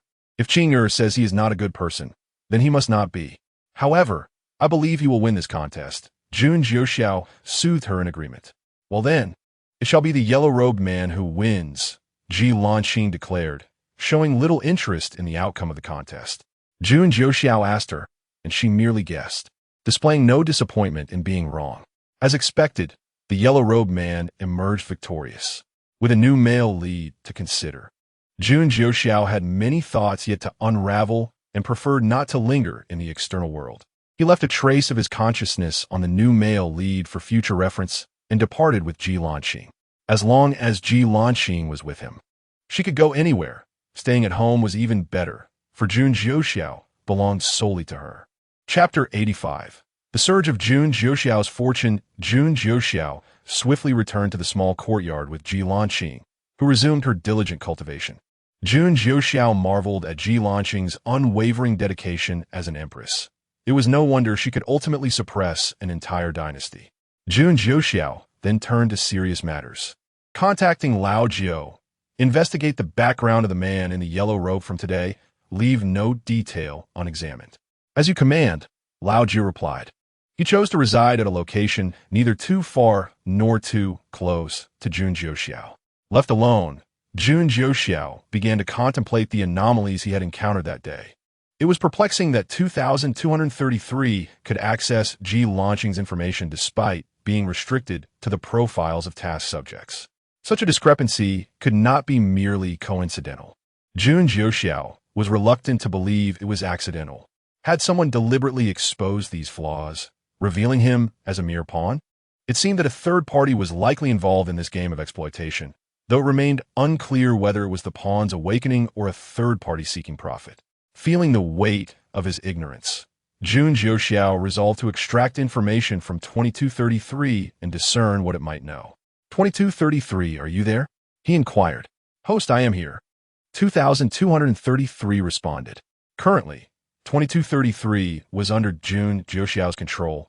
It could only reveal itself when summoned and was unable to pry into external matters independently. Jun Jiuxiao wished to avoid an awkward situation where 2233 might witness his intimate moments with Ji Lanqing. How do you determine who the male leads are without other male leads profiles? He asked. I can sense their fortune values. The fortune of the male and female leads is significantly higher than that of ordinary individuals. 2233 then displayed a comparative chart illustrating Lin Chen's fortune value against that of an average person. Jun Jiuxiao noted that Lin Chen's fortune exceeded that of others by an impressive margin, confirming his status as the favored child of destiny. Such luck could easily yield a lottery jackpot. Jun Jiuxiao now understood that these systems relied on fortune values to identify the male and female leads. Curiosity piqued. He inquired about his own fortune value. What is my fortune value? I cannot display your fortune value, but I can measure it for you.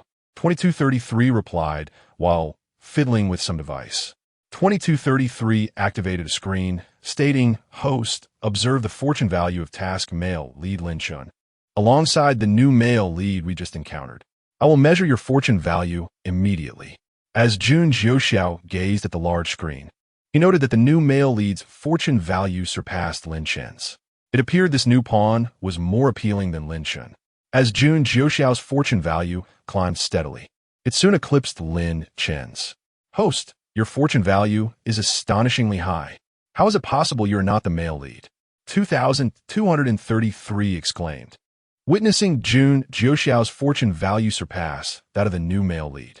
The fortune value continued to surge at an alarming rate until, suddenly, the testing screen exploded. 2233 stood in stunned silence, stammering, Host, your fortune value is so elevated it caused the testing device to shatter. This. Jun Jiuxiao was taken aback, unable to believe his fortune value could be so elevated. After a moment of contemplation, he queried, 2233, could it be that your device is malfunctioning? I cannot be certain. 2233 hesitantly replied. It was also its first encounter with such an anomaly. Ordinarily, the device functioned correctly, and both Lin Chun and the new male lead's fortune values were unaffected. Why then did the issue arise with the host? It was indeed perplexing. Host, shall I measure your fortune value once more? 2233 inquired. Jun Jiuxiao nodded, eager to uncover the truth. Once again, as before, his fortune value skyrocketed, leading to yet another explosion of the testing device. This time, 2233 could confirm the issue lay with Jun Jiuxiao. Host, it is indeed your anomaly. I wondered how a being of the Emperor's realm could exist in this world. Your fortune value is so high it shattered the testing device. Something is amiss with you. Jun Jiuxiao fell into deep thought, realizing that the unseen forces were likely coveting the fortune of the male and female leads. It was unlikely they sought mere carnal pleasures. If it was indeed fortune they coveted, this indicated he might be the greatest pawn of all. Yet he remained uncertain of 2233's accuracy, as it had failed to deliver reliable results in the past. Are you certain your testing device is functioning correctly? Jun Jiuxiao inquired again, his tone grave. It is undoubtedly functioning. If you do not believe me, observe Lin Chen's fortune value. It has always produced accurate readings, 2233 retorted, displaying Lin Chen's fortune value once more. Jun Jiuxiao scrutinized Lin Chen's fortune value, which appeared normal, leading him to conclude that the anomaly must indeed lie with himself. Chapter 86. System Hunter. Jun Jiuxiao furrowed his brows as the mysteries continued to multiply. He realized he was thoroughly ensnared in this situation, locked in a relentless struggle with the hidden antagonist. The demise of this individual seemed inevitable. After all, no one had yet emerged capable of harvesting Jun Jiuxiao's potential. 2233 was still engaged in a fierce battle with the testing device, each attempt resulting in a catastrophic surge of Jun Jiuxiao's fortune value. Observing 2233's frantic efforts, Jun Jiuxiao decided to wait patiently until it had exhausted itself before posing further inquiries. After a series of explosive failures, 2233 ultimately conceded defeat, acknowledging that its host was indeed an anomaly, and that it must tread carefully to avoid provoking Jun Jiuxiao's ire. Once 2233 appeared to have settled down, Jun Jiuxiao inquired whether it possessed a method to locate other systems. At a certain distance, systems could sense one another. 2233 responded without hesitation.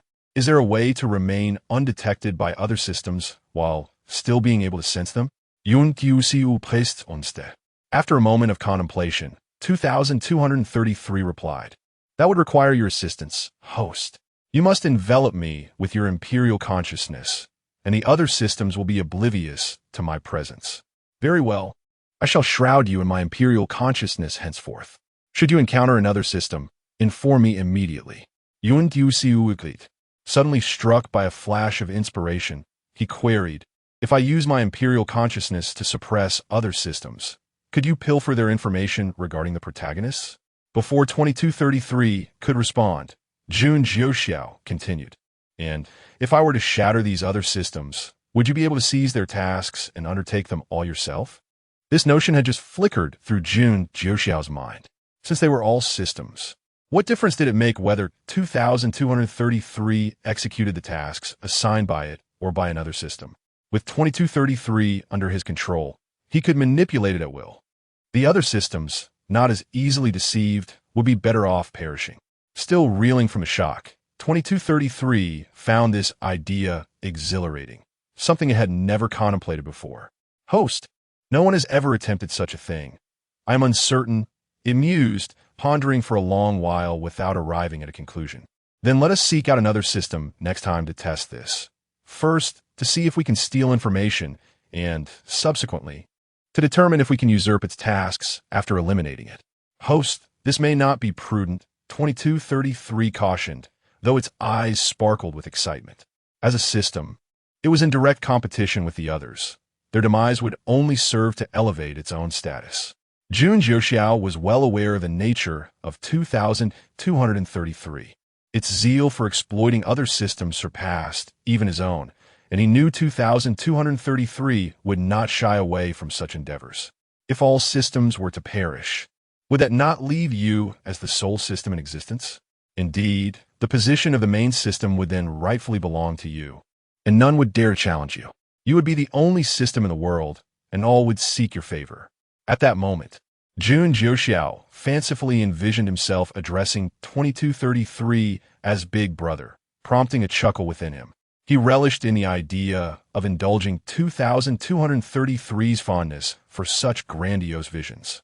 Upon hearing these words, 2233 was already lost in its own daydreams, imagining how Jun Jiuxiao would bow and scrape, pleading for it to assign tasks.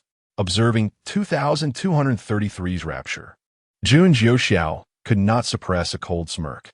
If all other systems were to vanish, he would ensure 2,233 join them in due course. After all, systems ought to remain as a close-knit family. One could hardly fathom a scenario devoid of 2,233. Such was Jun Jiuxiao's innate compassion. He could not bear the thought of others being separated from their kin.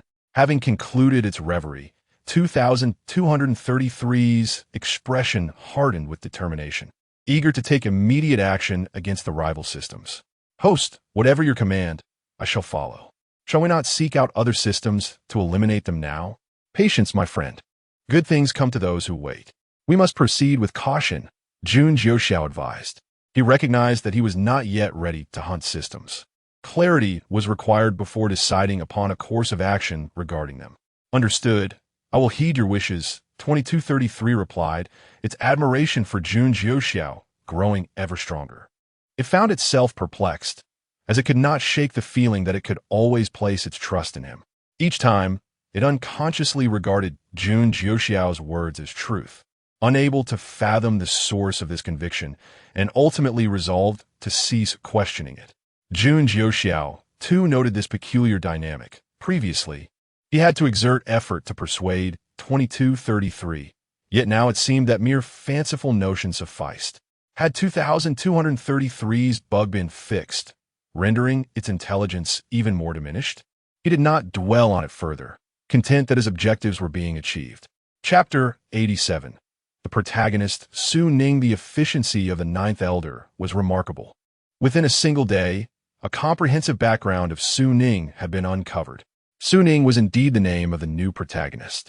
Upon seeing this name, Jun Jiuxiao couldn't help but wonder if he had a brother named Ego.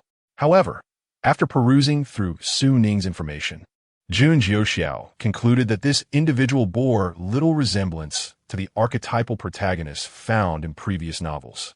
The only connection seemed to be that he was an orphan, growing up in a small sect in the southern region, which comprised merely a few dozen individuals. Su Ning's environment was harmonious and devoid of conflict.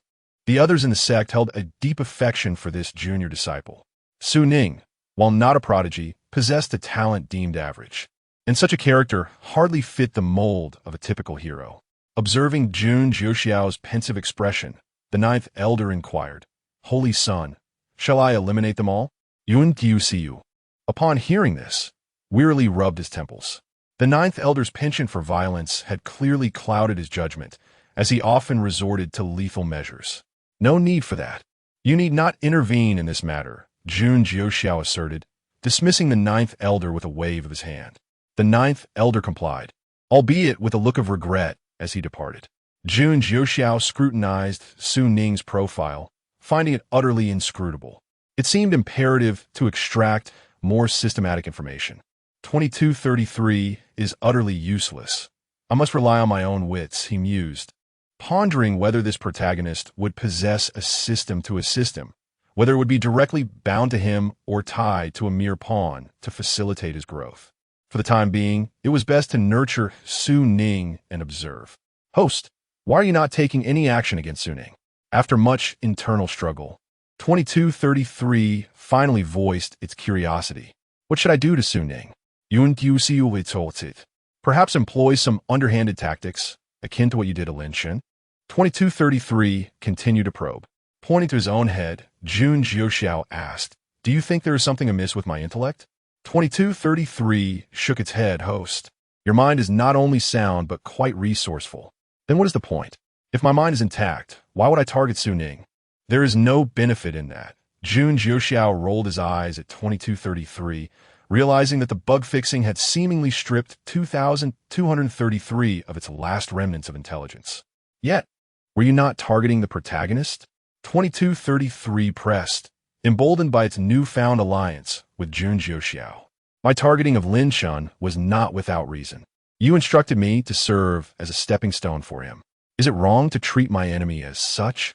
Jun Jiuxiao, noting 2,233's recent obedience, felt a surge of compassion and decided to explain further, recognizing that it would need 2,233's assistance in the future. 2,233 understanding Jun Jiuxiao's rationale. Thought to itself that the host was indeed a person of clear principles. The way the host dealt with Lin Chun was undoubtedly justified. Jun Jiuxiao felt he had overexerted his intellect that day. And just then, Ji Lanqing had concluded her training and began her usual attempts to entice him. Jun Jiuxiao, a man of unwavering resolve, found himself at the mercy of Ji Lanqing's cunning nature, which was hardly his fault. He reflected on the astounding talent of the Red Lotus Empress, who learned with remarkable speed. Jun Jiuxiao contemplated using the new protagonist, Su Ning, to validate some of his theories. He surmised that there must be other pawns in this world bound to different systems. He must identify them and seize control over both the individuals and their respective systems. Upon studying 2233, Jun Jiuxiao noted the peculiarities of these systems, reminiscent of computer programs from Blue Star. The source of their energy was equally strange. Neither spiritual power nor any energy he had previously encountered. Blue Star? Computer programs? Jun Jiuxiao suddenly speculated whether the mastermind behind this was a fellow countryman. Is this a case of countrymen stabbing each other in the back? If so, why not return to Blue Star and find a factory job instead of meddling here? And why has my fortune value skyrocketed? Surely it can't be due to my looks. He resolved to further investigate the fortune value of both Lin Chun and Su Ning. Moreover, he pondered the whereabouts of the heavenly Tao, which had seemingly abandoned its protagonist to the mercy of others. He was uncertain if the last time he attempted to eliminate Lin Chun was also the doing of the heavenly Tao. Feeling ensnared in a quagmire, Jun Jiuxiao lamented that all he desired was to live peacefully and enjoy life. Yet, trouble seemed to seek him out relentlessly. However, should trouble come knocking, he resolved to eliminate those who caused it. With that thought, a fierce determination gleamed in his eyes.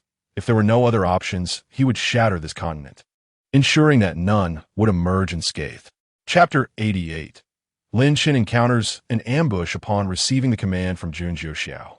Zhang Feng did not hastily seek an acquaintance with Lin Chun. Instead, he chose to quietly gather intelligence on him, sharpening his axe without the need to fell wood. Zhang Feng believed that he would not have the opportunity to interact with Lin Chun anytime soon. However, within a couple of days, he discovered that Lin Chun had accepted a mission, one that required him to leave the sacred land. Zhang Feng couldn't help but think that Lin Chun was rather foolish. Everyone in the sacred land was aware that he possessed a valuable treasure, and many coveted it. Why would he venture out to deliver supplies to others? Was he out of his mind? Unable to resist, Zhang Feng accepted a mission that would take him to the same location as Lin Chun, considering it a potential opportunity to forge a friendship with him. Perhaps if he saved Lin Chun once, the life-saving grace would bond them as friends. If he failed, it would merely be Lin Chun's own folly, and he would bear no blame. He believed he had done his best, and the son of the sacred land would not hold it against him. Little did Zhang Feng know, Lin Chun was completely oblivious to the fact that many in the sacred land were aware of his treasure. At that moment, no one was willing to engage with Lin Chun. Even after he had broken through to enter the inner sect, people continued to avoid him. His notorious reputation had preceded him, and no one dared to approach him, leading Lin Chun to remain unaware of the many who coveted his possessions. Not long ago, there were indeed individuals monitoring Lin Chun outside his dwelling. However, upon observing him immersed in cultivation and not venturing outside, they soon dispersed. Subsequently, Lin Chun advanced in his cultivation and entered the inner sect, causing the outer sect disciples to abandon any thoughts of targeting him. The inner sect disciples, concerned with their reputation, would never stoop to surveilling Lin Chun outside his abode. Nevertheless, many continued to keep a discreet eye on him, including Li Xian, who sought revenge for the humiliation Lin Chun had inflicted upon him. Upon learning that Lin Chun had accepted an external mission, Li Xian immediately left the sacred land, intent on ambushing him. Zhang Feng, too, set off ahead of time, determined to complete his task before orchestrating a chance encounter with Lin Chun. Not long after Lin Chun set out, he was ambushed and demanded to surrender his treasures. Upon hearing the word treasure, Lin Chun immediately suspected that this individual sought to seize his destiny ring. Without hesitation, he eliminated the assailant. He encountered several more ambushes, dispatching each attacker with increasing unease. Lin Chun then questioned his mentor, Dan Lao. "Teacher, how do these people know about my destiny ring?" Dan Ella was equally puzzled, believing that aside from the princess of the Ji family and himself, no one else should be aware of Lin Chen's possession of the ring. Little Chun, do not rush to kill. First, ascertain what these individuals truly desire. Understood. When Lin Chun faced yet another ambush, he countered the demand for his treasures with a question of his own. What treasures do you want me to surrender? The assailant, with a glimmer of excitement, exclaimed that it appeared Lin Chun indeed possessed treasures, perhaps more than one. If you hand them over, I may spare your life. Lin Chen's mind raced as he replied. You only heard rumors of my treasures? From whom did you hear this? The assailant retorted. Who in the sacred land does not know that Lin Chun possesses valuable treasures? Stop stalling and hand them over. With that, the assailant lunged at Lin Chun, who swiftly defeated him without haste to kill. Lin Chun demanded, What did you hear of my treasures? What exactly are they? Speak, or I shall slay you immediately. The trembling man stammered, If I tell you, will you spare me? Lin Chun nodded, Yes. I do not know the exact source, but it is said that you possess two treasures, one that transformed you from a waste into a genius, and the other, a treasure stolen from Ji Xianzi in the secret realm, which led to her pursuit of you. Many witnessed this in the secret realm. After confirming the man's claims, Lin Chun swiftly executed him. Teacher, who could be plotting against me? Why does that madwoman seem intent on my death? The others in the secret realm are equally insane. I have no idea why they would pursue me. Lin Chun spoke through gritted teeth, genuinely aggrieved. For he possessed no treasures and was bewildered by the rampant rumors that everyone seemed to believe. Throughout his journey, Lin Chun faced 5 waves of ambushes, and he could only speculate on how many more were waiting to strike. Had he known this would transpire, he would have never accepted the mission outside the sacred land. Dan Lao remained silent, contemplating whether Lin Chun might possess an unusual streak of bad luck. Unsure of how to respond, Lin Chun pressed, What should I do? Abandon the mission and return to the sacred land, or continue? After a moment of serious reflection, Dan Lao advised, Continue. There exists a rare flame that you must consume to enhance your innate potential. Do you not wish to defeat Jun Jiuxiao, the son of the sacred land? Do you not aspire to become powerful? Then you must pursue this flame. Dan Lao had his own ulterior motives. Lin Chen's consumption of the flame would expel the excess energy, which Dan Lao could then absorb to restore his own spiritual strength. He had recently exerted himself twice and sustained injuries from Jun Jiuxiao, leaving his spiritual power severely depleted. Although he remained hidden within the unique space of the Destiny Ring, conserving his spiritual strength, he needed to maintain a contingency plan. Moreover, Dan Lao harbored doubts about Lin Chen's mental state, fearing he might inadvertently lead himself to ruin. Thus, he resolved to keep a safety net for himself. Chapter 89. The Tai Chiang fire. Upon hearing Elder Dan's words, Lin Chun hesitated and said, Master, there will surely be others waiting to ambush me along the way. I can handle 1 or 2, but if there are too many, I will be exhausted. What if someone with significantly higher cultivation levels comes after me?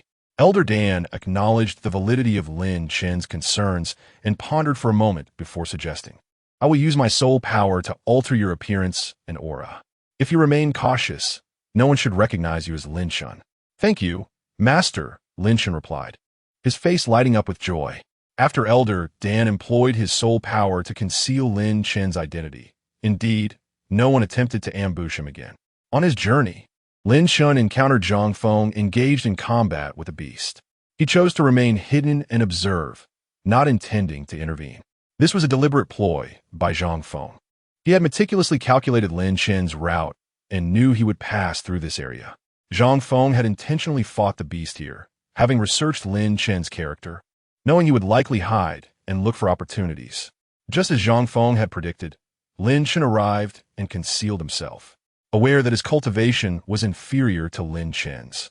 Zhang Feng ensured he would not be noticed upon Lin Chen's arrival. He purposely took a hit from the beast and retreated towards Lin Chun's direction. Consequently, Lin Chun was revealed. With superior cultivation, Lin Chun did not flee but swiftly dispatched the beast. Seeing Lin Chun slay the creature, Zhang Feng approached him, expressing gratitude. Thank you, fellow cultivator, for saving my life. This spirit herb, obtained from the beast I offer to you. I hope you will not find it lacking." As Lin Chun accepted the herb, Zhang Feng continued, "I have yet to inquire your name. I am Zhang Feng, a disciple of the Xiantian sacred land. Should you ever require assistance, do not hesitate to seek me there, and I shall repay your kindness." Upon hearing the name Xiantian sacred land, Lin Chen's pupils constricted, recalling that Elder Dan had already altered his appearance and aura, so this Zhang Feng likely did not know who he truly was. "I am Chen Lin, merely a loose cultivator with no sect or affiliation. My intervention was but a trifling matter. Your spirit herb suffices as compensation. Farewell." After saying this, Lin Chen hurriedly departed, as Elder Dan had urged him on, sensing the presence of the strange fire. Zhang Feng did not pursue Lin Chen further. Today had gone remarkably well for him. He quickly spread the news of Lin Chen's presence. He then leisurely moved to another location, calculating a 60% chance that Lin Chen would escape this way. If Lin Chen managed to flee here, he could rescue him. Otherwise, he would have to rely on his own fortune. Guided by Elder Dan, Lin Chen swiftly arrived at the designated location for the growth of the extreme Yin grass, guarded solely by a late-stage South Wolf demon. Upon sighting the wolf demon, Lin Chen was filled with rage and charged at it with his great sword, delivering lethal strikes. His expression contorted in fury. He ultimately crushed the wolf demon with a single blow, continuing to hack at its remains until they were reduced to a mangled mass. Yandere dan froenet. It was evident that Lin Chen's mindset had twisted since the events in the Xiantian secret realm, and he needed to remain vigilant. After venting his frustration, Lin Chen sighed deeply and asked Elder Dan, "Master, you mentioned there is Tai Chi Yang fire here. Why do I not see it?" Before our arrival, I had only a 50% certainty, but now that I have observed this environment, I am convinced that the Tai Chi Yang fire must be hidden beneath the extreme Yin grass, Elder Dan explained, noting Lin Chen's confusion. Lin Chen inquired, "How then do I find this Tai Chi Yang fire?" Elder Dan smiled and replied, "There is no need to search. Simply channel your spiritual energy with all your might to reveal your pure Yang divine body. It will naturally draw the Tai Chi Yang fire towards you." Nodding in understanding, Lin Chen began to channel his spiritual energy, and in no time, a small flame appeared. "Little Chen, the Tai Chi Yang fire has manifested. Continue to channel your energy, and when it approaches your body, use the fire-devouring technique to absorb it," Elder Dan instructed. Lin Chen silently focused his energy, his body tense, beads of cold sweat forming on his forehead. The moment the Tai Chi Yang fire neared him, he executed the fire-devouring technique, consuming the flame. Lin Chen ignited in flames, and Elder Dan, fearing for his own soul's safety from the Tai Chi Yang fire, withdrew the soul power enveloping Lin Chen, retreating entirely into the Destiny Ring. As Elder Dan's soul power departed, Lin Chen's true appearance was revealed, and the hidden Li Xian recognized him. However, he refrained from revealing himself, intending to deliver a fatal blow at a critical moment. Stealthily, he consumed the extreme Yin grass, plotting that even if he could not kill Lin Chen this time, he would ensure Lin Chen failed his task. Upon entering the cave, Elder Dan spotted the extreme Yin grass and noted the surrounding environment was heated, realizing the presence of Tai Chi Yang fire. In his excitement, he forgot to check for any potential observers. Li Xian had specifically purchased concealment talismans to ambush Lin Chen. In a twist of fate, Li Xian successfully hid beneath Elder Dan's powerful soul presence. The flames engulfing Lin Chen grew increasingly intense, nearing the point of overwhelming him, threatening to cloud his consciousness. He recognized the urgency of remaining conscious. If he succumbed to unconsciousness, all would be lost. Desperate, he called out to Elder Dan, "Master, is there a way to assist me? I can barely hold on." I had already anticipated this. The extreme Yin grass will help alleviate the scorching effects of the Tai Chi Yang fire on your body. Quickly consume it, Elder Dan advised, only to pause in surprise. But where has the extreme Yin grass gone? Lin Chen was equally stunned. He had intended to collect the grass, only to find it missing. Where could such a large patch of extreme Yin grass have gone? It was just here. Chapter 90.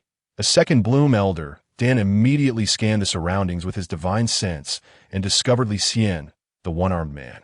Li Xian, aware that he had been detected, stepped forward and let out a hearty laugh, declaring, "Lin Shun, I have awaited this day for far too long. Next year on this very day shall mark your demise." Little Chun, the extreme Yin grass has been consumed by that individual. Elder Dan recalled Li Xian from their previous encounter within the secret realm. "Master, I can hardly endure. What should I do now?" Lin Shan felt as if he were on the verge of being consumed by the Tai Chiang fire. Elder Dan contemplated that the previous events in the Mystic Heaven's Sacred Land's secret realm had already transpired. So what harm could it do to repeat them? "Little Chun, that man has only just ingested the extreme Yin grass and has yet to fully refine it. I will impart a technique to you, and with my spiritual force, I shall suppress him. You can absorb the remnants of the extreme Yin grass within him. It will alleviate the searing pain of the Tai Chiang fire." Lin Chan was taken aback. He was resolute in his refusal. He clenched his teeth defiantly, proclaiming that he would rather perish than submit.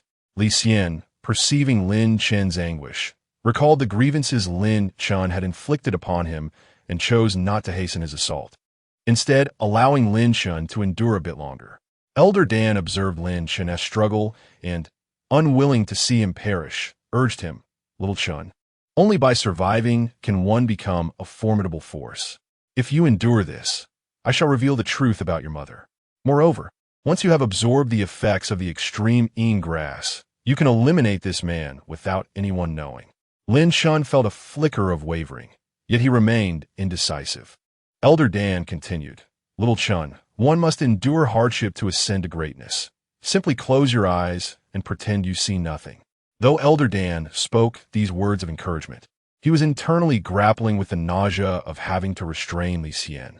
Lin Shun, nearing his breaking point, shut his eyes and let 2 streams of tears fall, uttering, "Master, please proceed." Elder Dan, seeing Lin Chen's consent, wasted no time in using his spiritual force to suppress Li Xian. Quickly, Little Chun, Lin Shun cast aside all reservations. Li Xian was reminded of certain unpleasant memories. Lin Chen activated the technique. Elder Dan stood by, providing support, as he was obligated to maintain control over Li Xian. Lin Chen kept his eyes tightly shut. Lin Chen successfully absorbed the effects of the extreme Yin grass from within Li Xian, while the Tai Chiang fire was completely devoured. Elder Dan could no longer bear the strain, although suppressing Li Xian did not deplete much of his energy. He had absorbed the excess energy Lin Chen released during the consumption of the Tai Chiang fire. His mental fortitude had been tested to its limits. Seeing Lin Chen stabilize, he hastily retreated into the Destiny Ring to digest the energy he had just absorbed. "Little Chun, I must recuperate in the Destiny Ring. Be cautious moving forward." Lin Chun, wishing to avoid further conversation with Elder Dan, craved solitude to process his thoughts. As Li Xian felt the pressure weighing upon him dissipate, he sprang to his feet, glaring at Lin Shun with murderous intent. "Lin Shun, I shall kill you." With that, Li Xian charged at Lin Shun, who had only just remembered the danger posed by him and swiftly sought refuge. This time, Li Xian did not suppress his cultivation. Despite his missing arm, he was still capable of overpowering Lin Shun. Realizing he could not contend with Li Xian, Lin Shun sought assistance from Elder Dan, who was preoccupied with absorbing energy, and thus did not heed Lin Chen's call for help. Left with no choice, Lin Shun opted to flee. Running was a skill he had mastered, having been pursued countless times before. Li Xian poursuit Elena Shenrala Leslie. Shortly thereafter, Shun Qingyin arrived at the scene. Discovering that the extreme Yin grass had been taken, and without lingering, she departed. Shun Qingyin had intended to arrive sooner, but had been delayed by a chance encounter with several familiar disciples from the Mystic Heaven's Sacred Land. After Lin Chen escaped, Li Xian continued his relentless pursuit, creating quite the commotion, drawing the attention of others. Gradually, more individuals joined the hunt for Lin Chen. However, these pursuers were disunited, each fearful that another would eliminate Lin Chen and claim the treasure for themselves. This discord allowed Lin Chen to narrowly evade capture. Fortune favored Lin Chen as he managed to reach the vicinity of Zhang Feng. Upon seeing the throng pursuing Lin Chen, Zhang Feng nearly abandoned his intent to assist. As Lin Chen approached Zhang Feng, the latter clenched his teeth and decided to take a gamble. "Lin Chen, come with me quickly." Lin Shun recognized the voice, recalling where he had heard it before. Lin Shun, do you remember when I saved your life? I mean you no harm. They are closing in. Please come with me. Seeing Lin Shun's delayed response, Zhang Feng hurriedly insisted, you must remember me. Lin Shun finally recognized Zhang Feng and, with no other options, realized that further delay would lead to his capture. Elder Dan remained unresponsive, still grappling with how to activate the Destiny Ring using his essence blood. Calculating that Zhang Feng's cultivation was inferior to his own, Lin Shun resolved to follow Zhang Feng for the moment. Chapter 91. The interlude between master and disciple Lin Shun was brought by Zhang Feng to the front of a formation. Zhang Feng activated the formation with a spirit stone, and in an instant, both Zhang Feng and Lin Shun vanished. When Li Xian arrived here, he too noticed the formation. Others, upon seeing it, attempted to activate it as well, but one disciple knowledgeable about formations declared it futile, explaining that this was a random teleportation array, with no certainty of where it would lead. Hearing this, the others, realizing the unpredictability of the teleportation, reluctantly departed. Li Xian lingered before the array for quite some time, ultimately leaving in frustration, silently vowing to exact revenge on Lin Shun for the 2 humiliations he had endured. Zhang Feng and Lin Shun found themselves transported to the giant Dragon Mountain range. Observing that they had been teleported, Lin Shun inquired of Zhang Feng whether others would follow them. Zhang Feng replied, no, this is a random teleportation array, and each instance transports individuals to different locations. Aware that Lin Shun was on a mission, Zhang Feng had previously scouted this random teleportation array, leading him to anticipate this very moment. As for the possibility that Lin Shun might not have made his way here, or might have accidentally met his demise, Zhang Feng decided that would simply be unfortunate for Lin Shun. With the realization that no one could pursue them any longer, Lin Shun finally relaxed, his tension dissipating. However, he quickly drew out his great sword, remaining vigilant, and questioned Zhang Feng. How did you know I was the one who saved you? Zhang Feng explained, my friend. You were the same black stealth attire as when you rescued me. You were being hunted, and I heard others call you Lin Shun. You also introduced yourself as Chun Lin, which led me to deduce your identity. Lin Shun was perplexed by his choice of attire during the day, donning black stealth clothing and having several sets prepared. He had just changed into this outfit, providing Zhang Feng with an explanation that seemed almost too coincidental. Lin Shun found Zhang Feng's reasoning convincing, yet he remained somewhat skeptical, fearing that Zhang Feng might covet what he deemed as treasures. Aware that haste could lead to mistakes, Zhang Feng took his leave, saying, Brother Lin Shun, I saved you to repay your life-saving grace. Now that you've escaped, I shall take my leave. With that, Zhang Feng departed without looking back, and Lin Shun felt a measure of trust grow in his heart. At that moment, Dan Lao appeared, cautioning little Chun. Exercise caution and do not place your trust in others too easily.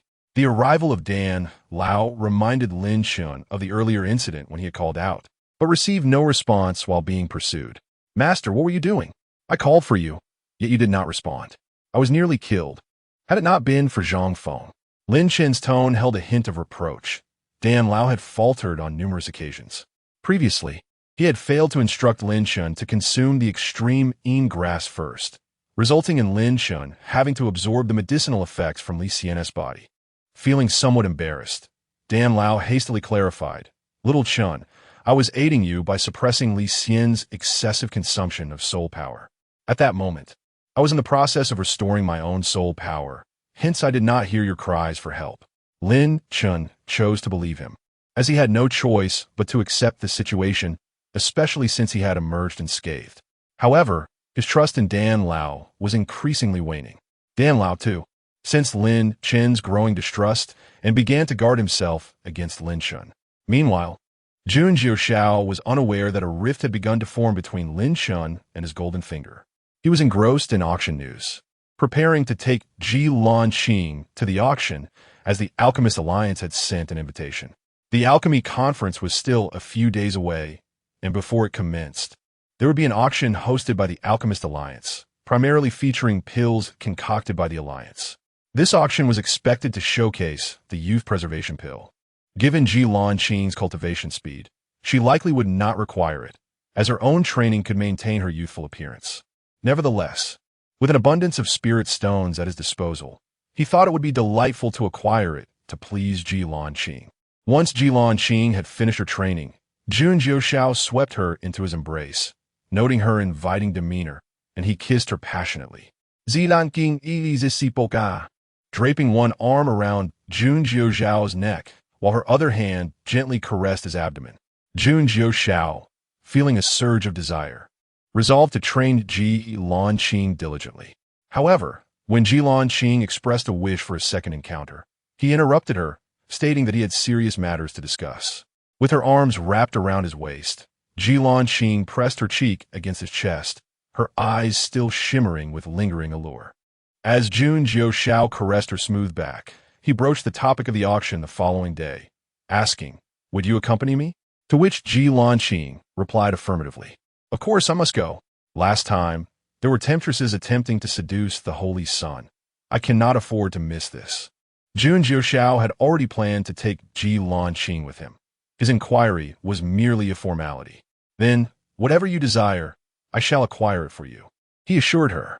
Qing, invigorated by his words, once again began to kiss his chest. With a serious matter addressed, Jun Jiuxiao found himself irresistibly drawn to her allure, resolved to teach Qing a lesson for her enticing behavior. Chapter 92. By Xiaosheng and Jun Jiuxiao. On the following day, Jun Jiuxiao brought only Qing to the auction. The carriage drawn by 9-headed flood dragons was too conspicuous in Dan City, and Jun Jiuxiao preferred to maintain a low profile for the time being. Upon arriving at the entrance of the auction, he spotted Qin Chuan engaged in an argument, seemingly at a disadvantage. Although Jun Jiuxiao had only a slight acquaintance with Qin Chuan, he found him to be a decent person and had no desire to become entangled in others' troubles. However, trouble often sought him out. The individual arguing with Qin Chuan noticed Jun Jiuxiao and introduced him to the flamboyant man beside him, who was dressed like a peacock.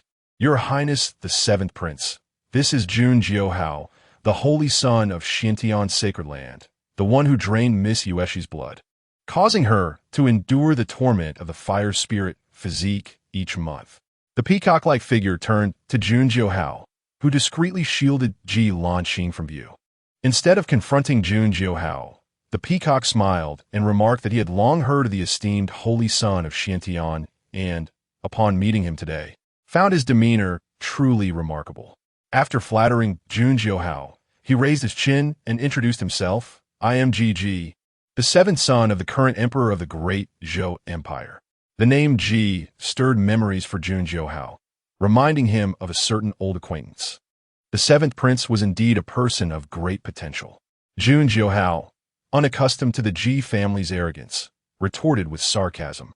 He had forgotten that in this world, the term crouching dragon and phoenix chick was still a compliment. Ji interpreted Jun Jiuxiao's words as praise, believing him to be much less arrogant than the Ji family members from the eastern region had claimed. Realizing he had inadvertently flattered Jun Jiuxiao chose not to clarify. Since they were not well acquainted, opted to withdraw from the conversation, allowing Jun Jiuxiao and Qing to proceed inside. Jun Jiuxiao called out to Qin Chuan, "Qin Chuan, would you like to join me?" Although he did not initially wish to become involved in Qin Chuan's affairs, the presence of Ji family members piqued his interest. In the narrative involving Qing and Lin Shun, the Ji family played the role of antagonists, destined for downfall. Upon hearing his name called, Qin Chuan quickly followed, expressing his gratitude. Jun Jiuxiao led Qin Chuan into a private room prepared for him, where Qin Chuan began recounting the earlier events. Within Dan City, people were generally restrained, attending the alchemy convention out of respect for the Dan Alliance, refraining from violence. The Ji family from the eastern region, now accompanied by the great Zhou's Ji family, flaunted their power, mocking Qin Chuan and suggesting he could only watch the auction from the hall. However, upon being invited into the private room by Jun Jiuxiao, the expressions of the eastern region Ji family shifted dramatically. Only those who flattered 7th Prince Ji or were outstanding disciples of the Ji family were permitted to accompany him into the private room. Now, with Qin Chuan invited directly by Jun Jiuxiao, the eastern Ji family members were publicly humiliated. Once inside, Qin Chuan behaved with decorum, despite the presence of the stunning Ji Lanqing, keeping his gaze respectful. Jun Jiuxiao inquired about the great Zhou Ji family's attendance at the Dan convention. After a moment's consideration, Qin Chuan replied that the delegation was led by the emperor's younger brother, Prince Yu. Qin Chuan continued, noting that Prince Yu was at the initial stage of the Holy King realm, specializing in the great Zhou's 9 transformations of the celestial dragon. He mentioned that Ji, as the 7th son of the emperor, lacked exceptional talent and was not favored, though he shared a mother with the crown prince. It was rumored that Ji had a penchant for beauty and an inclination to covet others' women. Jun Jiuxiao recognized this as a warning from Qin Chuan and appreciated the gesture. Ji Lanqing's focus remained solely on Jun Jiuxiao, indifferent to everything else. In her heart, he was her priority, while the annihilation of the Ji family members came second. Encouraging Qin Chuan to continue, Jun Jiuxiao listened attentively as he shared everything he knew. Afterward, Jun Jiuxiao reflected on the chaotic state of the great Zhou Empire, where power seemed to be divided, with half in the emperor's hands and the other half contested by the Ji family and other noble clans.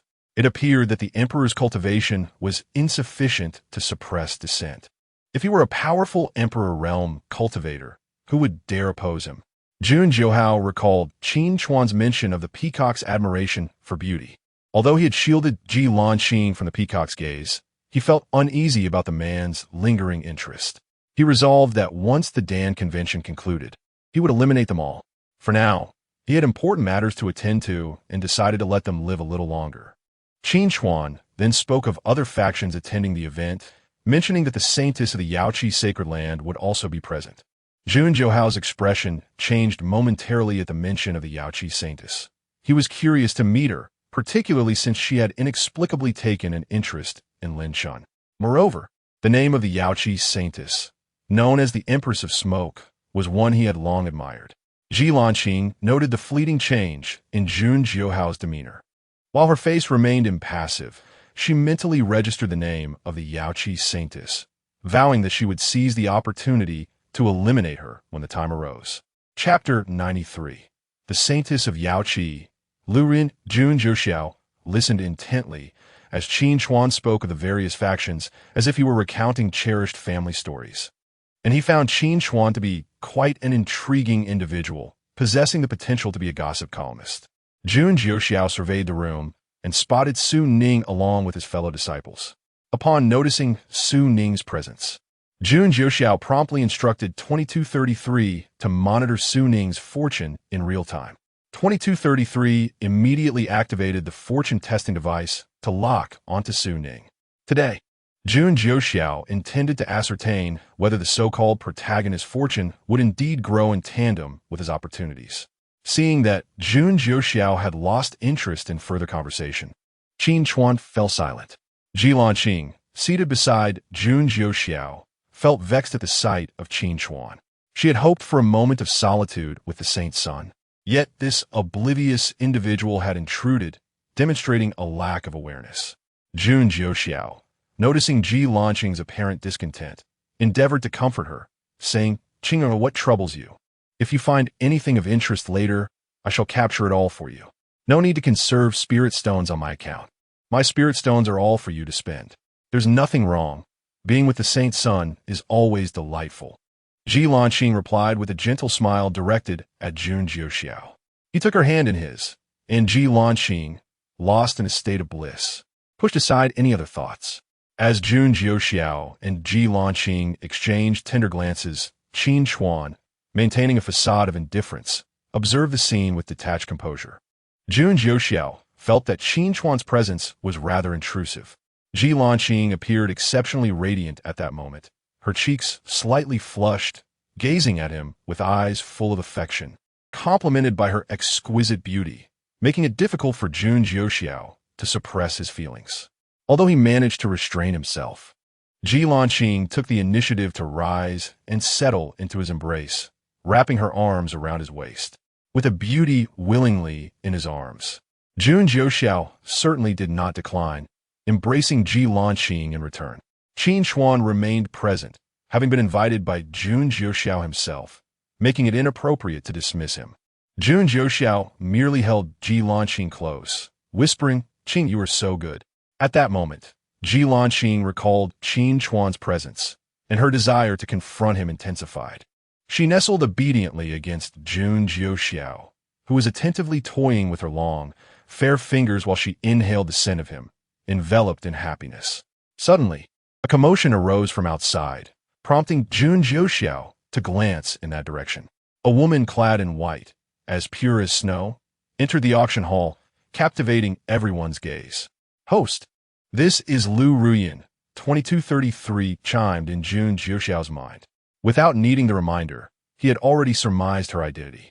He scrutinized the Yaoqi saintess, Lu Ruyan, who stood resplendent in her untainted white garment, exuding an air of elegance that suggested she was no fool, leaving him puzzled as to why she had taken a liking to Lin Chun. However, Lin Chun's harem was of no concern to Jun Jiuxiao. It was likely that he would soon dispose of Lin Chun himself. Although Lu Ruyan was the principal consort of Lin Chun, Jun Jiuxiao's curiosity was piqued solely by her name, and he did not dwell excessively on her. Ji Lanqing, whose thoughts were centered on Jun Jiuxiao, noticed him observing the newly arrived woman in white. She inwardly noted the similarity to Shun Qingyin, deeming her a cunning enchantress, yet she felt disheartened, wondering if the saint's son favored such fox-like beauties. Unbeknownst to Jun Jiuxiao, Ji Lanqing concealed her emotions well in his presence. As the auction commenced, the initial uproar surrounding the Yaoqi saintess gradually subsided. The auction was presided over by an elderly gentleman from the Dan Alliance, one of the continent's foremost powers. Unlike other commercial entities, did not resort to using beautiful women as a selling point, as the Dan Alliance held its dignity in high regard. The elderly man wasted no time with pleasantries and directly called for the first item to be presented. This mind-illuminating pill has been crafted by Master Qi, a six-tier alchemist of our Dan Alliance, achieving the pinnacle of perfection. The effects of the mind-illuminating pill are well known, so I shall refrain from elaborating. The starting bid is 200,000 spirit stones, with each bid increment set at no less than 5,000 spirit stones. Alchemists were classified from 1st to 9th tier, with the 1st tier being novice and the 9th tier representing the utmost mastery. The Dan Alliance boasted only one 9th tier alchemist, and Jun Jiuxiao speculated that none existed beyond that level. Upon reaching the peak of the Immortal King stage, medicinal pills would no longer hold value, as further advancements required personal enlightenment. Jun Jiuxiao held no interest in the mind-illuminating pill, yet others were fervently competing, and the price swiftly soared to 300,000 spirit stones. The flawless mind-illuminating pill could enhance the comprehension of one's own realm for cultivators at the Cave Heaven stage and below, assisting them in breakthroughs. Yandere King, with her extraordinary talent, had no need for such a pill, and Jun Jiuxiao would only consume it himself as a sweet treat. He had brought Ji Lanqing to the auction primarily to acquire the beauty-enhancing pill for her, while simultaneously seeking to test the protagonist's fortune. Chapter 94. The beauty-retaining pill, the Mingxin pill, was ultimately acquired by the Xie family for a staggering price of 400,000 spirit stones. Each of the rare elixirs presented by the Alchemist Alliance was met with escalating enthusiasm from the crowd. While many lacked the spirit stones to bid on these uncommon potions, simply witnessing the event provided ample opportunity for boasting. Even if one had never tasted pork, seeing a pig run was a delightful experience. The atmosphere of the auction reached its zenith as the host unveiled 3 boxes, each containing a beauty-retaining pill. Each pill would be auctioned separately, starting at 200,000 spirit stones, with increments no less than 10,000 spirit stones. The mere mention of the beauty-retaining pill incited a chorus of gasps from the audience. Every woman desires beauty, and who would not wish for eternal youth? Men too sought the beauty-retaining pill to win the favor of women. Thus, it was a treasure that was always in high demand, often selling out instantly. The scarcity of the beauty-retaining pill was further exacerbated by the rarity of its primary ingredients, making it even more sought after. The Alchemist Alliance's decision to present 3 of these pills at once indicated a significant investment. The first beauty-retaining pill was snapped up by a princess of the Great Tang Empire for 500,000 spirit stones. Qin Chuan took the initiative to introduce this princess to Jun Jiuxiao. Her name was Li Changxi, the most beloved daughter of the Tang Emperor. Despite her lack of exceptional talent in cultivation, she required the beauty-retaining pill. In contrast, her brother, Li Chengxian, was exceptionally gifted and one of the 8 young masters of the central region, often compared to the emperor himself. Upon hearing the title of the 8 young masters, Jun Jiuxiao perceived them as mere cannon fodder, individuals with backgrounds, talents, and reputations, serving as tools for the protagonist to flaunt their prowess. Jun Jiuxiao signaled Qin Chuan to continue. After the auction commenced, Ji Lanqing and Jun Jiuxiao had separated, maintaining a degree of restraint with Qin Chuan nearby. As for Li Changxian, Jun Jiuxiao knew little about him, but his cultivation was likely at the late stage of the severing realm. Recently, he had reportedly slain an early-stage cave heaven cultivator, a claim verified by a friend who witnessed the event. Jun Jiuxiao believed Qin Chuan possessed a natural talent for gathering intelligence, and old Jiu should recruit him. During their conversation, the second beauty-retaining pill was sold to a member of the Heavenly Sword Alliance for 550,000 spirit stones. Only one beauty-retaining pill remained, prompting Jun Jiuxiao to cease his conversation with Qin Chuan and prepare to bid on the last pill. As the host concluded his announcement, the flamboyant 7th prince of the Ji family, Ji, loudly declared, "I offer 400,000 spirit stones for this beauty-retaining pill," intending to gift it to the Yaoqi Saintess. "I hope for your support." Upon Ji's declaration, no one dared to counter his bid. The beauty-retaining pill was not a necessity for male cultivators. It was often gifted or sought for the sake of maintaining youth. Moreover, the Ji family's and the Yaoqi sacred land's influence was not to be underestimated, leading many to weigh the implications of offending either faction over a single pill. 410,000 spirit stones came the voice of Li Changxi, the princess of the Great Tang, who seemed to take pleasure in aggravating Ji. At that moment, the Yaoqi Saintess also interjected, "7th Prince, I do not require your gift of the beauty-retaining pill." Her blunt refusal left Ji with no face to continue bidding. He had been publicly rebuffed by both the Tang Princess and the very person he sought to impress. 45,000 spirit stones. Jun Jiuxiao interjected at the opportune moment. Li Changxi had aimed to provoke Yi, but she had no intention of competing with others for the pill.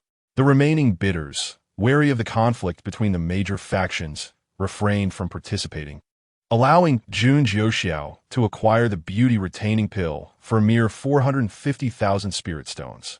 Following this, Jun Jiuxiao lost interest in the subsequent offerings, barely lifting his eyelids.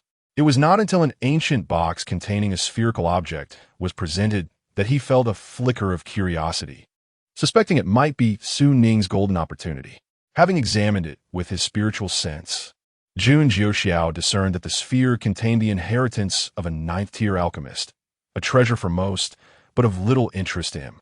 He was also curious to see if Su Ning's luck would change upon obtaining this sphere. As expected, the sphere garnered no interest from others and was successfully claimed by Su Ning. After witnessing the sphere in Su Ning's possession, Jun Jiuxiao inquired, "Has Su Ning's luck changed?" "Host, no. Su Ning's luck remains unchanged," came the reply. Jun Jiuxiao did not dwell on it, merely conducting a casual test. Concluding that there was little more to see, he proceeded to pay for the beauty-retaining pill and departed with Ji Lanqing. Chapter 95. The Test of a Lovesick. Upon returning to the courtyard, Ji Lanqing consumed the tranquil beauty pill. Jun Jiuxiao observed her for a considerable time, yet he discerned no change, initially expecting that the elixir would enhance her beauty. To his surprise, it merely preserved her youthful appearance. "Saint Sun, do I not look beautiful?" Ji Lanqing inquired anxiously, her tone reminiscent of a delicate girl. "Beautiful? My Qinger is always beautiful," he reassured her. Draped in a fiery red gown, her hair cascading like a waterfall, and her visage akin to a blossoming peach, she was breathtakingly exquisite. Her figure, enveloped in the red fabric, was graceful and alluring. Her bare feet lightly grazed the ground, each step seemingly treading upon Jun Jiuxiao's heart. The golden crown atop her head accentuated her regal presence. Jun Jiuxiao was momentarily entranced, and upon noticing his dazed expression, Ji Lanqing felt a flicker of joy within, though her face remained impassive. Ji Lanqing then positioned herself against Jun Jiuxiao. With half-closed eyes, gently caressed her back. He reveled in the comfort of the moment, wishing it could last indefinitely. Observing Jun Jiuxiao's relaxed demeanor, Ji Lanqing cautiously ventured, "Saint's son, what do you think of the Yaoqi saintess?" Her voice was soft and gentle. "What do you mean by that?" Jun Jiuxiao replied absently. "Do you find the Yaoqi saintess beautiful?" She pressed on, now fully attentive. Jun Jiuxiao understood that she was feeling jealous. He tenderly brushed her disheveled hair aside and replied, "I did not pay attention to the Yaoqi saintess's appearance. I cannot say whether she is beautiful or not." Ji Lanqing was pleased with his response. However, she remained concerned about the duration of his gaze upon the Yaoqi saintess. She had calculated that he had looked at her for 5 breaths, marking the longest time he had ever spent observing another woman since they had met.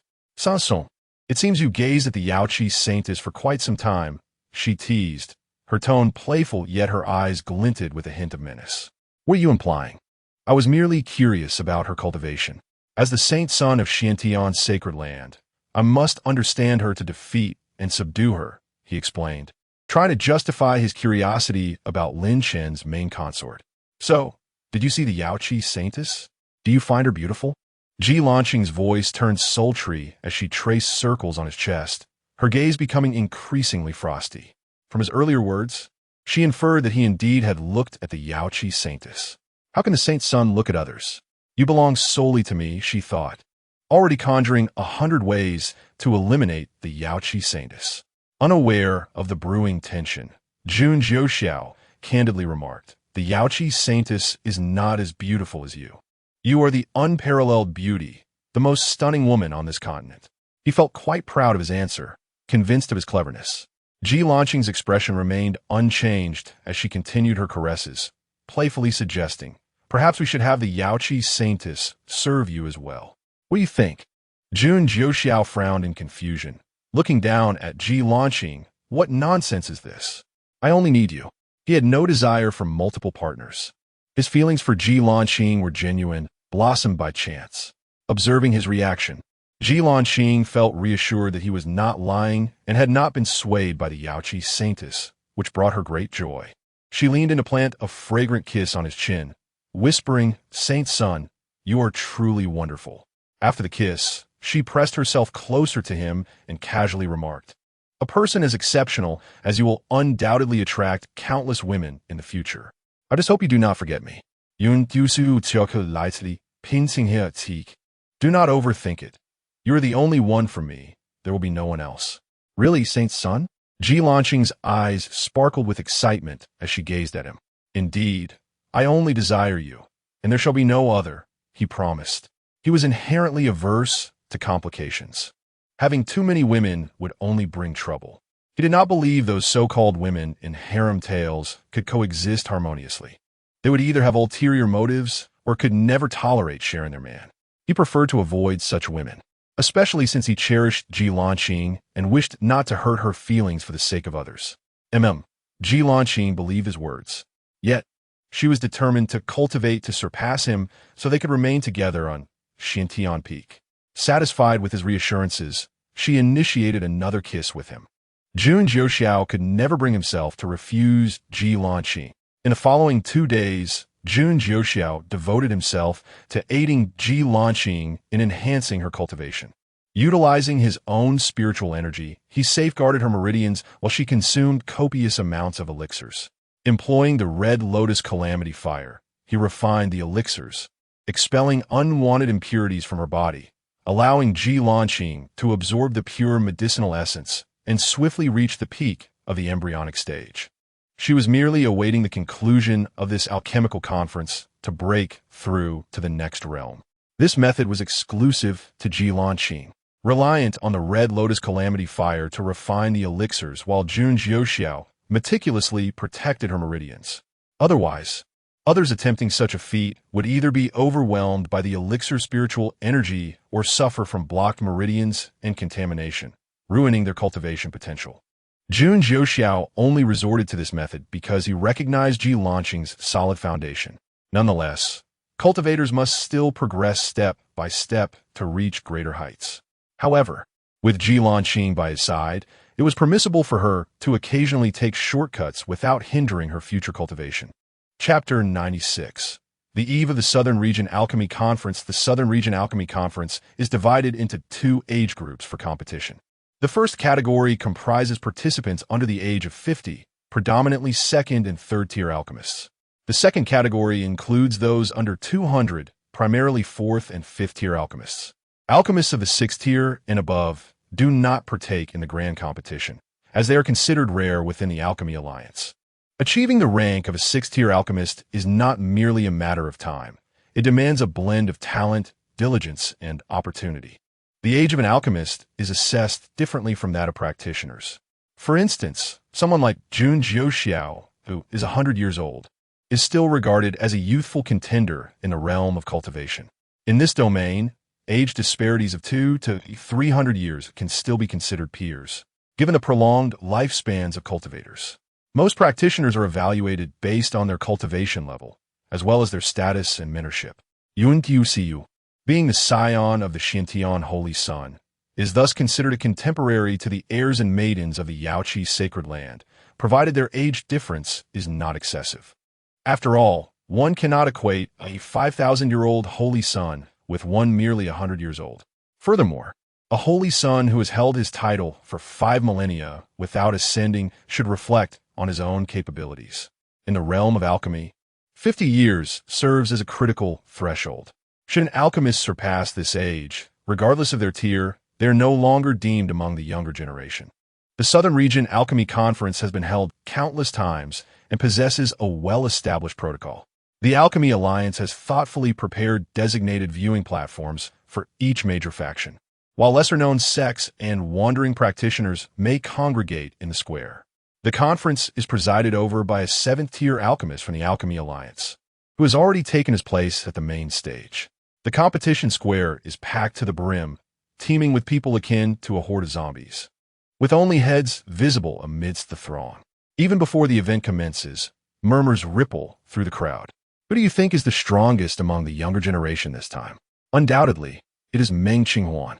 She has reached the pinnacle of 3rd-tier alchemy and is the daughter of the esteemed 8th-tier alchemist, Master Meng Chong. Some dissent, proposing that it is actually Shan Rui, a prominent disciple of the 8th-tier alchemist Qi Lin, who is rumored to have also attained the peak of 3rd-tier alchemy and is on the verge of concocting 4th-tier elixirs. Still, I maintain that Meng Qinghuan is superior, for her beauty is undeniable. Soon, the supporters of Meng Qinghuan and Shan Rui engage in a spirited debate over who is more formidable. At this juncture, a voice interjects, inquiring whether others might not stand a chance. Instantly, someone counters that it is impossible for anyone else to be the best, as the most exceptional alchemists reside within the Alchemy Alliance. Many nod in agreement. All alchemists in the Southern Region must undergo assessment by the Alchemy Alliance, and upon passing, they receive a certification akin to an alchemist's identification card. Otherwise, their status as an alchemist is not recognized. After passing the Alliance's assessment, corresponding outer robes are bestowed according to the alchemist's tier. For instance, Su Ning's yellow robe signifies a low-tier alchemist of levels 1 to 3. Participants in this conference must also pass the Alchemy Alliance's evaluation to compete. Competitors from the other 4 regions must likewise undergo assessment by the Alliance to partake in this event. Those who qualify through the Alliance's evaluation are often viewed as external candidates, not genuine members of the Alchemy Alliance. Only those identified and nurtured for their talents from a young age by the Alliance are considered true alchemists. Meng Qinghuan and Shan Rui are among the elite. External candidates are not bound by the Alliance's governance. They simply receive a certificate akin to a vocational skills examination. During the evaluations, exceptionally talented alchemists may be absorbed into the Alliance. This assessment serves as a means for the Alliance to recruit talent and exert control over the alchemists in the Southern Region. Only those acknowledged by the alliance can truly be called alchemists, solidifying the alliance's unassailable status in the eyes of Southern Region alchemists. As discussions ensue among the crowd, the alchemists participating in this competition gradually arrive at the square. The male lead, Su Ning, arrives discreetly, standing quietly alongside his fellow disciples, avoiding the spotlight. "Look, it's Shun Rue," a voice exclaims. The newcomer, around 25 or 26, does not wear the Alliance's standard yellow robe, but instead dons a moon-white long robe adorned with cloud patterns. With a warm smile, he stands tall and graceful, exuding an air of nobility. His long black hair is elegantly tied up with a white jade crown, presenting a figure both refined and majestic. Not long after Shun Rue's arrival, another gasp is heard as Meng Qinghuan makes her entrance, clad in a pale, purple palace gown. Her hair is adorned with a delicate jade pin, and her face is veiled with a purple lotus pattern, obscuring her features. Nevertheless, her exquisite figure and outstanding demeanor suggest she is a beauty. Meng Qinghuan and Shun Rue exchange a glance, their focus solely on each other as rivals. "Junior sister Qinghuan. This time I won't be holding back," Shun Rue declares, initiating conversation. Unfazed, Meng Qinghuan responds confidently and calmly. "There is no need for senior brother Shun to concede. I am confident in my ability to win. Moreover, I'm not well acquainted with you, so please refrain from calling me that again," she adds. Upon hearing this, Shun Rue's smile falters momentarily before he quickly regains his composure. "Junior sister Meng, you are being too formal. My master and your father are friends. You are like my sister." Meng Qinghuan, uninterested in further debate, repeats, "Please just call me Meng Qinghuan, senior brother Shun." Shun Rue's expression finally breaks. Unable to maintain his previous demeanor, he no longer seeks to ingratiate himself with Meng Qinghuan, harboring thoughts of securing her once his master ascends to a higher position. Surrounding spectators discreetly shift aside, unwilling to become a target for Shun Rue's frustrations. Nevertheless, Shun Rue refrains from directing his ire at others, wishing to uphold a favorable image, which would benefit both him and his master in attracting talent within the Alchemy Alliance. A newcomer to the Southern Region Alchemy Conference inquires, "Why are all the participants here, yet the competition hasn't begun?" An elderly man with graying hair responds, "You must be a first-time attendee, correct?" "Indeed," the newcomer replies. "Then you'll understand. Look at the vacant seats on the platform. Those are reserved for representatives of the major factions. The conference will only commence once they have all arrived," the elder explains, gesturing towards the empty spots on the stage. Another individual inquires, "Which factions are permitted to occupy those seats?" The old man gazes into the distance, stating, "They are approaching. You can see for yourself." Chapter 97, Gathering of Talents. Zhong Yu's humiliation from afar. Members of the Heavenly Sword Alliance approached, led by a striking figure clad in white, with piercing eyes and a graceful demeanor. This man traversed the skies upon his sword, followed closely by a cadre of equally attired disciples. The sight of them soaring through the air unmistakably marked them as part of the Heavenly Sword Alliance. Who, one might wonder, leads them? It is none other than the renowned Sword Lord, Yu-Mo, of the Sword Sect, rumored to possess the cultivation strength of an early-stage Holy King. Upon his arrival, Yu-Mo greeted the members of the Pill Alliance with a courteous smile before settling down in silence. His disciples, maintaining a rigid posture, took their seats, careful not to lose their composure. Simultaneously, representatives from the Great Tang also made their entrance, including the royal princess Li Changxi, who sat elegantly upon her golden, phoenix-adorned carriage. Adorned with a crimson hairpin and draped in a sumptuous red satin gown, she exuded an air of regal opulence. Li Changxi was accompanied by the esteemed families of the Chui, Lu, and Zheng clans, with none in attendance more distinguished than her royal lineage. Other powerful factions continued to arrive in succession. The Saintess of Yaoqi, Lu Ruyin, made her entrance alone, accompanied by her protector. She offered no glance to anyone present and took her seat with quiet determination. Ji, eager to strike up a conversation with the Yaoqi Saintess, found himself disregarded and retreated awkwardly to his place. Zhong Yu, too, arrived with disciples from the Xiantian sacred land. Initially, Jun Wuqi intended to send the second elder to represent the Xiantian sacred land at this southern region Pill conference. However, upon learning that Jun Jiuxiao would also be attending, he promptly rescinded the second elder's invitation, fearing that the naive elder might fall prey to Jun Jiuxiao's cunning. Zhong Yu had previously issued a challenge to Jun Jiuxiao, vowing to defeat him. Yet, with Jun Jiuxiao's recent breakthrough in cultivation, Zhong Yu found himself unable to prevail. Thus, he concocted an excuse to lead his disciples on a training expedition, allowing him to save face. By fortunate coincidence, their training coincided with the illustrious Southern Region Pill Conference, compelling him to bring his juniors along for the experience. Upon Zhong Yu's arrival, he spotted the Yaoqi Saintess, with whom he had shared encounters during their training. Grateful for her past assistance, he approached her with a respectful greeting, expressing his appreciation for her help and inquiring about her well-being after their time apart. "No need for thanks. It was merely a trifling effort," she replied, her voice calm and serene, embodying an ethereal beauty. The Yaoqi Saintess recognized Zhong Yu, recalling their previous interactions, and responded politely. Ji, witnessing this exchange, felt incensed. Why did the Saintess ignore him while acknowledging Zhong Yu? Overwhelmed by jealousy and aware of the Saintess's peak cultivation, he directed his growing ire towards Zhong Yu, who he perceived as a target. "What gives you the right to sit here?" Immortal taunted Zhong Yu. Unfazed, Zhong Yu retorted, "I am Zhong Yu, a direct disciple of the Grand Elder of the Xiantian sacred land. What is wrong with my presence here?" Yi, who had brought along disciples of even lesser cultivation, felt emboldened by his family status. "Your status means nothing. I declare you unworthy. Depart at once." Yi's arrogance intensified. Zhong Yu chose to ignore him, attempting to sit down, but Ji, feeling slighted, lashed out physically. Caught off guard by Ji's sudden assault, Zhong Yu, still recovering from prior injuries sustained while protecting his disciples, was struck down. One of his younger disciples rushed to assist him. Yi, astonished by how easily he had incapacitated Zhong Yu, reveled in his triumph, laughing heartily. "Is this the strength of a disciple of the Grand Elder? One mere strike, and you lie bleeding?" Zhong Yu remained silent, allowing his disciple to defend him, asserting that had Zhong Yu not been injured, he would not have fallen so easily.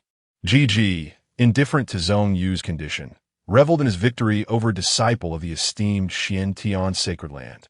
Zhong Yu's disciple attempted to continue the defense, but Zhong Yu raised a hand to halt him, deeming it a waste of breath. This dismissal struck a nerve with Ji, who felt belittled and grew increasingly furious. Ji, whose background was one of mediocrity, overshadowed by his elder brother, felt the sting of Zhong Yu's words and attitude. Enraged, he launched another attack, but Zhong Yu, now on guard, managed to evade. "Seventh Prince, what do you truly desire?" Zhong Yu inquired, his patience wearing thin. "Nothing but to prove that you are unworthy of sharing this space with us. Defeat me, and then you may sit here," Ji declared, sensing Zhong Yu's weakened state. He relished the opportunity to dominate the injured disciple, casting a triumphant glance at the Yaoqi Saintess, who remained indifferent to their skirmish. The onlookers, preferring not to involve themselves in the conflict between the Xiantian sacred land and the Ji family, watched with detached interest. Zhong Yu recognized that the matter could not be resolved amicably today. He instructed his disciples to step aside, consumed by the need to reclaim his dignity. He consumed a healing pill and addressed Ji, "Since the seventh prince is so earnest in his challenge, I shall oblige." Zhong Yu understood that facing Ji in his current state would be an uphill battle.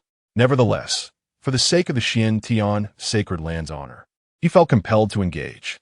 Aware that he could not afford a prolonged confrontation, he sprang into action, summoning a golden tower and chanting incantations, pouring forth his essence into it.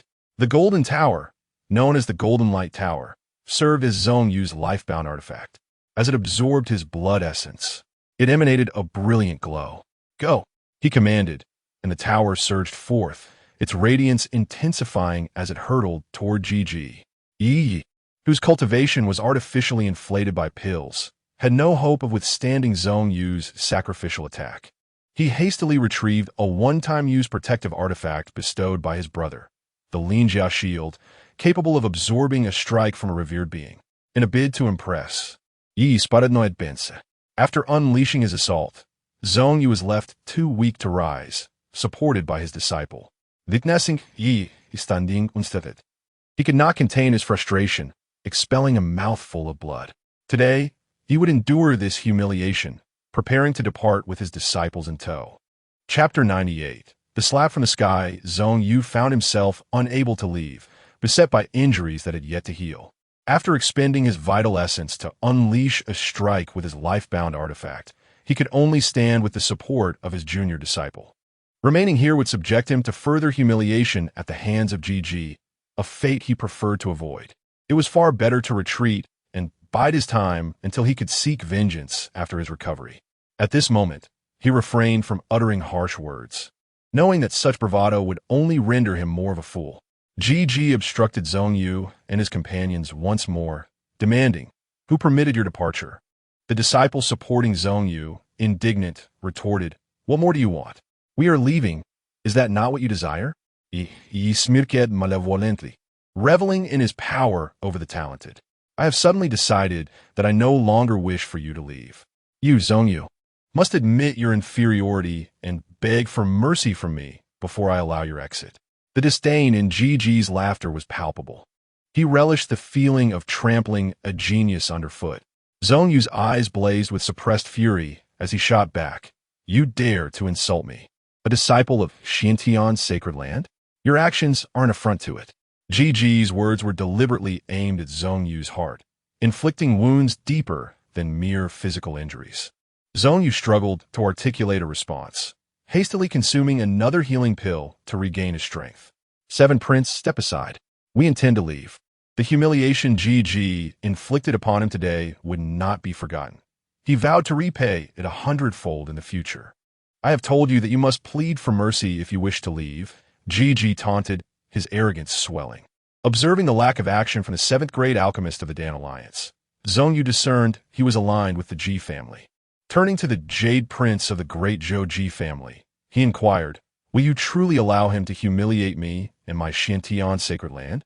The Jade Prince smiled gently. "My Ji family has always maintained a cordial relationship with your Xiantian sacred land. This is merely a contest between juniors." Zhong Yu understood then that, due to his weakened state and lack of backing, he was at the mercy of others' whims. Clenching his fists, Zhong Yu reflected on the essence of power. Had he been a sage king, would he suffer such indignities? If a formidable elder from Xiantian's sacred land were present, would GG dare to act in such a manner? Would the Jade Prince permit such disgrace to befall them? If an esteemed elder from Xiantian's sacred land had been here, the moment GG attempted to silence him, he would have been reprimanded. Scanning the crowd, Zhong Yu noticed either indifference or amusement in their expressions. He vowed to become a formidable force, to never again endure such humiliation. Qin Chuan hesitated before finally speaking up. "Seven Prince, do not go too far. Soon, the sacred son of Xiantian, Jun Jiuxiao, will arrive, and you will find it difficult to explain yourself." GG dismissed him. "Will you to lecture me? Just a disciple of a second-rate family, not even the most gifted." Qin Chuan attempted to speak again, but was silenced by his family's elder. Zhong Yu appreciated Qin Chuan's courage and cast a grateful glance his way. However, Qin Chuan cared little for Zhong Yu's gratitude. He was simply repaying Jun Jiuxiao's kindness. He believed that, given Jun Jiuxiao's character, he would surely come to Zhong Yu's aid, not for any other reason than his status as the sacred son of Xiantian.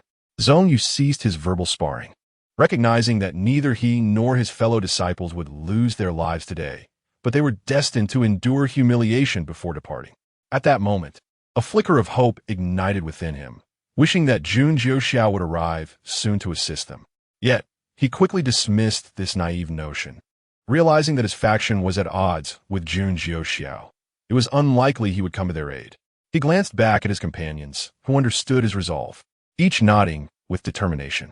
Regaining some strength, Zhong Yu gently pushed away the supporting hands and boldly declared to GG and the onlookers, "Disciples of Xiantian's sacred land may be defeated, but we shall never grovel and surrender. GG, even if it means death, we will not bow to you. If you wish to humiliate us further, Then let us engage in battle." With that, Zhong Yu summoned the Golden Light Tower, his form wavering, yet his spirit unwavering. His companions also readied their artifacts, prepared for the confrontation. "Very well. You choose to provoke me. I shall not rest until you are begging for mercy. Or I will turn your names upside down." Ji sneered, taken aback by Zhong Yu's resilience. He felt the eyes of the onlookers judging him. If he could not subdue even an injured Zhong Yu, they would surely look down upon him. Just as Ji prepared to strike, an unexpected hand descended from the heavens, sending him sprawling. "Let us see how you will make them kneel and beg," came the voice of Jun Jiuxiao, who descended gracefully from the sky, flanked by Ji Lanqing, Pu Lao, and Wang Jie, who walked respectfully behind them. Jun Jiuxiao, adorned in red with flowing white hair, bore a gentle smile that was utterly detestable in the eyes of the recently struck Ji. Ji Lanqing, also clad in red, stood alongside Jun Jiuxiao, their bond evident to all. This was a deliberate choice on her part, aware that the Yaoqi Saintess would be present, possibly alongside other alluring figures. She sought to assert her claim, and Jun Jiuxiao willingly indulged her. He should have arrived earlier, but had been delayed, assisting Ji Lanqing in her breakthrough. The crowd's excitement surged at Jun Jiuxiao's arrival, secretly urging him to engage in battle. Ji, upon seeing him, was baffled as to why Jun Jiuxiao would intervene for Zhong Yu. Were they not adversaries?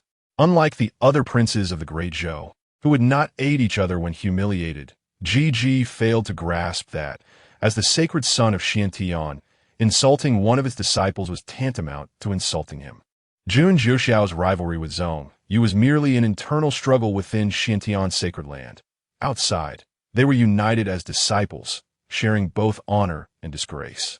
Realizing he was no match for Jun Jiuxiao, Ji sought assistance from the Jade Prince, who upon receiving the unspoken plea, smiled and addressed Jun Jiuxiao. "Sacred son of Xiantian, my nephew is merely jesting with them." Chapter 99. Ji pleads for mercy. Jun Jiuxiao paid no heed to Prince Yu, casually pointing to a disciple of the Xiantian sacred ground and inquiring about the situation. He thought that if the matter favored the Xiantian sacred ground, he would not hesitate to take advantage of it. Conversely, if they were at fault, he, Jun Jiuxiao, had never been one to adhere to reason, and others would have to bear the consequences. The disciple, filled with indignation, recounted the events to Jun Jiuxiao. Upon hearing it, Jun Jiuxiao's smile deepened, and without further ado, he approached Ji, seizing him by the collar and delivering a resounding slap to the other side of his face. "Why not let them kneel and beg for mercy? Continue to let them plead," he remarked. "And don't forget to read your name backward. It remains Ji. In your lifetime, you are destined to be nothing more than a G." Laughter erupted among the Xiantian sacred ground's members, relishing the support. Though they belonged to the faction of the Grand Elder, they could not help but admire Jun Jiuxiao, believing he was well suited for the role of the Holy Son. Others grasped Jun Jiuxiao's words and, upon reflection, found Ji's name rather amusing. Those with lower tolerance could no longer contain their laughter. Ji had already been reduced to a heap on the ground, his bones shattered from Jun Jiuxiao's initial slap, and no one offered to help him. He lacked the strength to resist Jun Jiuxiao's blows. Zhong Yu watched Jun Jiuxiao with mixed feelings. They were ostensibly enemies, yet Jun Jiuxiao was defending him. Prince Yu attempted to intervene, but was halted by Old Pu. "This is merely a conflict among juniors. We old-timers should refrain from intervening." Prince Yu regarded Old Pu, who was of similar cultivation, realizing he could not easily defeat him. He could only convey a silent plea to Xia Wang, urging the Xiao family to take action. Old Pu, having noticed Prince Yu's glance towards the three families, smiled and said, "Currently, the Holy Son and the Seventh Prince are merely sparring as peers, embroiled in a minor dispute. Should you intervene, our Xiantian sacred ground might perceive you as attempting to besiege the Holy Son, thus becoming our foes. Moreover, our sacred Lord has recently declared that should anyone, relying on their age and years of cultivation, dare to bully the Holy Son, he will personally visit with the Tianyuan sword." The people from the eastern region grimaced at this statement, fully aware of its implications. They knew that their patriarch was in seclusion and would no longer concern himself with the affairs of the younger generation. Others from various regions were also familiar with Jun Jiuxiao, a madman who would block doors without hesitation. If he could not defeat you, he would seek out an elder. What family would engage in such tactics? Typically, an elder would only intervene during critical moments of life and death, unlike the Xiantian sacred ground's elders, who seemed readily available, disrupting the balance of elder involvement. The three families pretended not to comprehend Prince Yu's silent plea. They were not foolish. Ji had brought this upon himself, and they had no desire to get involved and offend someone unnecessarily. Prince Yu contemplated calling upon others from the Ji family, but upon witnessing Jun Jiuxiao's prowess, they hesitated. Ji had flaunted himself, so why should they come to his aid? They feigned ignorance, knowing that Prince Yu could do nothing to them, as they too had their own elders to rely on. After delivering over a dozen slaps to Jun Jiuxiao finally ceased. He then turned to Zhongyu, commending, "You performed admirably. The people of Xiantian's sacred ground may lose, but they shall never beg for mercy." Stepping on Ji's face disdainfully, he declared, "It seems today you shall not have the opportunity to plead. If you were to beg me for mercy, I might consider sparing you. But you must rely on others for salvation, and there is no one left to rescue you now." Prince Yu's face darkened with barely concealed rage as he addressed Jun Jiuxiao, "Xiantian holy son, do not go too far. Ji is the seventh prince of our great Zhou." This served as a warning to Jun Jiuxiao, who then shouted towards Ji, "Jun Jiuxiao dares not kill you. Do not be afraid." At that moment, a seventh-rank alchemist from the Dan Alliance stepped forward to mediate. "Today is a grand occasion for our Dan Alliance. Might you grant us a favor? I will have Ji apologize to you, and we shall let this matter rest." Jun Jiuxiao scoffed, "Ah, so you can speak after all. I thought you were mute." The seventh-rank alchemist understood that this was a jab at his previous inaction during Ji's humiliation of Zhongyu and his companions. Yet, as a seventh-rank alchemist, he could hardly acknowledge his error and stubbornly retorted, "Holy son, young people should not be so reckless. Should we not be reckless while young? Must we wait until we are old to advise the youth against their folly?" Jun Jiuxiao replied languidly. The alchemist's composure faltered, yet he dared not provoke Jun Jiuxiao. Fully aware of the madness that was Jun Jiuxiao, he knew that should he choose to act against Jun Jiuxiao, his life would be forfeit, and even the Dan Alliance could not avenge him if he were dead. With only a few transactions between himself and Prince Yu, their bond was not deep enough to warrant risking his life over this matter. This was a conflict between the Ji family of Great Zhou and the Xiantian sacred ground. It was best to remain uninvolved while still seeking to save face with Jun Jiuxiao. Thus, he stated, "I shall not hold your youth against you. I shall refrain from intervening in your affairs." Jun Jiuxiao merely chuckled in response, dismissing the shameless old man, knowing he could deal with him later. He turned to Ji, "I will count to 3. If you do not beg for mercy, I shall send you to meet the king of hell." Believing that using his own sword to slay Ji would tarnish its brilliance, he seized a blade from a disciple of the sacred ground, letting its tip glide across Ji's body before commencing his count. 1, 2, I beg for mercy. I beg for mercy. Xiantian holy son, do not kill me." Ji, unable to move, could only plead verbally.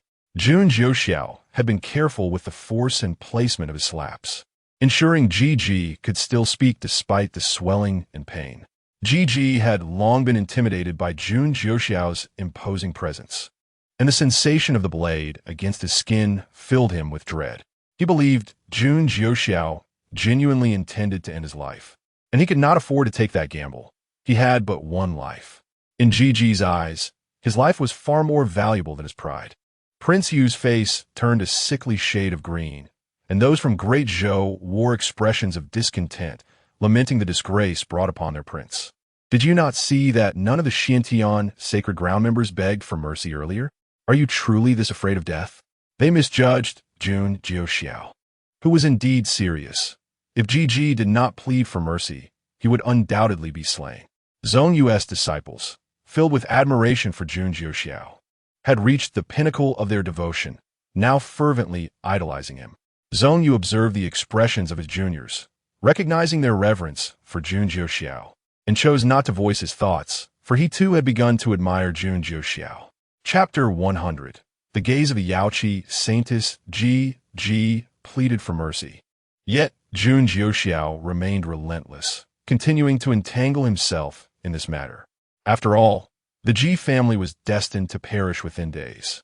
He might as well display a moment of benevolence and allow Ji a few extra days of life. Jun Jiuxiao beckoned Ji Lanqing to join him, and they took a seat at the location of the Xiantian sacred land. Despite her veil, Ji Lanqing's beauty could not be concealed. Many had heard of the Xiantian saint's son's furious rampage for this maid, single-handedly invading the Ji family in the eastern domain, and thus knew that Ji Lanqing was indeed a stunning beauty. Who among men does not admire beauty? Numerous gazes were fixated upon Ji Lanqing. However, she remained oblivious to their attention, her focus solely on Jun Jiuxiao, obediently sitting beside him and offering not a single glance to anyone else. How come you are still standing there? Why not come sit? Jun Jiuxiao addressed Zhong Yu and his companions. Zhong Yu ipotsit Jun Jiuxiao, his expression inscrutable as he regarded him before uttering a simple thank you and leading his disciples to find a place to sit. Suddenly, Jun Jiuxiao felt that Zhong Yu was not as intolerable as he had thought, yet he still intended to deal with him. Crossing him would lead to an audience with the King of Hell. The crowd in the square remained unaware of the developments on stage, puzzled as to why the competition had yet to commence. At that moment, two figures descended onto the platform, Master Ming and Master Qi. The seventh-tier alchemists from the Dan Alliance called out their names. We are merely here to observe. You are the one responsible for hosting the competition. Meng Chang instructed the seventh-tier alchemist. Upon hearing Meng Chang's words, the alchemist promptly announced the official commencement of the Southern Domain Alchemy Competition. Meng Chang and Qi Lin did not take their seats at the main table. They both presented themselves as mere spectators. However, everyone was aware that among the competitors was Meng Chang's daughter and Qi Lin's esteemed disciple, and they had certainly come for their sake. The competition began with the younger generation competing in 3 rounds. The first round required participants to supplement a second-tier recipe missing 2 herbal ingredients within a stipulated time and successfully concoct the elixir. Those who exceeded the time limit or failed in their alchemy would be eliminated.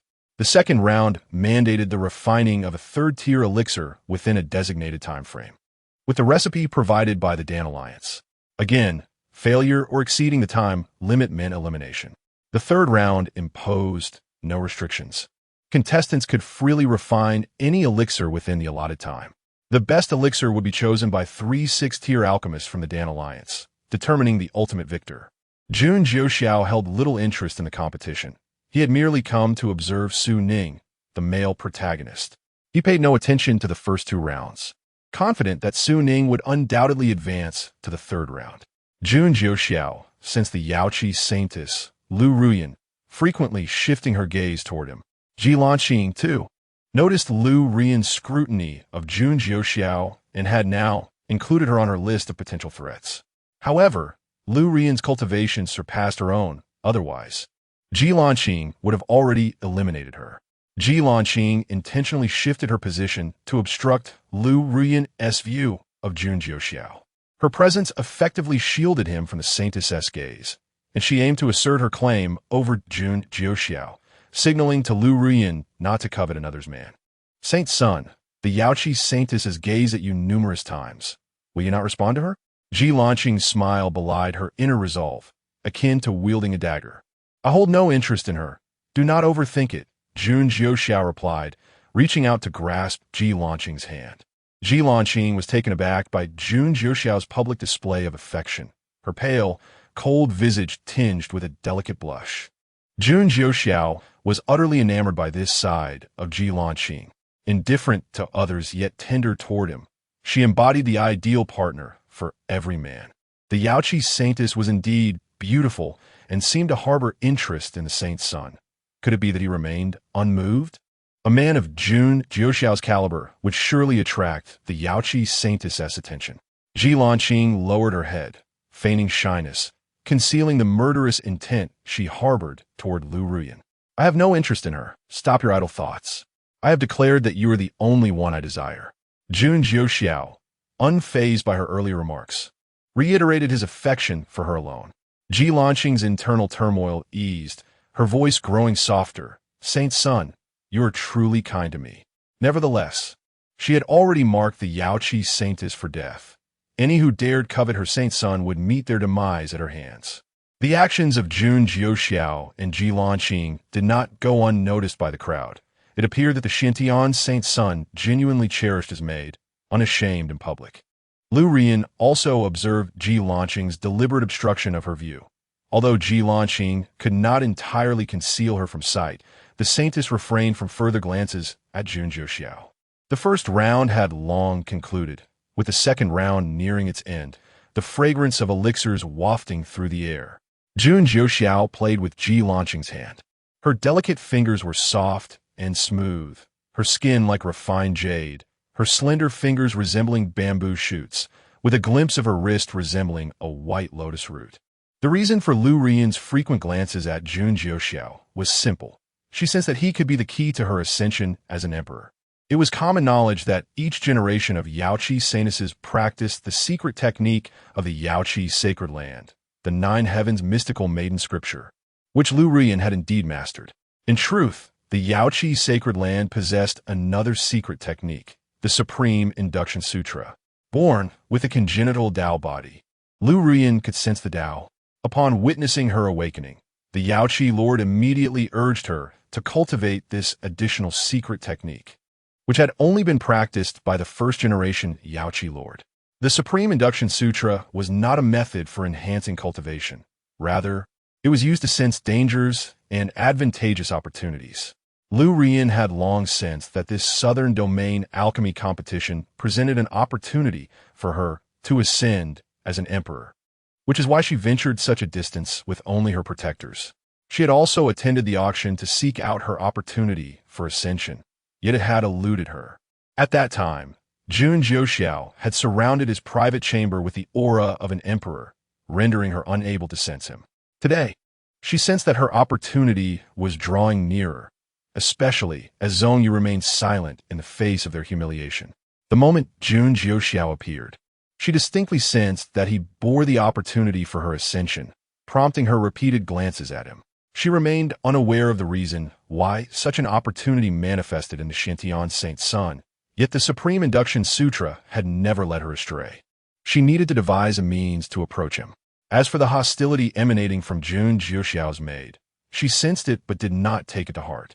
Ji Lanqing's cultivation was still too low. Lu Rian believed she could easily dispose of her. Had Ji Lanqing not been Jun Jiuxiao's maid, she would have eliminated her the moment she displayed any animosity.